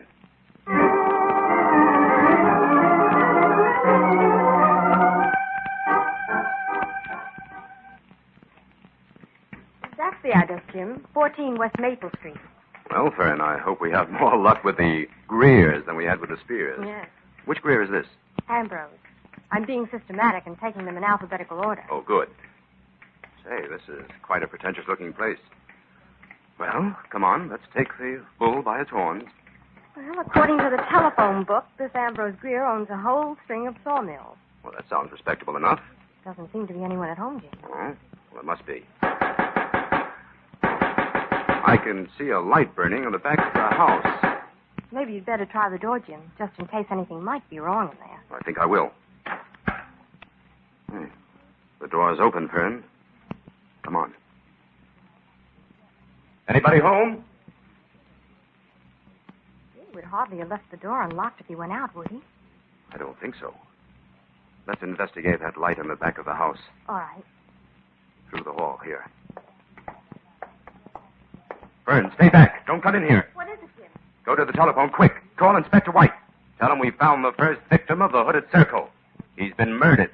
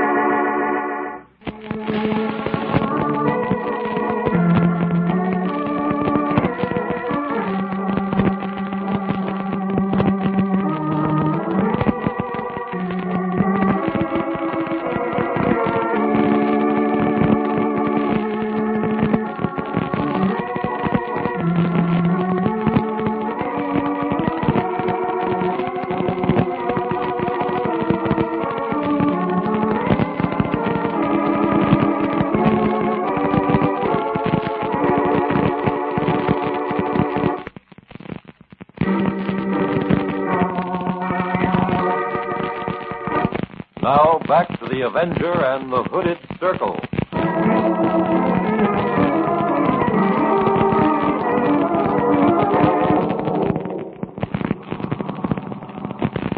Oh, there, just ahead is the third barn we picked out from the plane this afternoon, Fern.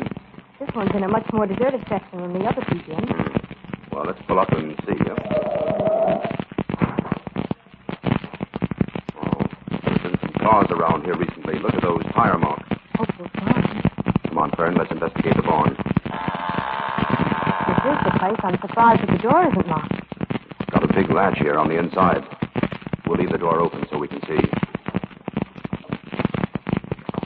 Fern, this is the meeting place, all right. Look, here are the remains of several candles, and here's the wrapper from a pack of cards. Well, what now, Jim? Tupple said he was locked in a small shed at the end of the barn. Let's look for that. Jim, here's the door. This must be it. Yes. This is the shed. Everything ties up then. Yes. Now we've got to get back to town as fast as we can. I want to put in a telephone call to Tupple. Tupple? What for? I want a complete description of those robes and hoods for just one meeting The inspector and I are going to pose as members of the Hooded Circle.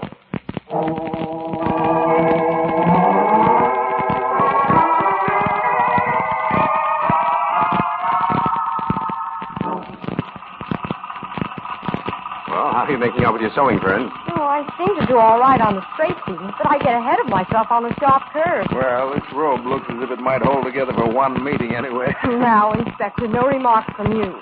After all, when I was hired as Jim's secretary and assistant, I was not informed that plain sewing would also be required. Oh, will you answer it, Fern, please? All right, Jim. Hello? Yes, this is Miss Collier. Oh, yes, I'd be glad to take a message. I know who it's for, Mr. Tupple. Go ahead. Right. I have it. Thank you very much. What did Tupple say, Fern? It didn't make any sense to me. He said, I've been invited to a private game of cards tonight at 10 o'clock. Fine. That means the Hooded Circle is meeting tonight. Come on, Fern, back to your sewing. We've got to get those costumes finished.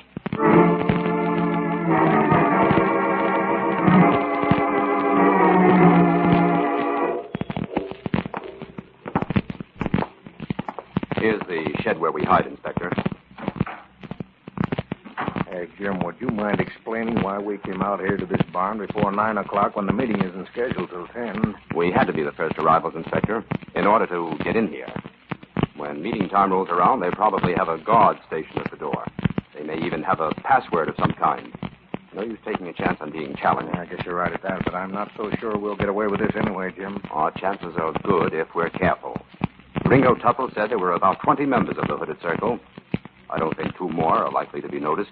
Now, come on. Let's get into these hoods and robes. Right. Okay. Hey, Jim, what about this angle? Suppose Tupple is called upon to deal a card to each member. If there are 20 members, he'll only be given 20 cards to deal out. That means we'll have to be left out of the dealing. Now, won't that be obvious? Well, it would be, except that I've arranged for that emergency. Yeah. I had Fern call Tupple before we left tonight and tell him just to pretend to deal cards to you and me. But how in blazes will he know it? Like this. Now, hold out your hand. Yeah, palm up. There. Now, that red mark I make in the center of your palm will identify you to Tupple. So far, so good, but of course you realize we could be walking right into a perfect trap, Jim. I know that, but it's the chance we have to take. However, if we don't show up at the hotel restaurant by 1 o'clock, Fern has instructions to call the state police. Well, in the meantime, all we can do is wait and hope this scheme of yours works.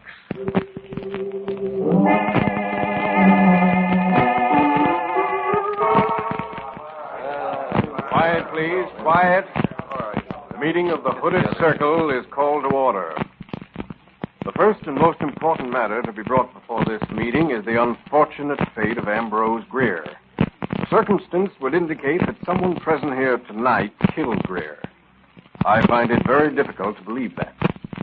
But if it is true, that man must be punished for his crime. Who received the Jack of Spades at our last meeting? Will no one answer? Order, please. Order. Order. Well, who that man was, only he himself knows. Greer must have been killed in self-defense. No member of this circle would kill in cold blood. But what's all this the newspapers are saying about Greer being robbed? I don't believe those stories have any basis in fact. However, let this tragedy be a lesson to all of us to act cautiously and wisely in the future. Nothing more than a warning must be given to these others on our list.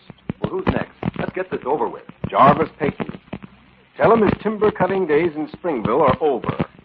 Give him 48 hours to get out of town. Payton's away on business. He won't be back until tomorrow morning. That'll be time enough.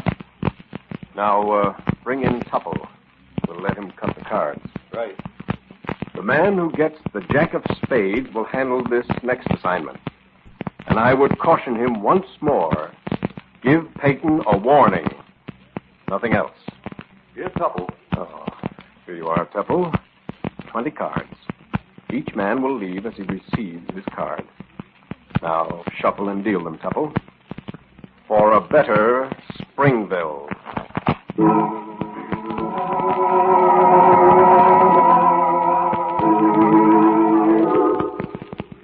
Jim, isn't the inspector joining us for a midnight snack?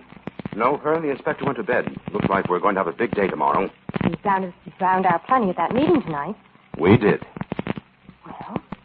You're not going to hold out on me, are you, Jim? You can wait another day, can't you? You do know who killed Greer, then? Yes, and by this time tomorrow, the criminal will be apprehended. Oh, I hope so. I'm anxious to get away from Springville and its hooded circle. Well, one thing was evident at that meeting tonight. The hooded circle is composed of a group of amateurs. No professional troublemakers have moved in yet. That ought to make it easier to dissolve. But how are you going to expose Greer's murderer, Jim? A man by the name of Jarvis Payton is next on the list to be visited by a member of the hooded circle. Payton lives alone in the timberland beyond the lake. He'll arrive home from a business trip in the morning. And I think he's marked for murder. And if I know you, you're going out there tonight to wait for him. Right, Fern. The Avenger must be on hand in the morning when Payton's murderer arrives.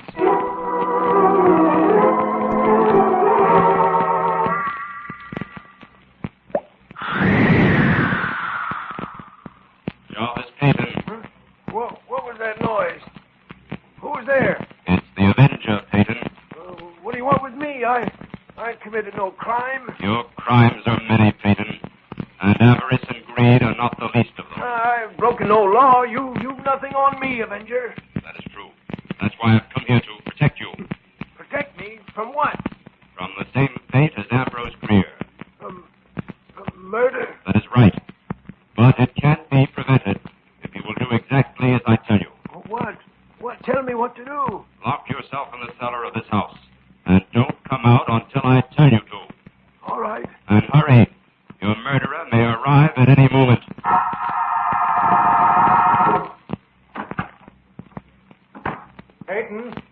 Payton, where are you? Got a message for you. Payton, I know you're in here. I saw you arrive. Don't be afraid. It's a member of the hooded circle. I've brought you news that might save your life. Then why have you come with a gun in your hand? Who's that? Who spoke to me? Come out or I'll shoot. You can't see the Avenger, but he can see you. What's your game, Avenger? My game is law and justice. I intend to see that you are given a big dose of both of them. For what? What can you prove against me? The death of Ambrose Greer. Motive, robbery. Also intent to kill and rob Jarvis Payton. You'll have to catch me first before you can bring those charges. You won't get out of here. Oh, yes, I will. Get away from that door. No, let me go. I'm going to stop you like this since you've insisted. And there you'll stay until the police arrive. Your loaded gun in one hand and these 2 jacks of spades you had in your pocket in the other. That's the kind of evidence the police will like to see, Ringo Tupple.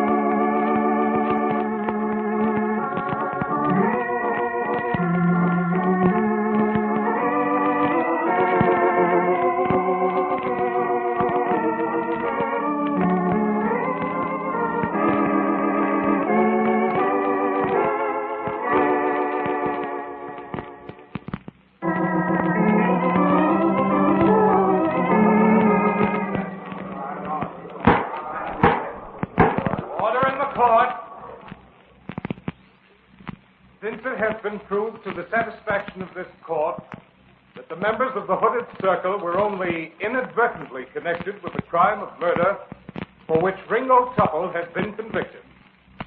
I hereby suspend the sentences of these 20 men in order to give them a chance to prove themselves good citizens of their country. These men are not blameless, and they will be held answerable to this court for their actions at all times. Therefore, I would warn them to remember this.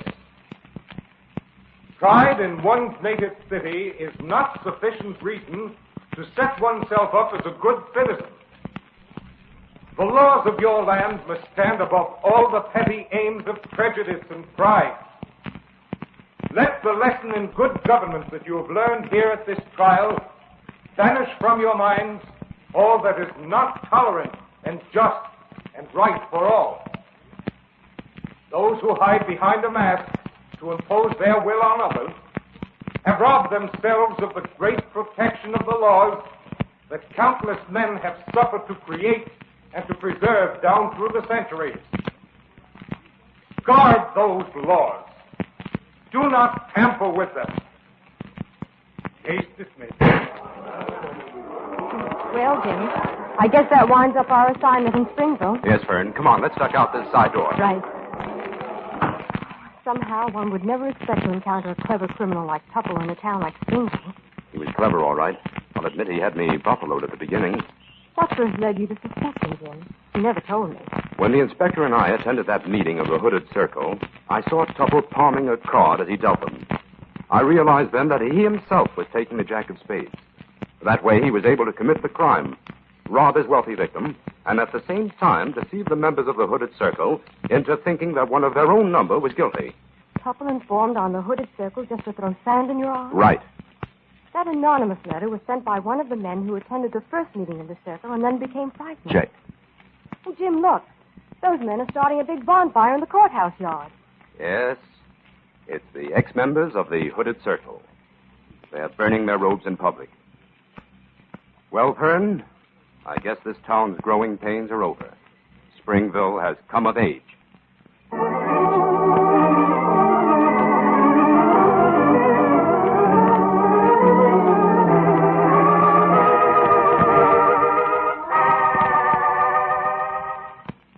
All characters, names, places, and plots used in the Avenger program are fictitious. Any similarity to persons living or dead is purely coincidental.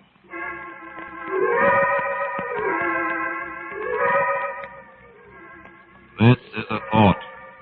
A thought. A thought. Remember, listen for another adventure of... The Avenger.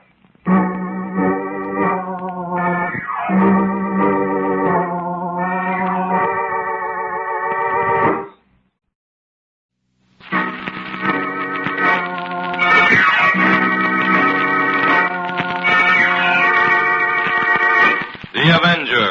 The road to crime ends in a trap that justice sets. Crime does not pay.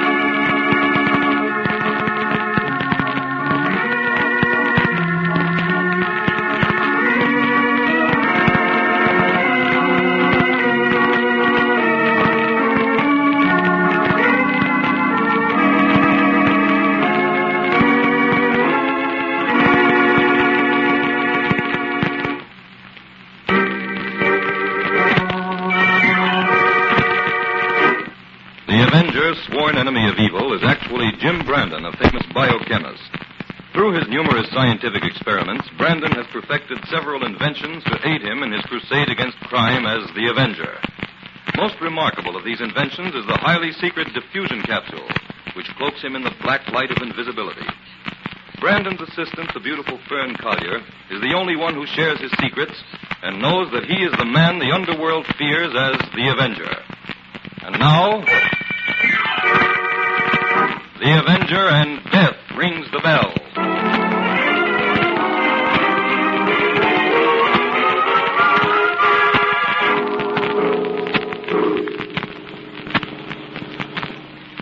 I'll drop you and Fern off at your office, Jim. Okay, Inspector. Thanks for taking us to lunch, Inspector. Hey, you're welcome, Fern. Oh, say, Inspector, I have those chemical reports ready on the Hadley case. You can pick them up if you want to. Good, I'll do that. Oh, look, there must be a big fire somewhere.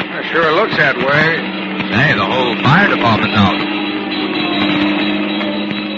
This is something big. What do you say we tag along, Inspector? I think we better, Jim.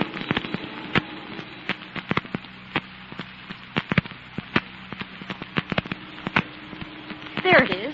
That big tenement house at the end of the block. Well, they'll never be able to save that. It's going up like tinder. Better park here, Inspector. Yeah. Come on.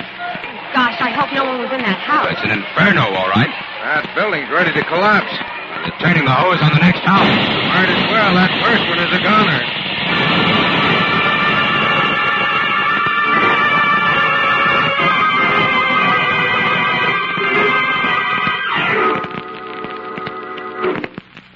Now that the firemen have pulled out and I've sent Fern back to the office, how about giving me the lowdown on why you're hanging around here, Inspector? Well, Jim, this tenement house belonged to a man by the name of Roy Wade.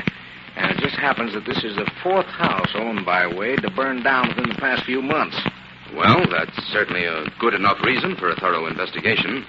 What's your theory? Arson, insurance, or what? I don't know yet.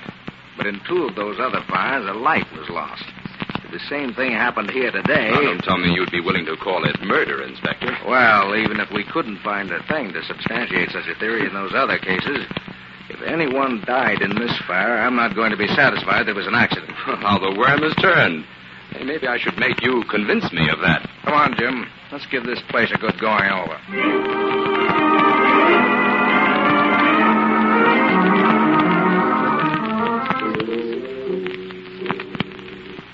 Jim, here's a complete medical report on the remains of that body we found in the fire. Who was it, Inspector? An old recluse by the name of Adam Tanner.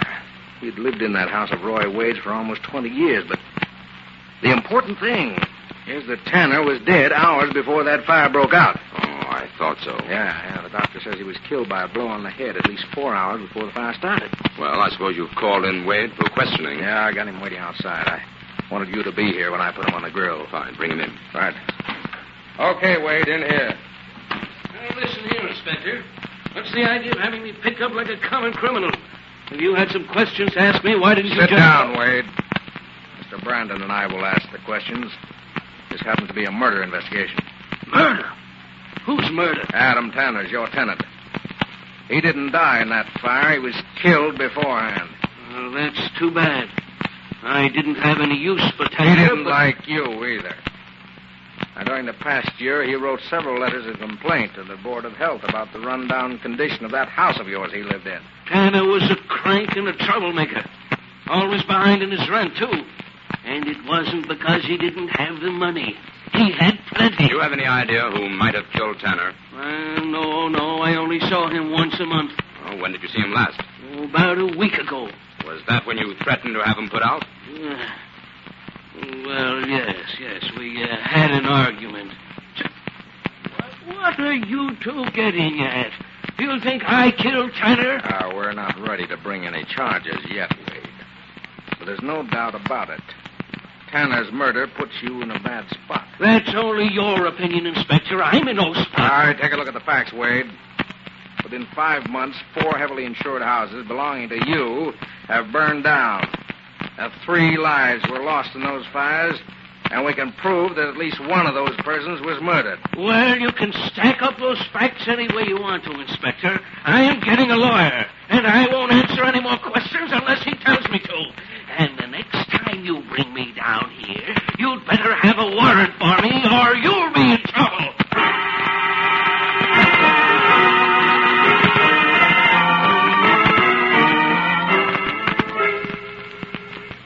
Jim, all these samples of burnt wood look alike to me. I don't think you'll find any clues here. I've already found some, Fern. You have? Yes. We believe Tanner was murdered in the kitchen of that house and that the fire originated there. Now, this is a piece of burnt wood taken from what was left of the kitchen wall. Here, take a look at it through this spectroscope. I'm sorry, Jim. It's just another piece of charcoal as far as I can see. Well, no, it isn't, Fern. That piece of wood didn't burn normally. If it had, the cross-checks on it would have a definite size. Those are finer and closer together than they should be. That proves that some outside agent was used to help the fire along. Gosh, arson isn't what it used to be, is it? No, science is fighting the fire bug every step of the way these days. Do you think these fires were the work of a pyromaniac or planned with a motive, Jim? The murder of Tanner rules out the pyromaniac. But murder wasn't the motive for those other fires. Insurance, maybe?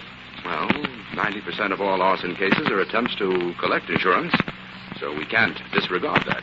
Then the case is solved. Roy Wade was the only person who stood to gain anything by all those fires. Now, what, may I ask, did he have to gain by murdering Tanner? Why, that's a simple deduction, Jim. This is what happened. Tanner was out. Wade used his passkey to get into the house. He was out in the kitchen preparing everything for the fire when Tanner came in and surprised him. They had a fight and Wade killed Tanner. Well, not so fast, Inspector Collier.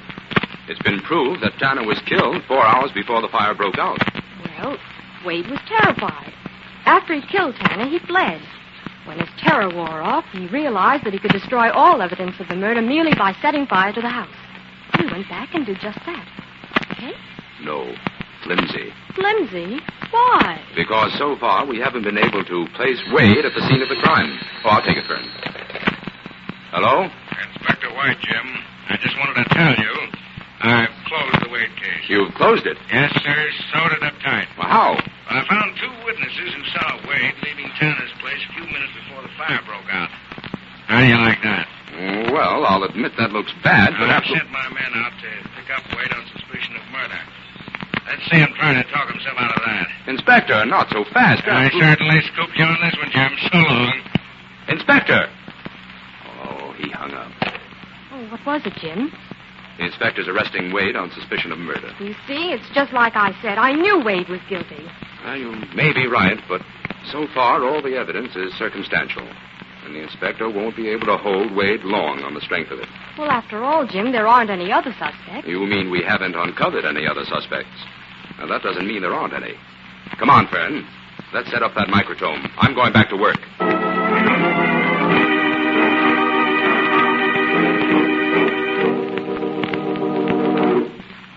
Jim, why are we making a check on all the houses Wade owns?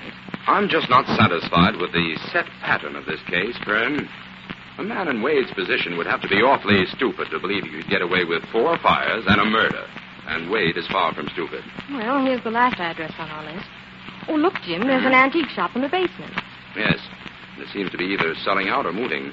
Come on, Fern, let's go in and have a look around. Good day. Anything I can show you? Well, we'd like to look around if you don't mind. Of course not. Here's some nice tables, Jim. Everything's in pretty much of a mess. I'm in the process of moving. Oh? Well, don't you find this a good section for antiques? Oh, the section's fine. Nearly all the old people living around here have wonderful old furniture. I'm just moving across the street. It's only this house I object to. What, the house? Yes. It's owned by Roy Wade. What with him being such a firebug, you never know which of his houses will go up next. After that last fire, I decided to get out of here. After all, I've got a lot of money tied up in these antiques. Well, you shouldn't have anything to worry about now that Wade's safely in jail. But he's not. What? They released him. A flash came over the radio about 15 minutes ago. Insufficient evidence, they said. Hello, Mr. Douglas. Hello, Winston. I just dropped in to tell you that I think I finally persuaded Uncle John to sell you a few of those old pieces of furniture you asked me about. Oh, good. Stop around to his house sometime this week and look them over. And see that you offer him a fair price. I'll do that all right. Okay. Well, let me know how you make out with the old boy. I will. Thanks, Winston. Well, who was that young fellow? He looked familiar, but I can't place him. He's Winston Madden. Old John Madden's nephew. Oh, yes. His uncle lives in that house Roy Wade owns on 7th Street. That's right. Jim, I found just the table we need for the office. Okay, have it sent, Fern. It's that one next to the china closet. Oh. Send it to Jim Brandon, 928. Excuse me. Are you Jim Brandon, the detective? Yes. Well, I'm mighty proud to meet you. My name's Hubert Douglas. How do you do? Say, Mr. Brandon, maybe you could use your influence to have something done about the shocking condition of this house. I thought you said you were moving. Well, I am, but I'm sorry for old Mr. Forsyth on the second floor. He'll be left alone here. And what about the top floor apartment? Well, those people moved out 3 days ago. After tonight, old Forsyth will be here alone. And I think Roy Wade should be forced to make certain repairs for that old man's safety. Well, I'll look into the matter, Douglas. Come on, Fern, settle the matter of that end table. We've got to be getting along.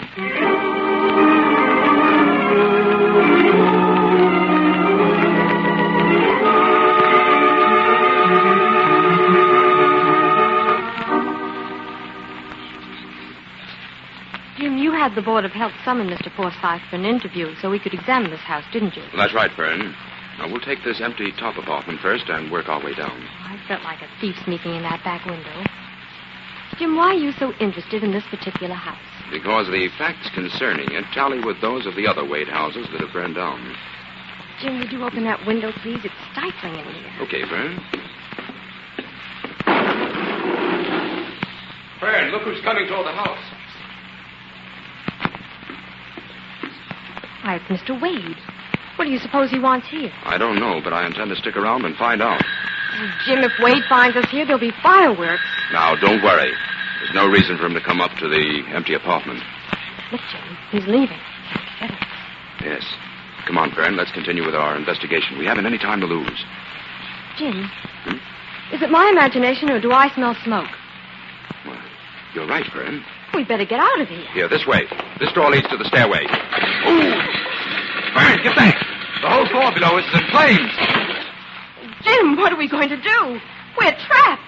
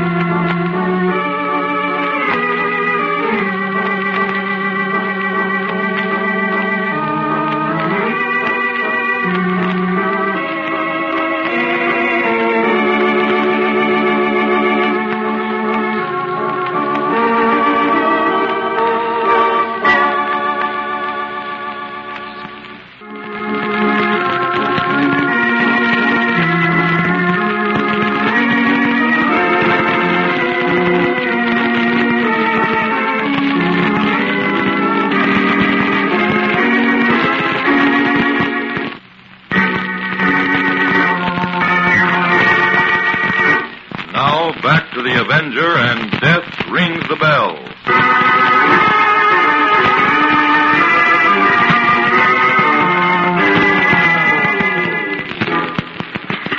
Jim, we can't stay in this room another minute.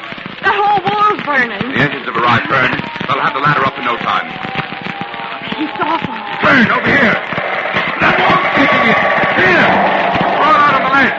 I'll hold you from the inside. No, I won't go unless you come too. Well, all right. Take hold of my hand and go ahead. Now, hold tight. Jim, this ledge is only a few inches wide. I know. Now, don't look down. Steady now. It'll only be for a minute. They're putting the ladder up. We're perfectly safe. Now, I'm holding on to the window sash. Keep your nerve, Fern. I will, Jim. There. The ladder's right at your feet. Now, I'll steady you while you step onto it.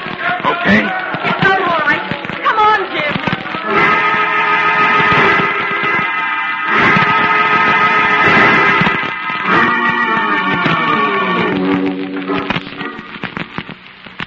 I sent for you to come over here to the laboratory to watch a little experiment. Well, that's not why I came, Jim. I want an explanation of that statement you made on the phone.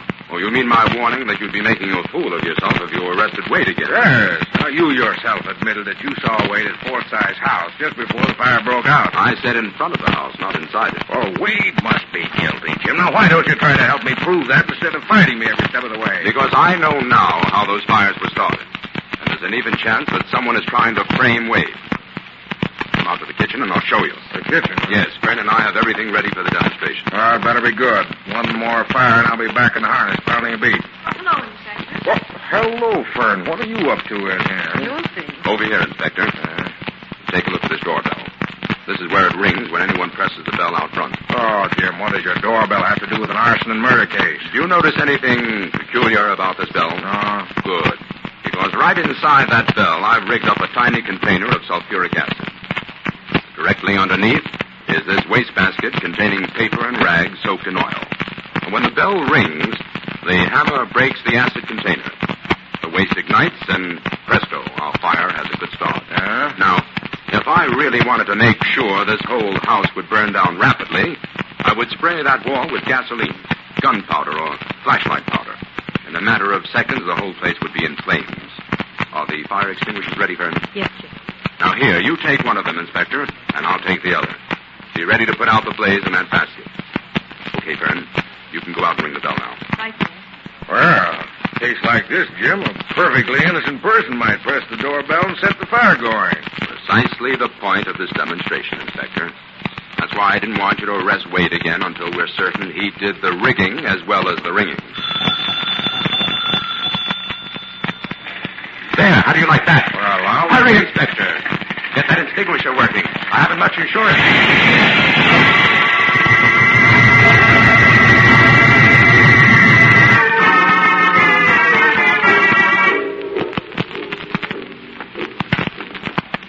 Jim, why are we going to Douglas's antique shop again? I want to find out if Douglas saw anyone going in or out of Forsythe's house yesterday, Fern. That demonstration you made this morning certainly leaves the field wide open, as far as suspects are concerned, doesn't it? Oh, you mean you're no longer convinced it was Wade, huh? No, but I'm not convinced it wasn't either. We can't eliminate Wade, but on the other hand, the criminal could be someone we've had no reason to suspect so far. Oh, Jim, there's old Mr. Forsythe. Looks like he's headed for Douglas's store, too. Oh, yes. Well, good afternoon, Mr. Forsythe. Good day. Let me see now, you're Mr. Brandon, aren't you? Well, that's right. Have you found another place to live, Mr. Forsythe? Not yet, miss. Spent the night at the settlement house. Everything I had went up in that fire. Oh, that's terrible. Oh, yes, everything.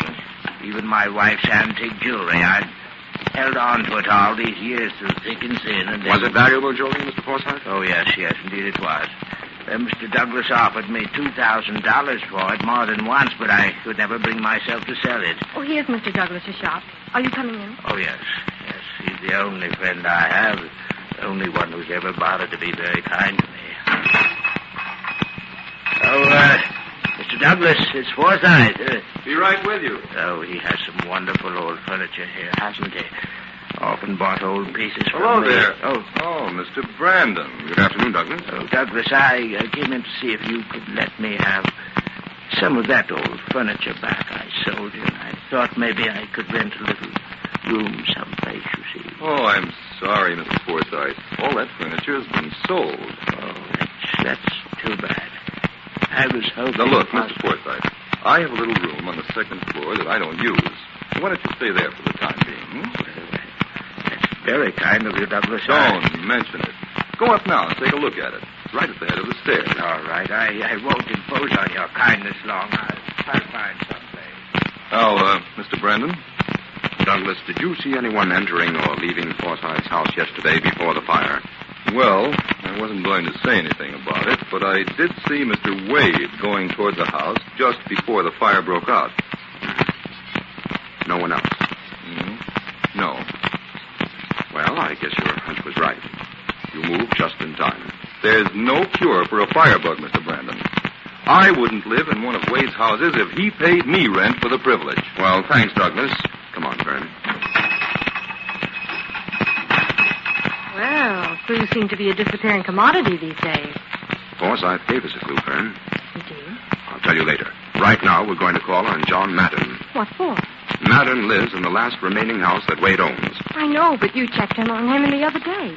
Jim, surely you don't think that Wade... I'm not stopping to think, Fern. This time I'm not going to give death a chance to ring the bell.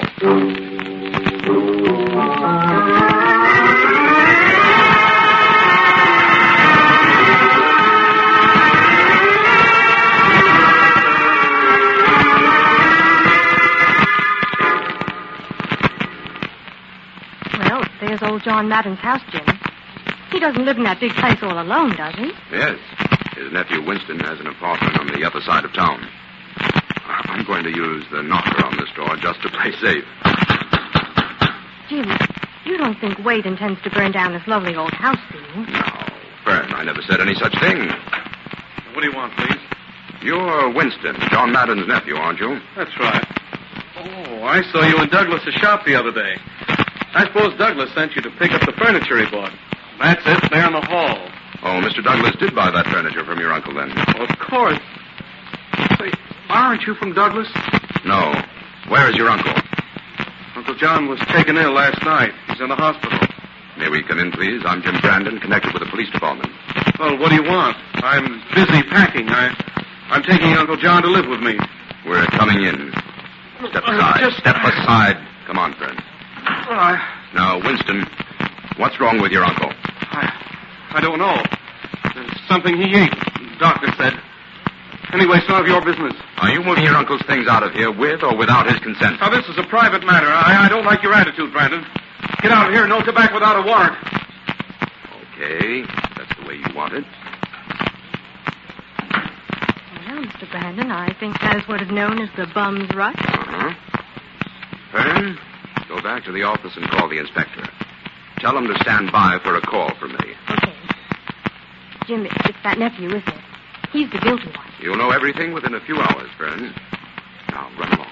What are you going to do, Jim? I've got a date with a firebug as the Avenger.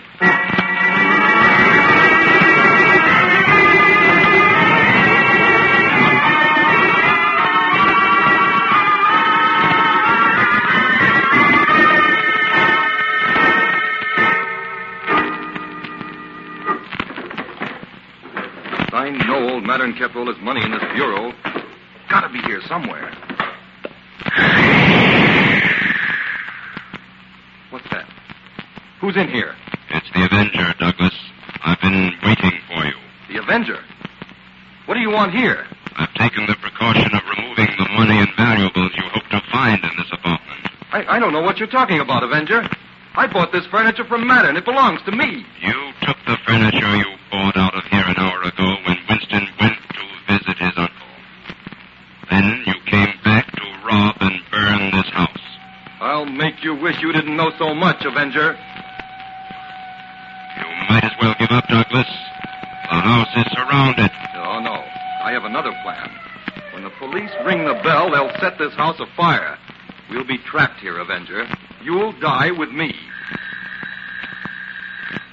You'd prefer death by fire to a trial by jury, Douglas. But the bell will not set off the fire this time.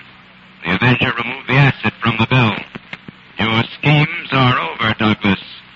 You'll stand trial for arson and for murder.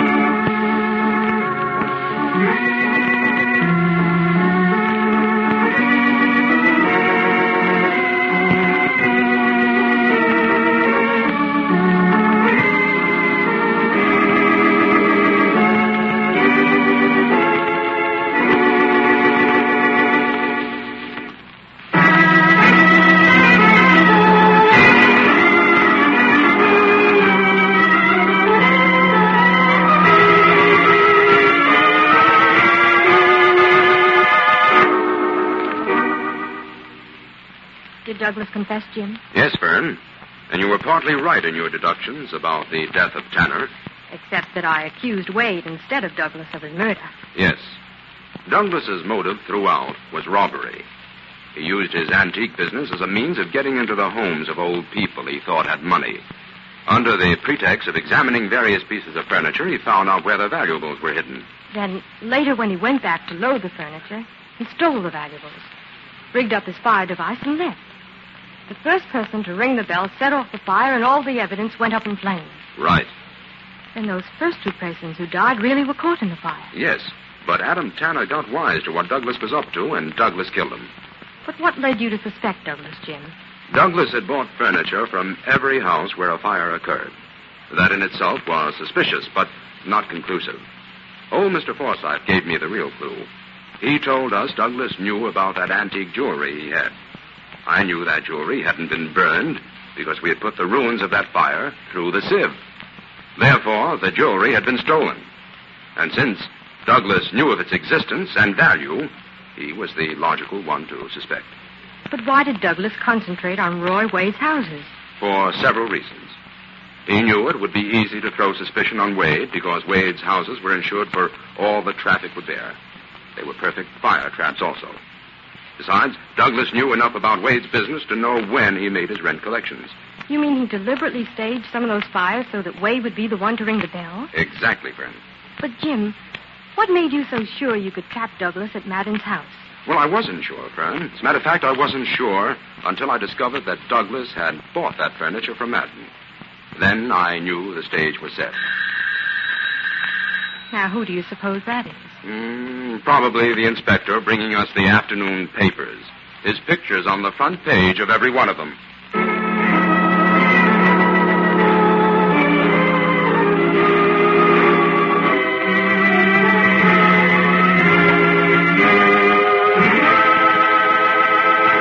All characters, names, places, and plots used in the Avenger program are fictitious.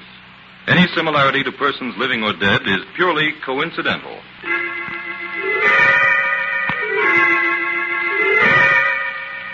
This is a thought. A thought. A thought. Remember, listen for another adventure of... The Avenger.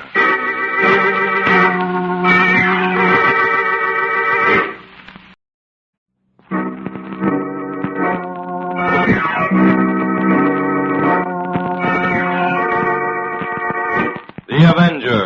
The road to crime ends in a trap that justice sets. Crime does not pay.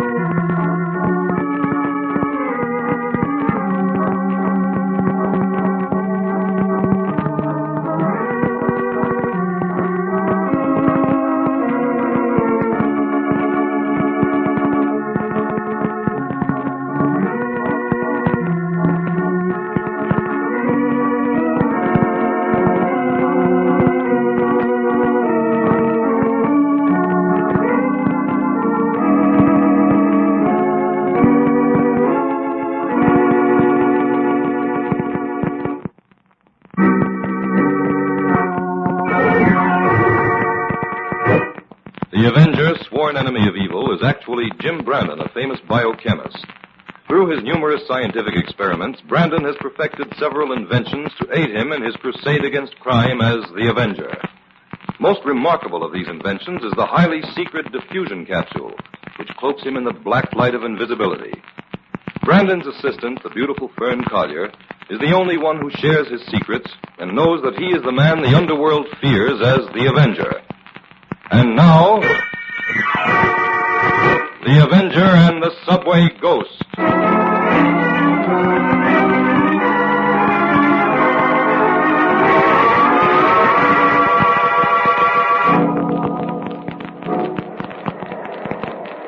Jim and Inspector White are standing on the subway platform waiting for an express as the train pulls into the station.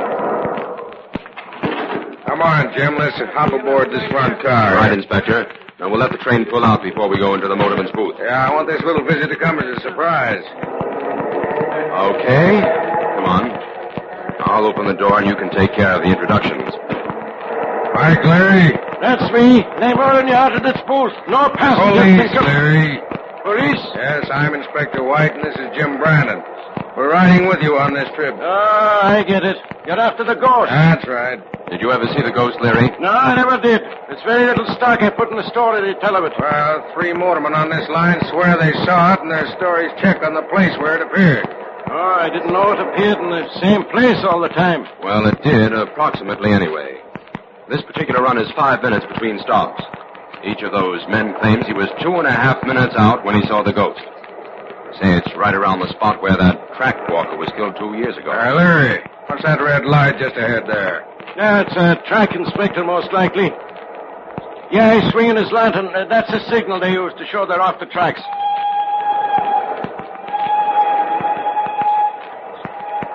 It's almost time, Inspector. Keep your eye peeled for the ghost. You know, I always figured I was as superstitious as the next man. But this subway ghost business is a little too thick for me to swallow. Larry, there's a man in the middle of the track. Stop!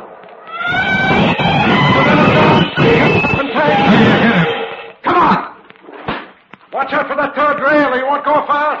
He should have landed right along here. Flash the lights around. Well, I'll take this side, Larry. You go with Jim. Okay. He must be under the train. Not under this fast car. Come on. We'll work our way back. He's got to be here someplace. No sign of him on this side of the tracks, Jim. What could have happened to that man? Well, one thing is certain, he's not here. But the train ran over him. We saw that with our own eyes. There's no use holding the train up any longer. What do you make of it, Jim? Well, Inspector, my guess is that we've had our first encounter with the subway ghost. Well, whatever it was, it certainly disappeared into thin air. Okay, Larry. Close the door and let's get going. I'm glad all 3 of us saw it. I swear I wouldn't trust my own eyes if I'd been by myself. We're up against something here, Jim. I don't happen to believe in ghosts. I don't either, Inspector, but this one promises to be rather difficult to explain. That ghost couldn't have been anything with dimension because there was no place for it to hide and no time for it to run away. Well, what are we going to do? We'll get off at the next stop. Now that we've seen the ghost, we'll have to figure out some way to trap him.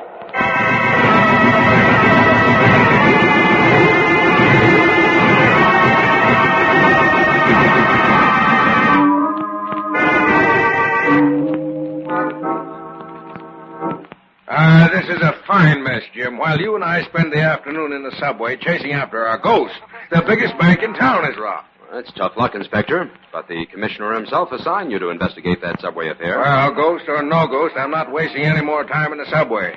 I'm going to work on this bank job. Oh, leaving me flat, huh? No. I want you to help me out on this bank robbery, Jim. It was a slick professional job, and we've got to get those 2 men who pulled it. Well, I think I'll leave that to you, Inspector.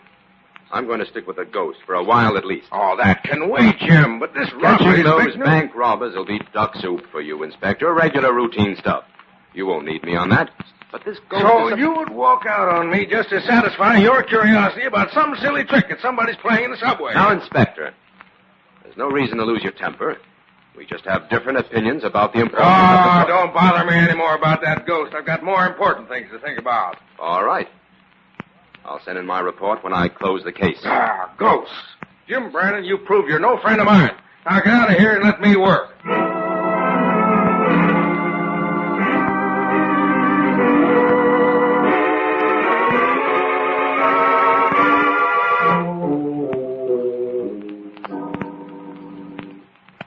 So you and the inspector parted company, Jim. Only temporarily, friend. You know how hot-headed the inspector is. Well, what about this ghost, Jim? What could be the motive for a thing like that? That's the thing that fascinates me, Fern. There isn't any obvious motive in disrupting a city-controlled subway. Nothing in a material way can be gained from it. You don't think it could be someone's idea of a prank? Oh, no. Well, where do we begin? First, I've got to dig up some facts that might lead to a motive. I think I'll call on Lester Stevens. He's the controller in charge of that subway line. Maybe he can give me a few leads.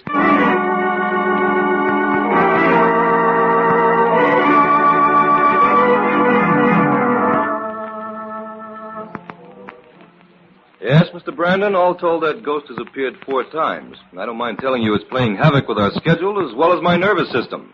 It's about time the police department got some action on this. You can depend on that, Mr. Stevens, if your office will cooperate with us. Oh, we'll do everything we can. Now, look here, Brandon, I'm going to be frank with you. Here in this drawer is something we've managed to keep from the newspapers so far. Take a look at that stack of papers. Well, what are they? Lawsuits. 20 of them, ranging from $50 to $3,000. People claiming they were injured by the sudden stops of the train due to the appearance of the ghost. Oh, amazing. And just possibly a motive. No, I don't think so, Brandon. We've had our investigators working on this, and they've discovered that more than half of these claims were put in by professional insurance collectors. Oh, I see. However, I wish you'd keep me posted on all damage claims you receive. We just might run into an angle there. I'll do that. Now, on the other hand, this may be an inside job. Motive unknown. I'm certain we can discount that. Now, that sort of thing carries a heavy penalty. If we're ever going to get to the bottom of this subway ghost, we can't afford to discount anything.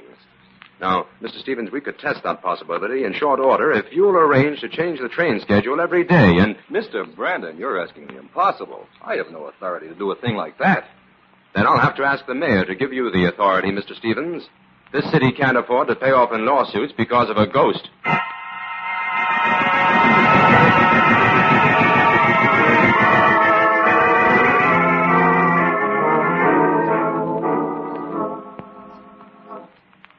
Well, Jim, it looks as if your 3-day war with the inspector is over. He called while you were out. Oh, what did he want, Fern? Help.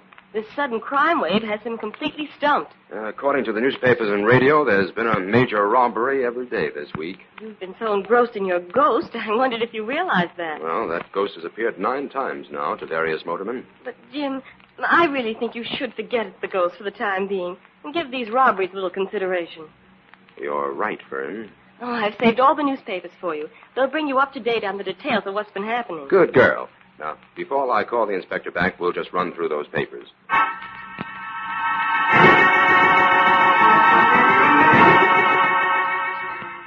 Daring jewel holdup net thieves $50,000 worth of gems. 2 men dressed as workmen staged dramatic robbery in a midtown... Armored truck robbed in Midtown. An armored truck carrying the pay envelopes of $35,000 taken in second bank robbery.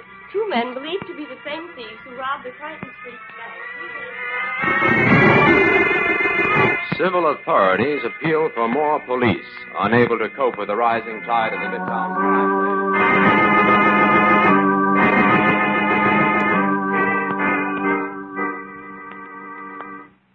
Now, Jim, I hope you didn't get me up here just to show me a bunch of city maps and charts. Now, take it easy, Inspector, and let me explain. Well, okay. Between these 2 points I have marked in blue pencil on the map here, the subway ghost has appeared 9 times. Oh, listen here, Jim. How many times do I have to tell you I don't give a hang about that ghost? You're going to keep harping on that instead of trying to help me with these robberies. That's what I'm trying to do, Inspector. There's a definite connection between the ghost and the robberies. Oh, there's a connection between them? How? The ghost has always appeared to motormen going north in this particular spot. Now, take a good look at the map. Here. I've marked the places where robberies have occurred in red. Notice that all the robberies were in the immediate vicinity of the ghost. Oh, Jim, are you trying to tell me the ghost committed the robbery? Not quite. The ghost has appeared 9 times, and there have been 4 robberies. Now, here's a time schedule of the robberies, and one of the appearances of the ghost. These show some rather interesting coincidences, don't you think? Yeah. The ghost appeared in the subway almost immediately after each robbery, but Jim, what about those other appearances? What were they for? Oh, just to cover up. If the ghost had appeared only at the times when the robberies happened, The connection between them might have been suspected earlier. Your theory is that the thieves used the subway to make their getaway. Exactly. Well, now we're getting someplace. That could account for the fantastic disappearance of the robbers. But how did they get down there? That'll entail a little more field work, Inspector, but there's another piece of information here that you've overlooked. Yeah? What's that? Although every motorman on that line saw the ghost at one time or another, one particular motorman was always on duty when a robbery was pulled. You're right, Jim. It was Mike Leary. That narrows down our field, Inspector. Sure does. All we have to do is tail Leary every minute, and we can solve this case. Come on, Inspector. It's time for us to take another subway ride. According to this schedule, Mike Leary begins his run in 5 minutes.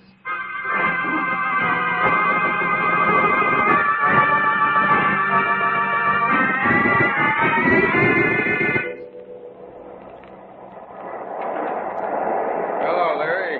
Oh, it's you, Inspector. Yeah, Brandon and I are going to take a ride with you for a while.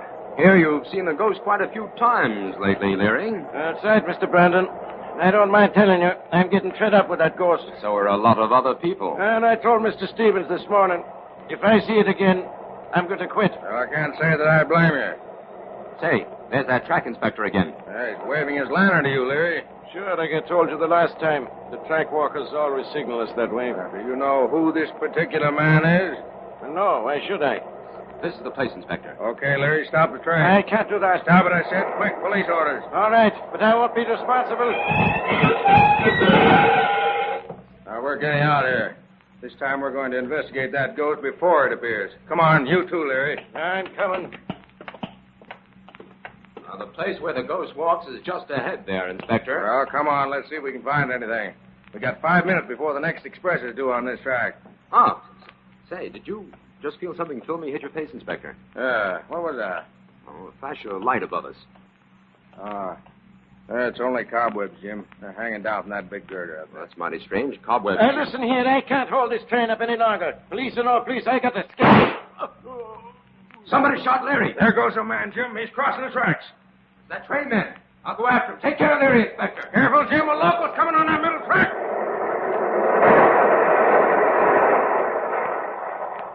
Hey, Jim. Jim, did you get him? No. Must have taken a long chance and hopped aboard that local. I lost him completely. How's Leary? Find the nearest emergency phone, Jim. Leary's dead.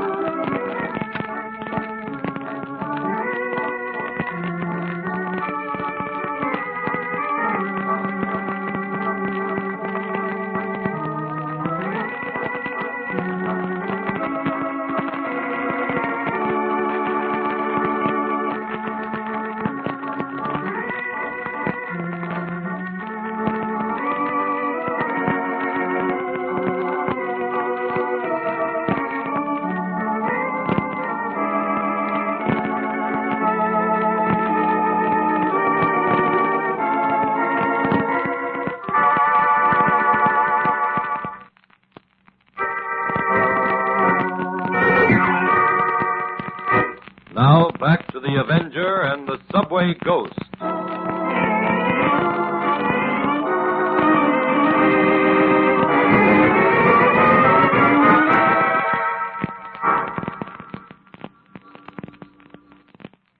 They've agreed to hold up the trains on this line for 10 minutes, Inspector. We'll have to work fast. Well, the sooner we solve the mystery of this ghost, Jim, the sooner we'll know where we stand with those robbers. Oh, here's the place where the cobwebs hit us in the face. A few short wisps are still clinging to the girder, but Of course, the first train that hit that cobweb screen swept away practically all evidence of it. All this talk about cobwebs isn't helping us find the ghost, Jim. But it is, Inspector. Those cobwebs served as a screen on which the moving picture of a man was projected. There's a projection machine hidden around here somewhere. When we find that, we have our ghost. Flash your light around. I hope you know what you're talking about, Jim. I don't see anything.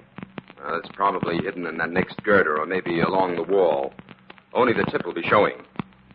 Oh, there it is. In the girder. Give me a little light here, Inspector, and I'll get it out. Well, Jim, we run into some pretty crazy schemes, but this one beats all. Yes, this projector has a long wire attached to the starter. That means the ghost was turned off and on by someone at a distance. That track walker who killed Leary. He was the only one who could have operated this machine. I think he's our man, all right. Yeah, but what about those cobwebs, Jim? How did he manage that? There's such a thing as a small, portable machine that manufactures cobwebs to order, Inspector. Our criminal manufactured a screen of cobwebs the exact size of the front of the train. They let it hang from that girder. When the motorman saw the ghost, he was too near the screen to stop before running through it. And that was why all evidence of the screen was destroyed right after the appearance of each ghost. Well, bring that projector, Jim. The commissioner is sure to want a demonstration of this subway ghost.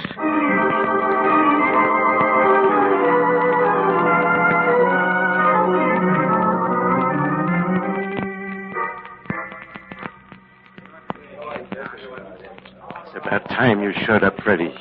You got some explaining to do. Yeah, I'm sure glad to see you here, Slick. I wasn't sure you and Curly got away. No thanks to you that we did. Come into the back room. I want to know what went wrong down there in that subway. And it better be good. It was Leary, Slick. He double-crossed us. Stopped the train ahead of time, turned 2 coppers loose on me just as I was ready to turn on the ghost. It was Leary you plugged then, huh? Yeah. What was I supposed to do? Let him squeal his head off? You sure them guys with him were coppers? I say I am. Brandon and White. I've had plenty of run-ins with both of them. You think they recognized you? Yeah. Too dark down there. They didn't get a look at my face. How did you shake them? Hopped between the cars on a passing local. Then I dodged around town for a couple of hours just to make sure no one was tailing me before I came here. Yeah. Where's Curly, Slick? He's rounding up the gang. We're meeting here at 9 o'clock tonight. For the payoff. That little show you put on in the subway has cooked our goose in this town. We're going to pull up stakes tonight. I guess Curly's plenty mad, eh? Sure he's mad. You messed up the best little racket he's had in 20 years. We just missed running head-on into them coppers this afternoon. I figured that shot would warn you to turn back. Yeah, we turned back, all right. But that 25 grand in hot money we had with us made it kind of risky to travel around the streets in broad daylight. How did you get... You better blow now, Freddie. I'm back here at 9. Curly and me will answer all your questions then.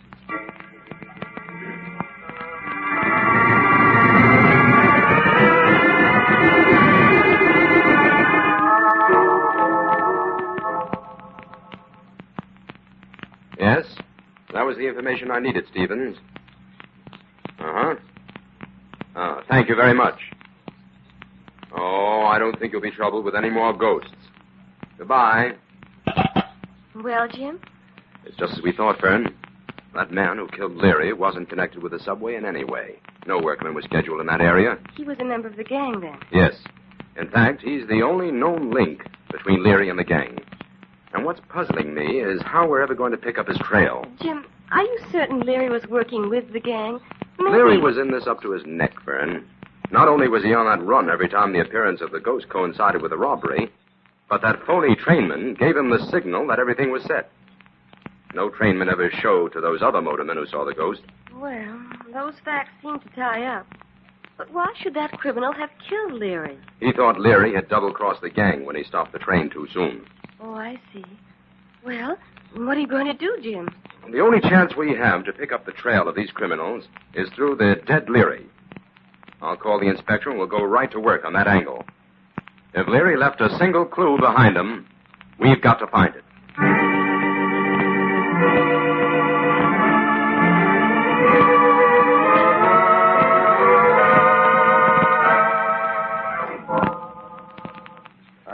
Jim, this room of Leary's hasn't told us a thing. He was careful, all right. There's nothing here to speak against him. Let me see those facts your men collected. They don't give us any leads. Let me see. Uh-huh. He was a bachelor, 45, steady worker, didn't drink, smoked occasionally, ate his meals with the family downstairs. Well, he certainly didn't live beyond his means, Jim. Looks as though we're up against a stone wall. Not quite, Inspector. There is a clue here. A very slim one, but worth investigating. What's that, Jim?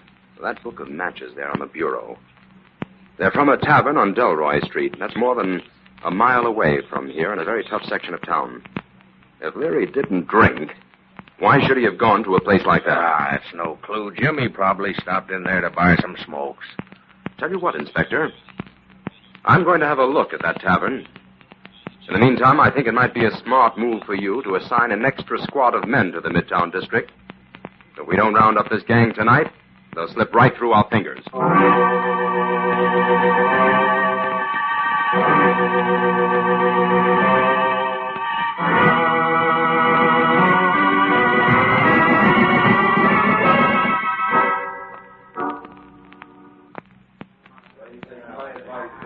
Jim, how long do we have to stay here in this tavern?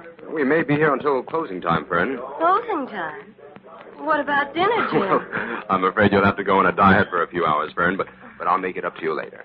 In the meantime, we'll have to pretend we're having a good time here. That won't be easy. What do you expect to find here, Jim? This could be the hideout of our criminals, Fern. Things are beginning to look up. In what way? A very dapper-looking fellow just came in and made straight for that private room in the back. Well, I'm resigned to a long evening of waiting. You know, Jim, I'm really beginning to believe in that motto of yours. Oh, what's that, Fern? Patience is the deadliest weapon of the law, and the best detective in the world is a total loss without it.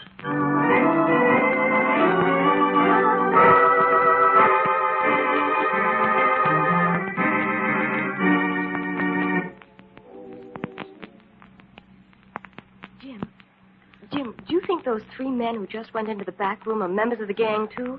Yes, Fern. One of them was carrying 2 valises. I'd be willing to bet that's the loot for the payoff. Fern, keep your eye on that man who just came in the door. I'll have to keep my head turned away. He's making for the back room, too, Jim. Okay, he's gone inside. He didn't see you. Who was it, Jim? That's Freddie Barlow. He's been mixed up in small-time stick-ups several times. He seems to be traveling in faster company now. Fern, I've got it. Freddie Barlow was that phony trainman who killed Leary. He wore work clothes and a work cap, but that didn't disguise his size and build. That was Freddie, all right. Jim, if he's a local crook, he probably fingered all those robberies for some strange gang. Exactly. Fern, there's a drugstore next door. Go in there and call Inspector White. Tell him there's a job over here for that hand-picked squad that's patrolling Midtown. Meantime, the Avenger will sit in at the private meeting in that back room.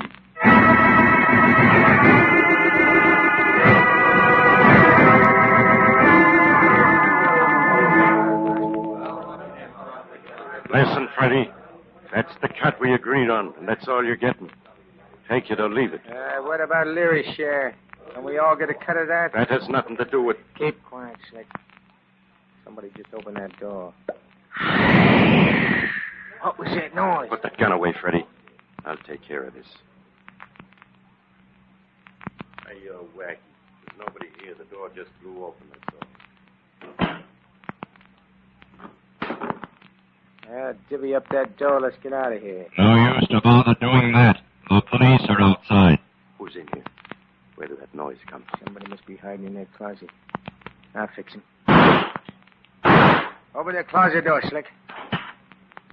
You fool. There's nobody here. No shots will have the police down on us in 2 seconds. I don't care. There's somebody in here. I'm going to find him. Here I am, Freddie. But you can't see the Avenger. The Avenger? And the police are at the door. Okay, men, grab the door now. Let's get out of here. Where's the door? Where's the other door? Come on, quick.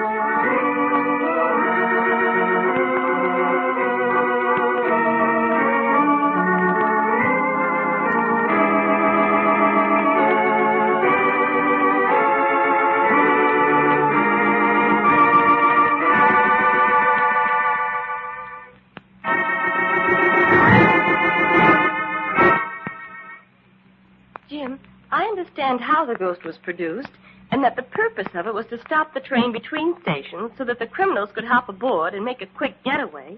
But, well, how did the criminals get down there in the subway to board the train? There's a subway emergency exit in an alley just off Main Square in Midtown where all those robberies occurred, Fern.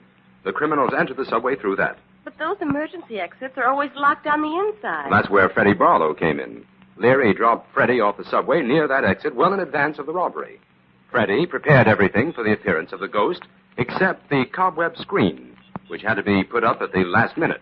Then he went up and unlocked that emergency exit, came back, and was ready to fix the cobwebs and signal Leary that everything was set. But why should he have bothered about the ghost when Leary was on that run? Just in case anyone was riding with Leary, he had to have an excuse to stop the train. Oh.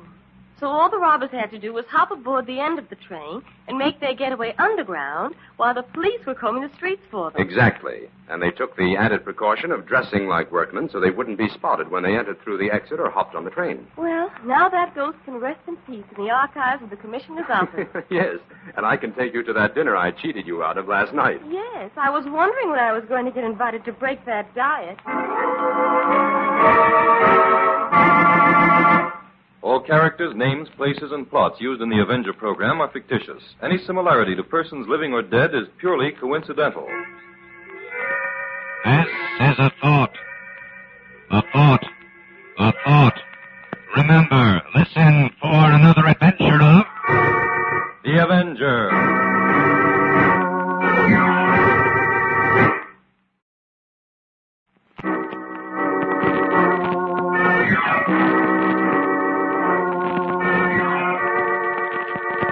The Avenger. The road to crime ends in a trap that justice sets. Crime does not pay.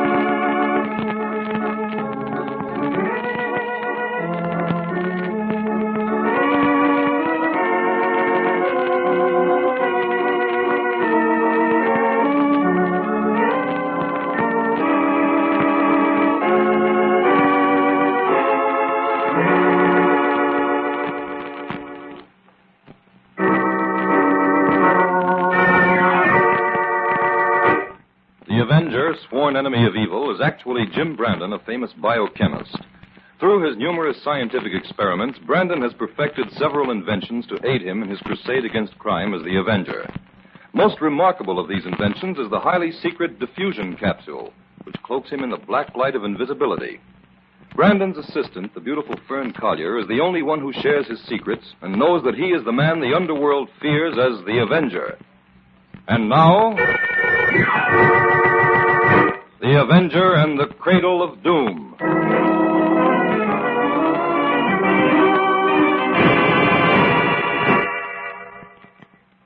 Jim, there's a Miss Edith Wiley here to see you. Who? Well, you didn't make any appointments for me this morning, did you, Fern? No, but this girl... I'm sorry, but we've got to finish these chemical tests today. If it's important, ask her to come back tomorrow at 11. Mr. Brandon, excuse me for intruding like this, but you've got to see me now. It's really very important. Miss Wiley, really... Listen to me for 5 minutes, Mr. Brandon, and then I'll go if you want me to. All right, Miss Wiley. Sit down and tell me what's on your mind. Thank you.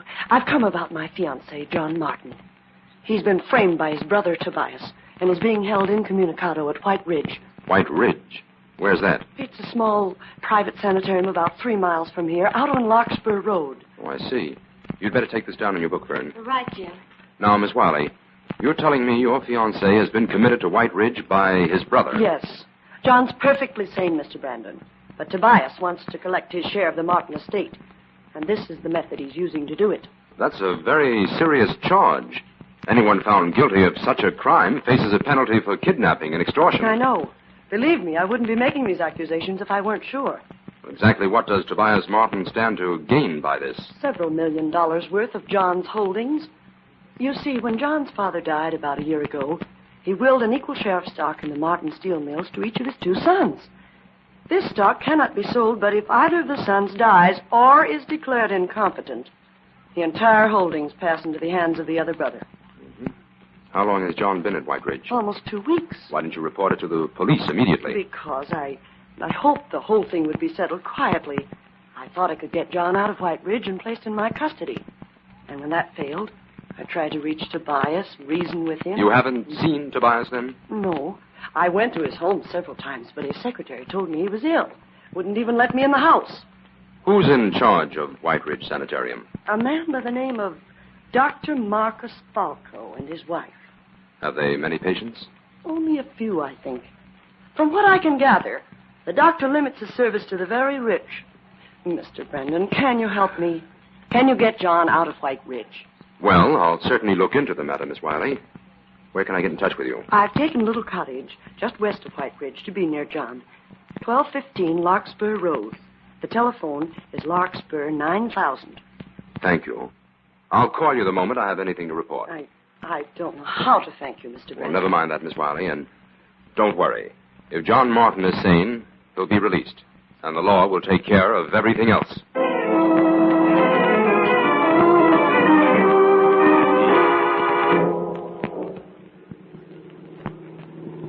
That must be White Ridge, just ahead there, Fern. That big house on the hill surrounded by poplars. Oh, gosh, it's lovely. Certainly doesn't look like a sanitarium, does it? Oh, not from the front, anyway. Oh, here's the driveway. Jim, considering the close watch the Medical Society keeps on private sanitariums, how could it be possible for a sane person to be committed to one of them? Well, an unscrupulous person might manage it somehow, but his chances of getting away with it would be mighty slim. Of course, there is a possibility that John Martin isn't sane. Edith Wiley could be prejudiced about that. Well, that's the reason I want to see and talk with John before I get involved in this. Oh, here we are. You'd better wait here in the car, Fern. All right.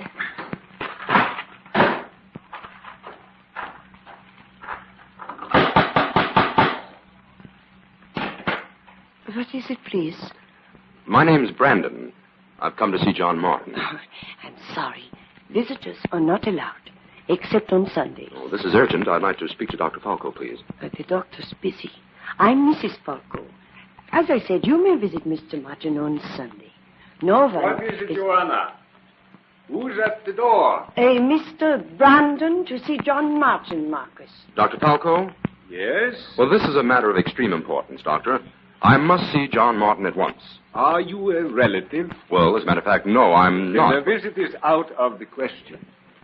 We observe rigid rules here, Mr. Brandon. Complete rest and quiet has been prescribed for Mr. Martin. I suppose Tobias Martin's permission is required in order to see John. That right? is correct, except for the regular visiting hour on Sunday. I understand. Good day. Good day. Marcus, what is all this interest in John Martin? That Miss Wiley, but now this man. Leave John Martin and his visitors to me, Joanna. I know what is best for him. That's what you said when you brought him here. But I'm not so sure it's true. I wonder if his brother weren't so rich. John Martin is in my care. Now let me deal with him in my own way. Go to the kitchen now. Our patients will be wanting their lunch.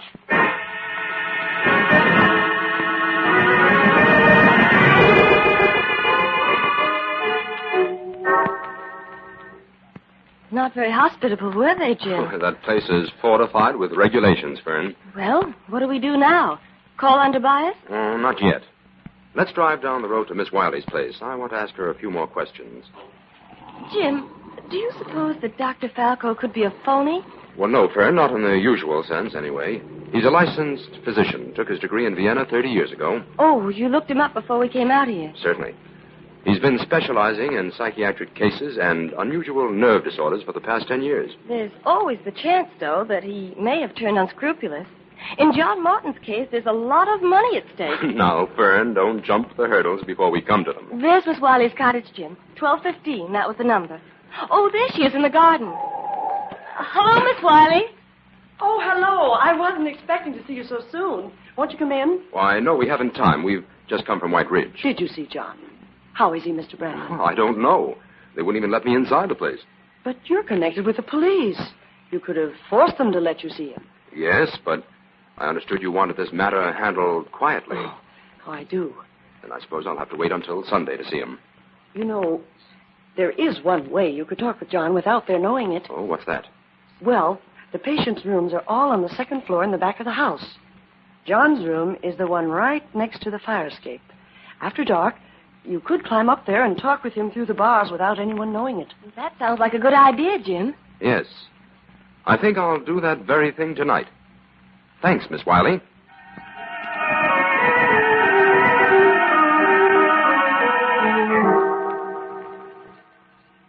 And that's the whole story, Mr. Brandon. When every other method to get control of my money failed, Tobias framed me into this place. You see, while I'm in here, he has complete control of the Martin steel mills and is able to collect the dividends on all my holdings. You think Tobias and Dr. Falco are in this thing together, then? Well, what else can I think? Dr. Falco examined me and declared me mentally incompetent. You can judge for yourself whether that's true. Well, John, my opinion is all in your favor, but I'm not a doctor, and a layman's judgment in a case of this kind doesn't amount to anything.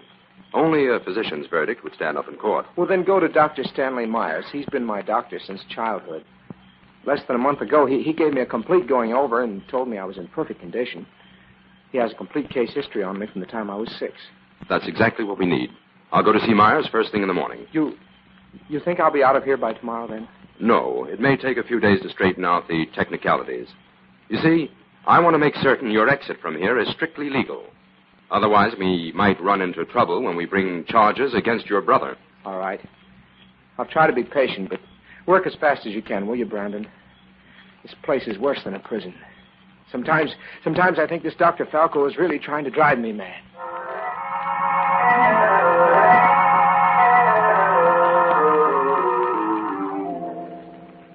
All right, Dr. Falco, now that you know the police are interested in John Martin's case, maybe you'll give us some straight answers. Oh, of course, Inspector. When Mr. Brandon came here yesterday, he did not All right, tell go us. ahead, Jim. Let's get to the bottom of this. Dr. Falco, when you examined John Martin 2 weeks ago, just what did you find wrong with him? Well, to put it as simply as I can, his symptoms indicate that he is suffering from acute mania, and he has constant hallucinations that border on delusional insanity. In other words, you pronounced him dangerously insane and recommended his commitment here at White Ridge for treatment. Yes. I am sure that any reputable psychiatrist would agree with me in regard to John Martin's symptoms. Then you won't mind if we take a look at your records, Doctor. My records, Mr. Brandon? Yes. Also the commitment papers bearing the signature of Tobias Martin. Oh, of course. Naturally, everything was handled in the proper manner. You will not find any irregularities here at White Ridge. The papers, please. Well, they're in a safe in the adjoining room. I'll get them. Well, Inspector, what do you think? It's pretty hard to say offhand, Jim. We know Dr. Myers is on the level, and he's willing to swear there's nothing wrong with John Martin, but this Dr. Falco is something else again. He's a smooth operator, all right. We're going to have our troubles pinning anything on him, even if he is mixed up in this. If Tobias Martin brought Dr. Falco out, we'll find some way to prove it, Inspector. Yeah. Hey, this is some layout he's got to accommodate 3 or 4 patients. Here are the papers. Oh, thank you. Here's the one we're after, Inspector. Oh, yes. It's signed by Tobias Martin, all right. Uh-huh. How many times have you seen Tobias Martin, Dr. Falco? Oh, only twice. First, when he brought John here to be examined, and then again when he committed him. Take charge of these papers, Inspector. Tobias Martin has a little explaining to do.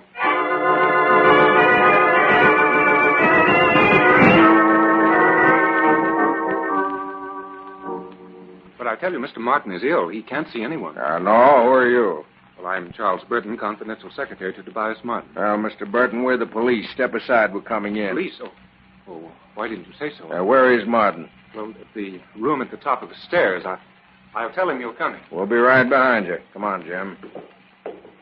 It looks like Tobias intends to give us the runaround, Inspector. Sick and bad. You'd think he'd cook up a better dodge than that. Well, have you announced this, Burton? Mr. Martin will see you. I'll say he will.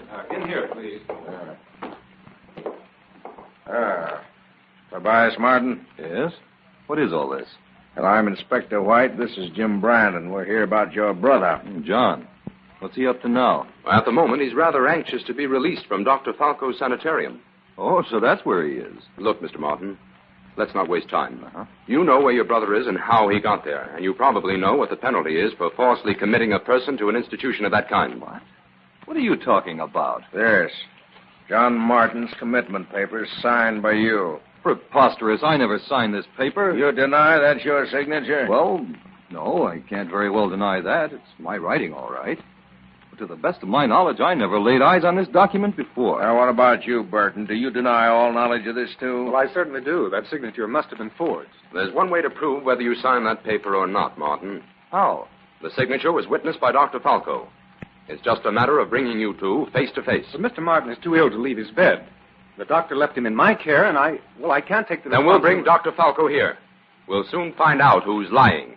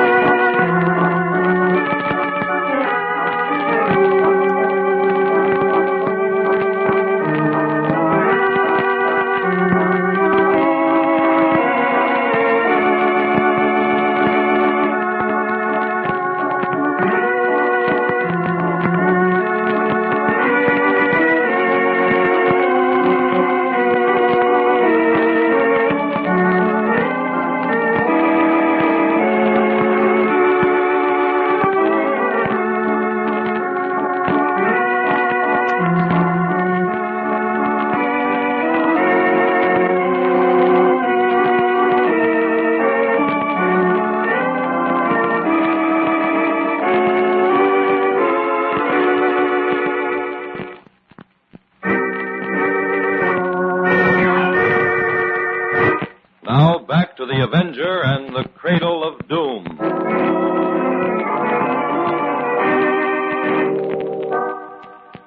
You and your secret experiments.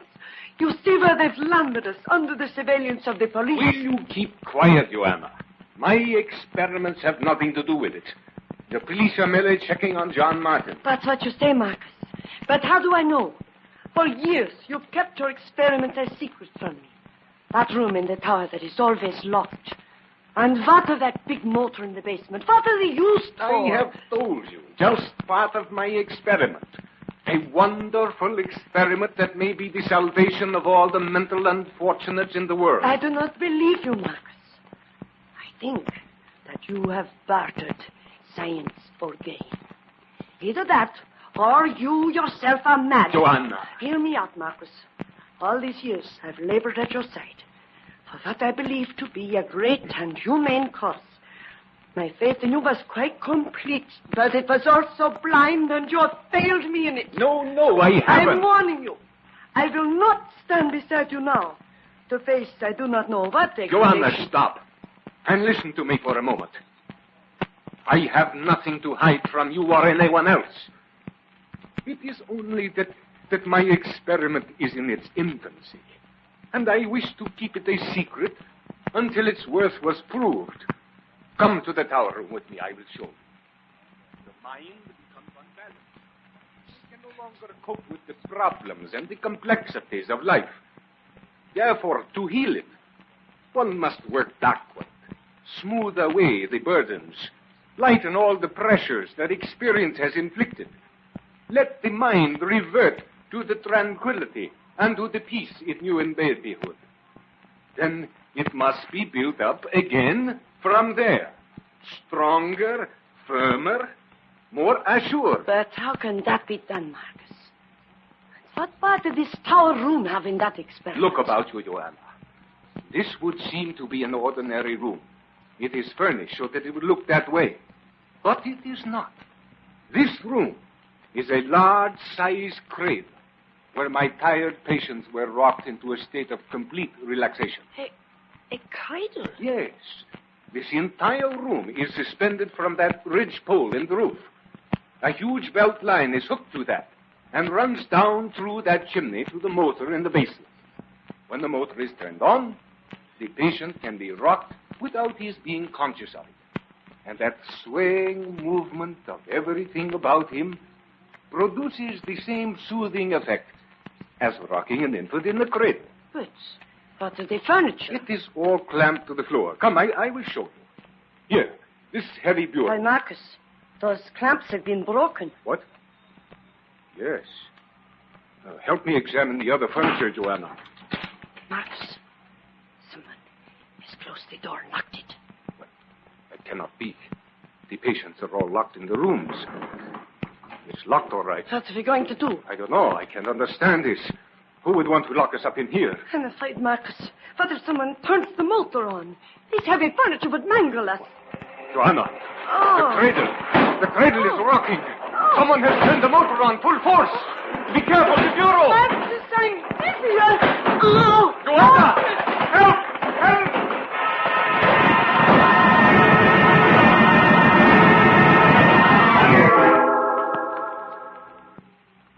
Jim, this place seems to be deserted. Where do you suppose the Falcos are? I don't know, Fern. But one of them must be around somewhere. Dr. Falco? Dr. Falco! Come on, Fern. I don't like the looks of this. We'd better see if John Martin's all right. Maybe Tobias got word to Dr. Falco and warned him to leave. That way, Tobias couldn't be identified as the one who signed the paper. Well, we've got Tobias where we want him anyway. You left the inspector guarding his house, didn't you? Yes, he can't get away. Ah, this is John's room. John! John! Are you all right? Yes, I'm okay. What's the matter? This is Brandon. John, have you any idea where the doctor kept his keys? Well, no. In his pocket, most likely. Did Mrs. Falco have a set? I suppose so. She delivered all our meals. Run down to the kitchen, Fern. She probably kept them there. If not, look in the library. Right. John, the Falcos seem to have fled. Fled? Well, that's strange. Up until 5 minutes ago, I heard terrible noises coming from the tower. The tower? I'll have a look up there as soon as I get you out of here. Here, Jim, I found this set of keys in the kitchen. Good. Let's see. 201. This is the one for John's room. All right, John, come on out. Well, what in the world's going on here, Mr. Brandon? We don't know yet, John. But I think the best thing for you to do is to get out of here. Go down to Edith's place. Well, whatever you say, Mr. Brandon. I'll wait at Edith's for you. Right. Now, Fern, our first stop is the tower. Up these stairs. I can't understand how Tobias and Dr. Falco ever expected to get away with a thing like this, Jim. Everything is beginning to add up a little too neatly. Ah, here's a door. Let's try this. And the key's on the outside. But the door isn't locked. Jim, it's Dr. Falco and his wife. Don't come inside, Fern. I'll see what's happened here. The whole place is a shambles. Shall I call headquarters, Jim? No, not yet. I'd like to investigate this place first. Well, the doctor and his wife are dead, all right. Battered to death by this furniture. Jim, look. That whole room leads to one side. Yes, and there are clamps on the floor where the furniture belonged. Why, this whole room is suspended from that ridge pole. Come on, Fern.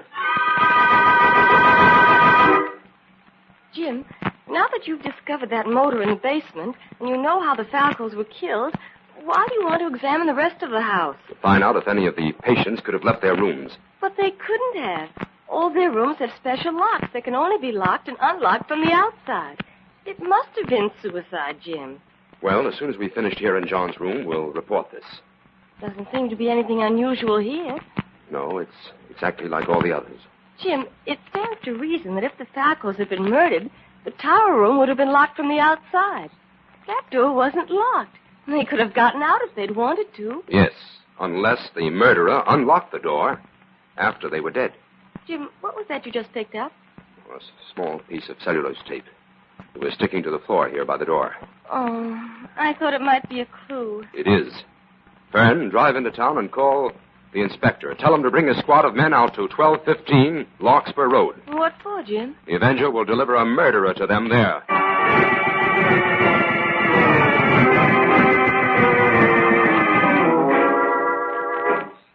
I told you not to worry, Edith. Everything worked out exactly as we planned it. Tobias's goose is cooked. Now, let me get things straight, John. In order to make the Falco's death look like suicide, you went back after they were dead, unlocked the tower door, and left the key on the outside? That's right. That motor in the basement could be set to stop automatically, couldn't it? Yes. When I turned it on, I set the automatic stop for 15 minutes. I knew it would take Brandon longer than that to drive to White Ridge from Tobias's place. The theory the police will go to work on is that when the Falcos realized their complicity with Tobias was known to the police, they took the easiest way out. Right. That leaves Tobias holding the bag with a signature to explain and a suicide that the police will explain for him. And you and I in complete control of the Martin millions. It's wonderful, John. Except for one thing. You mean Burton? Yeah. He's strung along with us all the way so far. But when you're in control of the money, what's to prevent him from trying to blackmail us? How can he? We've got too much on him. He not only impersonated Tobias in making all the arrangements with Dr. Falco, but he managed to get Tobias's signature on the committal papers by placing it among a stack of form letters. He could get a stiff sentence for that. I suppose you're right. John, did you hear a strange noise just now? Yes. It seemed to come from that hall door. There's no one there. There is someone here, John Morton. Who's it, John? I can't see anyone. You can't see the Avenger, Edith Wiley. The Avenger? Yes. I came to inform you of a forgotten clue. But you have obliged me with a complete confession. A clue? What clue? A little strip of cellulose tape. But I think our jury will find it quite big enough to hang you. Edith, quick, get the car. We've got to get out of here. It's much too late for flight, John. The police have an appointment with you here. And those sirens should tell you that they have arrived to clip it.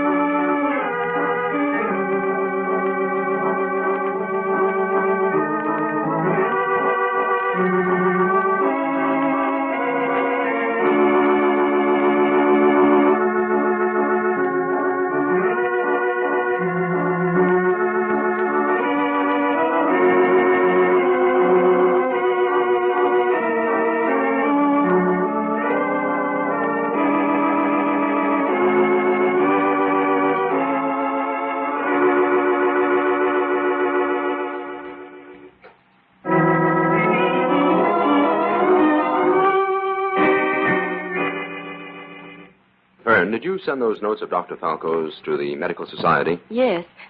Jim, do you think his theories may prove valuable in the treatment of mental cases? I'm afraid not, Fern. About the greatest tribute we can pay the old gentleman is to say that he was sincere and idealistic, and that his treatments didn't do his patients any harm. Jim, am I right in believing this case almost had you crying, Uncle? Well, now that John, Edith, and Burton are safely in jail, I think I can risk admitting that. It was that cellulose tape that tipped you off to the whole thing, wasn't it? Yes, up until then, the case against Tobias was practically airtight and ingeniously clever. Edith's coming here pleading for help. John, obviously sane in the asylum. Tobias's signature on the papers, his denial of writing it, and finally, what looked like the suicide of the doctor and his wife. Yes, but just what did that little piece of tape mean? It meant that John Martin had figured out a way to keep the doctor from locking his door whenever it suited his purpose to do so. But how? Well, John was locked inside his room when he got there. Of course. It was part of his plan to be found locked inside then. But when he wanted the door to remain unlocked, he stretched the cellulose tape across the part of the door frame that the lock fitted into. It wasn't noticeable, and it prevented the lock from catching. When the doctor tried the door, John stood tight against it and held it, and the doctor thought it was locked. Then all John had to do when he wanted the lock to catch was remove the tape. Right, Fern.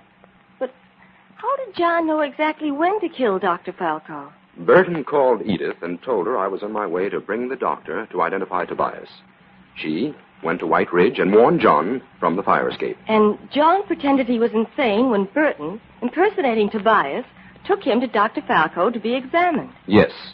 Even the best psychiatrist can sometimes be fooled by a clever patient. Well, that makes it all clear.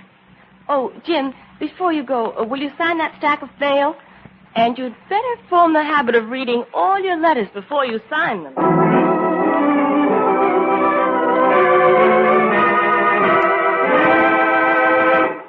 All characters, names, places, and plots used in the Avenger program are fictitious. Any similarity to persons living or dead is purely coincidental.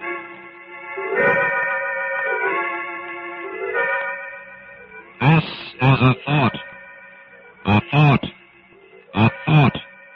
Remember, listen for another adventure of... The Avenger.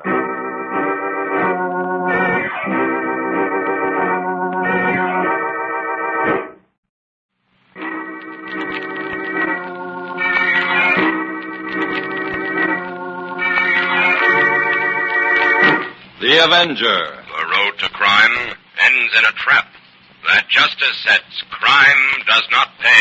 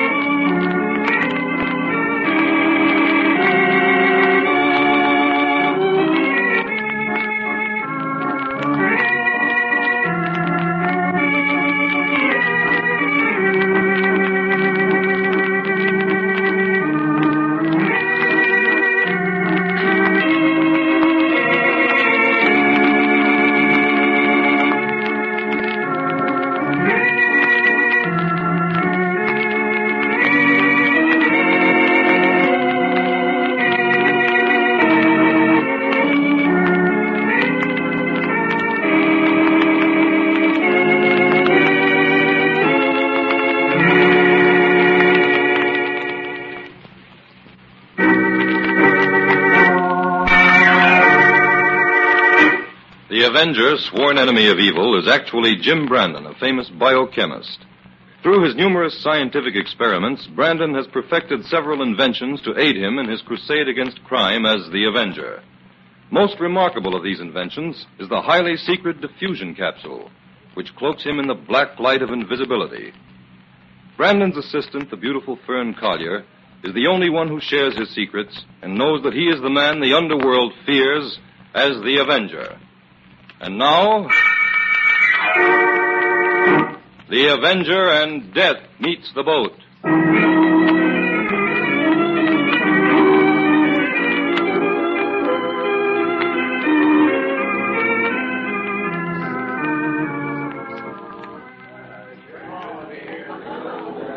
I love meeting boats, Jim.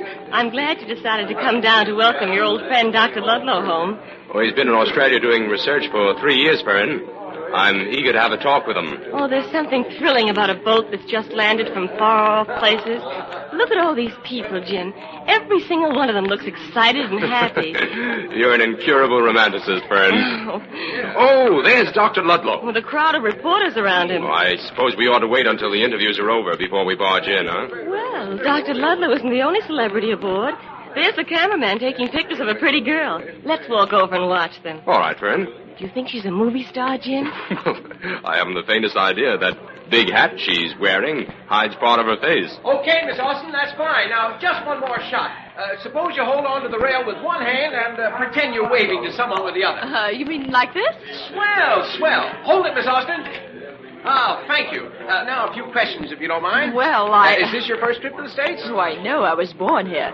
But I've lived in Australia since I was 6. I see. How long do you plan to stay? Indefinitely. I intend to settle down here.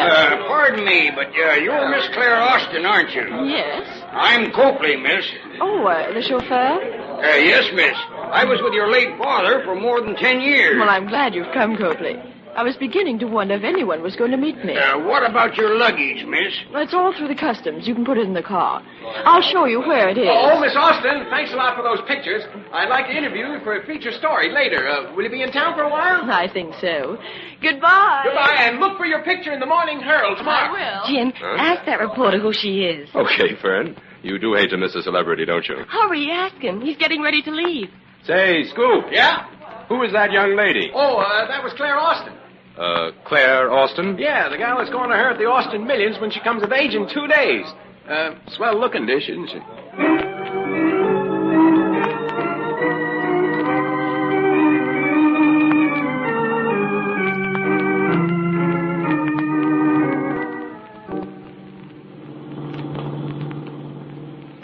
Copley, I understood that Mr. Hayden, my father's lawyer, had been waiting for me at my townhouse. No, he's spending the weekend at his lodge in the country, Miss Claire.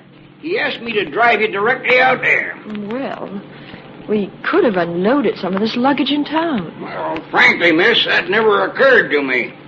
I thought you'd rather come out here direct from the boat. Well, how much further is this lodge? We'll be there in half an hour.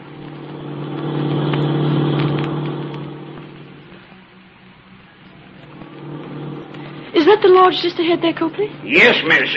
I'll signal them we're coming.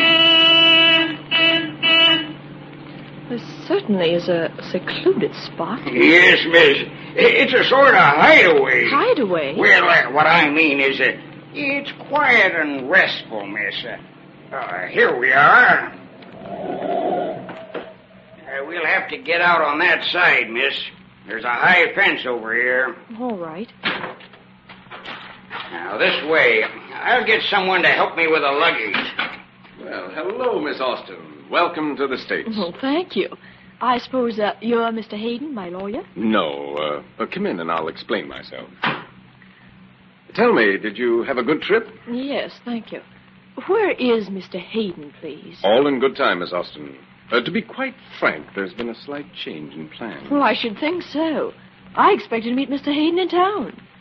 Don't tell me we've driven all the way out here and... why don't you put her wise, Gus? We're wasting time. Yes, I guess we are at that. Copley, what is all this? Who is this man? Never mind that. All you need to know, Miss Austin, is that you've been kidnapped. Kidnapped? Now, if you'll just do what we say... But I won't. I'm getting out of here. Grab her, Copley. Here, take it easy, Miss Let me Austin. go. Now, you better do what Gus tells you to. Otherwise... Let me Take go. her in the next room, Copley, and put these bracelets on her hands and feet. No. Now, throw me in there. Yes, everything's set. Get the stain in there.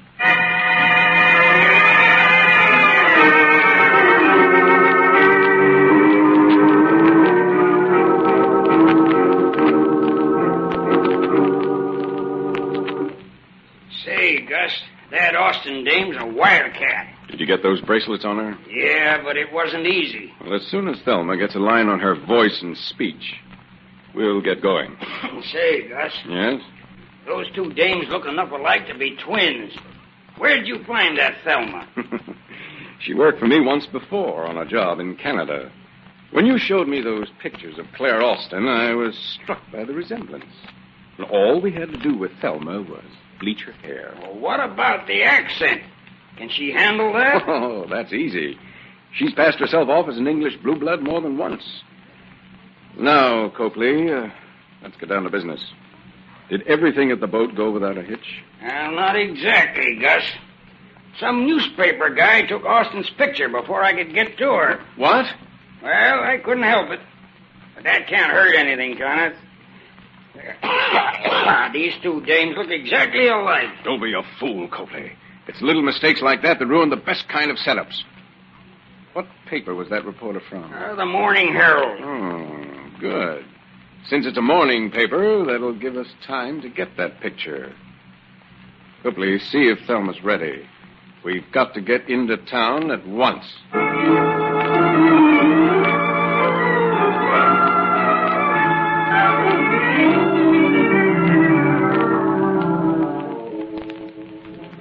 Okay, Pete. Tell me everything you know about Stamford's death. Well, Mr. Brandon, he was alive here in the dark room when I went to lunch around noon. Uh-huh. What was he doing when you left? Developing the pictures he took this morning for tomorrow's paper.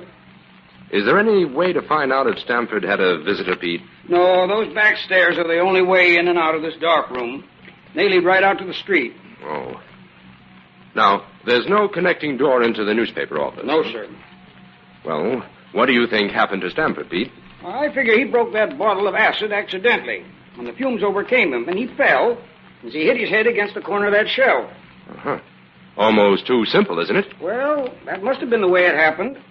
The bottle of acid is broken, and Stamford has a big lump on his head. Pete, would Stamford have a list of the pictures he was developing? Oh, sure. He'd have a list of each series of plates. Where are they? Oh, there, that sheet of notepaper on that spike. He only took 2 sets of pictures so far today. Let me see it, will you, please? Oh, here. Mm-hmm. First 6 plates, opening of new market. Are all 6 of those plates here, Pete? Yeah, here they are. He must have been working on those when he passed out. Okay. Next, 4 plates on board boat. Nope, can't find those. Now, make sure, Pete. No, they're not here, Mr. Brandon. Now, who do you suppose would want to steal 4 perfectly beautiful shots of Miss Claire Austin? What's that, Mr. Brandon? Oh, never mind, Pete. Give me a little more light over here, will you? I want to take another look at this bump on Stamford's head. Well, here, I'll focus this desk lamp on him. Oh, thanks. You knew Stamford, didn't you, Mr. Brandon? Well, I saw him on the boat this morning. Say, the position of this bump is mighty odd. Well, how do you mean? Well, if Stamford hit his head against that shelf, the lump would have to be toward the back of his head. This lump's right on top. Yeah. Well, what do you make of it? Well, I'd say he was hit from the rear by a blackjack. Say. I'll call the doctor in on this right away. But I think he'll agree with me that Stamford was murdered.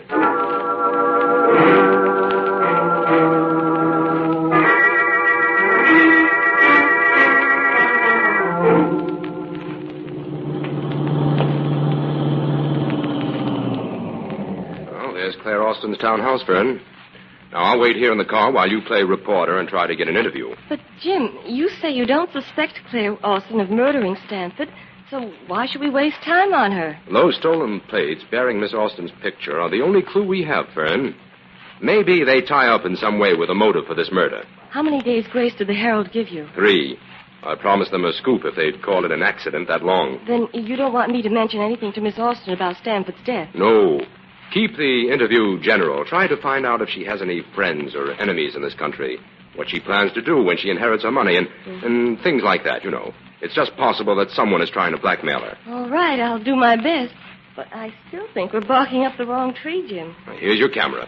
Study her reactions when you ask to take some pictures. Okay. Don't miss a thing, Fern. The woman's touch is what we need in this.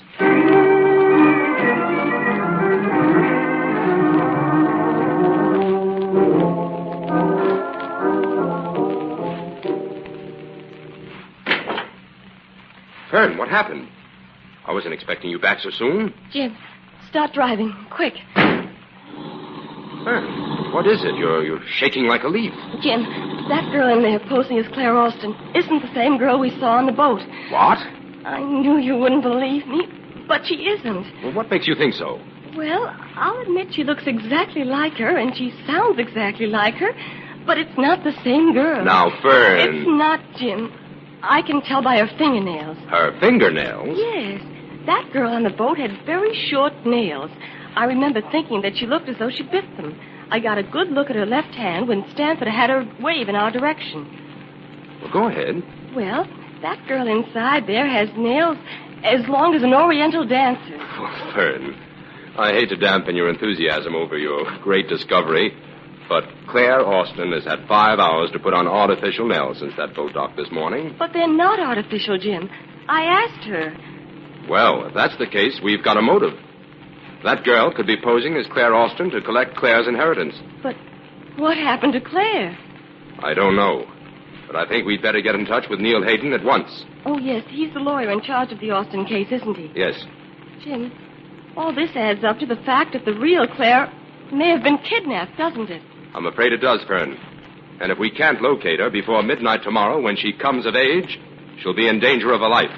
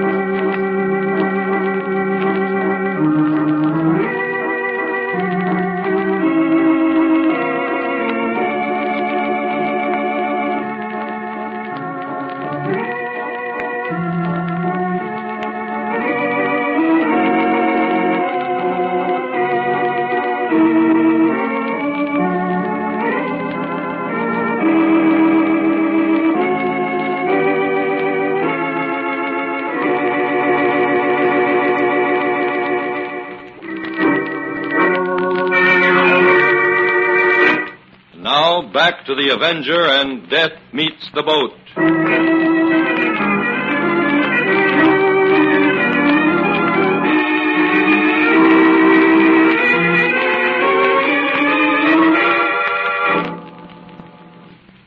And that's the story, Neil. As the lawyer in charge of Miss Austin's estate, I hope you can delay the transfer of the property until we can find the real Claire. Well, now, I can't hold back the clock, Jim. At midnight tomorrow, control of the Austin millions passes into Claire's hands automatically. But surely there's something we can do, Mr. Hayden. We can't just stand by and let the real Claire be killed and this imposter inherit her money. Fern, I don't think Neil is much impressed with the story we've just told him. What about it, Neil? Well, frankly, Jim, it sounds utterly fantastic. The length of a girl's fingernails is pretty slim evidence upon which to base a case of this magnitude. Now, I'd need something more to go on than that. Well, if you can arrange for me to have a talk with this girl, I think I can find out whether she's the real Claire or not. All right. I've arranged a little birthday party for her tonight. I'll take you along. Fine. Oh, only remember, don't let her know I'm a detective. I never think of you as a detective, Jim. To me, you're a scientist who sometimes dabbles a bit in criminology. You know, I don't think you intended that as a compliment. Well, what about me? Don't I get invited to the party? Oh, I'm afraid not, Fern. Miss Austin thinks you're a reporter. Remember?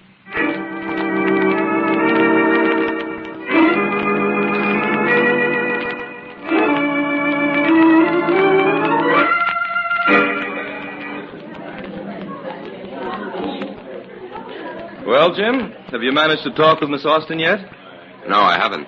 That fellow Merkel over there is monopolizing her. Who is he, Neil? Merkel? I don't know. Claire invited him, said he was an old friend. An importer, I think she said. Merkel, never heard of him. Suppose we wander over and break up their little tete-a-tete, huh? All right. But I sincerely hope your hunch is wrong, Jim. So do I. Uh-oh, Merkel sees us coming. He's moving away. Well, here's your opportunity, Jim. Oh, Claire? Yes, Mr. Hayden? Mr. Brandon is eager to have a chat with you about Australia. You know, he spent some time there himself. Oh, really? What part of Australia, Mr. Brandon? New South Wales, mostly. You come from Sydney, don't you? Yes, that's right. Did you spend much time there? No, I didn't. My travels took me farther inland. I was doing a little exploring. I see. You know, we Americans are always interested in the animals of Australia. The dodos, great auks, and wombats are fascinating. Yes, they are. And don't forget the kangaroos. We're frightfully proud of those. Yes, but as pets, the wombats are more amusing. Aren't they, though? I suppose you owned one. Oh, yes, a darling one. I'm arranging to have it sent over here as soon as I get settled. Excuse me, Claire, but the Websters are leaving. I thought you'd like to speak to them. Thank you, Mr. Merkel. Not at all. Excuse me, Mr. Brandon. Mr. Hayden. Of course. Certainly, Claire. Well, Jim, as far as I could see, Miss Austin seemed to pass that examination all right. On the contrary, Neil. That girl has been carefully coached, but she's never seen Australia.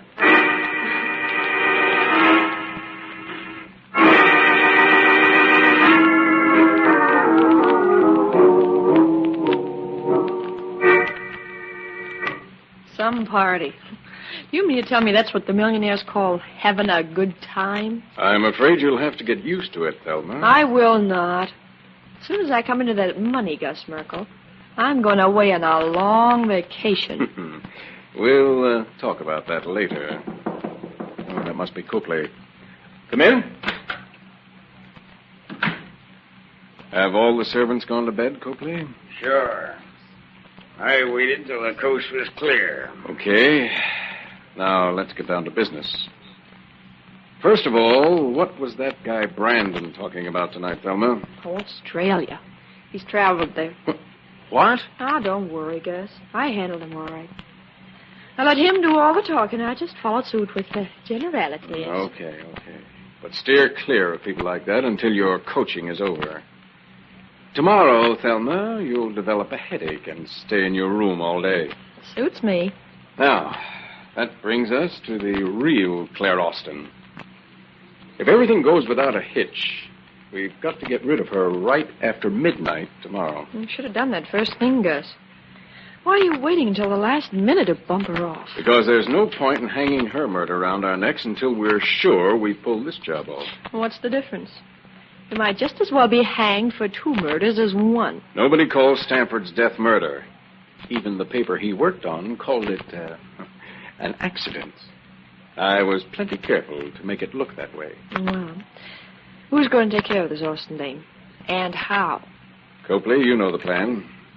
Get yourself up to the lodge tomorrow night and take care of it. Not me, Gus.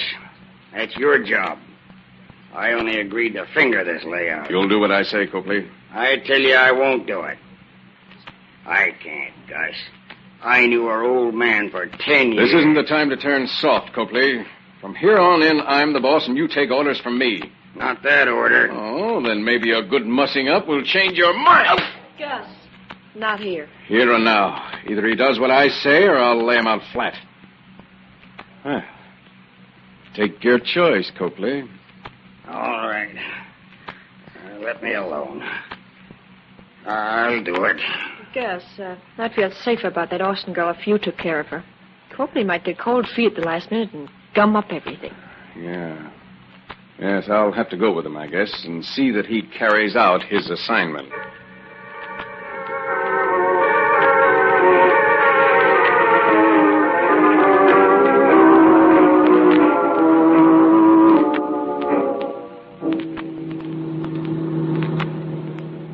Jim, don't think I'm not enjoying this lovely ride in the country, but... But you're dying to know what we're doing out here, right, Fern? Yes. Why did you stop at that gasoline station back there? You didn't buy any gas. No, but I got some information. Jim, please. What's going on? Well, Fern, here's the way I have things figured out. Copley, the chauffeur, met the real Claire Austin at the boat. 3 hours later, he delivered the phony Claire Austin at her house in town. Copley was the one who kidnapped Miss Austin then. Oh, he had to have a hand in it. Probably set up the job for a gang. A thing like this would take some organizing. But what makes you so sure he brought her way out here? Neil Hayden had Copley's gas credit card checked for me. And the records show that Copley gassed up at that station back there 3 times within the last few weeks. The station attendant remembers him. Says Copley's car always turned off on this side road we're on now. Oh, We're looking for the hideaway. Yes. So keep your eyes peeled, Fern, because our time is running out.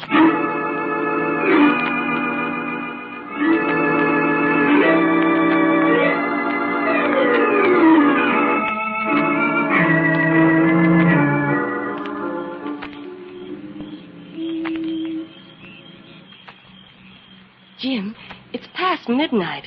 Maybe this isn't the house at all. I'm sure it is, Fern.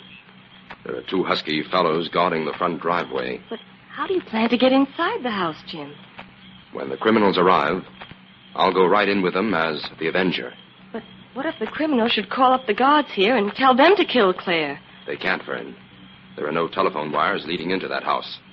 They'll have to show up in person. Oh, I'm getting nervous, Jim. Now, Fern, we can get Miss Austin out of there in a matter of minutes if we follow our plan. Well, let's go over it again, Jim. I'd never forgive myself if I bungle my end of it. Well, you won't, Fern. Now, here's the way we'll manage it. The moment I get inside the house, I'll unlock this back window. Miss Austin will come out and join you here. Then you two make tracks through the woods to our car and head straight for town. What about you, Jim? I'll join you later. Inspector White and Neil Hayden will meet you in front of Miss Austin's house in town. They'll escort the real heiress inside to face the imposter. They've arrived. I'll go around and join them at the corner of the house as the Avenger. Good luck, Jim.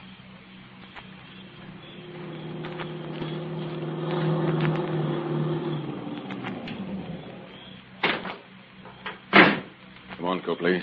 Let's make short work of this. Wait a minute. What was that noise? It sounded like one of the tires went flat. Well, get out your flash and take a look. We've got a lot of traveling to do in this car tonight. Okay. Now, rear tires are all right. Now we'll look at the front ones here. Yeah, the front ones are all right, too. Nothing wrong here. You sure? Sure. Come on, then. Open the front door.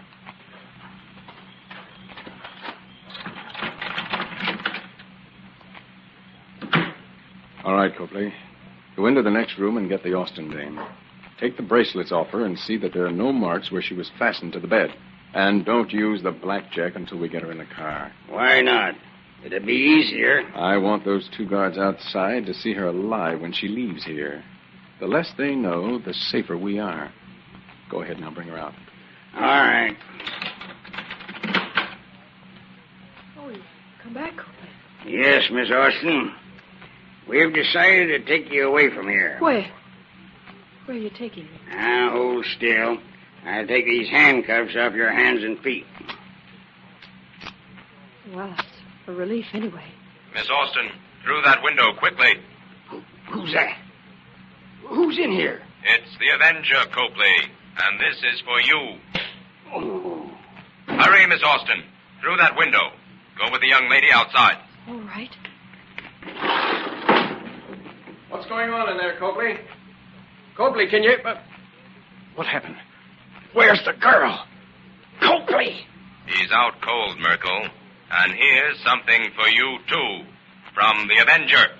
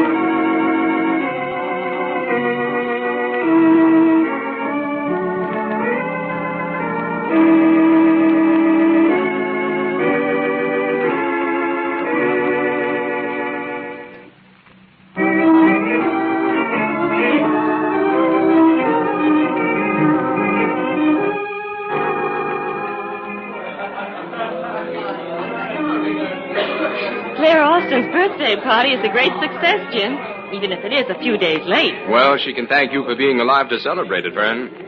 You know, if you hadn't noticed Thelma's fingernails, we might never have discovered she was an imposter. Oh, Jim, you're just flattering me. No. The fingernails weren't the only clue you had. What really convinced you that Thelma wasn't Claire? She failed on the examination I gave her about Australia. How? Well, aside from not knowing that the dodo has been extinct since the 17th century, she said she had a wombat for a pet and was bringing it here. Well, a wombat's a small bear, isn't it? That's right. But even an Australian school child knows that the wombat can't exist outside the Australian continent. Oh, what a shame. It sounds like a nice pet. Wrong again, Miss Collier. The wombat sleeps all day and wanders forth at night in search of food.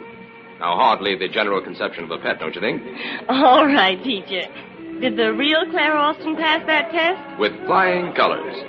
And I'm sure if you really want a wombat for a pet, she'll order one stuffed and sent over by special plane. Oh, come on, Jim. Let's dance.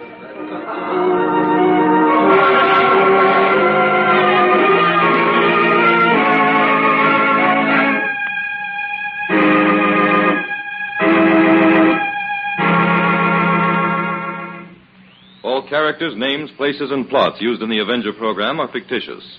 Any similarity to persons living or dead is purely coincidental.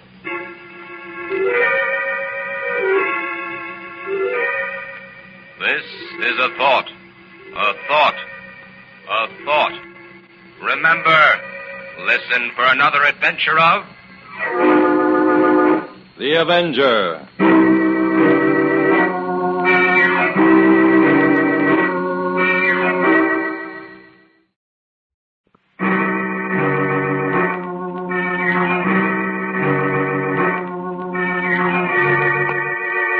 The Avenger. The road to crime ends in a trap that justice sets. Crime does not pay.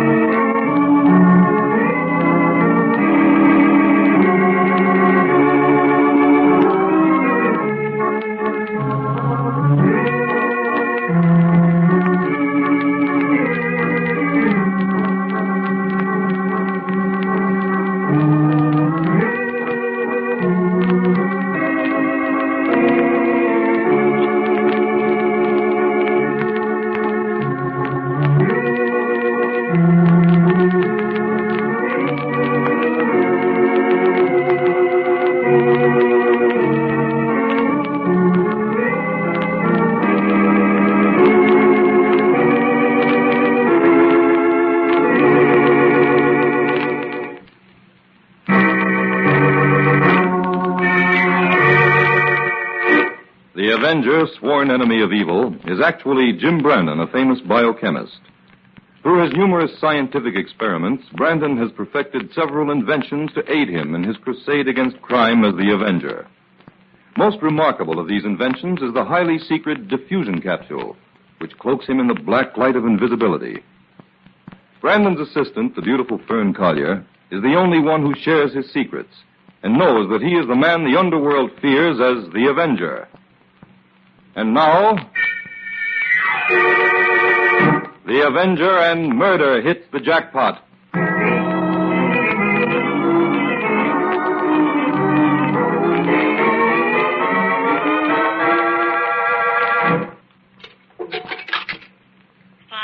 for the next 5 minutes, please. Operator, please don't cut me off. 5 cents for the next 5 minutes, please. But I'm still waiting for my party. He was busy on another wire. 5 cents. Operator, I can't leave this booth to get any change. 2 men are trailing me. This is a matter of life and death.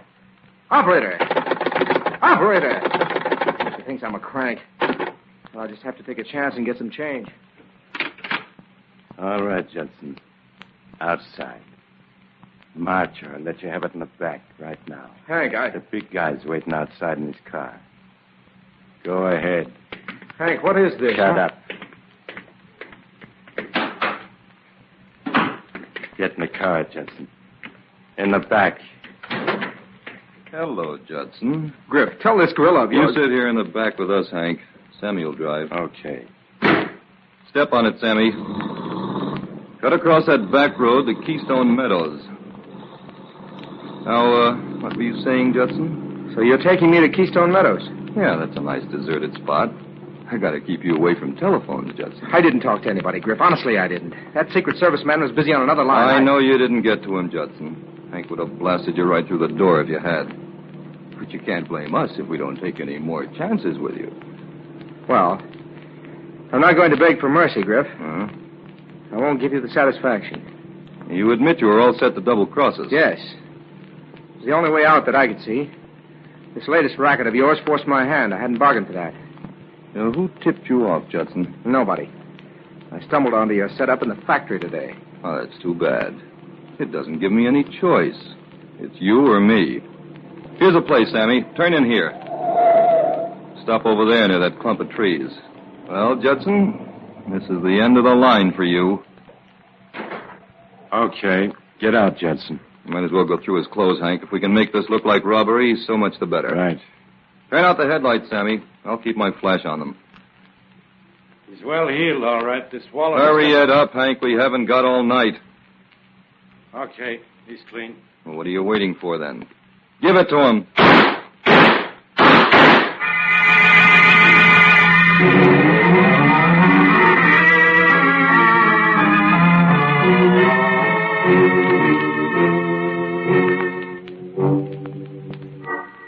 Yes, Inspector, that's Max Judson, the real estate man, all right. Did you know him, Jim? Oh, you might say we had a nodding acquaintance. He used to play tennis at my club. Well, what makes you think this was a gang killing, Inspector? As far as I know, Judson was always on the level. Well, people who live right don't often come to such a bad end, Jim. 4 bullets in the chest out in Keystone Meadows.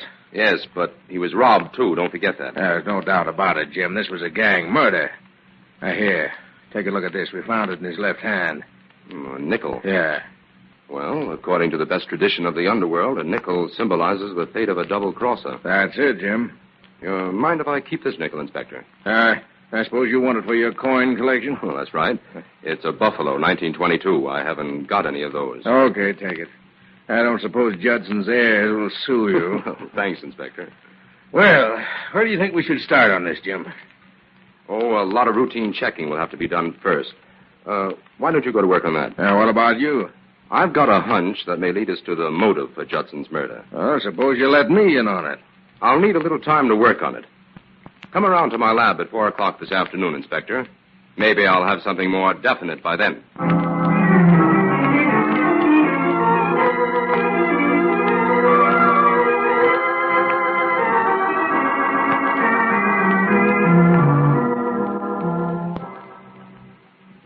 Here are 200 more nickels, Jim. Oh, good. Put them down on the table here, Fern. You didn't get them mixed up, did you? No. And this pocketful is from the grocer. Mm-hmm. And this is from the news dealer. And, these are from the druggist. Good. And all these rolled ones from the bank. That brings our total up to 500. Now we can go to work. Jim, I wish you'd tell me what we're going to do with all these nickels. We're going to give each one of them a chemical test, Fern. A chemical test? Yes. I think we'll find that a percentage of these nickels are counterfeit.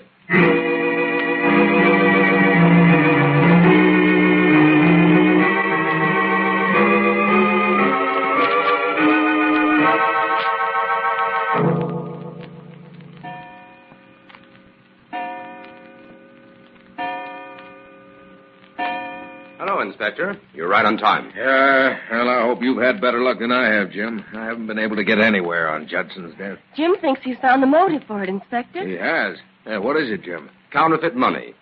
I think Judson's murder can be tied up with a racket that specializes in counterfeit nickels. Counterfeit nickels?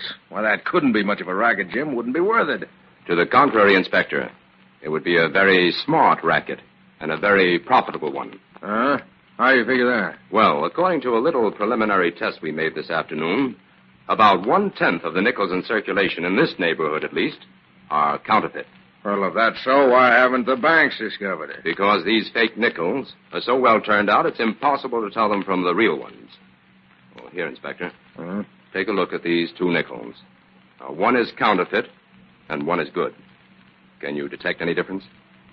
They look exactly the same to me. They not only look the same, but they weigh the same. 77.16 grains. Then how can you be sure they're fakes? I've given them a chemical test. A nickel struck at a government mint contains 75% copper and 25% nickel. These counterfeits contain lead for weight, zinc for color, and powdered glass to give them a ring. Well, that's the reason they've been able to fool everybody. But where's the profit in it, Jim? Oh, about 4.5 cents on each nickel. These fakes could be stamped out at a cost of about half a cent apiece. Say, if they were put out in large enough quantities, that would add up to a sizable racket. I should say so when you realize there are $295 million worth of nickels in circulation. For instance, if a counterfeiter could supply just 1% of them, just 1% for even a short period, he would stand to clean up several $1 million. Of course, I think this racket is still localized. But unless we nip it in the bud, it won't take too long for it to expand. Well, any idea who might be behind it? Yes. Oh, that is, I think I know who made these coins. I want you to check on it for me. With pleasure. Who is it? An old fellow by the name of Pop Walters. He's a chronic counterfeiter, the kind that just can't leave the business alone. And he's by far the best artist in the line. But the last I heard of Pop, he was safely tucked away in a federal penitentiary. Well, if Walters made these nickels, Jim, we'll find him. Give me a couple of hours on this.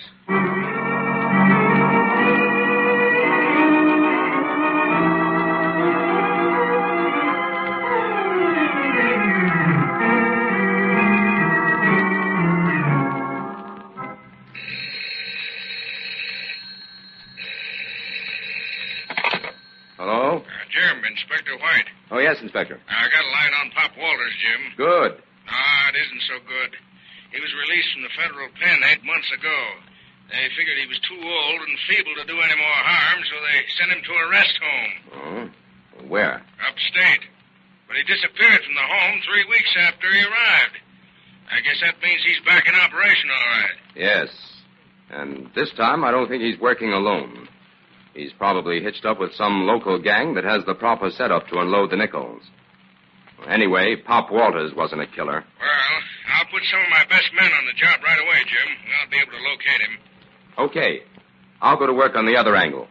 What other angle? The gang that's unloading the nickels. Oh, all right. Well, keep in touch with me, Jim. So long. So long, Inspector.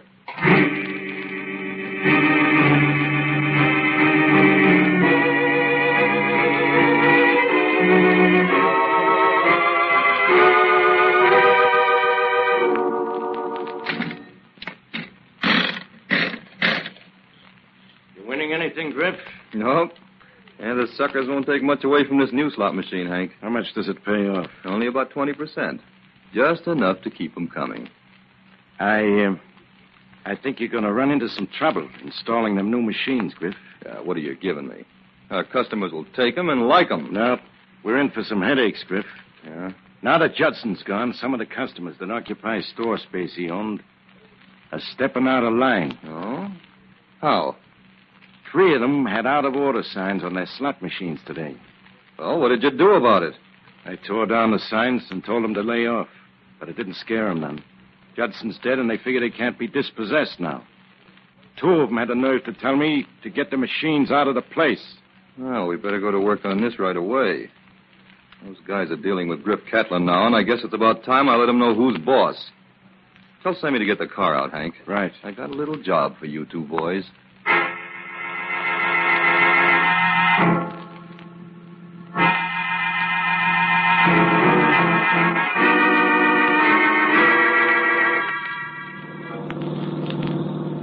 Okay, Sammy. It's that store on the corner. Keep close to the sidewalk and slow down. Right here. Here's a present for you, Mr. Ballard. Okay, step on it. Ah, that'll teach him. Next stop is at 10th and Maple, Sammy. We got another package to deliver.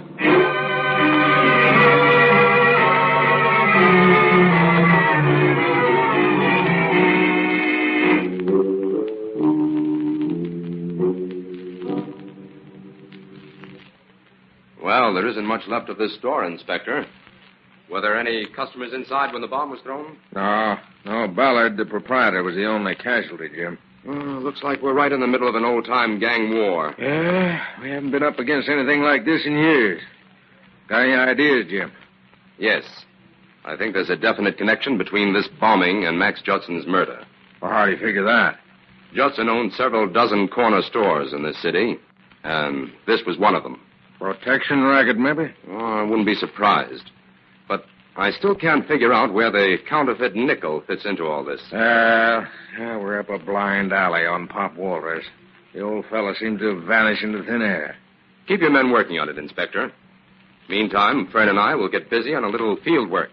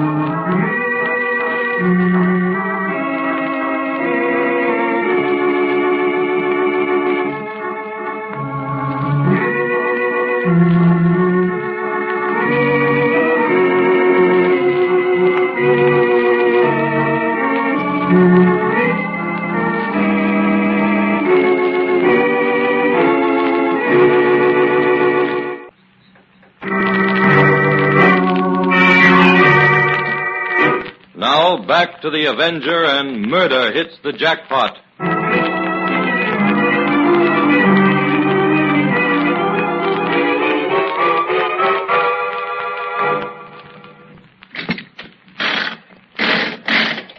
Oh, gosh, Jim.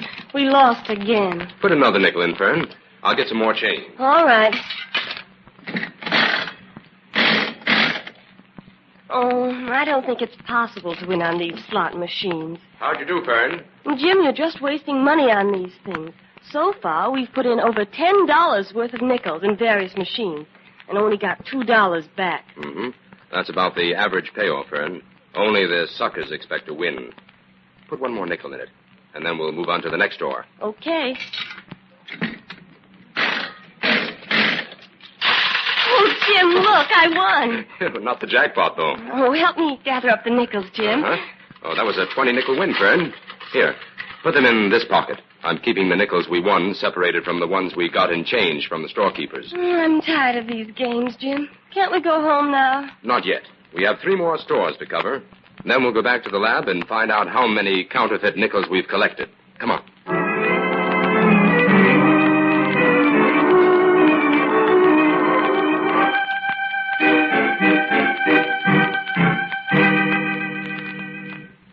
Have you finished with the test, Jim?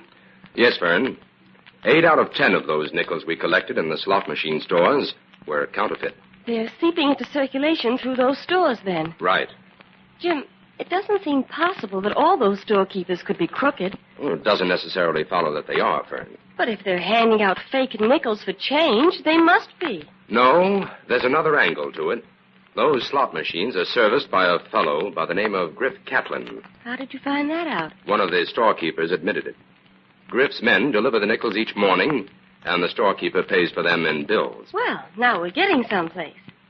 Old Pop Walters is probably working for Griff Catlin, who has the perfect setup for unloading the nickels. I'm pretty sure that's how it works. Well, how did Max Judson fit into it? Judson evidently forced his tenants to install the machines. He probably made a deal with Griff Catlin to share in the profits. But why should they kill him, then? Maybe Judson didn't know anything about the counterfeiting angle at first. Thought it was a straight business proposition. Then somebody made a slip, and Judson got wise. He threatened to have the law on Griff, or maybe have the machines taken out of his stores, so Griff had him murdered. Well, the case is solved then. Shall I call the inspector? Not yet. There's one piece missing in this puzzle. What, Jim? I still have to find out how Griff Catlin manages to get the lead and zinc for those phony nickels. Well, how can we do that? Well, he must have a business front of some kind so that he can buy those metals without incurring suspicion. We'll have to make a survey of the big factories and check the metal situation in each one of them.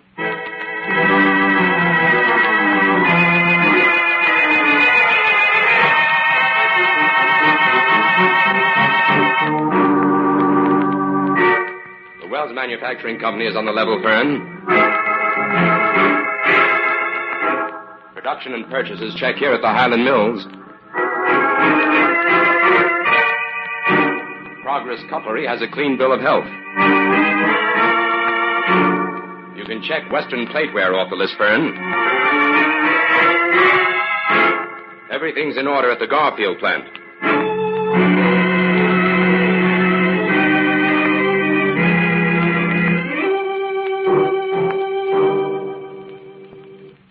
That novelty toy factory is the place we're looking for, Fern. Oh, good. I was beginning to give up. How can you be sure, Jim? All their toys are made of plastic, but according to the trucking report I have on them, they receive a weekly shipment of lead and zinc. Well, did you see anything in there that looks suspicious? Yes. They manufacture toys, all right, but their output is very small in comparison to the size of the factory. It's just possible that the counterfeiters operate in the basement, because there's only one door leading down there from the factory. And it was bolted from the inside. Well, there's a big double door there in the back. Yes. That's big enough to allow a good-sized truck through. Well, what do you think we ought to do, Jim? It's my guess that the actual counterfeiting goes on at night when the factory's closed. We'll have to come back later this evening to verify that. In the meantime, how about some dinner, Jim?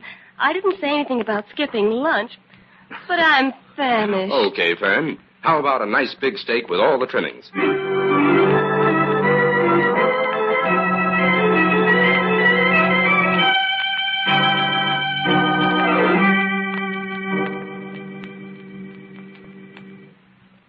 Well, it looks as if your hunt was right, Jim. Yes.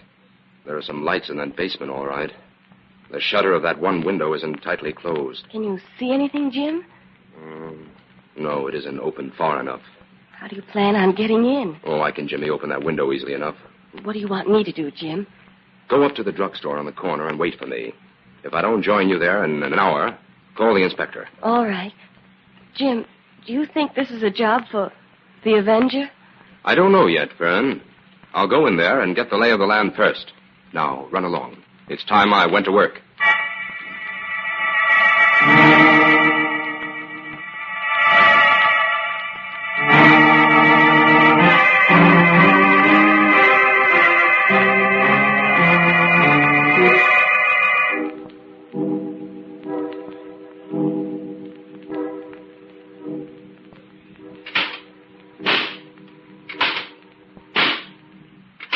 Hello, Bob. Eh?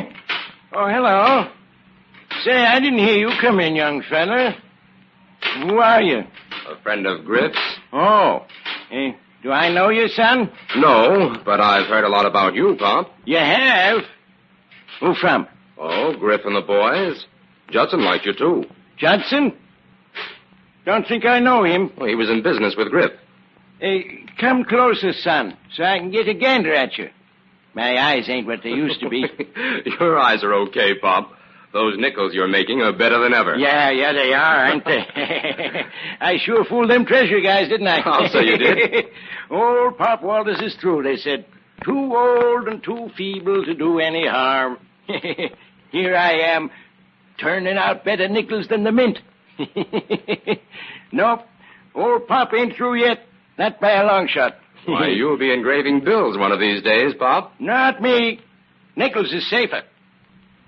People in banks examine bills close, but nobody's suspicious of nickels. Why, that's right. You make them, Pop, and Griff will unload them, huh? That's the ticket, son. We're branching out already. Did you know that? Why, no, I didn't. Sure. Look.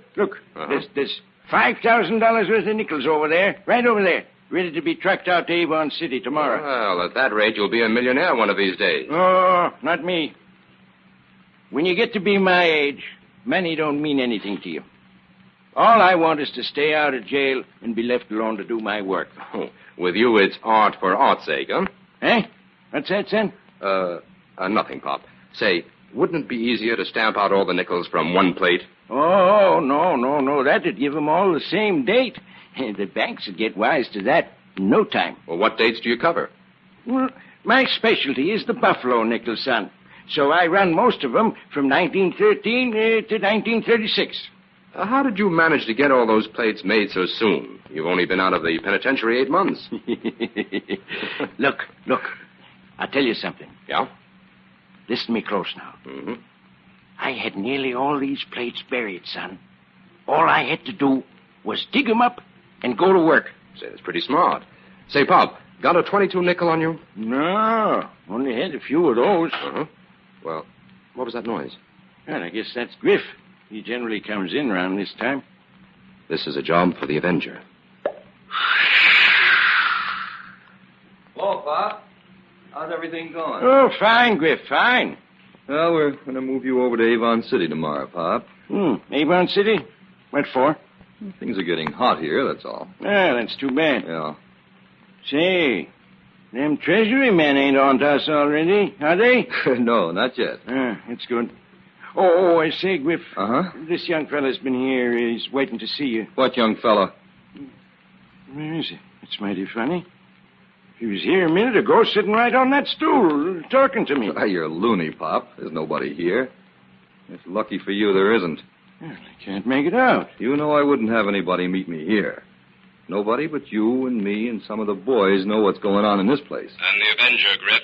He's in on this little secret, too. The Avenger? I told you somebody was in here, Griff. You double-crossed me, Pop. Oh, no, Griff. I didn't let him in. No, I didn't let him in, honest. You double-crossed yourself, Griff, when you murdered Judson. Griff, you didn't murder anybody, did you? Where is he? I'll find that Avenger and plug him full of lead. If it's the last thing I do. You're good at that, but this isn't the night for it. Oh, my gun. The Avenger knocked it out of your hand, Griff. Pick it up, Pop, and cover him. Griff Catlin is wanted for at least 3 murders. All right. I don't hold with them that kills. Stick up your hands, Griff. And if you make one move toward Pop, the Avenger will knock you out cold. Don't you worry. I'll wing him if he tries to get away, Avenger. Good. We won't have long to wait. Inspector White will be here soon. He'll be glad to take Griff off your hands, Pop. White boys will get you for this, Pop. Bah. And you too, Avenger. Save your breath, Griff. When the judge gets through with you and your gang, the whole lot of you won't be worth one of Pop's fake nickels.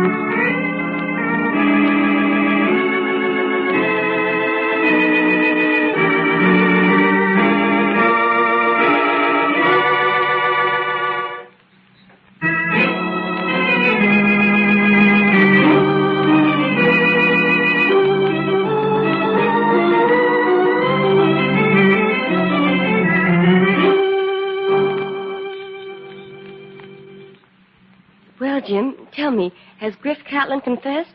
No, Fern, he hasn't, but as a matter of fact, he doesn't have to. We got the whole story out of Hank and Pop. Did Griff murder Judson, just as you suspected? Well, he ordered Hank to do it, which is practically the same thing. And he was behind those bombings, too, I suppose. Yes. That was his method of keeping his customers in line. Well, Jim, I know you tumbled to the slot machine angle because it was a possible way of unloading the fake nickel, but what led you to suspect that the nickel in Judson's hand was a counterfeit?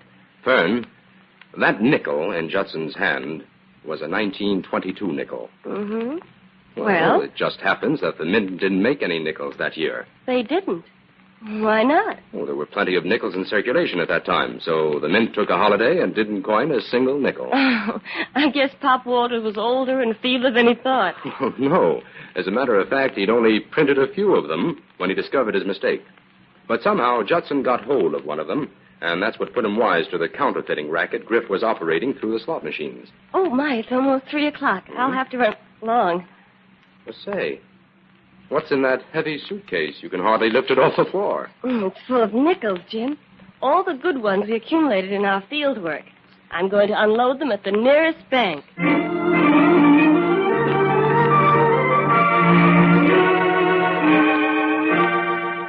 All characters, names, places, and plots used in the Avenger program are fictitious. Any similarity to persons living or dead is purely coincidental. This is a thought. A thought. A thought. Remember, listen for another adventure of... The Avenger.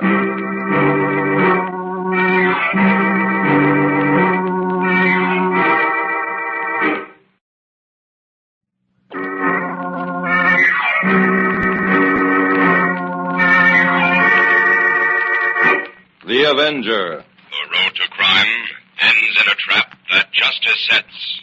Crime does not pay.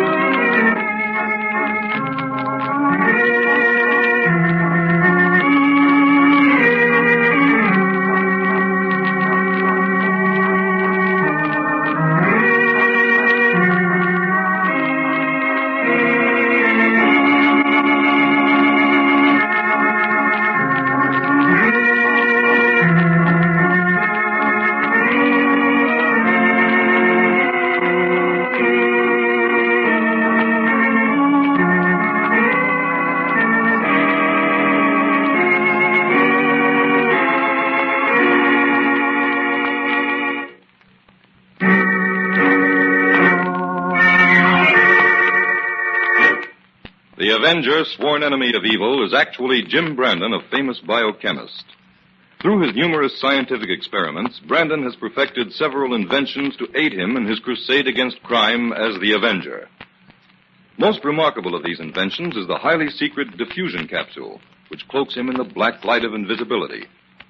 Brandon's assistant, the beautiful Fern Collier, is the only one who shares his secrets and knows that he is the man the underworld fears as the Avenger. And now, the Avenger and the Diploma of Death.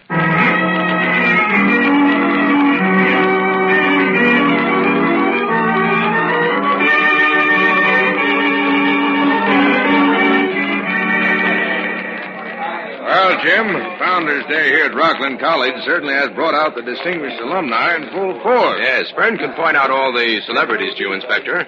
She was graduated from Rockland a year ago. Oh, no, almost 2 years ago, Jim. Oh, I beg your pardon, Fern. 2 years ago, Inspector. Well, I hope that lady who just sat down in front of us isn't anyone too important. Because as soon as the track meet begins, I'm going to ask her to remove her hat. Oh, that's Amy Nottingham, the authoress inspector. And you'd better be polite to her, or she'll make you the villain in her next book. Oh, look, that gray-haired man in the front row is a famous brain surgeon. And the two men with him are politicians. You see, I know a few famous people, too. I guess everybody enjoys a good track meet. Jim, I thought Professor Craig was supposed to join us. Well, he said he would, but he's probably become involved in some fascinating experiment in the chemistry lab. Hey, isn't it time for this thing to start? Yes, but I think they're waiting for Dean Clapper. He hasn't arrived yet. Oh, Fern, what's the first event on the program? Well, let me see. Oh, yes, here it is. It's the 60-yard high hurdle race. Harold Harkness should be a cinch to win then. Harkness? It seems to me I read something about him in the papers recently. Well, that's right, Inspector. Harkness won the National Chemistry Prize a few weeks ago. And, by the way, his picture appeared right next to yours when you solved the Austin case. Oh, yeah, that's where I saw it, all right. Oh, look, Jim. I don't think they're going to wait for the dean. They're lining up the fellows for the hurdle race. Oh, good. Harkness is number 5, Inspector. All right. Keep your eye on him. There they go. Hey, Jim. Hey, what's the matter with Harkness? I don't know. Why, didn't even clear that first hurdle. Harkness has collapsed, Jim. Come on, Inspector. There's something wrong down there. This way. All right. Come on, down these side stairs. They lead to the field. All right, excuse us. Stand back, please. Come through here. Hey, they're bringing the stretcher on the field. Tell them to hold it a minute, Inspector. Hey, wait a minute. Don't touch him. Police. All right, step aside. Please let us through here. See what you think, Jim. Looks to me like his neck may be broken. No. It's even worse than that, Inspector. He's been shot in the back of the head. Harkness is dead.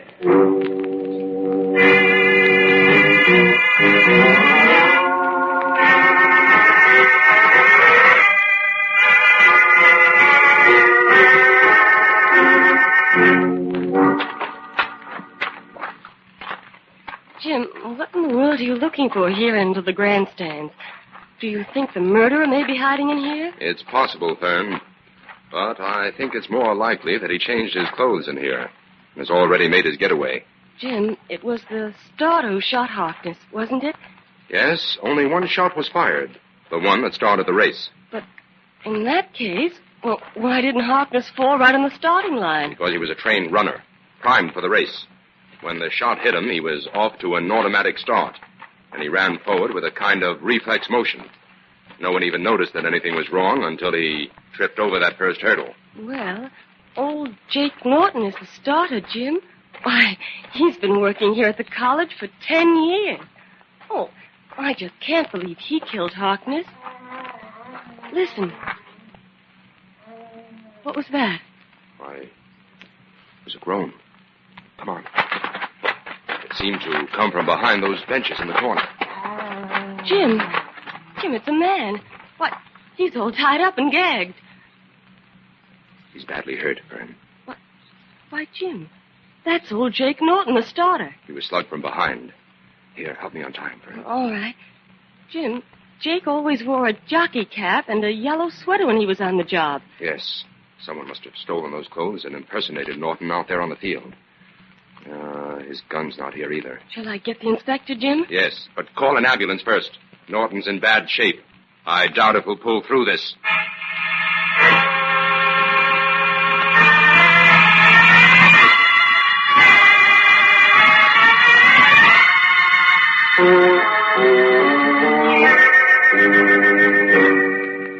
Well, I just got word from the hospital, Jim. Jake Norton is dead. Oh. Or did he regain consciousness at all, Inspector? No. Whoever hit him meant to kill him, Jim. Well, that means we'll have to start from scratch on these murders, Inspector. Yes. Looks like we're up against it. 2 well-planned, premeditated killings, Jim. Where do you think we should start? Well, we'll have to question every single person who wasn't present at the track meet. Absent students, teachers, and guests will have to explain their whereabouts between 2 o'clock and 2:45 this afternoon. Well, that's a big job. Let's go to work on it.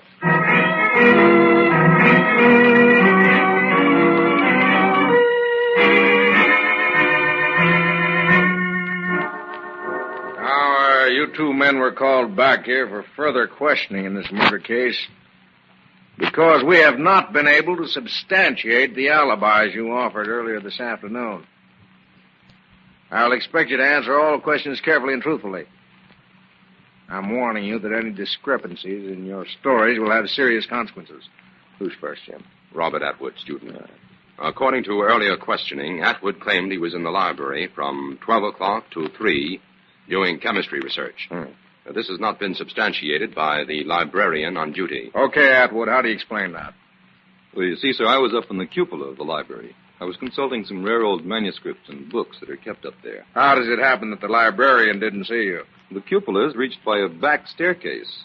A few senior honor students are given a key, and we're permitted to go and come as we please. Were you alone there? From 1:30 on, I was. Who was there until 1:30? Lawrence Treat. Who is he? Mr. Treat is an alumnus of Rockland who lives here in town. He's writing the memoirs of Matthew Forrester, the man who financed the new library just before he died a few years ago. I see. Treat also has a key to the cupola, huh? Oh, yes. He does a great deal of research there, too. May I ask a question, Inspector? Go ahead, Jim. Atwood, isn't it a fact that you and Harkness were the only two students who rated a key to the cupola this year? That's right, Mr. Brandon. And is it also a fact that such rivalry had developed between you that you were no longer even on speaking terms? Well, yes. Exactly what was the reason for that rivalry? Well, since Harkness is dead, I'd prefer not to discuss that. Inspector, since Atwood does not wish to discuss this subject, I think you'd better ask Professor Craig what he knows about it. All right. Well, Professor Craig, suppose you answer the question. To be perfectly frank, Inspector, both Harkness and Atwood hope to be chosen to succeed me as Associate Professor of Chemistry next term. Oh, you mean they were gunning for your job, Professor, huh? You might put it that way, Inspector. What makes you so certain of that, Professor Craig? Well, the regular associate professor died at the beginning of the semester. I was elected as a temporary substitute. Harkness and Atwood were brilliant students, and both of them did all sorts of research in an attempt to outrun me and show me up. They frequently embarrassed me before the class by posing obscure questions and problems which their wide research had uncovered. Problems which I admit I was not able to solve. Well, that gives Atwood a reason for wanting to get rid of Harkness, all right, but also gives you a motive for wanting to get him out of the way. But, Inspector, my job is no safer now than it was before. I told you Atwood was also a rival. Well, that may be true enough, but your alibi doesn't stand up either, Professor. I was in my room alone, studying, between 1:30 and 3 o'clock. Just a minute, Professor. When Miss Collier and I met you on the campus just before lunch, you said you'd try to join us at the track meet. Yes, that's right, Brandon, but I was merely being polite. Naturally, I didn't want the whole world to know I was literally chained to the grindstone. All right. That'll be all for now. But hold yourselves available for questioning at any time.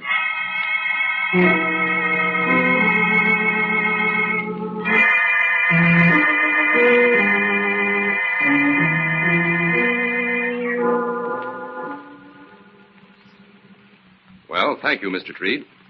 Your story checks with what Atwood told us. Just for the records, however, would you mind telling me what you did after leaving the library at 1:30? I came straight home, Mr. Brandon. I went to my study to revise the notes I'd taken at the library. I'm afraid you'll have to take my word for that. I live alone here. I see. Oh, pardon me, Mr. Treat, but is that your college ring you're wearing on your little finger? Oh, yes, why? Well, I was admiring it, that's all.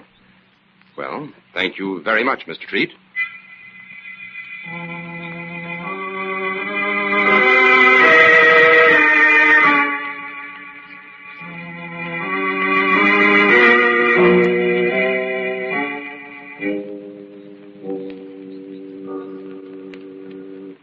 What do you suppose Dean Clapper wants with us, Inspector? I don't know, Jim. Here, this is his office. Come in.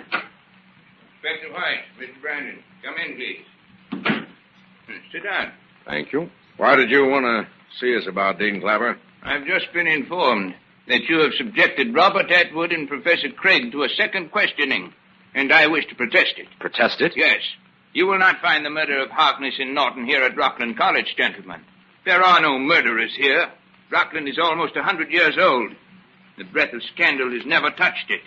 I refuse to allow you to drag my students and faculty through the mud in an attempt to locate some fanatical criminal. Just a moment, Dean Clapper.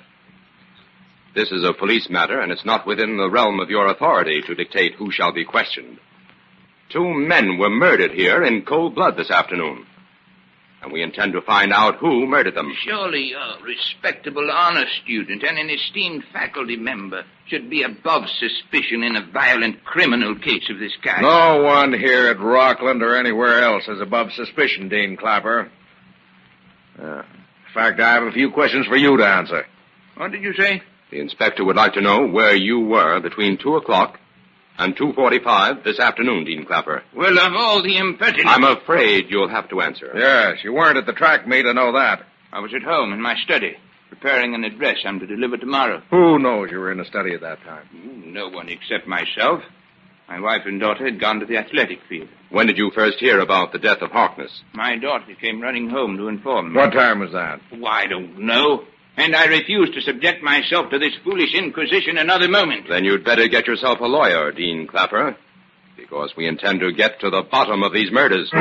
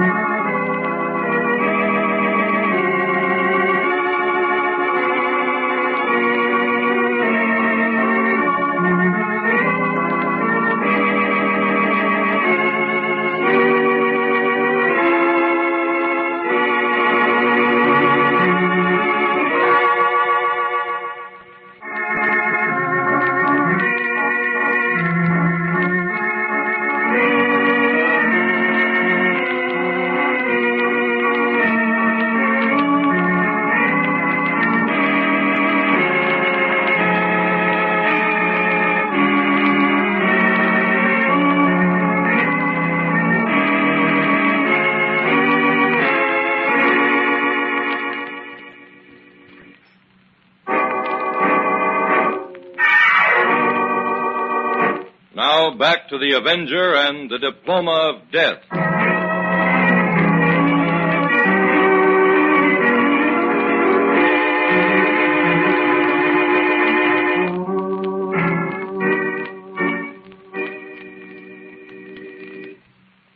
Well, there's nothing here in the chemistry lab to give us any lead, Inspector. Now, wait a minute, Fern. Look at this piece of paper I found in the back of Atwood's notebook. What do you suppose those letters stand for, Inspector? Hanged if I know. Capitals O-E-L, and right underneath them, capitals W-X-V. Probably 2 sets of initials. Oh, and look, on the other side of the paper, Inspector, Roaring Gorge is printed out. Roaring Gorge? Where's that? Why, that's where the fraternity initiations take place. We'd better show this to Jim. Okay. Well, we're supposed to meet him in front of Science Hall at 7:15. We'll just have time to make it.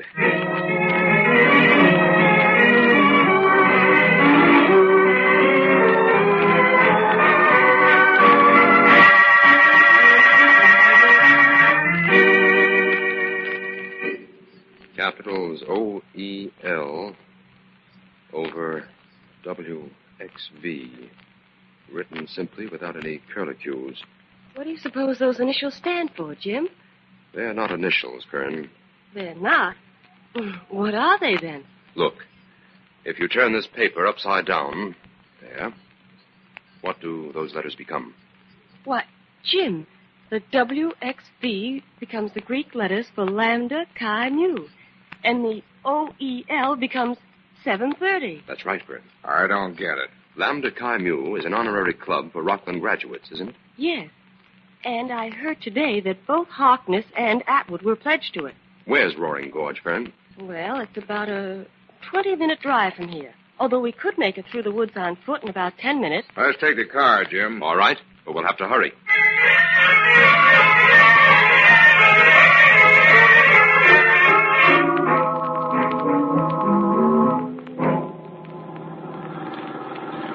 What time is it now, Jim? It's, 7:30, Inspector. Roaring Gorge is just beyond that next hill. Give the car everything it's got, Inspector. All right, Jim. That was a shot. It came from the gorge. Turn into that lane at the right, Inspector. Okay. There's the gorge. Pull up, Inspector, quick. Come on. Okay. Well, doesn't seem to be anybody here. Inspector, over this way. Huh? What is it, Jim? What? Hey, who is that? It's Atwood. He's been shot through the head.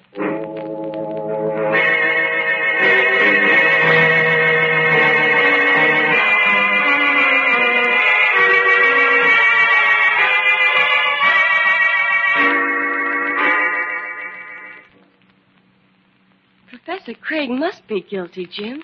Why, he was the only one who had a motive for killing both Harkness and Atwood. Whoever sent that note to Atwood killed him, Fern. But I'm not quite ready to believe it was Craig. Oh, Jim, why, it must have been. Well, everyone at the club disclaims all knowledge of the note. Really, Jim, I can't understand you. A motive is always the first thing you look for in a murder case. And, well, here you have a perfect motive, and you're not willing to accept it. Well, Jim, we can all go home now. The Rockland murders are solved. Oh, that's wonderful, Inspector. Who did it? Professor Craig. The evidence against Craig is purely circumstantial, Inspector. Not quite, Jim. I have a witness who saw him leave his house at 7 o'clock last night and head toward the shortcut to Roaring Gorge. You've checked the distance, I suppose? Sure I have. A man could cover the distance between Craig's house and the gorge in 23 minutes by walking fast. Mm-hmm. Who's the witness you spoke about? Lawrence Treat. Does Craig admit he left his house at 7 o'clock? No. He claims he left at 7:15, but he admits he walked toward the woods behind the library. Well, Jim, I'm driving Craig into headquarters. You coming along? No, Inspector. I'll join you later. You're not convinced about Craig? Well, I'd like to check a few more things here before I close my books on this case.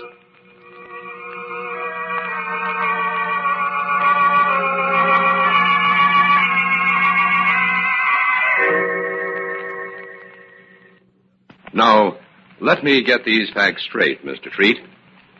You say you were walking past Professor Craig's house at 7 o'clock and saw him come out and head for the shortcut to Roaring Gorge? That's right, Mr. Brandon. Then you strolled up Maple Walk leisurely, noticed Miss Collier, the inspector, and me in front of Science Hall at 7:15? Yes. None of us remembers seeing you on Maple Walk. All of you seem to be interested in a piece of paper you were holding. That's right. Where did you go after seeing us, Mr. Treat? I turned back and headed for home.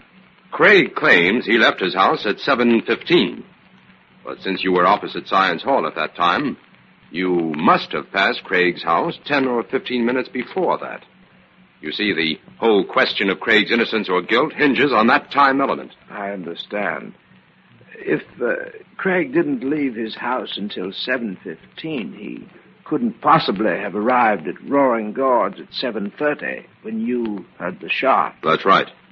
But the time schedule of your walk is conclusive evidence that you saw Craig leave his house at 7. Well, you say Craig admits to that little incident about sending his dog back into the house as he was leaving. Well, that proves I saw him, doesn't it? Yes. Otherwise, I'd be inclined to believe you saw someone else come out of his house at 7 o'clock. I'm sure it was Professor Craig, Mr. Brandon. Well, the inspector said the case was solved. And after this little talk with you, Mr. Treat, I'm inclined to agree with him.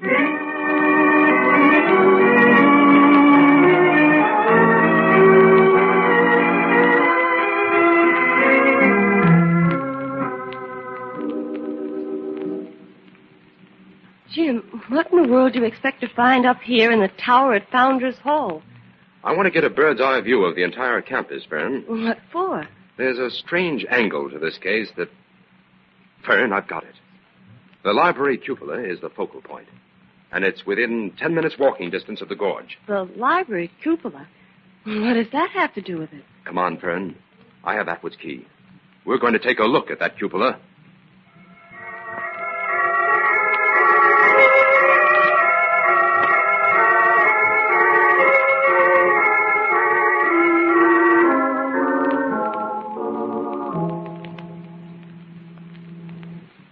Well, Jim, the first part of your theory was right. A man could stand right here in this cupola and, with the aid of binoculars, command a view of both Craig's house and the front of Science Hall. And he'd be within 10 minutes walking distance of Roaring Gorge. That's right. Oh, Jim. Yes? Look, Mr. Treat and Dean Clapper are in a huddle down there at the side door. Do you suppose they're coming up here? Fern, we've got 1 minute to muff this case or solve it. Here, take these old chemistry books Harkness and Atwood used. Yeah. Open them up and pretend you're taking notes. All right, Jim. Tell anyone who comes into this room that Jim Brandon has found the motive for the Rockland murders, and that you know what that motive is. Jim, where are you going? It's time for the Avenger to enter this case, Fern. Listen. Someone's coming. Get to work.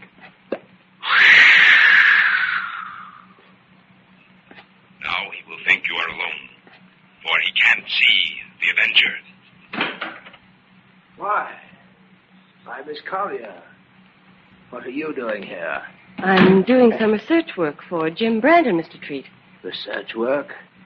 In those books, my dear? Why, yes. You see, Mr. Brandon has found the real motive for the murderers. Brandon just wouldn't give up until he found my secret, would he? Your secret? Don't pretend you don't know what I'm talking about, Miss Collier. I've caught you red-handed. Mr. Treat, put that gun away. No. I intend to silence you and Brandon with this same gun that silenced Harkness and Atwood. Where is Brandon? I don't know. Well, I'll find him. But I'll take care of you first. So you know the secret, do you? Well, Harkness and Atwood almost worked out the puzzle of the Forrester formula in that book, too. But they didn't live to profit by it. And neither will you, Lawrence Treat. The Avenger is here to take care of that. The Avenger? Where is he? My hand. Oh. Now I have the gun, Mr. Treat. Good work, young lady. Your aim was perfect. That heavy book hit him right on the wrist. Put your hands up and keep them up, Mr. Treat. No. I chose to play a dangerous game, and I'll play it to the end. Lawrence Treat was not afraid to kill, and he is not afraid to die. Now, Treat, don't jump! Oh, Jim. Gather up those books, Fern, and take them to the car. I'll meet you there.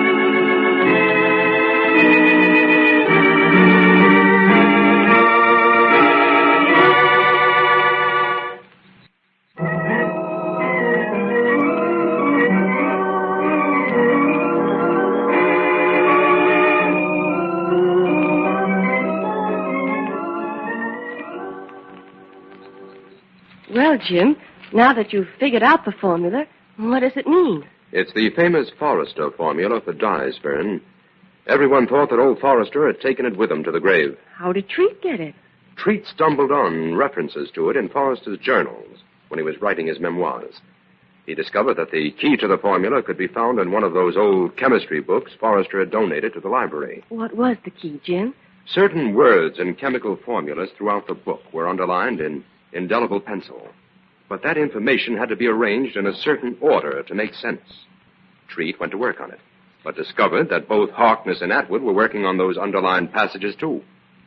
Those two boys were exceptionally brilliant, and Treat must have been afraid they'd beat him to the solution. So he killed them. But all the evidence pointed to Professor Craig, Jim. What made you keep faith with him in spite of that? Because I knew that the person who sent that note to Atwood wore a heavy ring on the little finger of his right hand. The ring had made deep marks on the paper. Oh, and Professor Craig didn't wear such a ring. No, but Treat did. I noticed it the first time I met him, so I decided to concentrate on him. And it's a lucky thing for Professor Craig you did. Well, I guess this is one Founder's Day that Rockland College would rather forget. Well, don't invite me out to your alma mater for the track meet next year, Fern. I can find enough murders to solve right here in the city.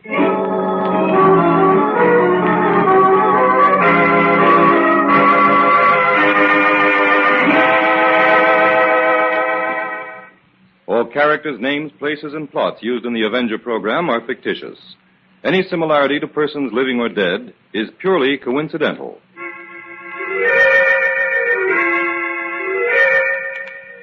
This is a thought. A thought. A thought. Remember, listen for another adventure of... The Avenger.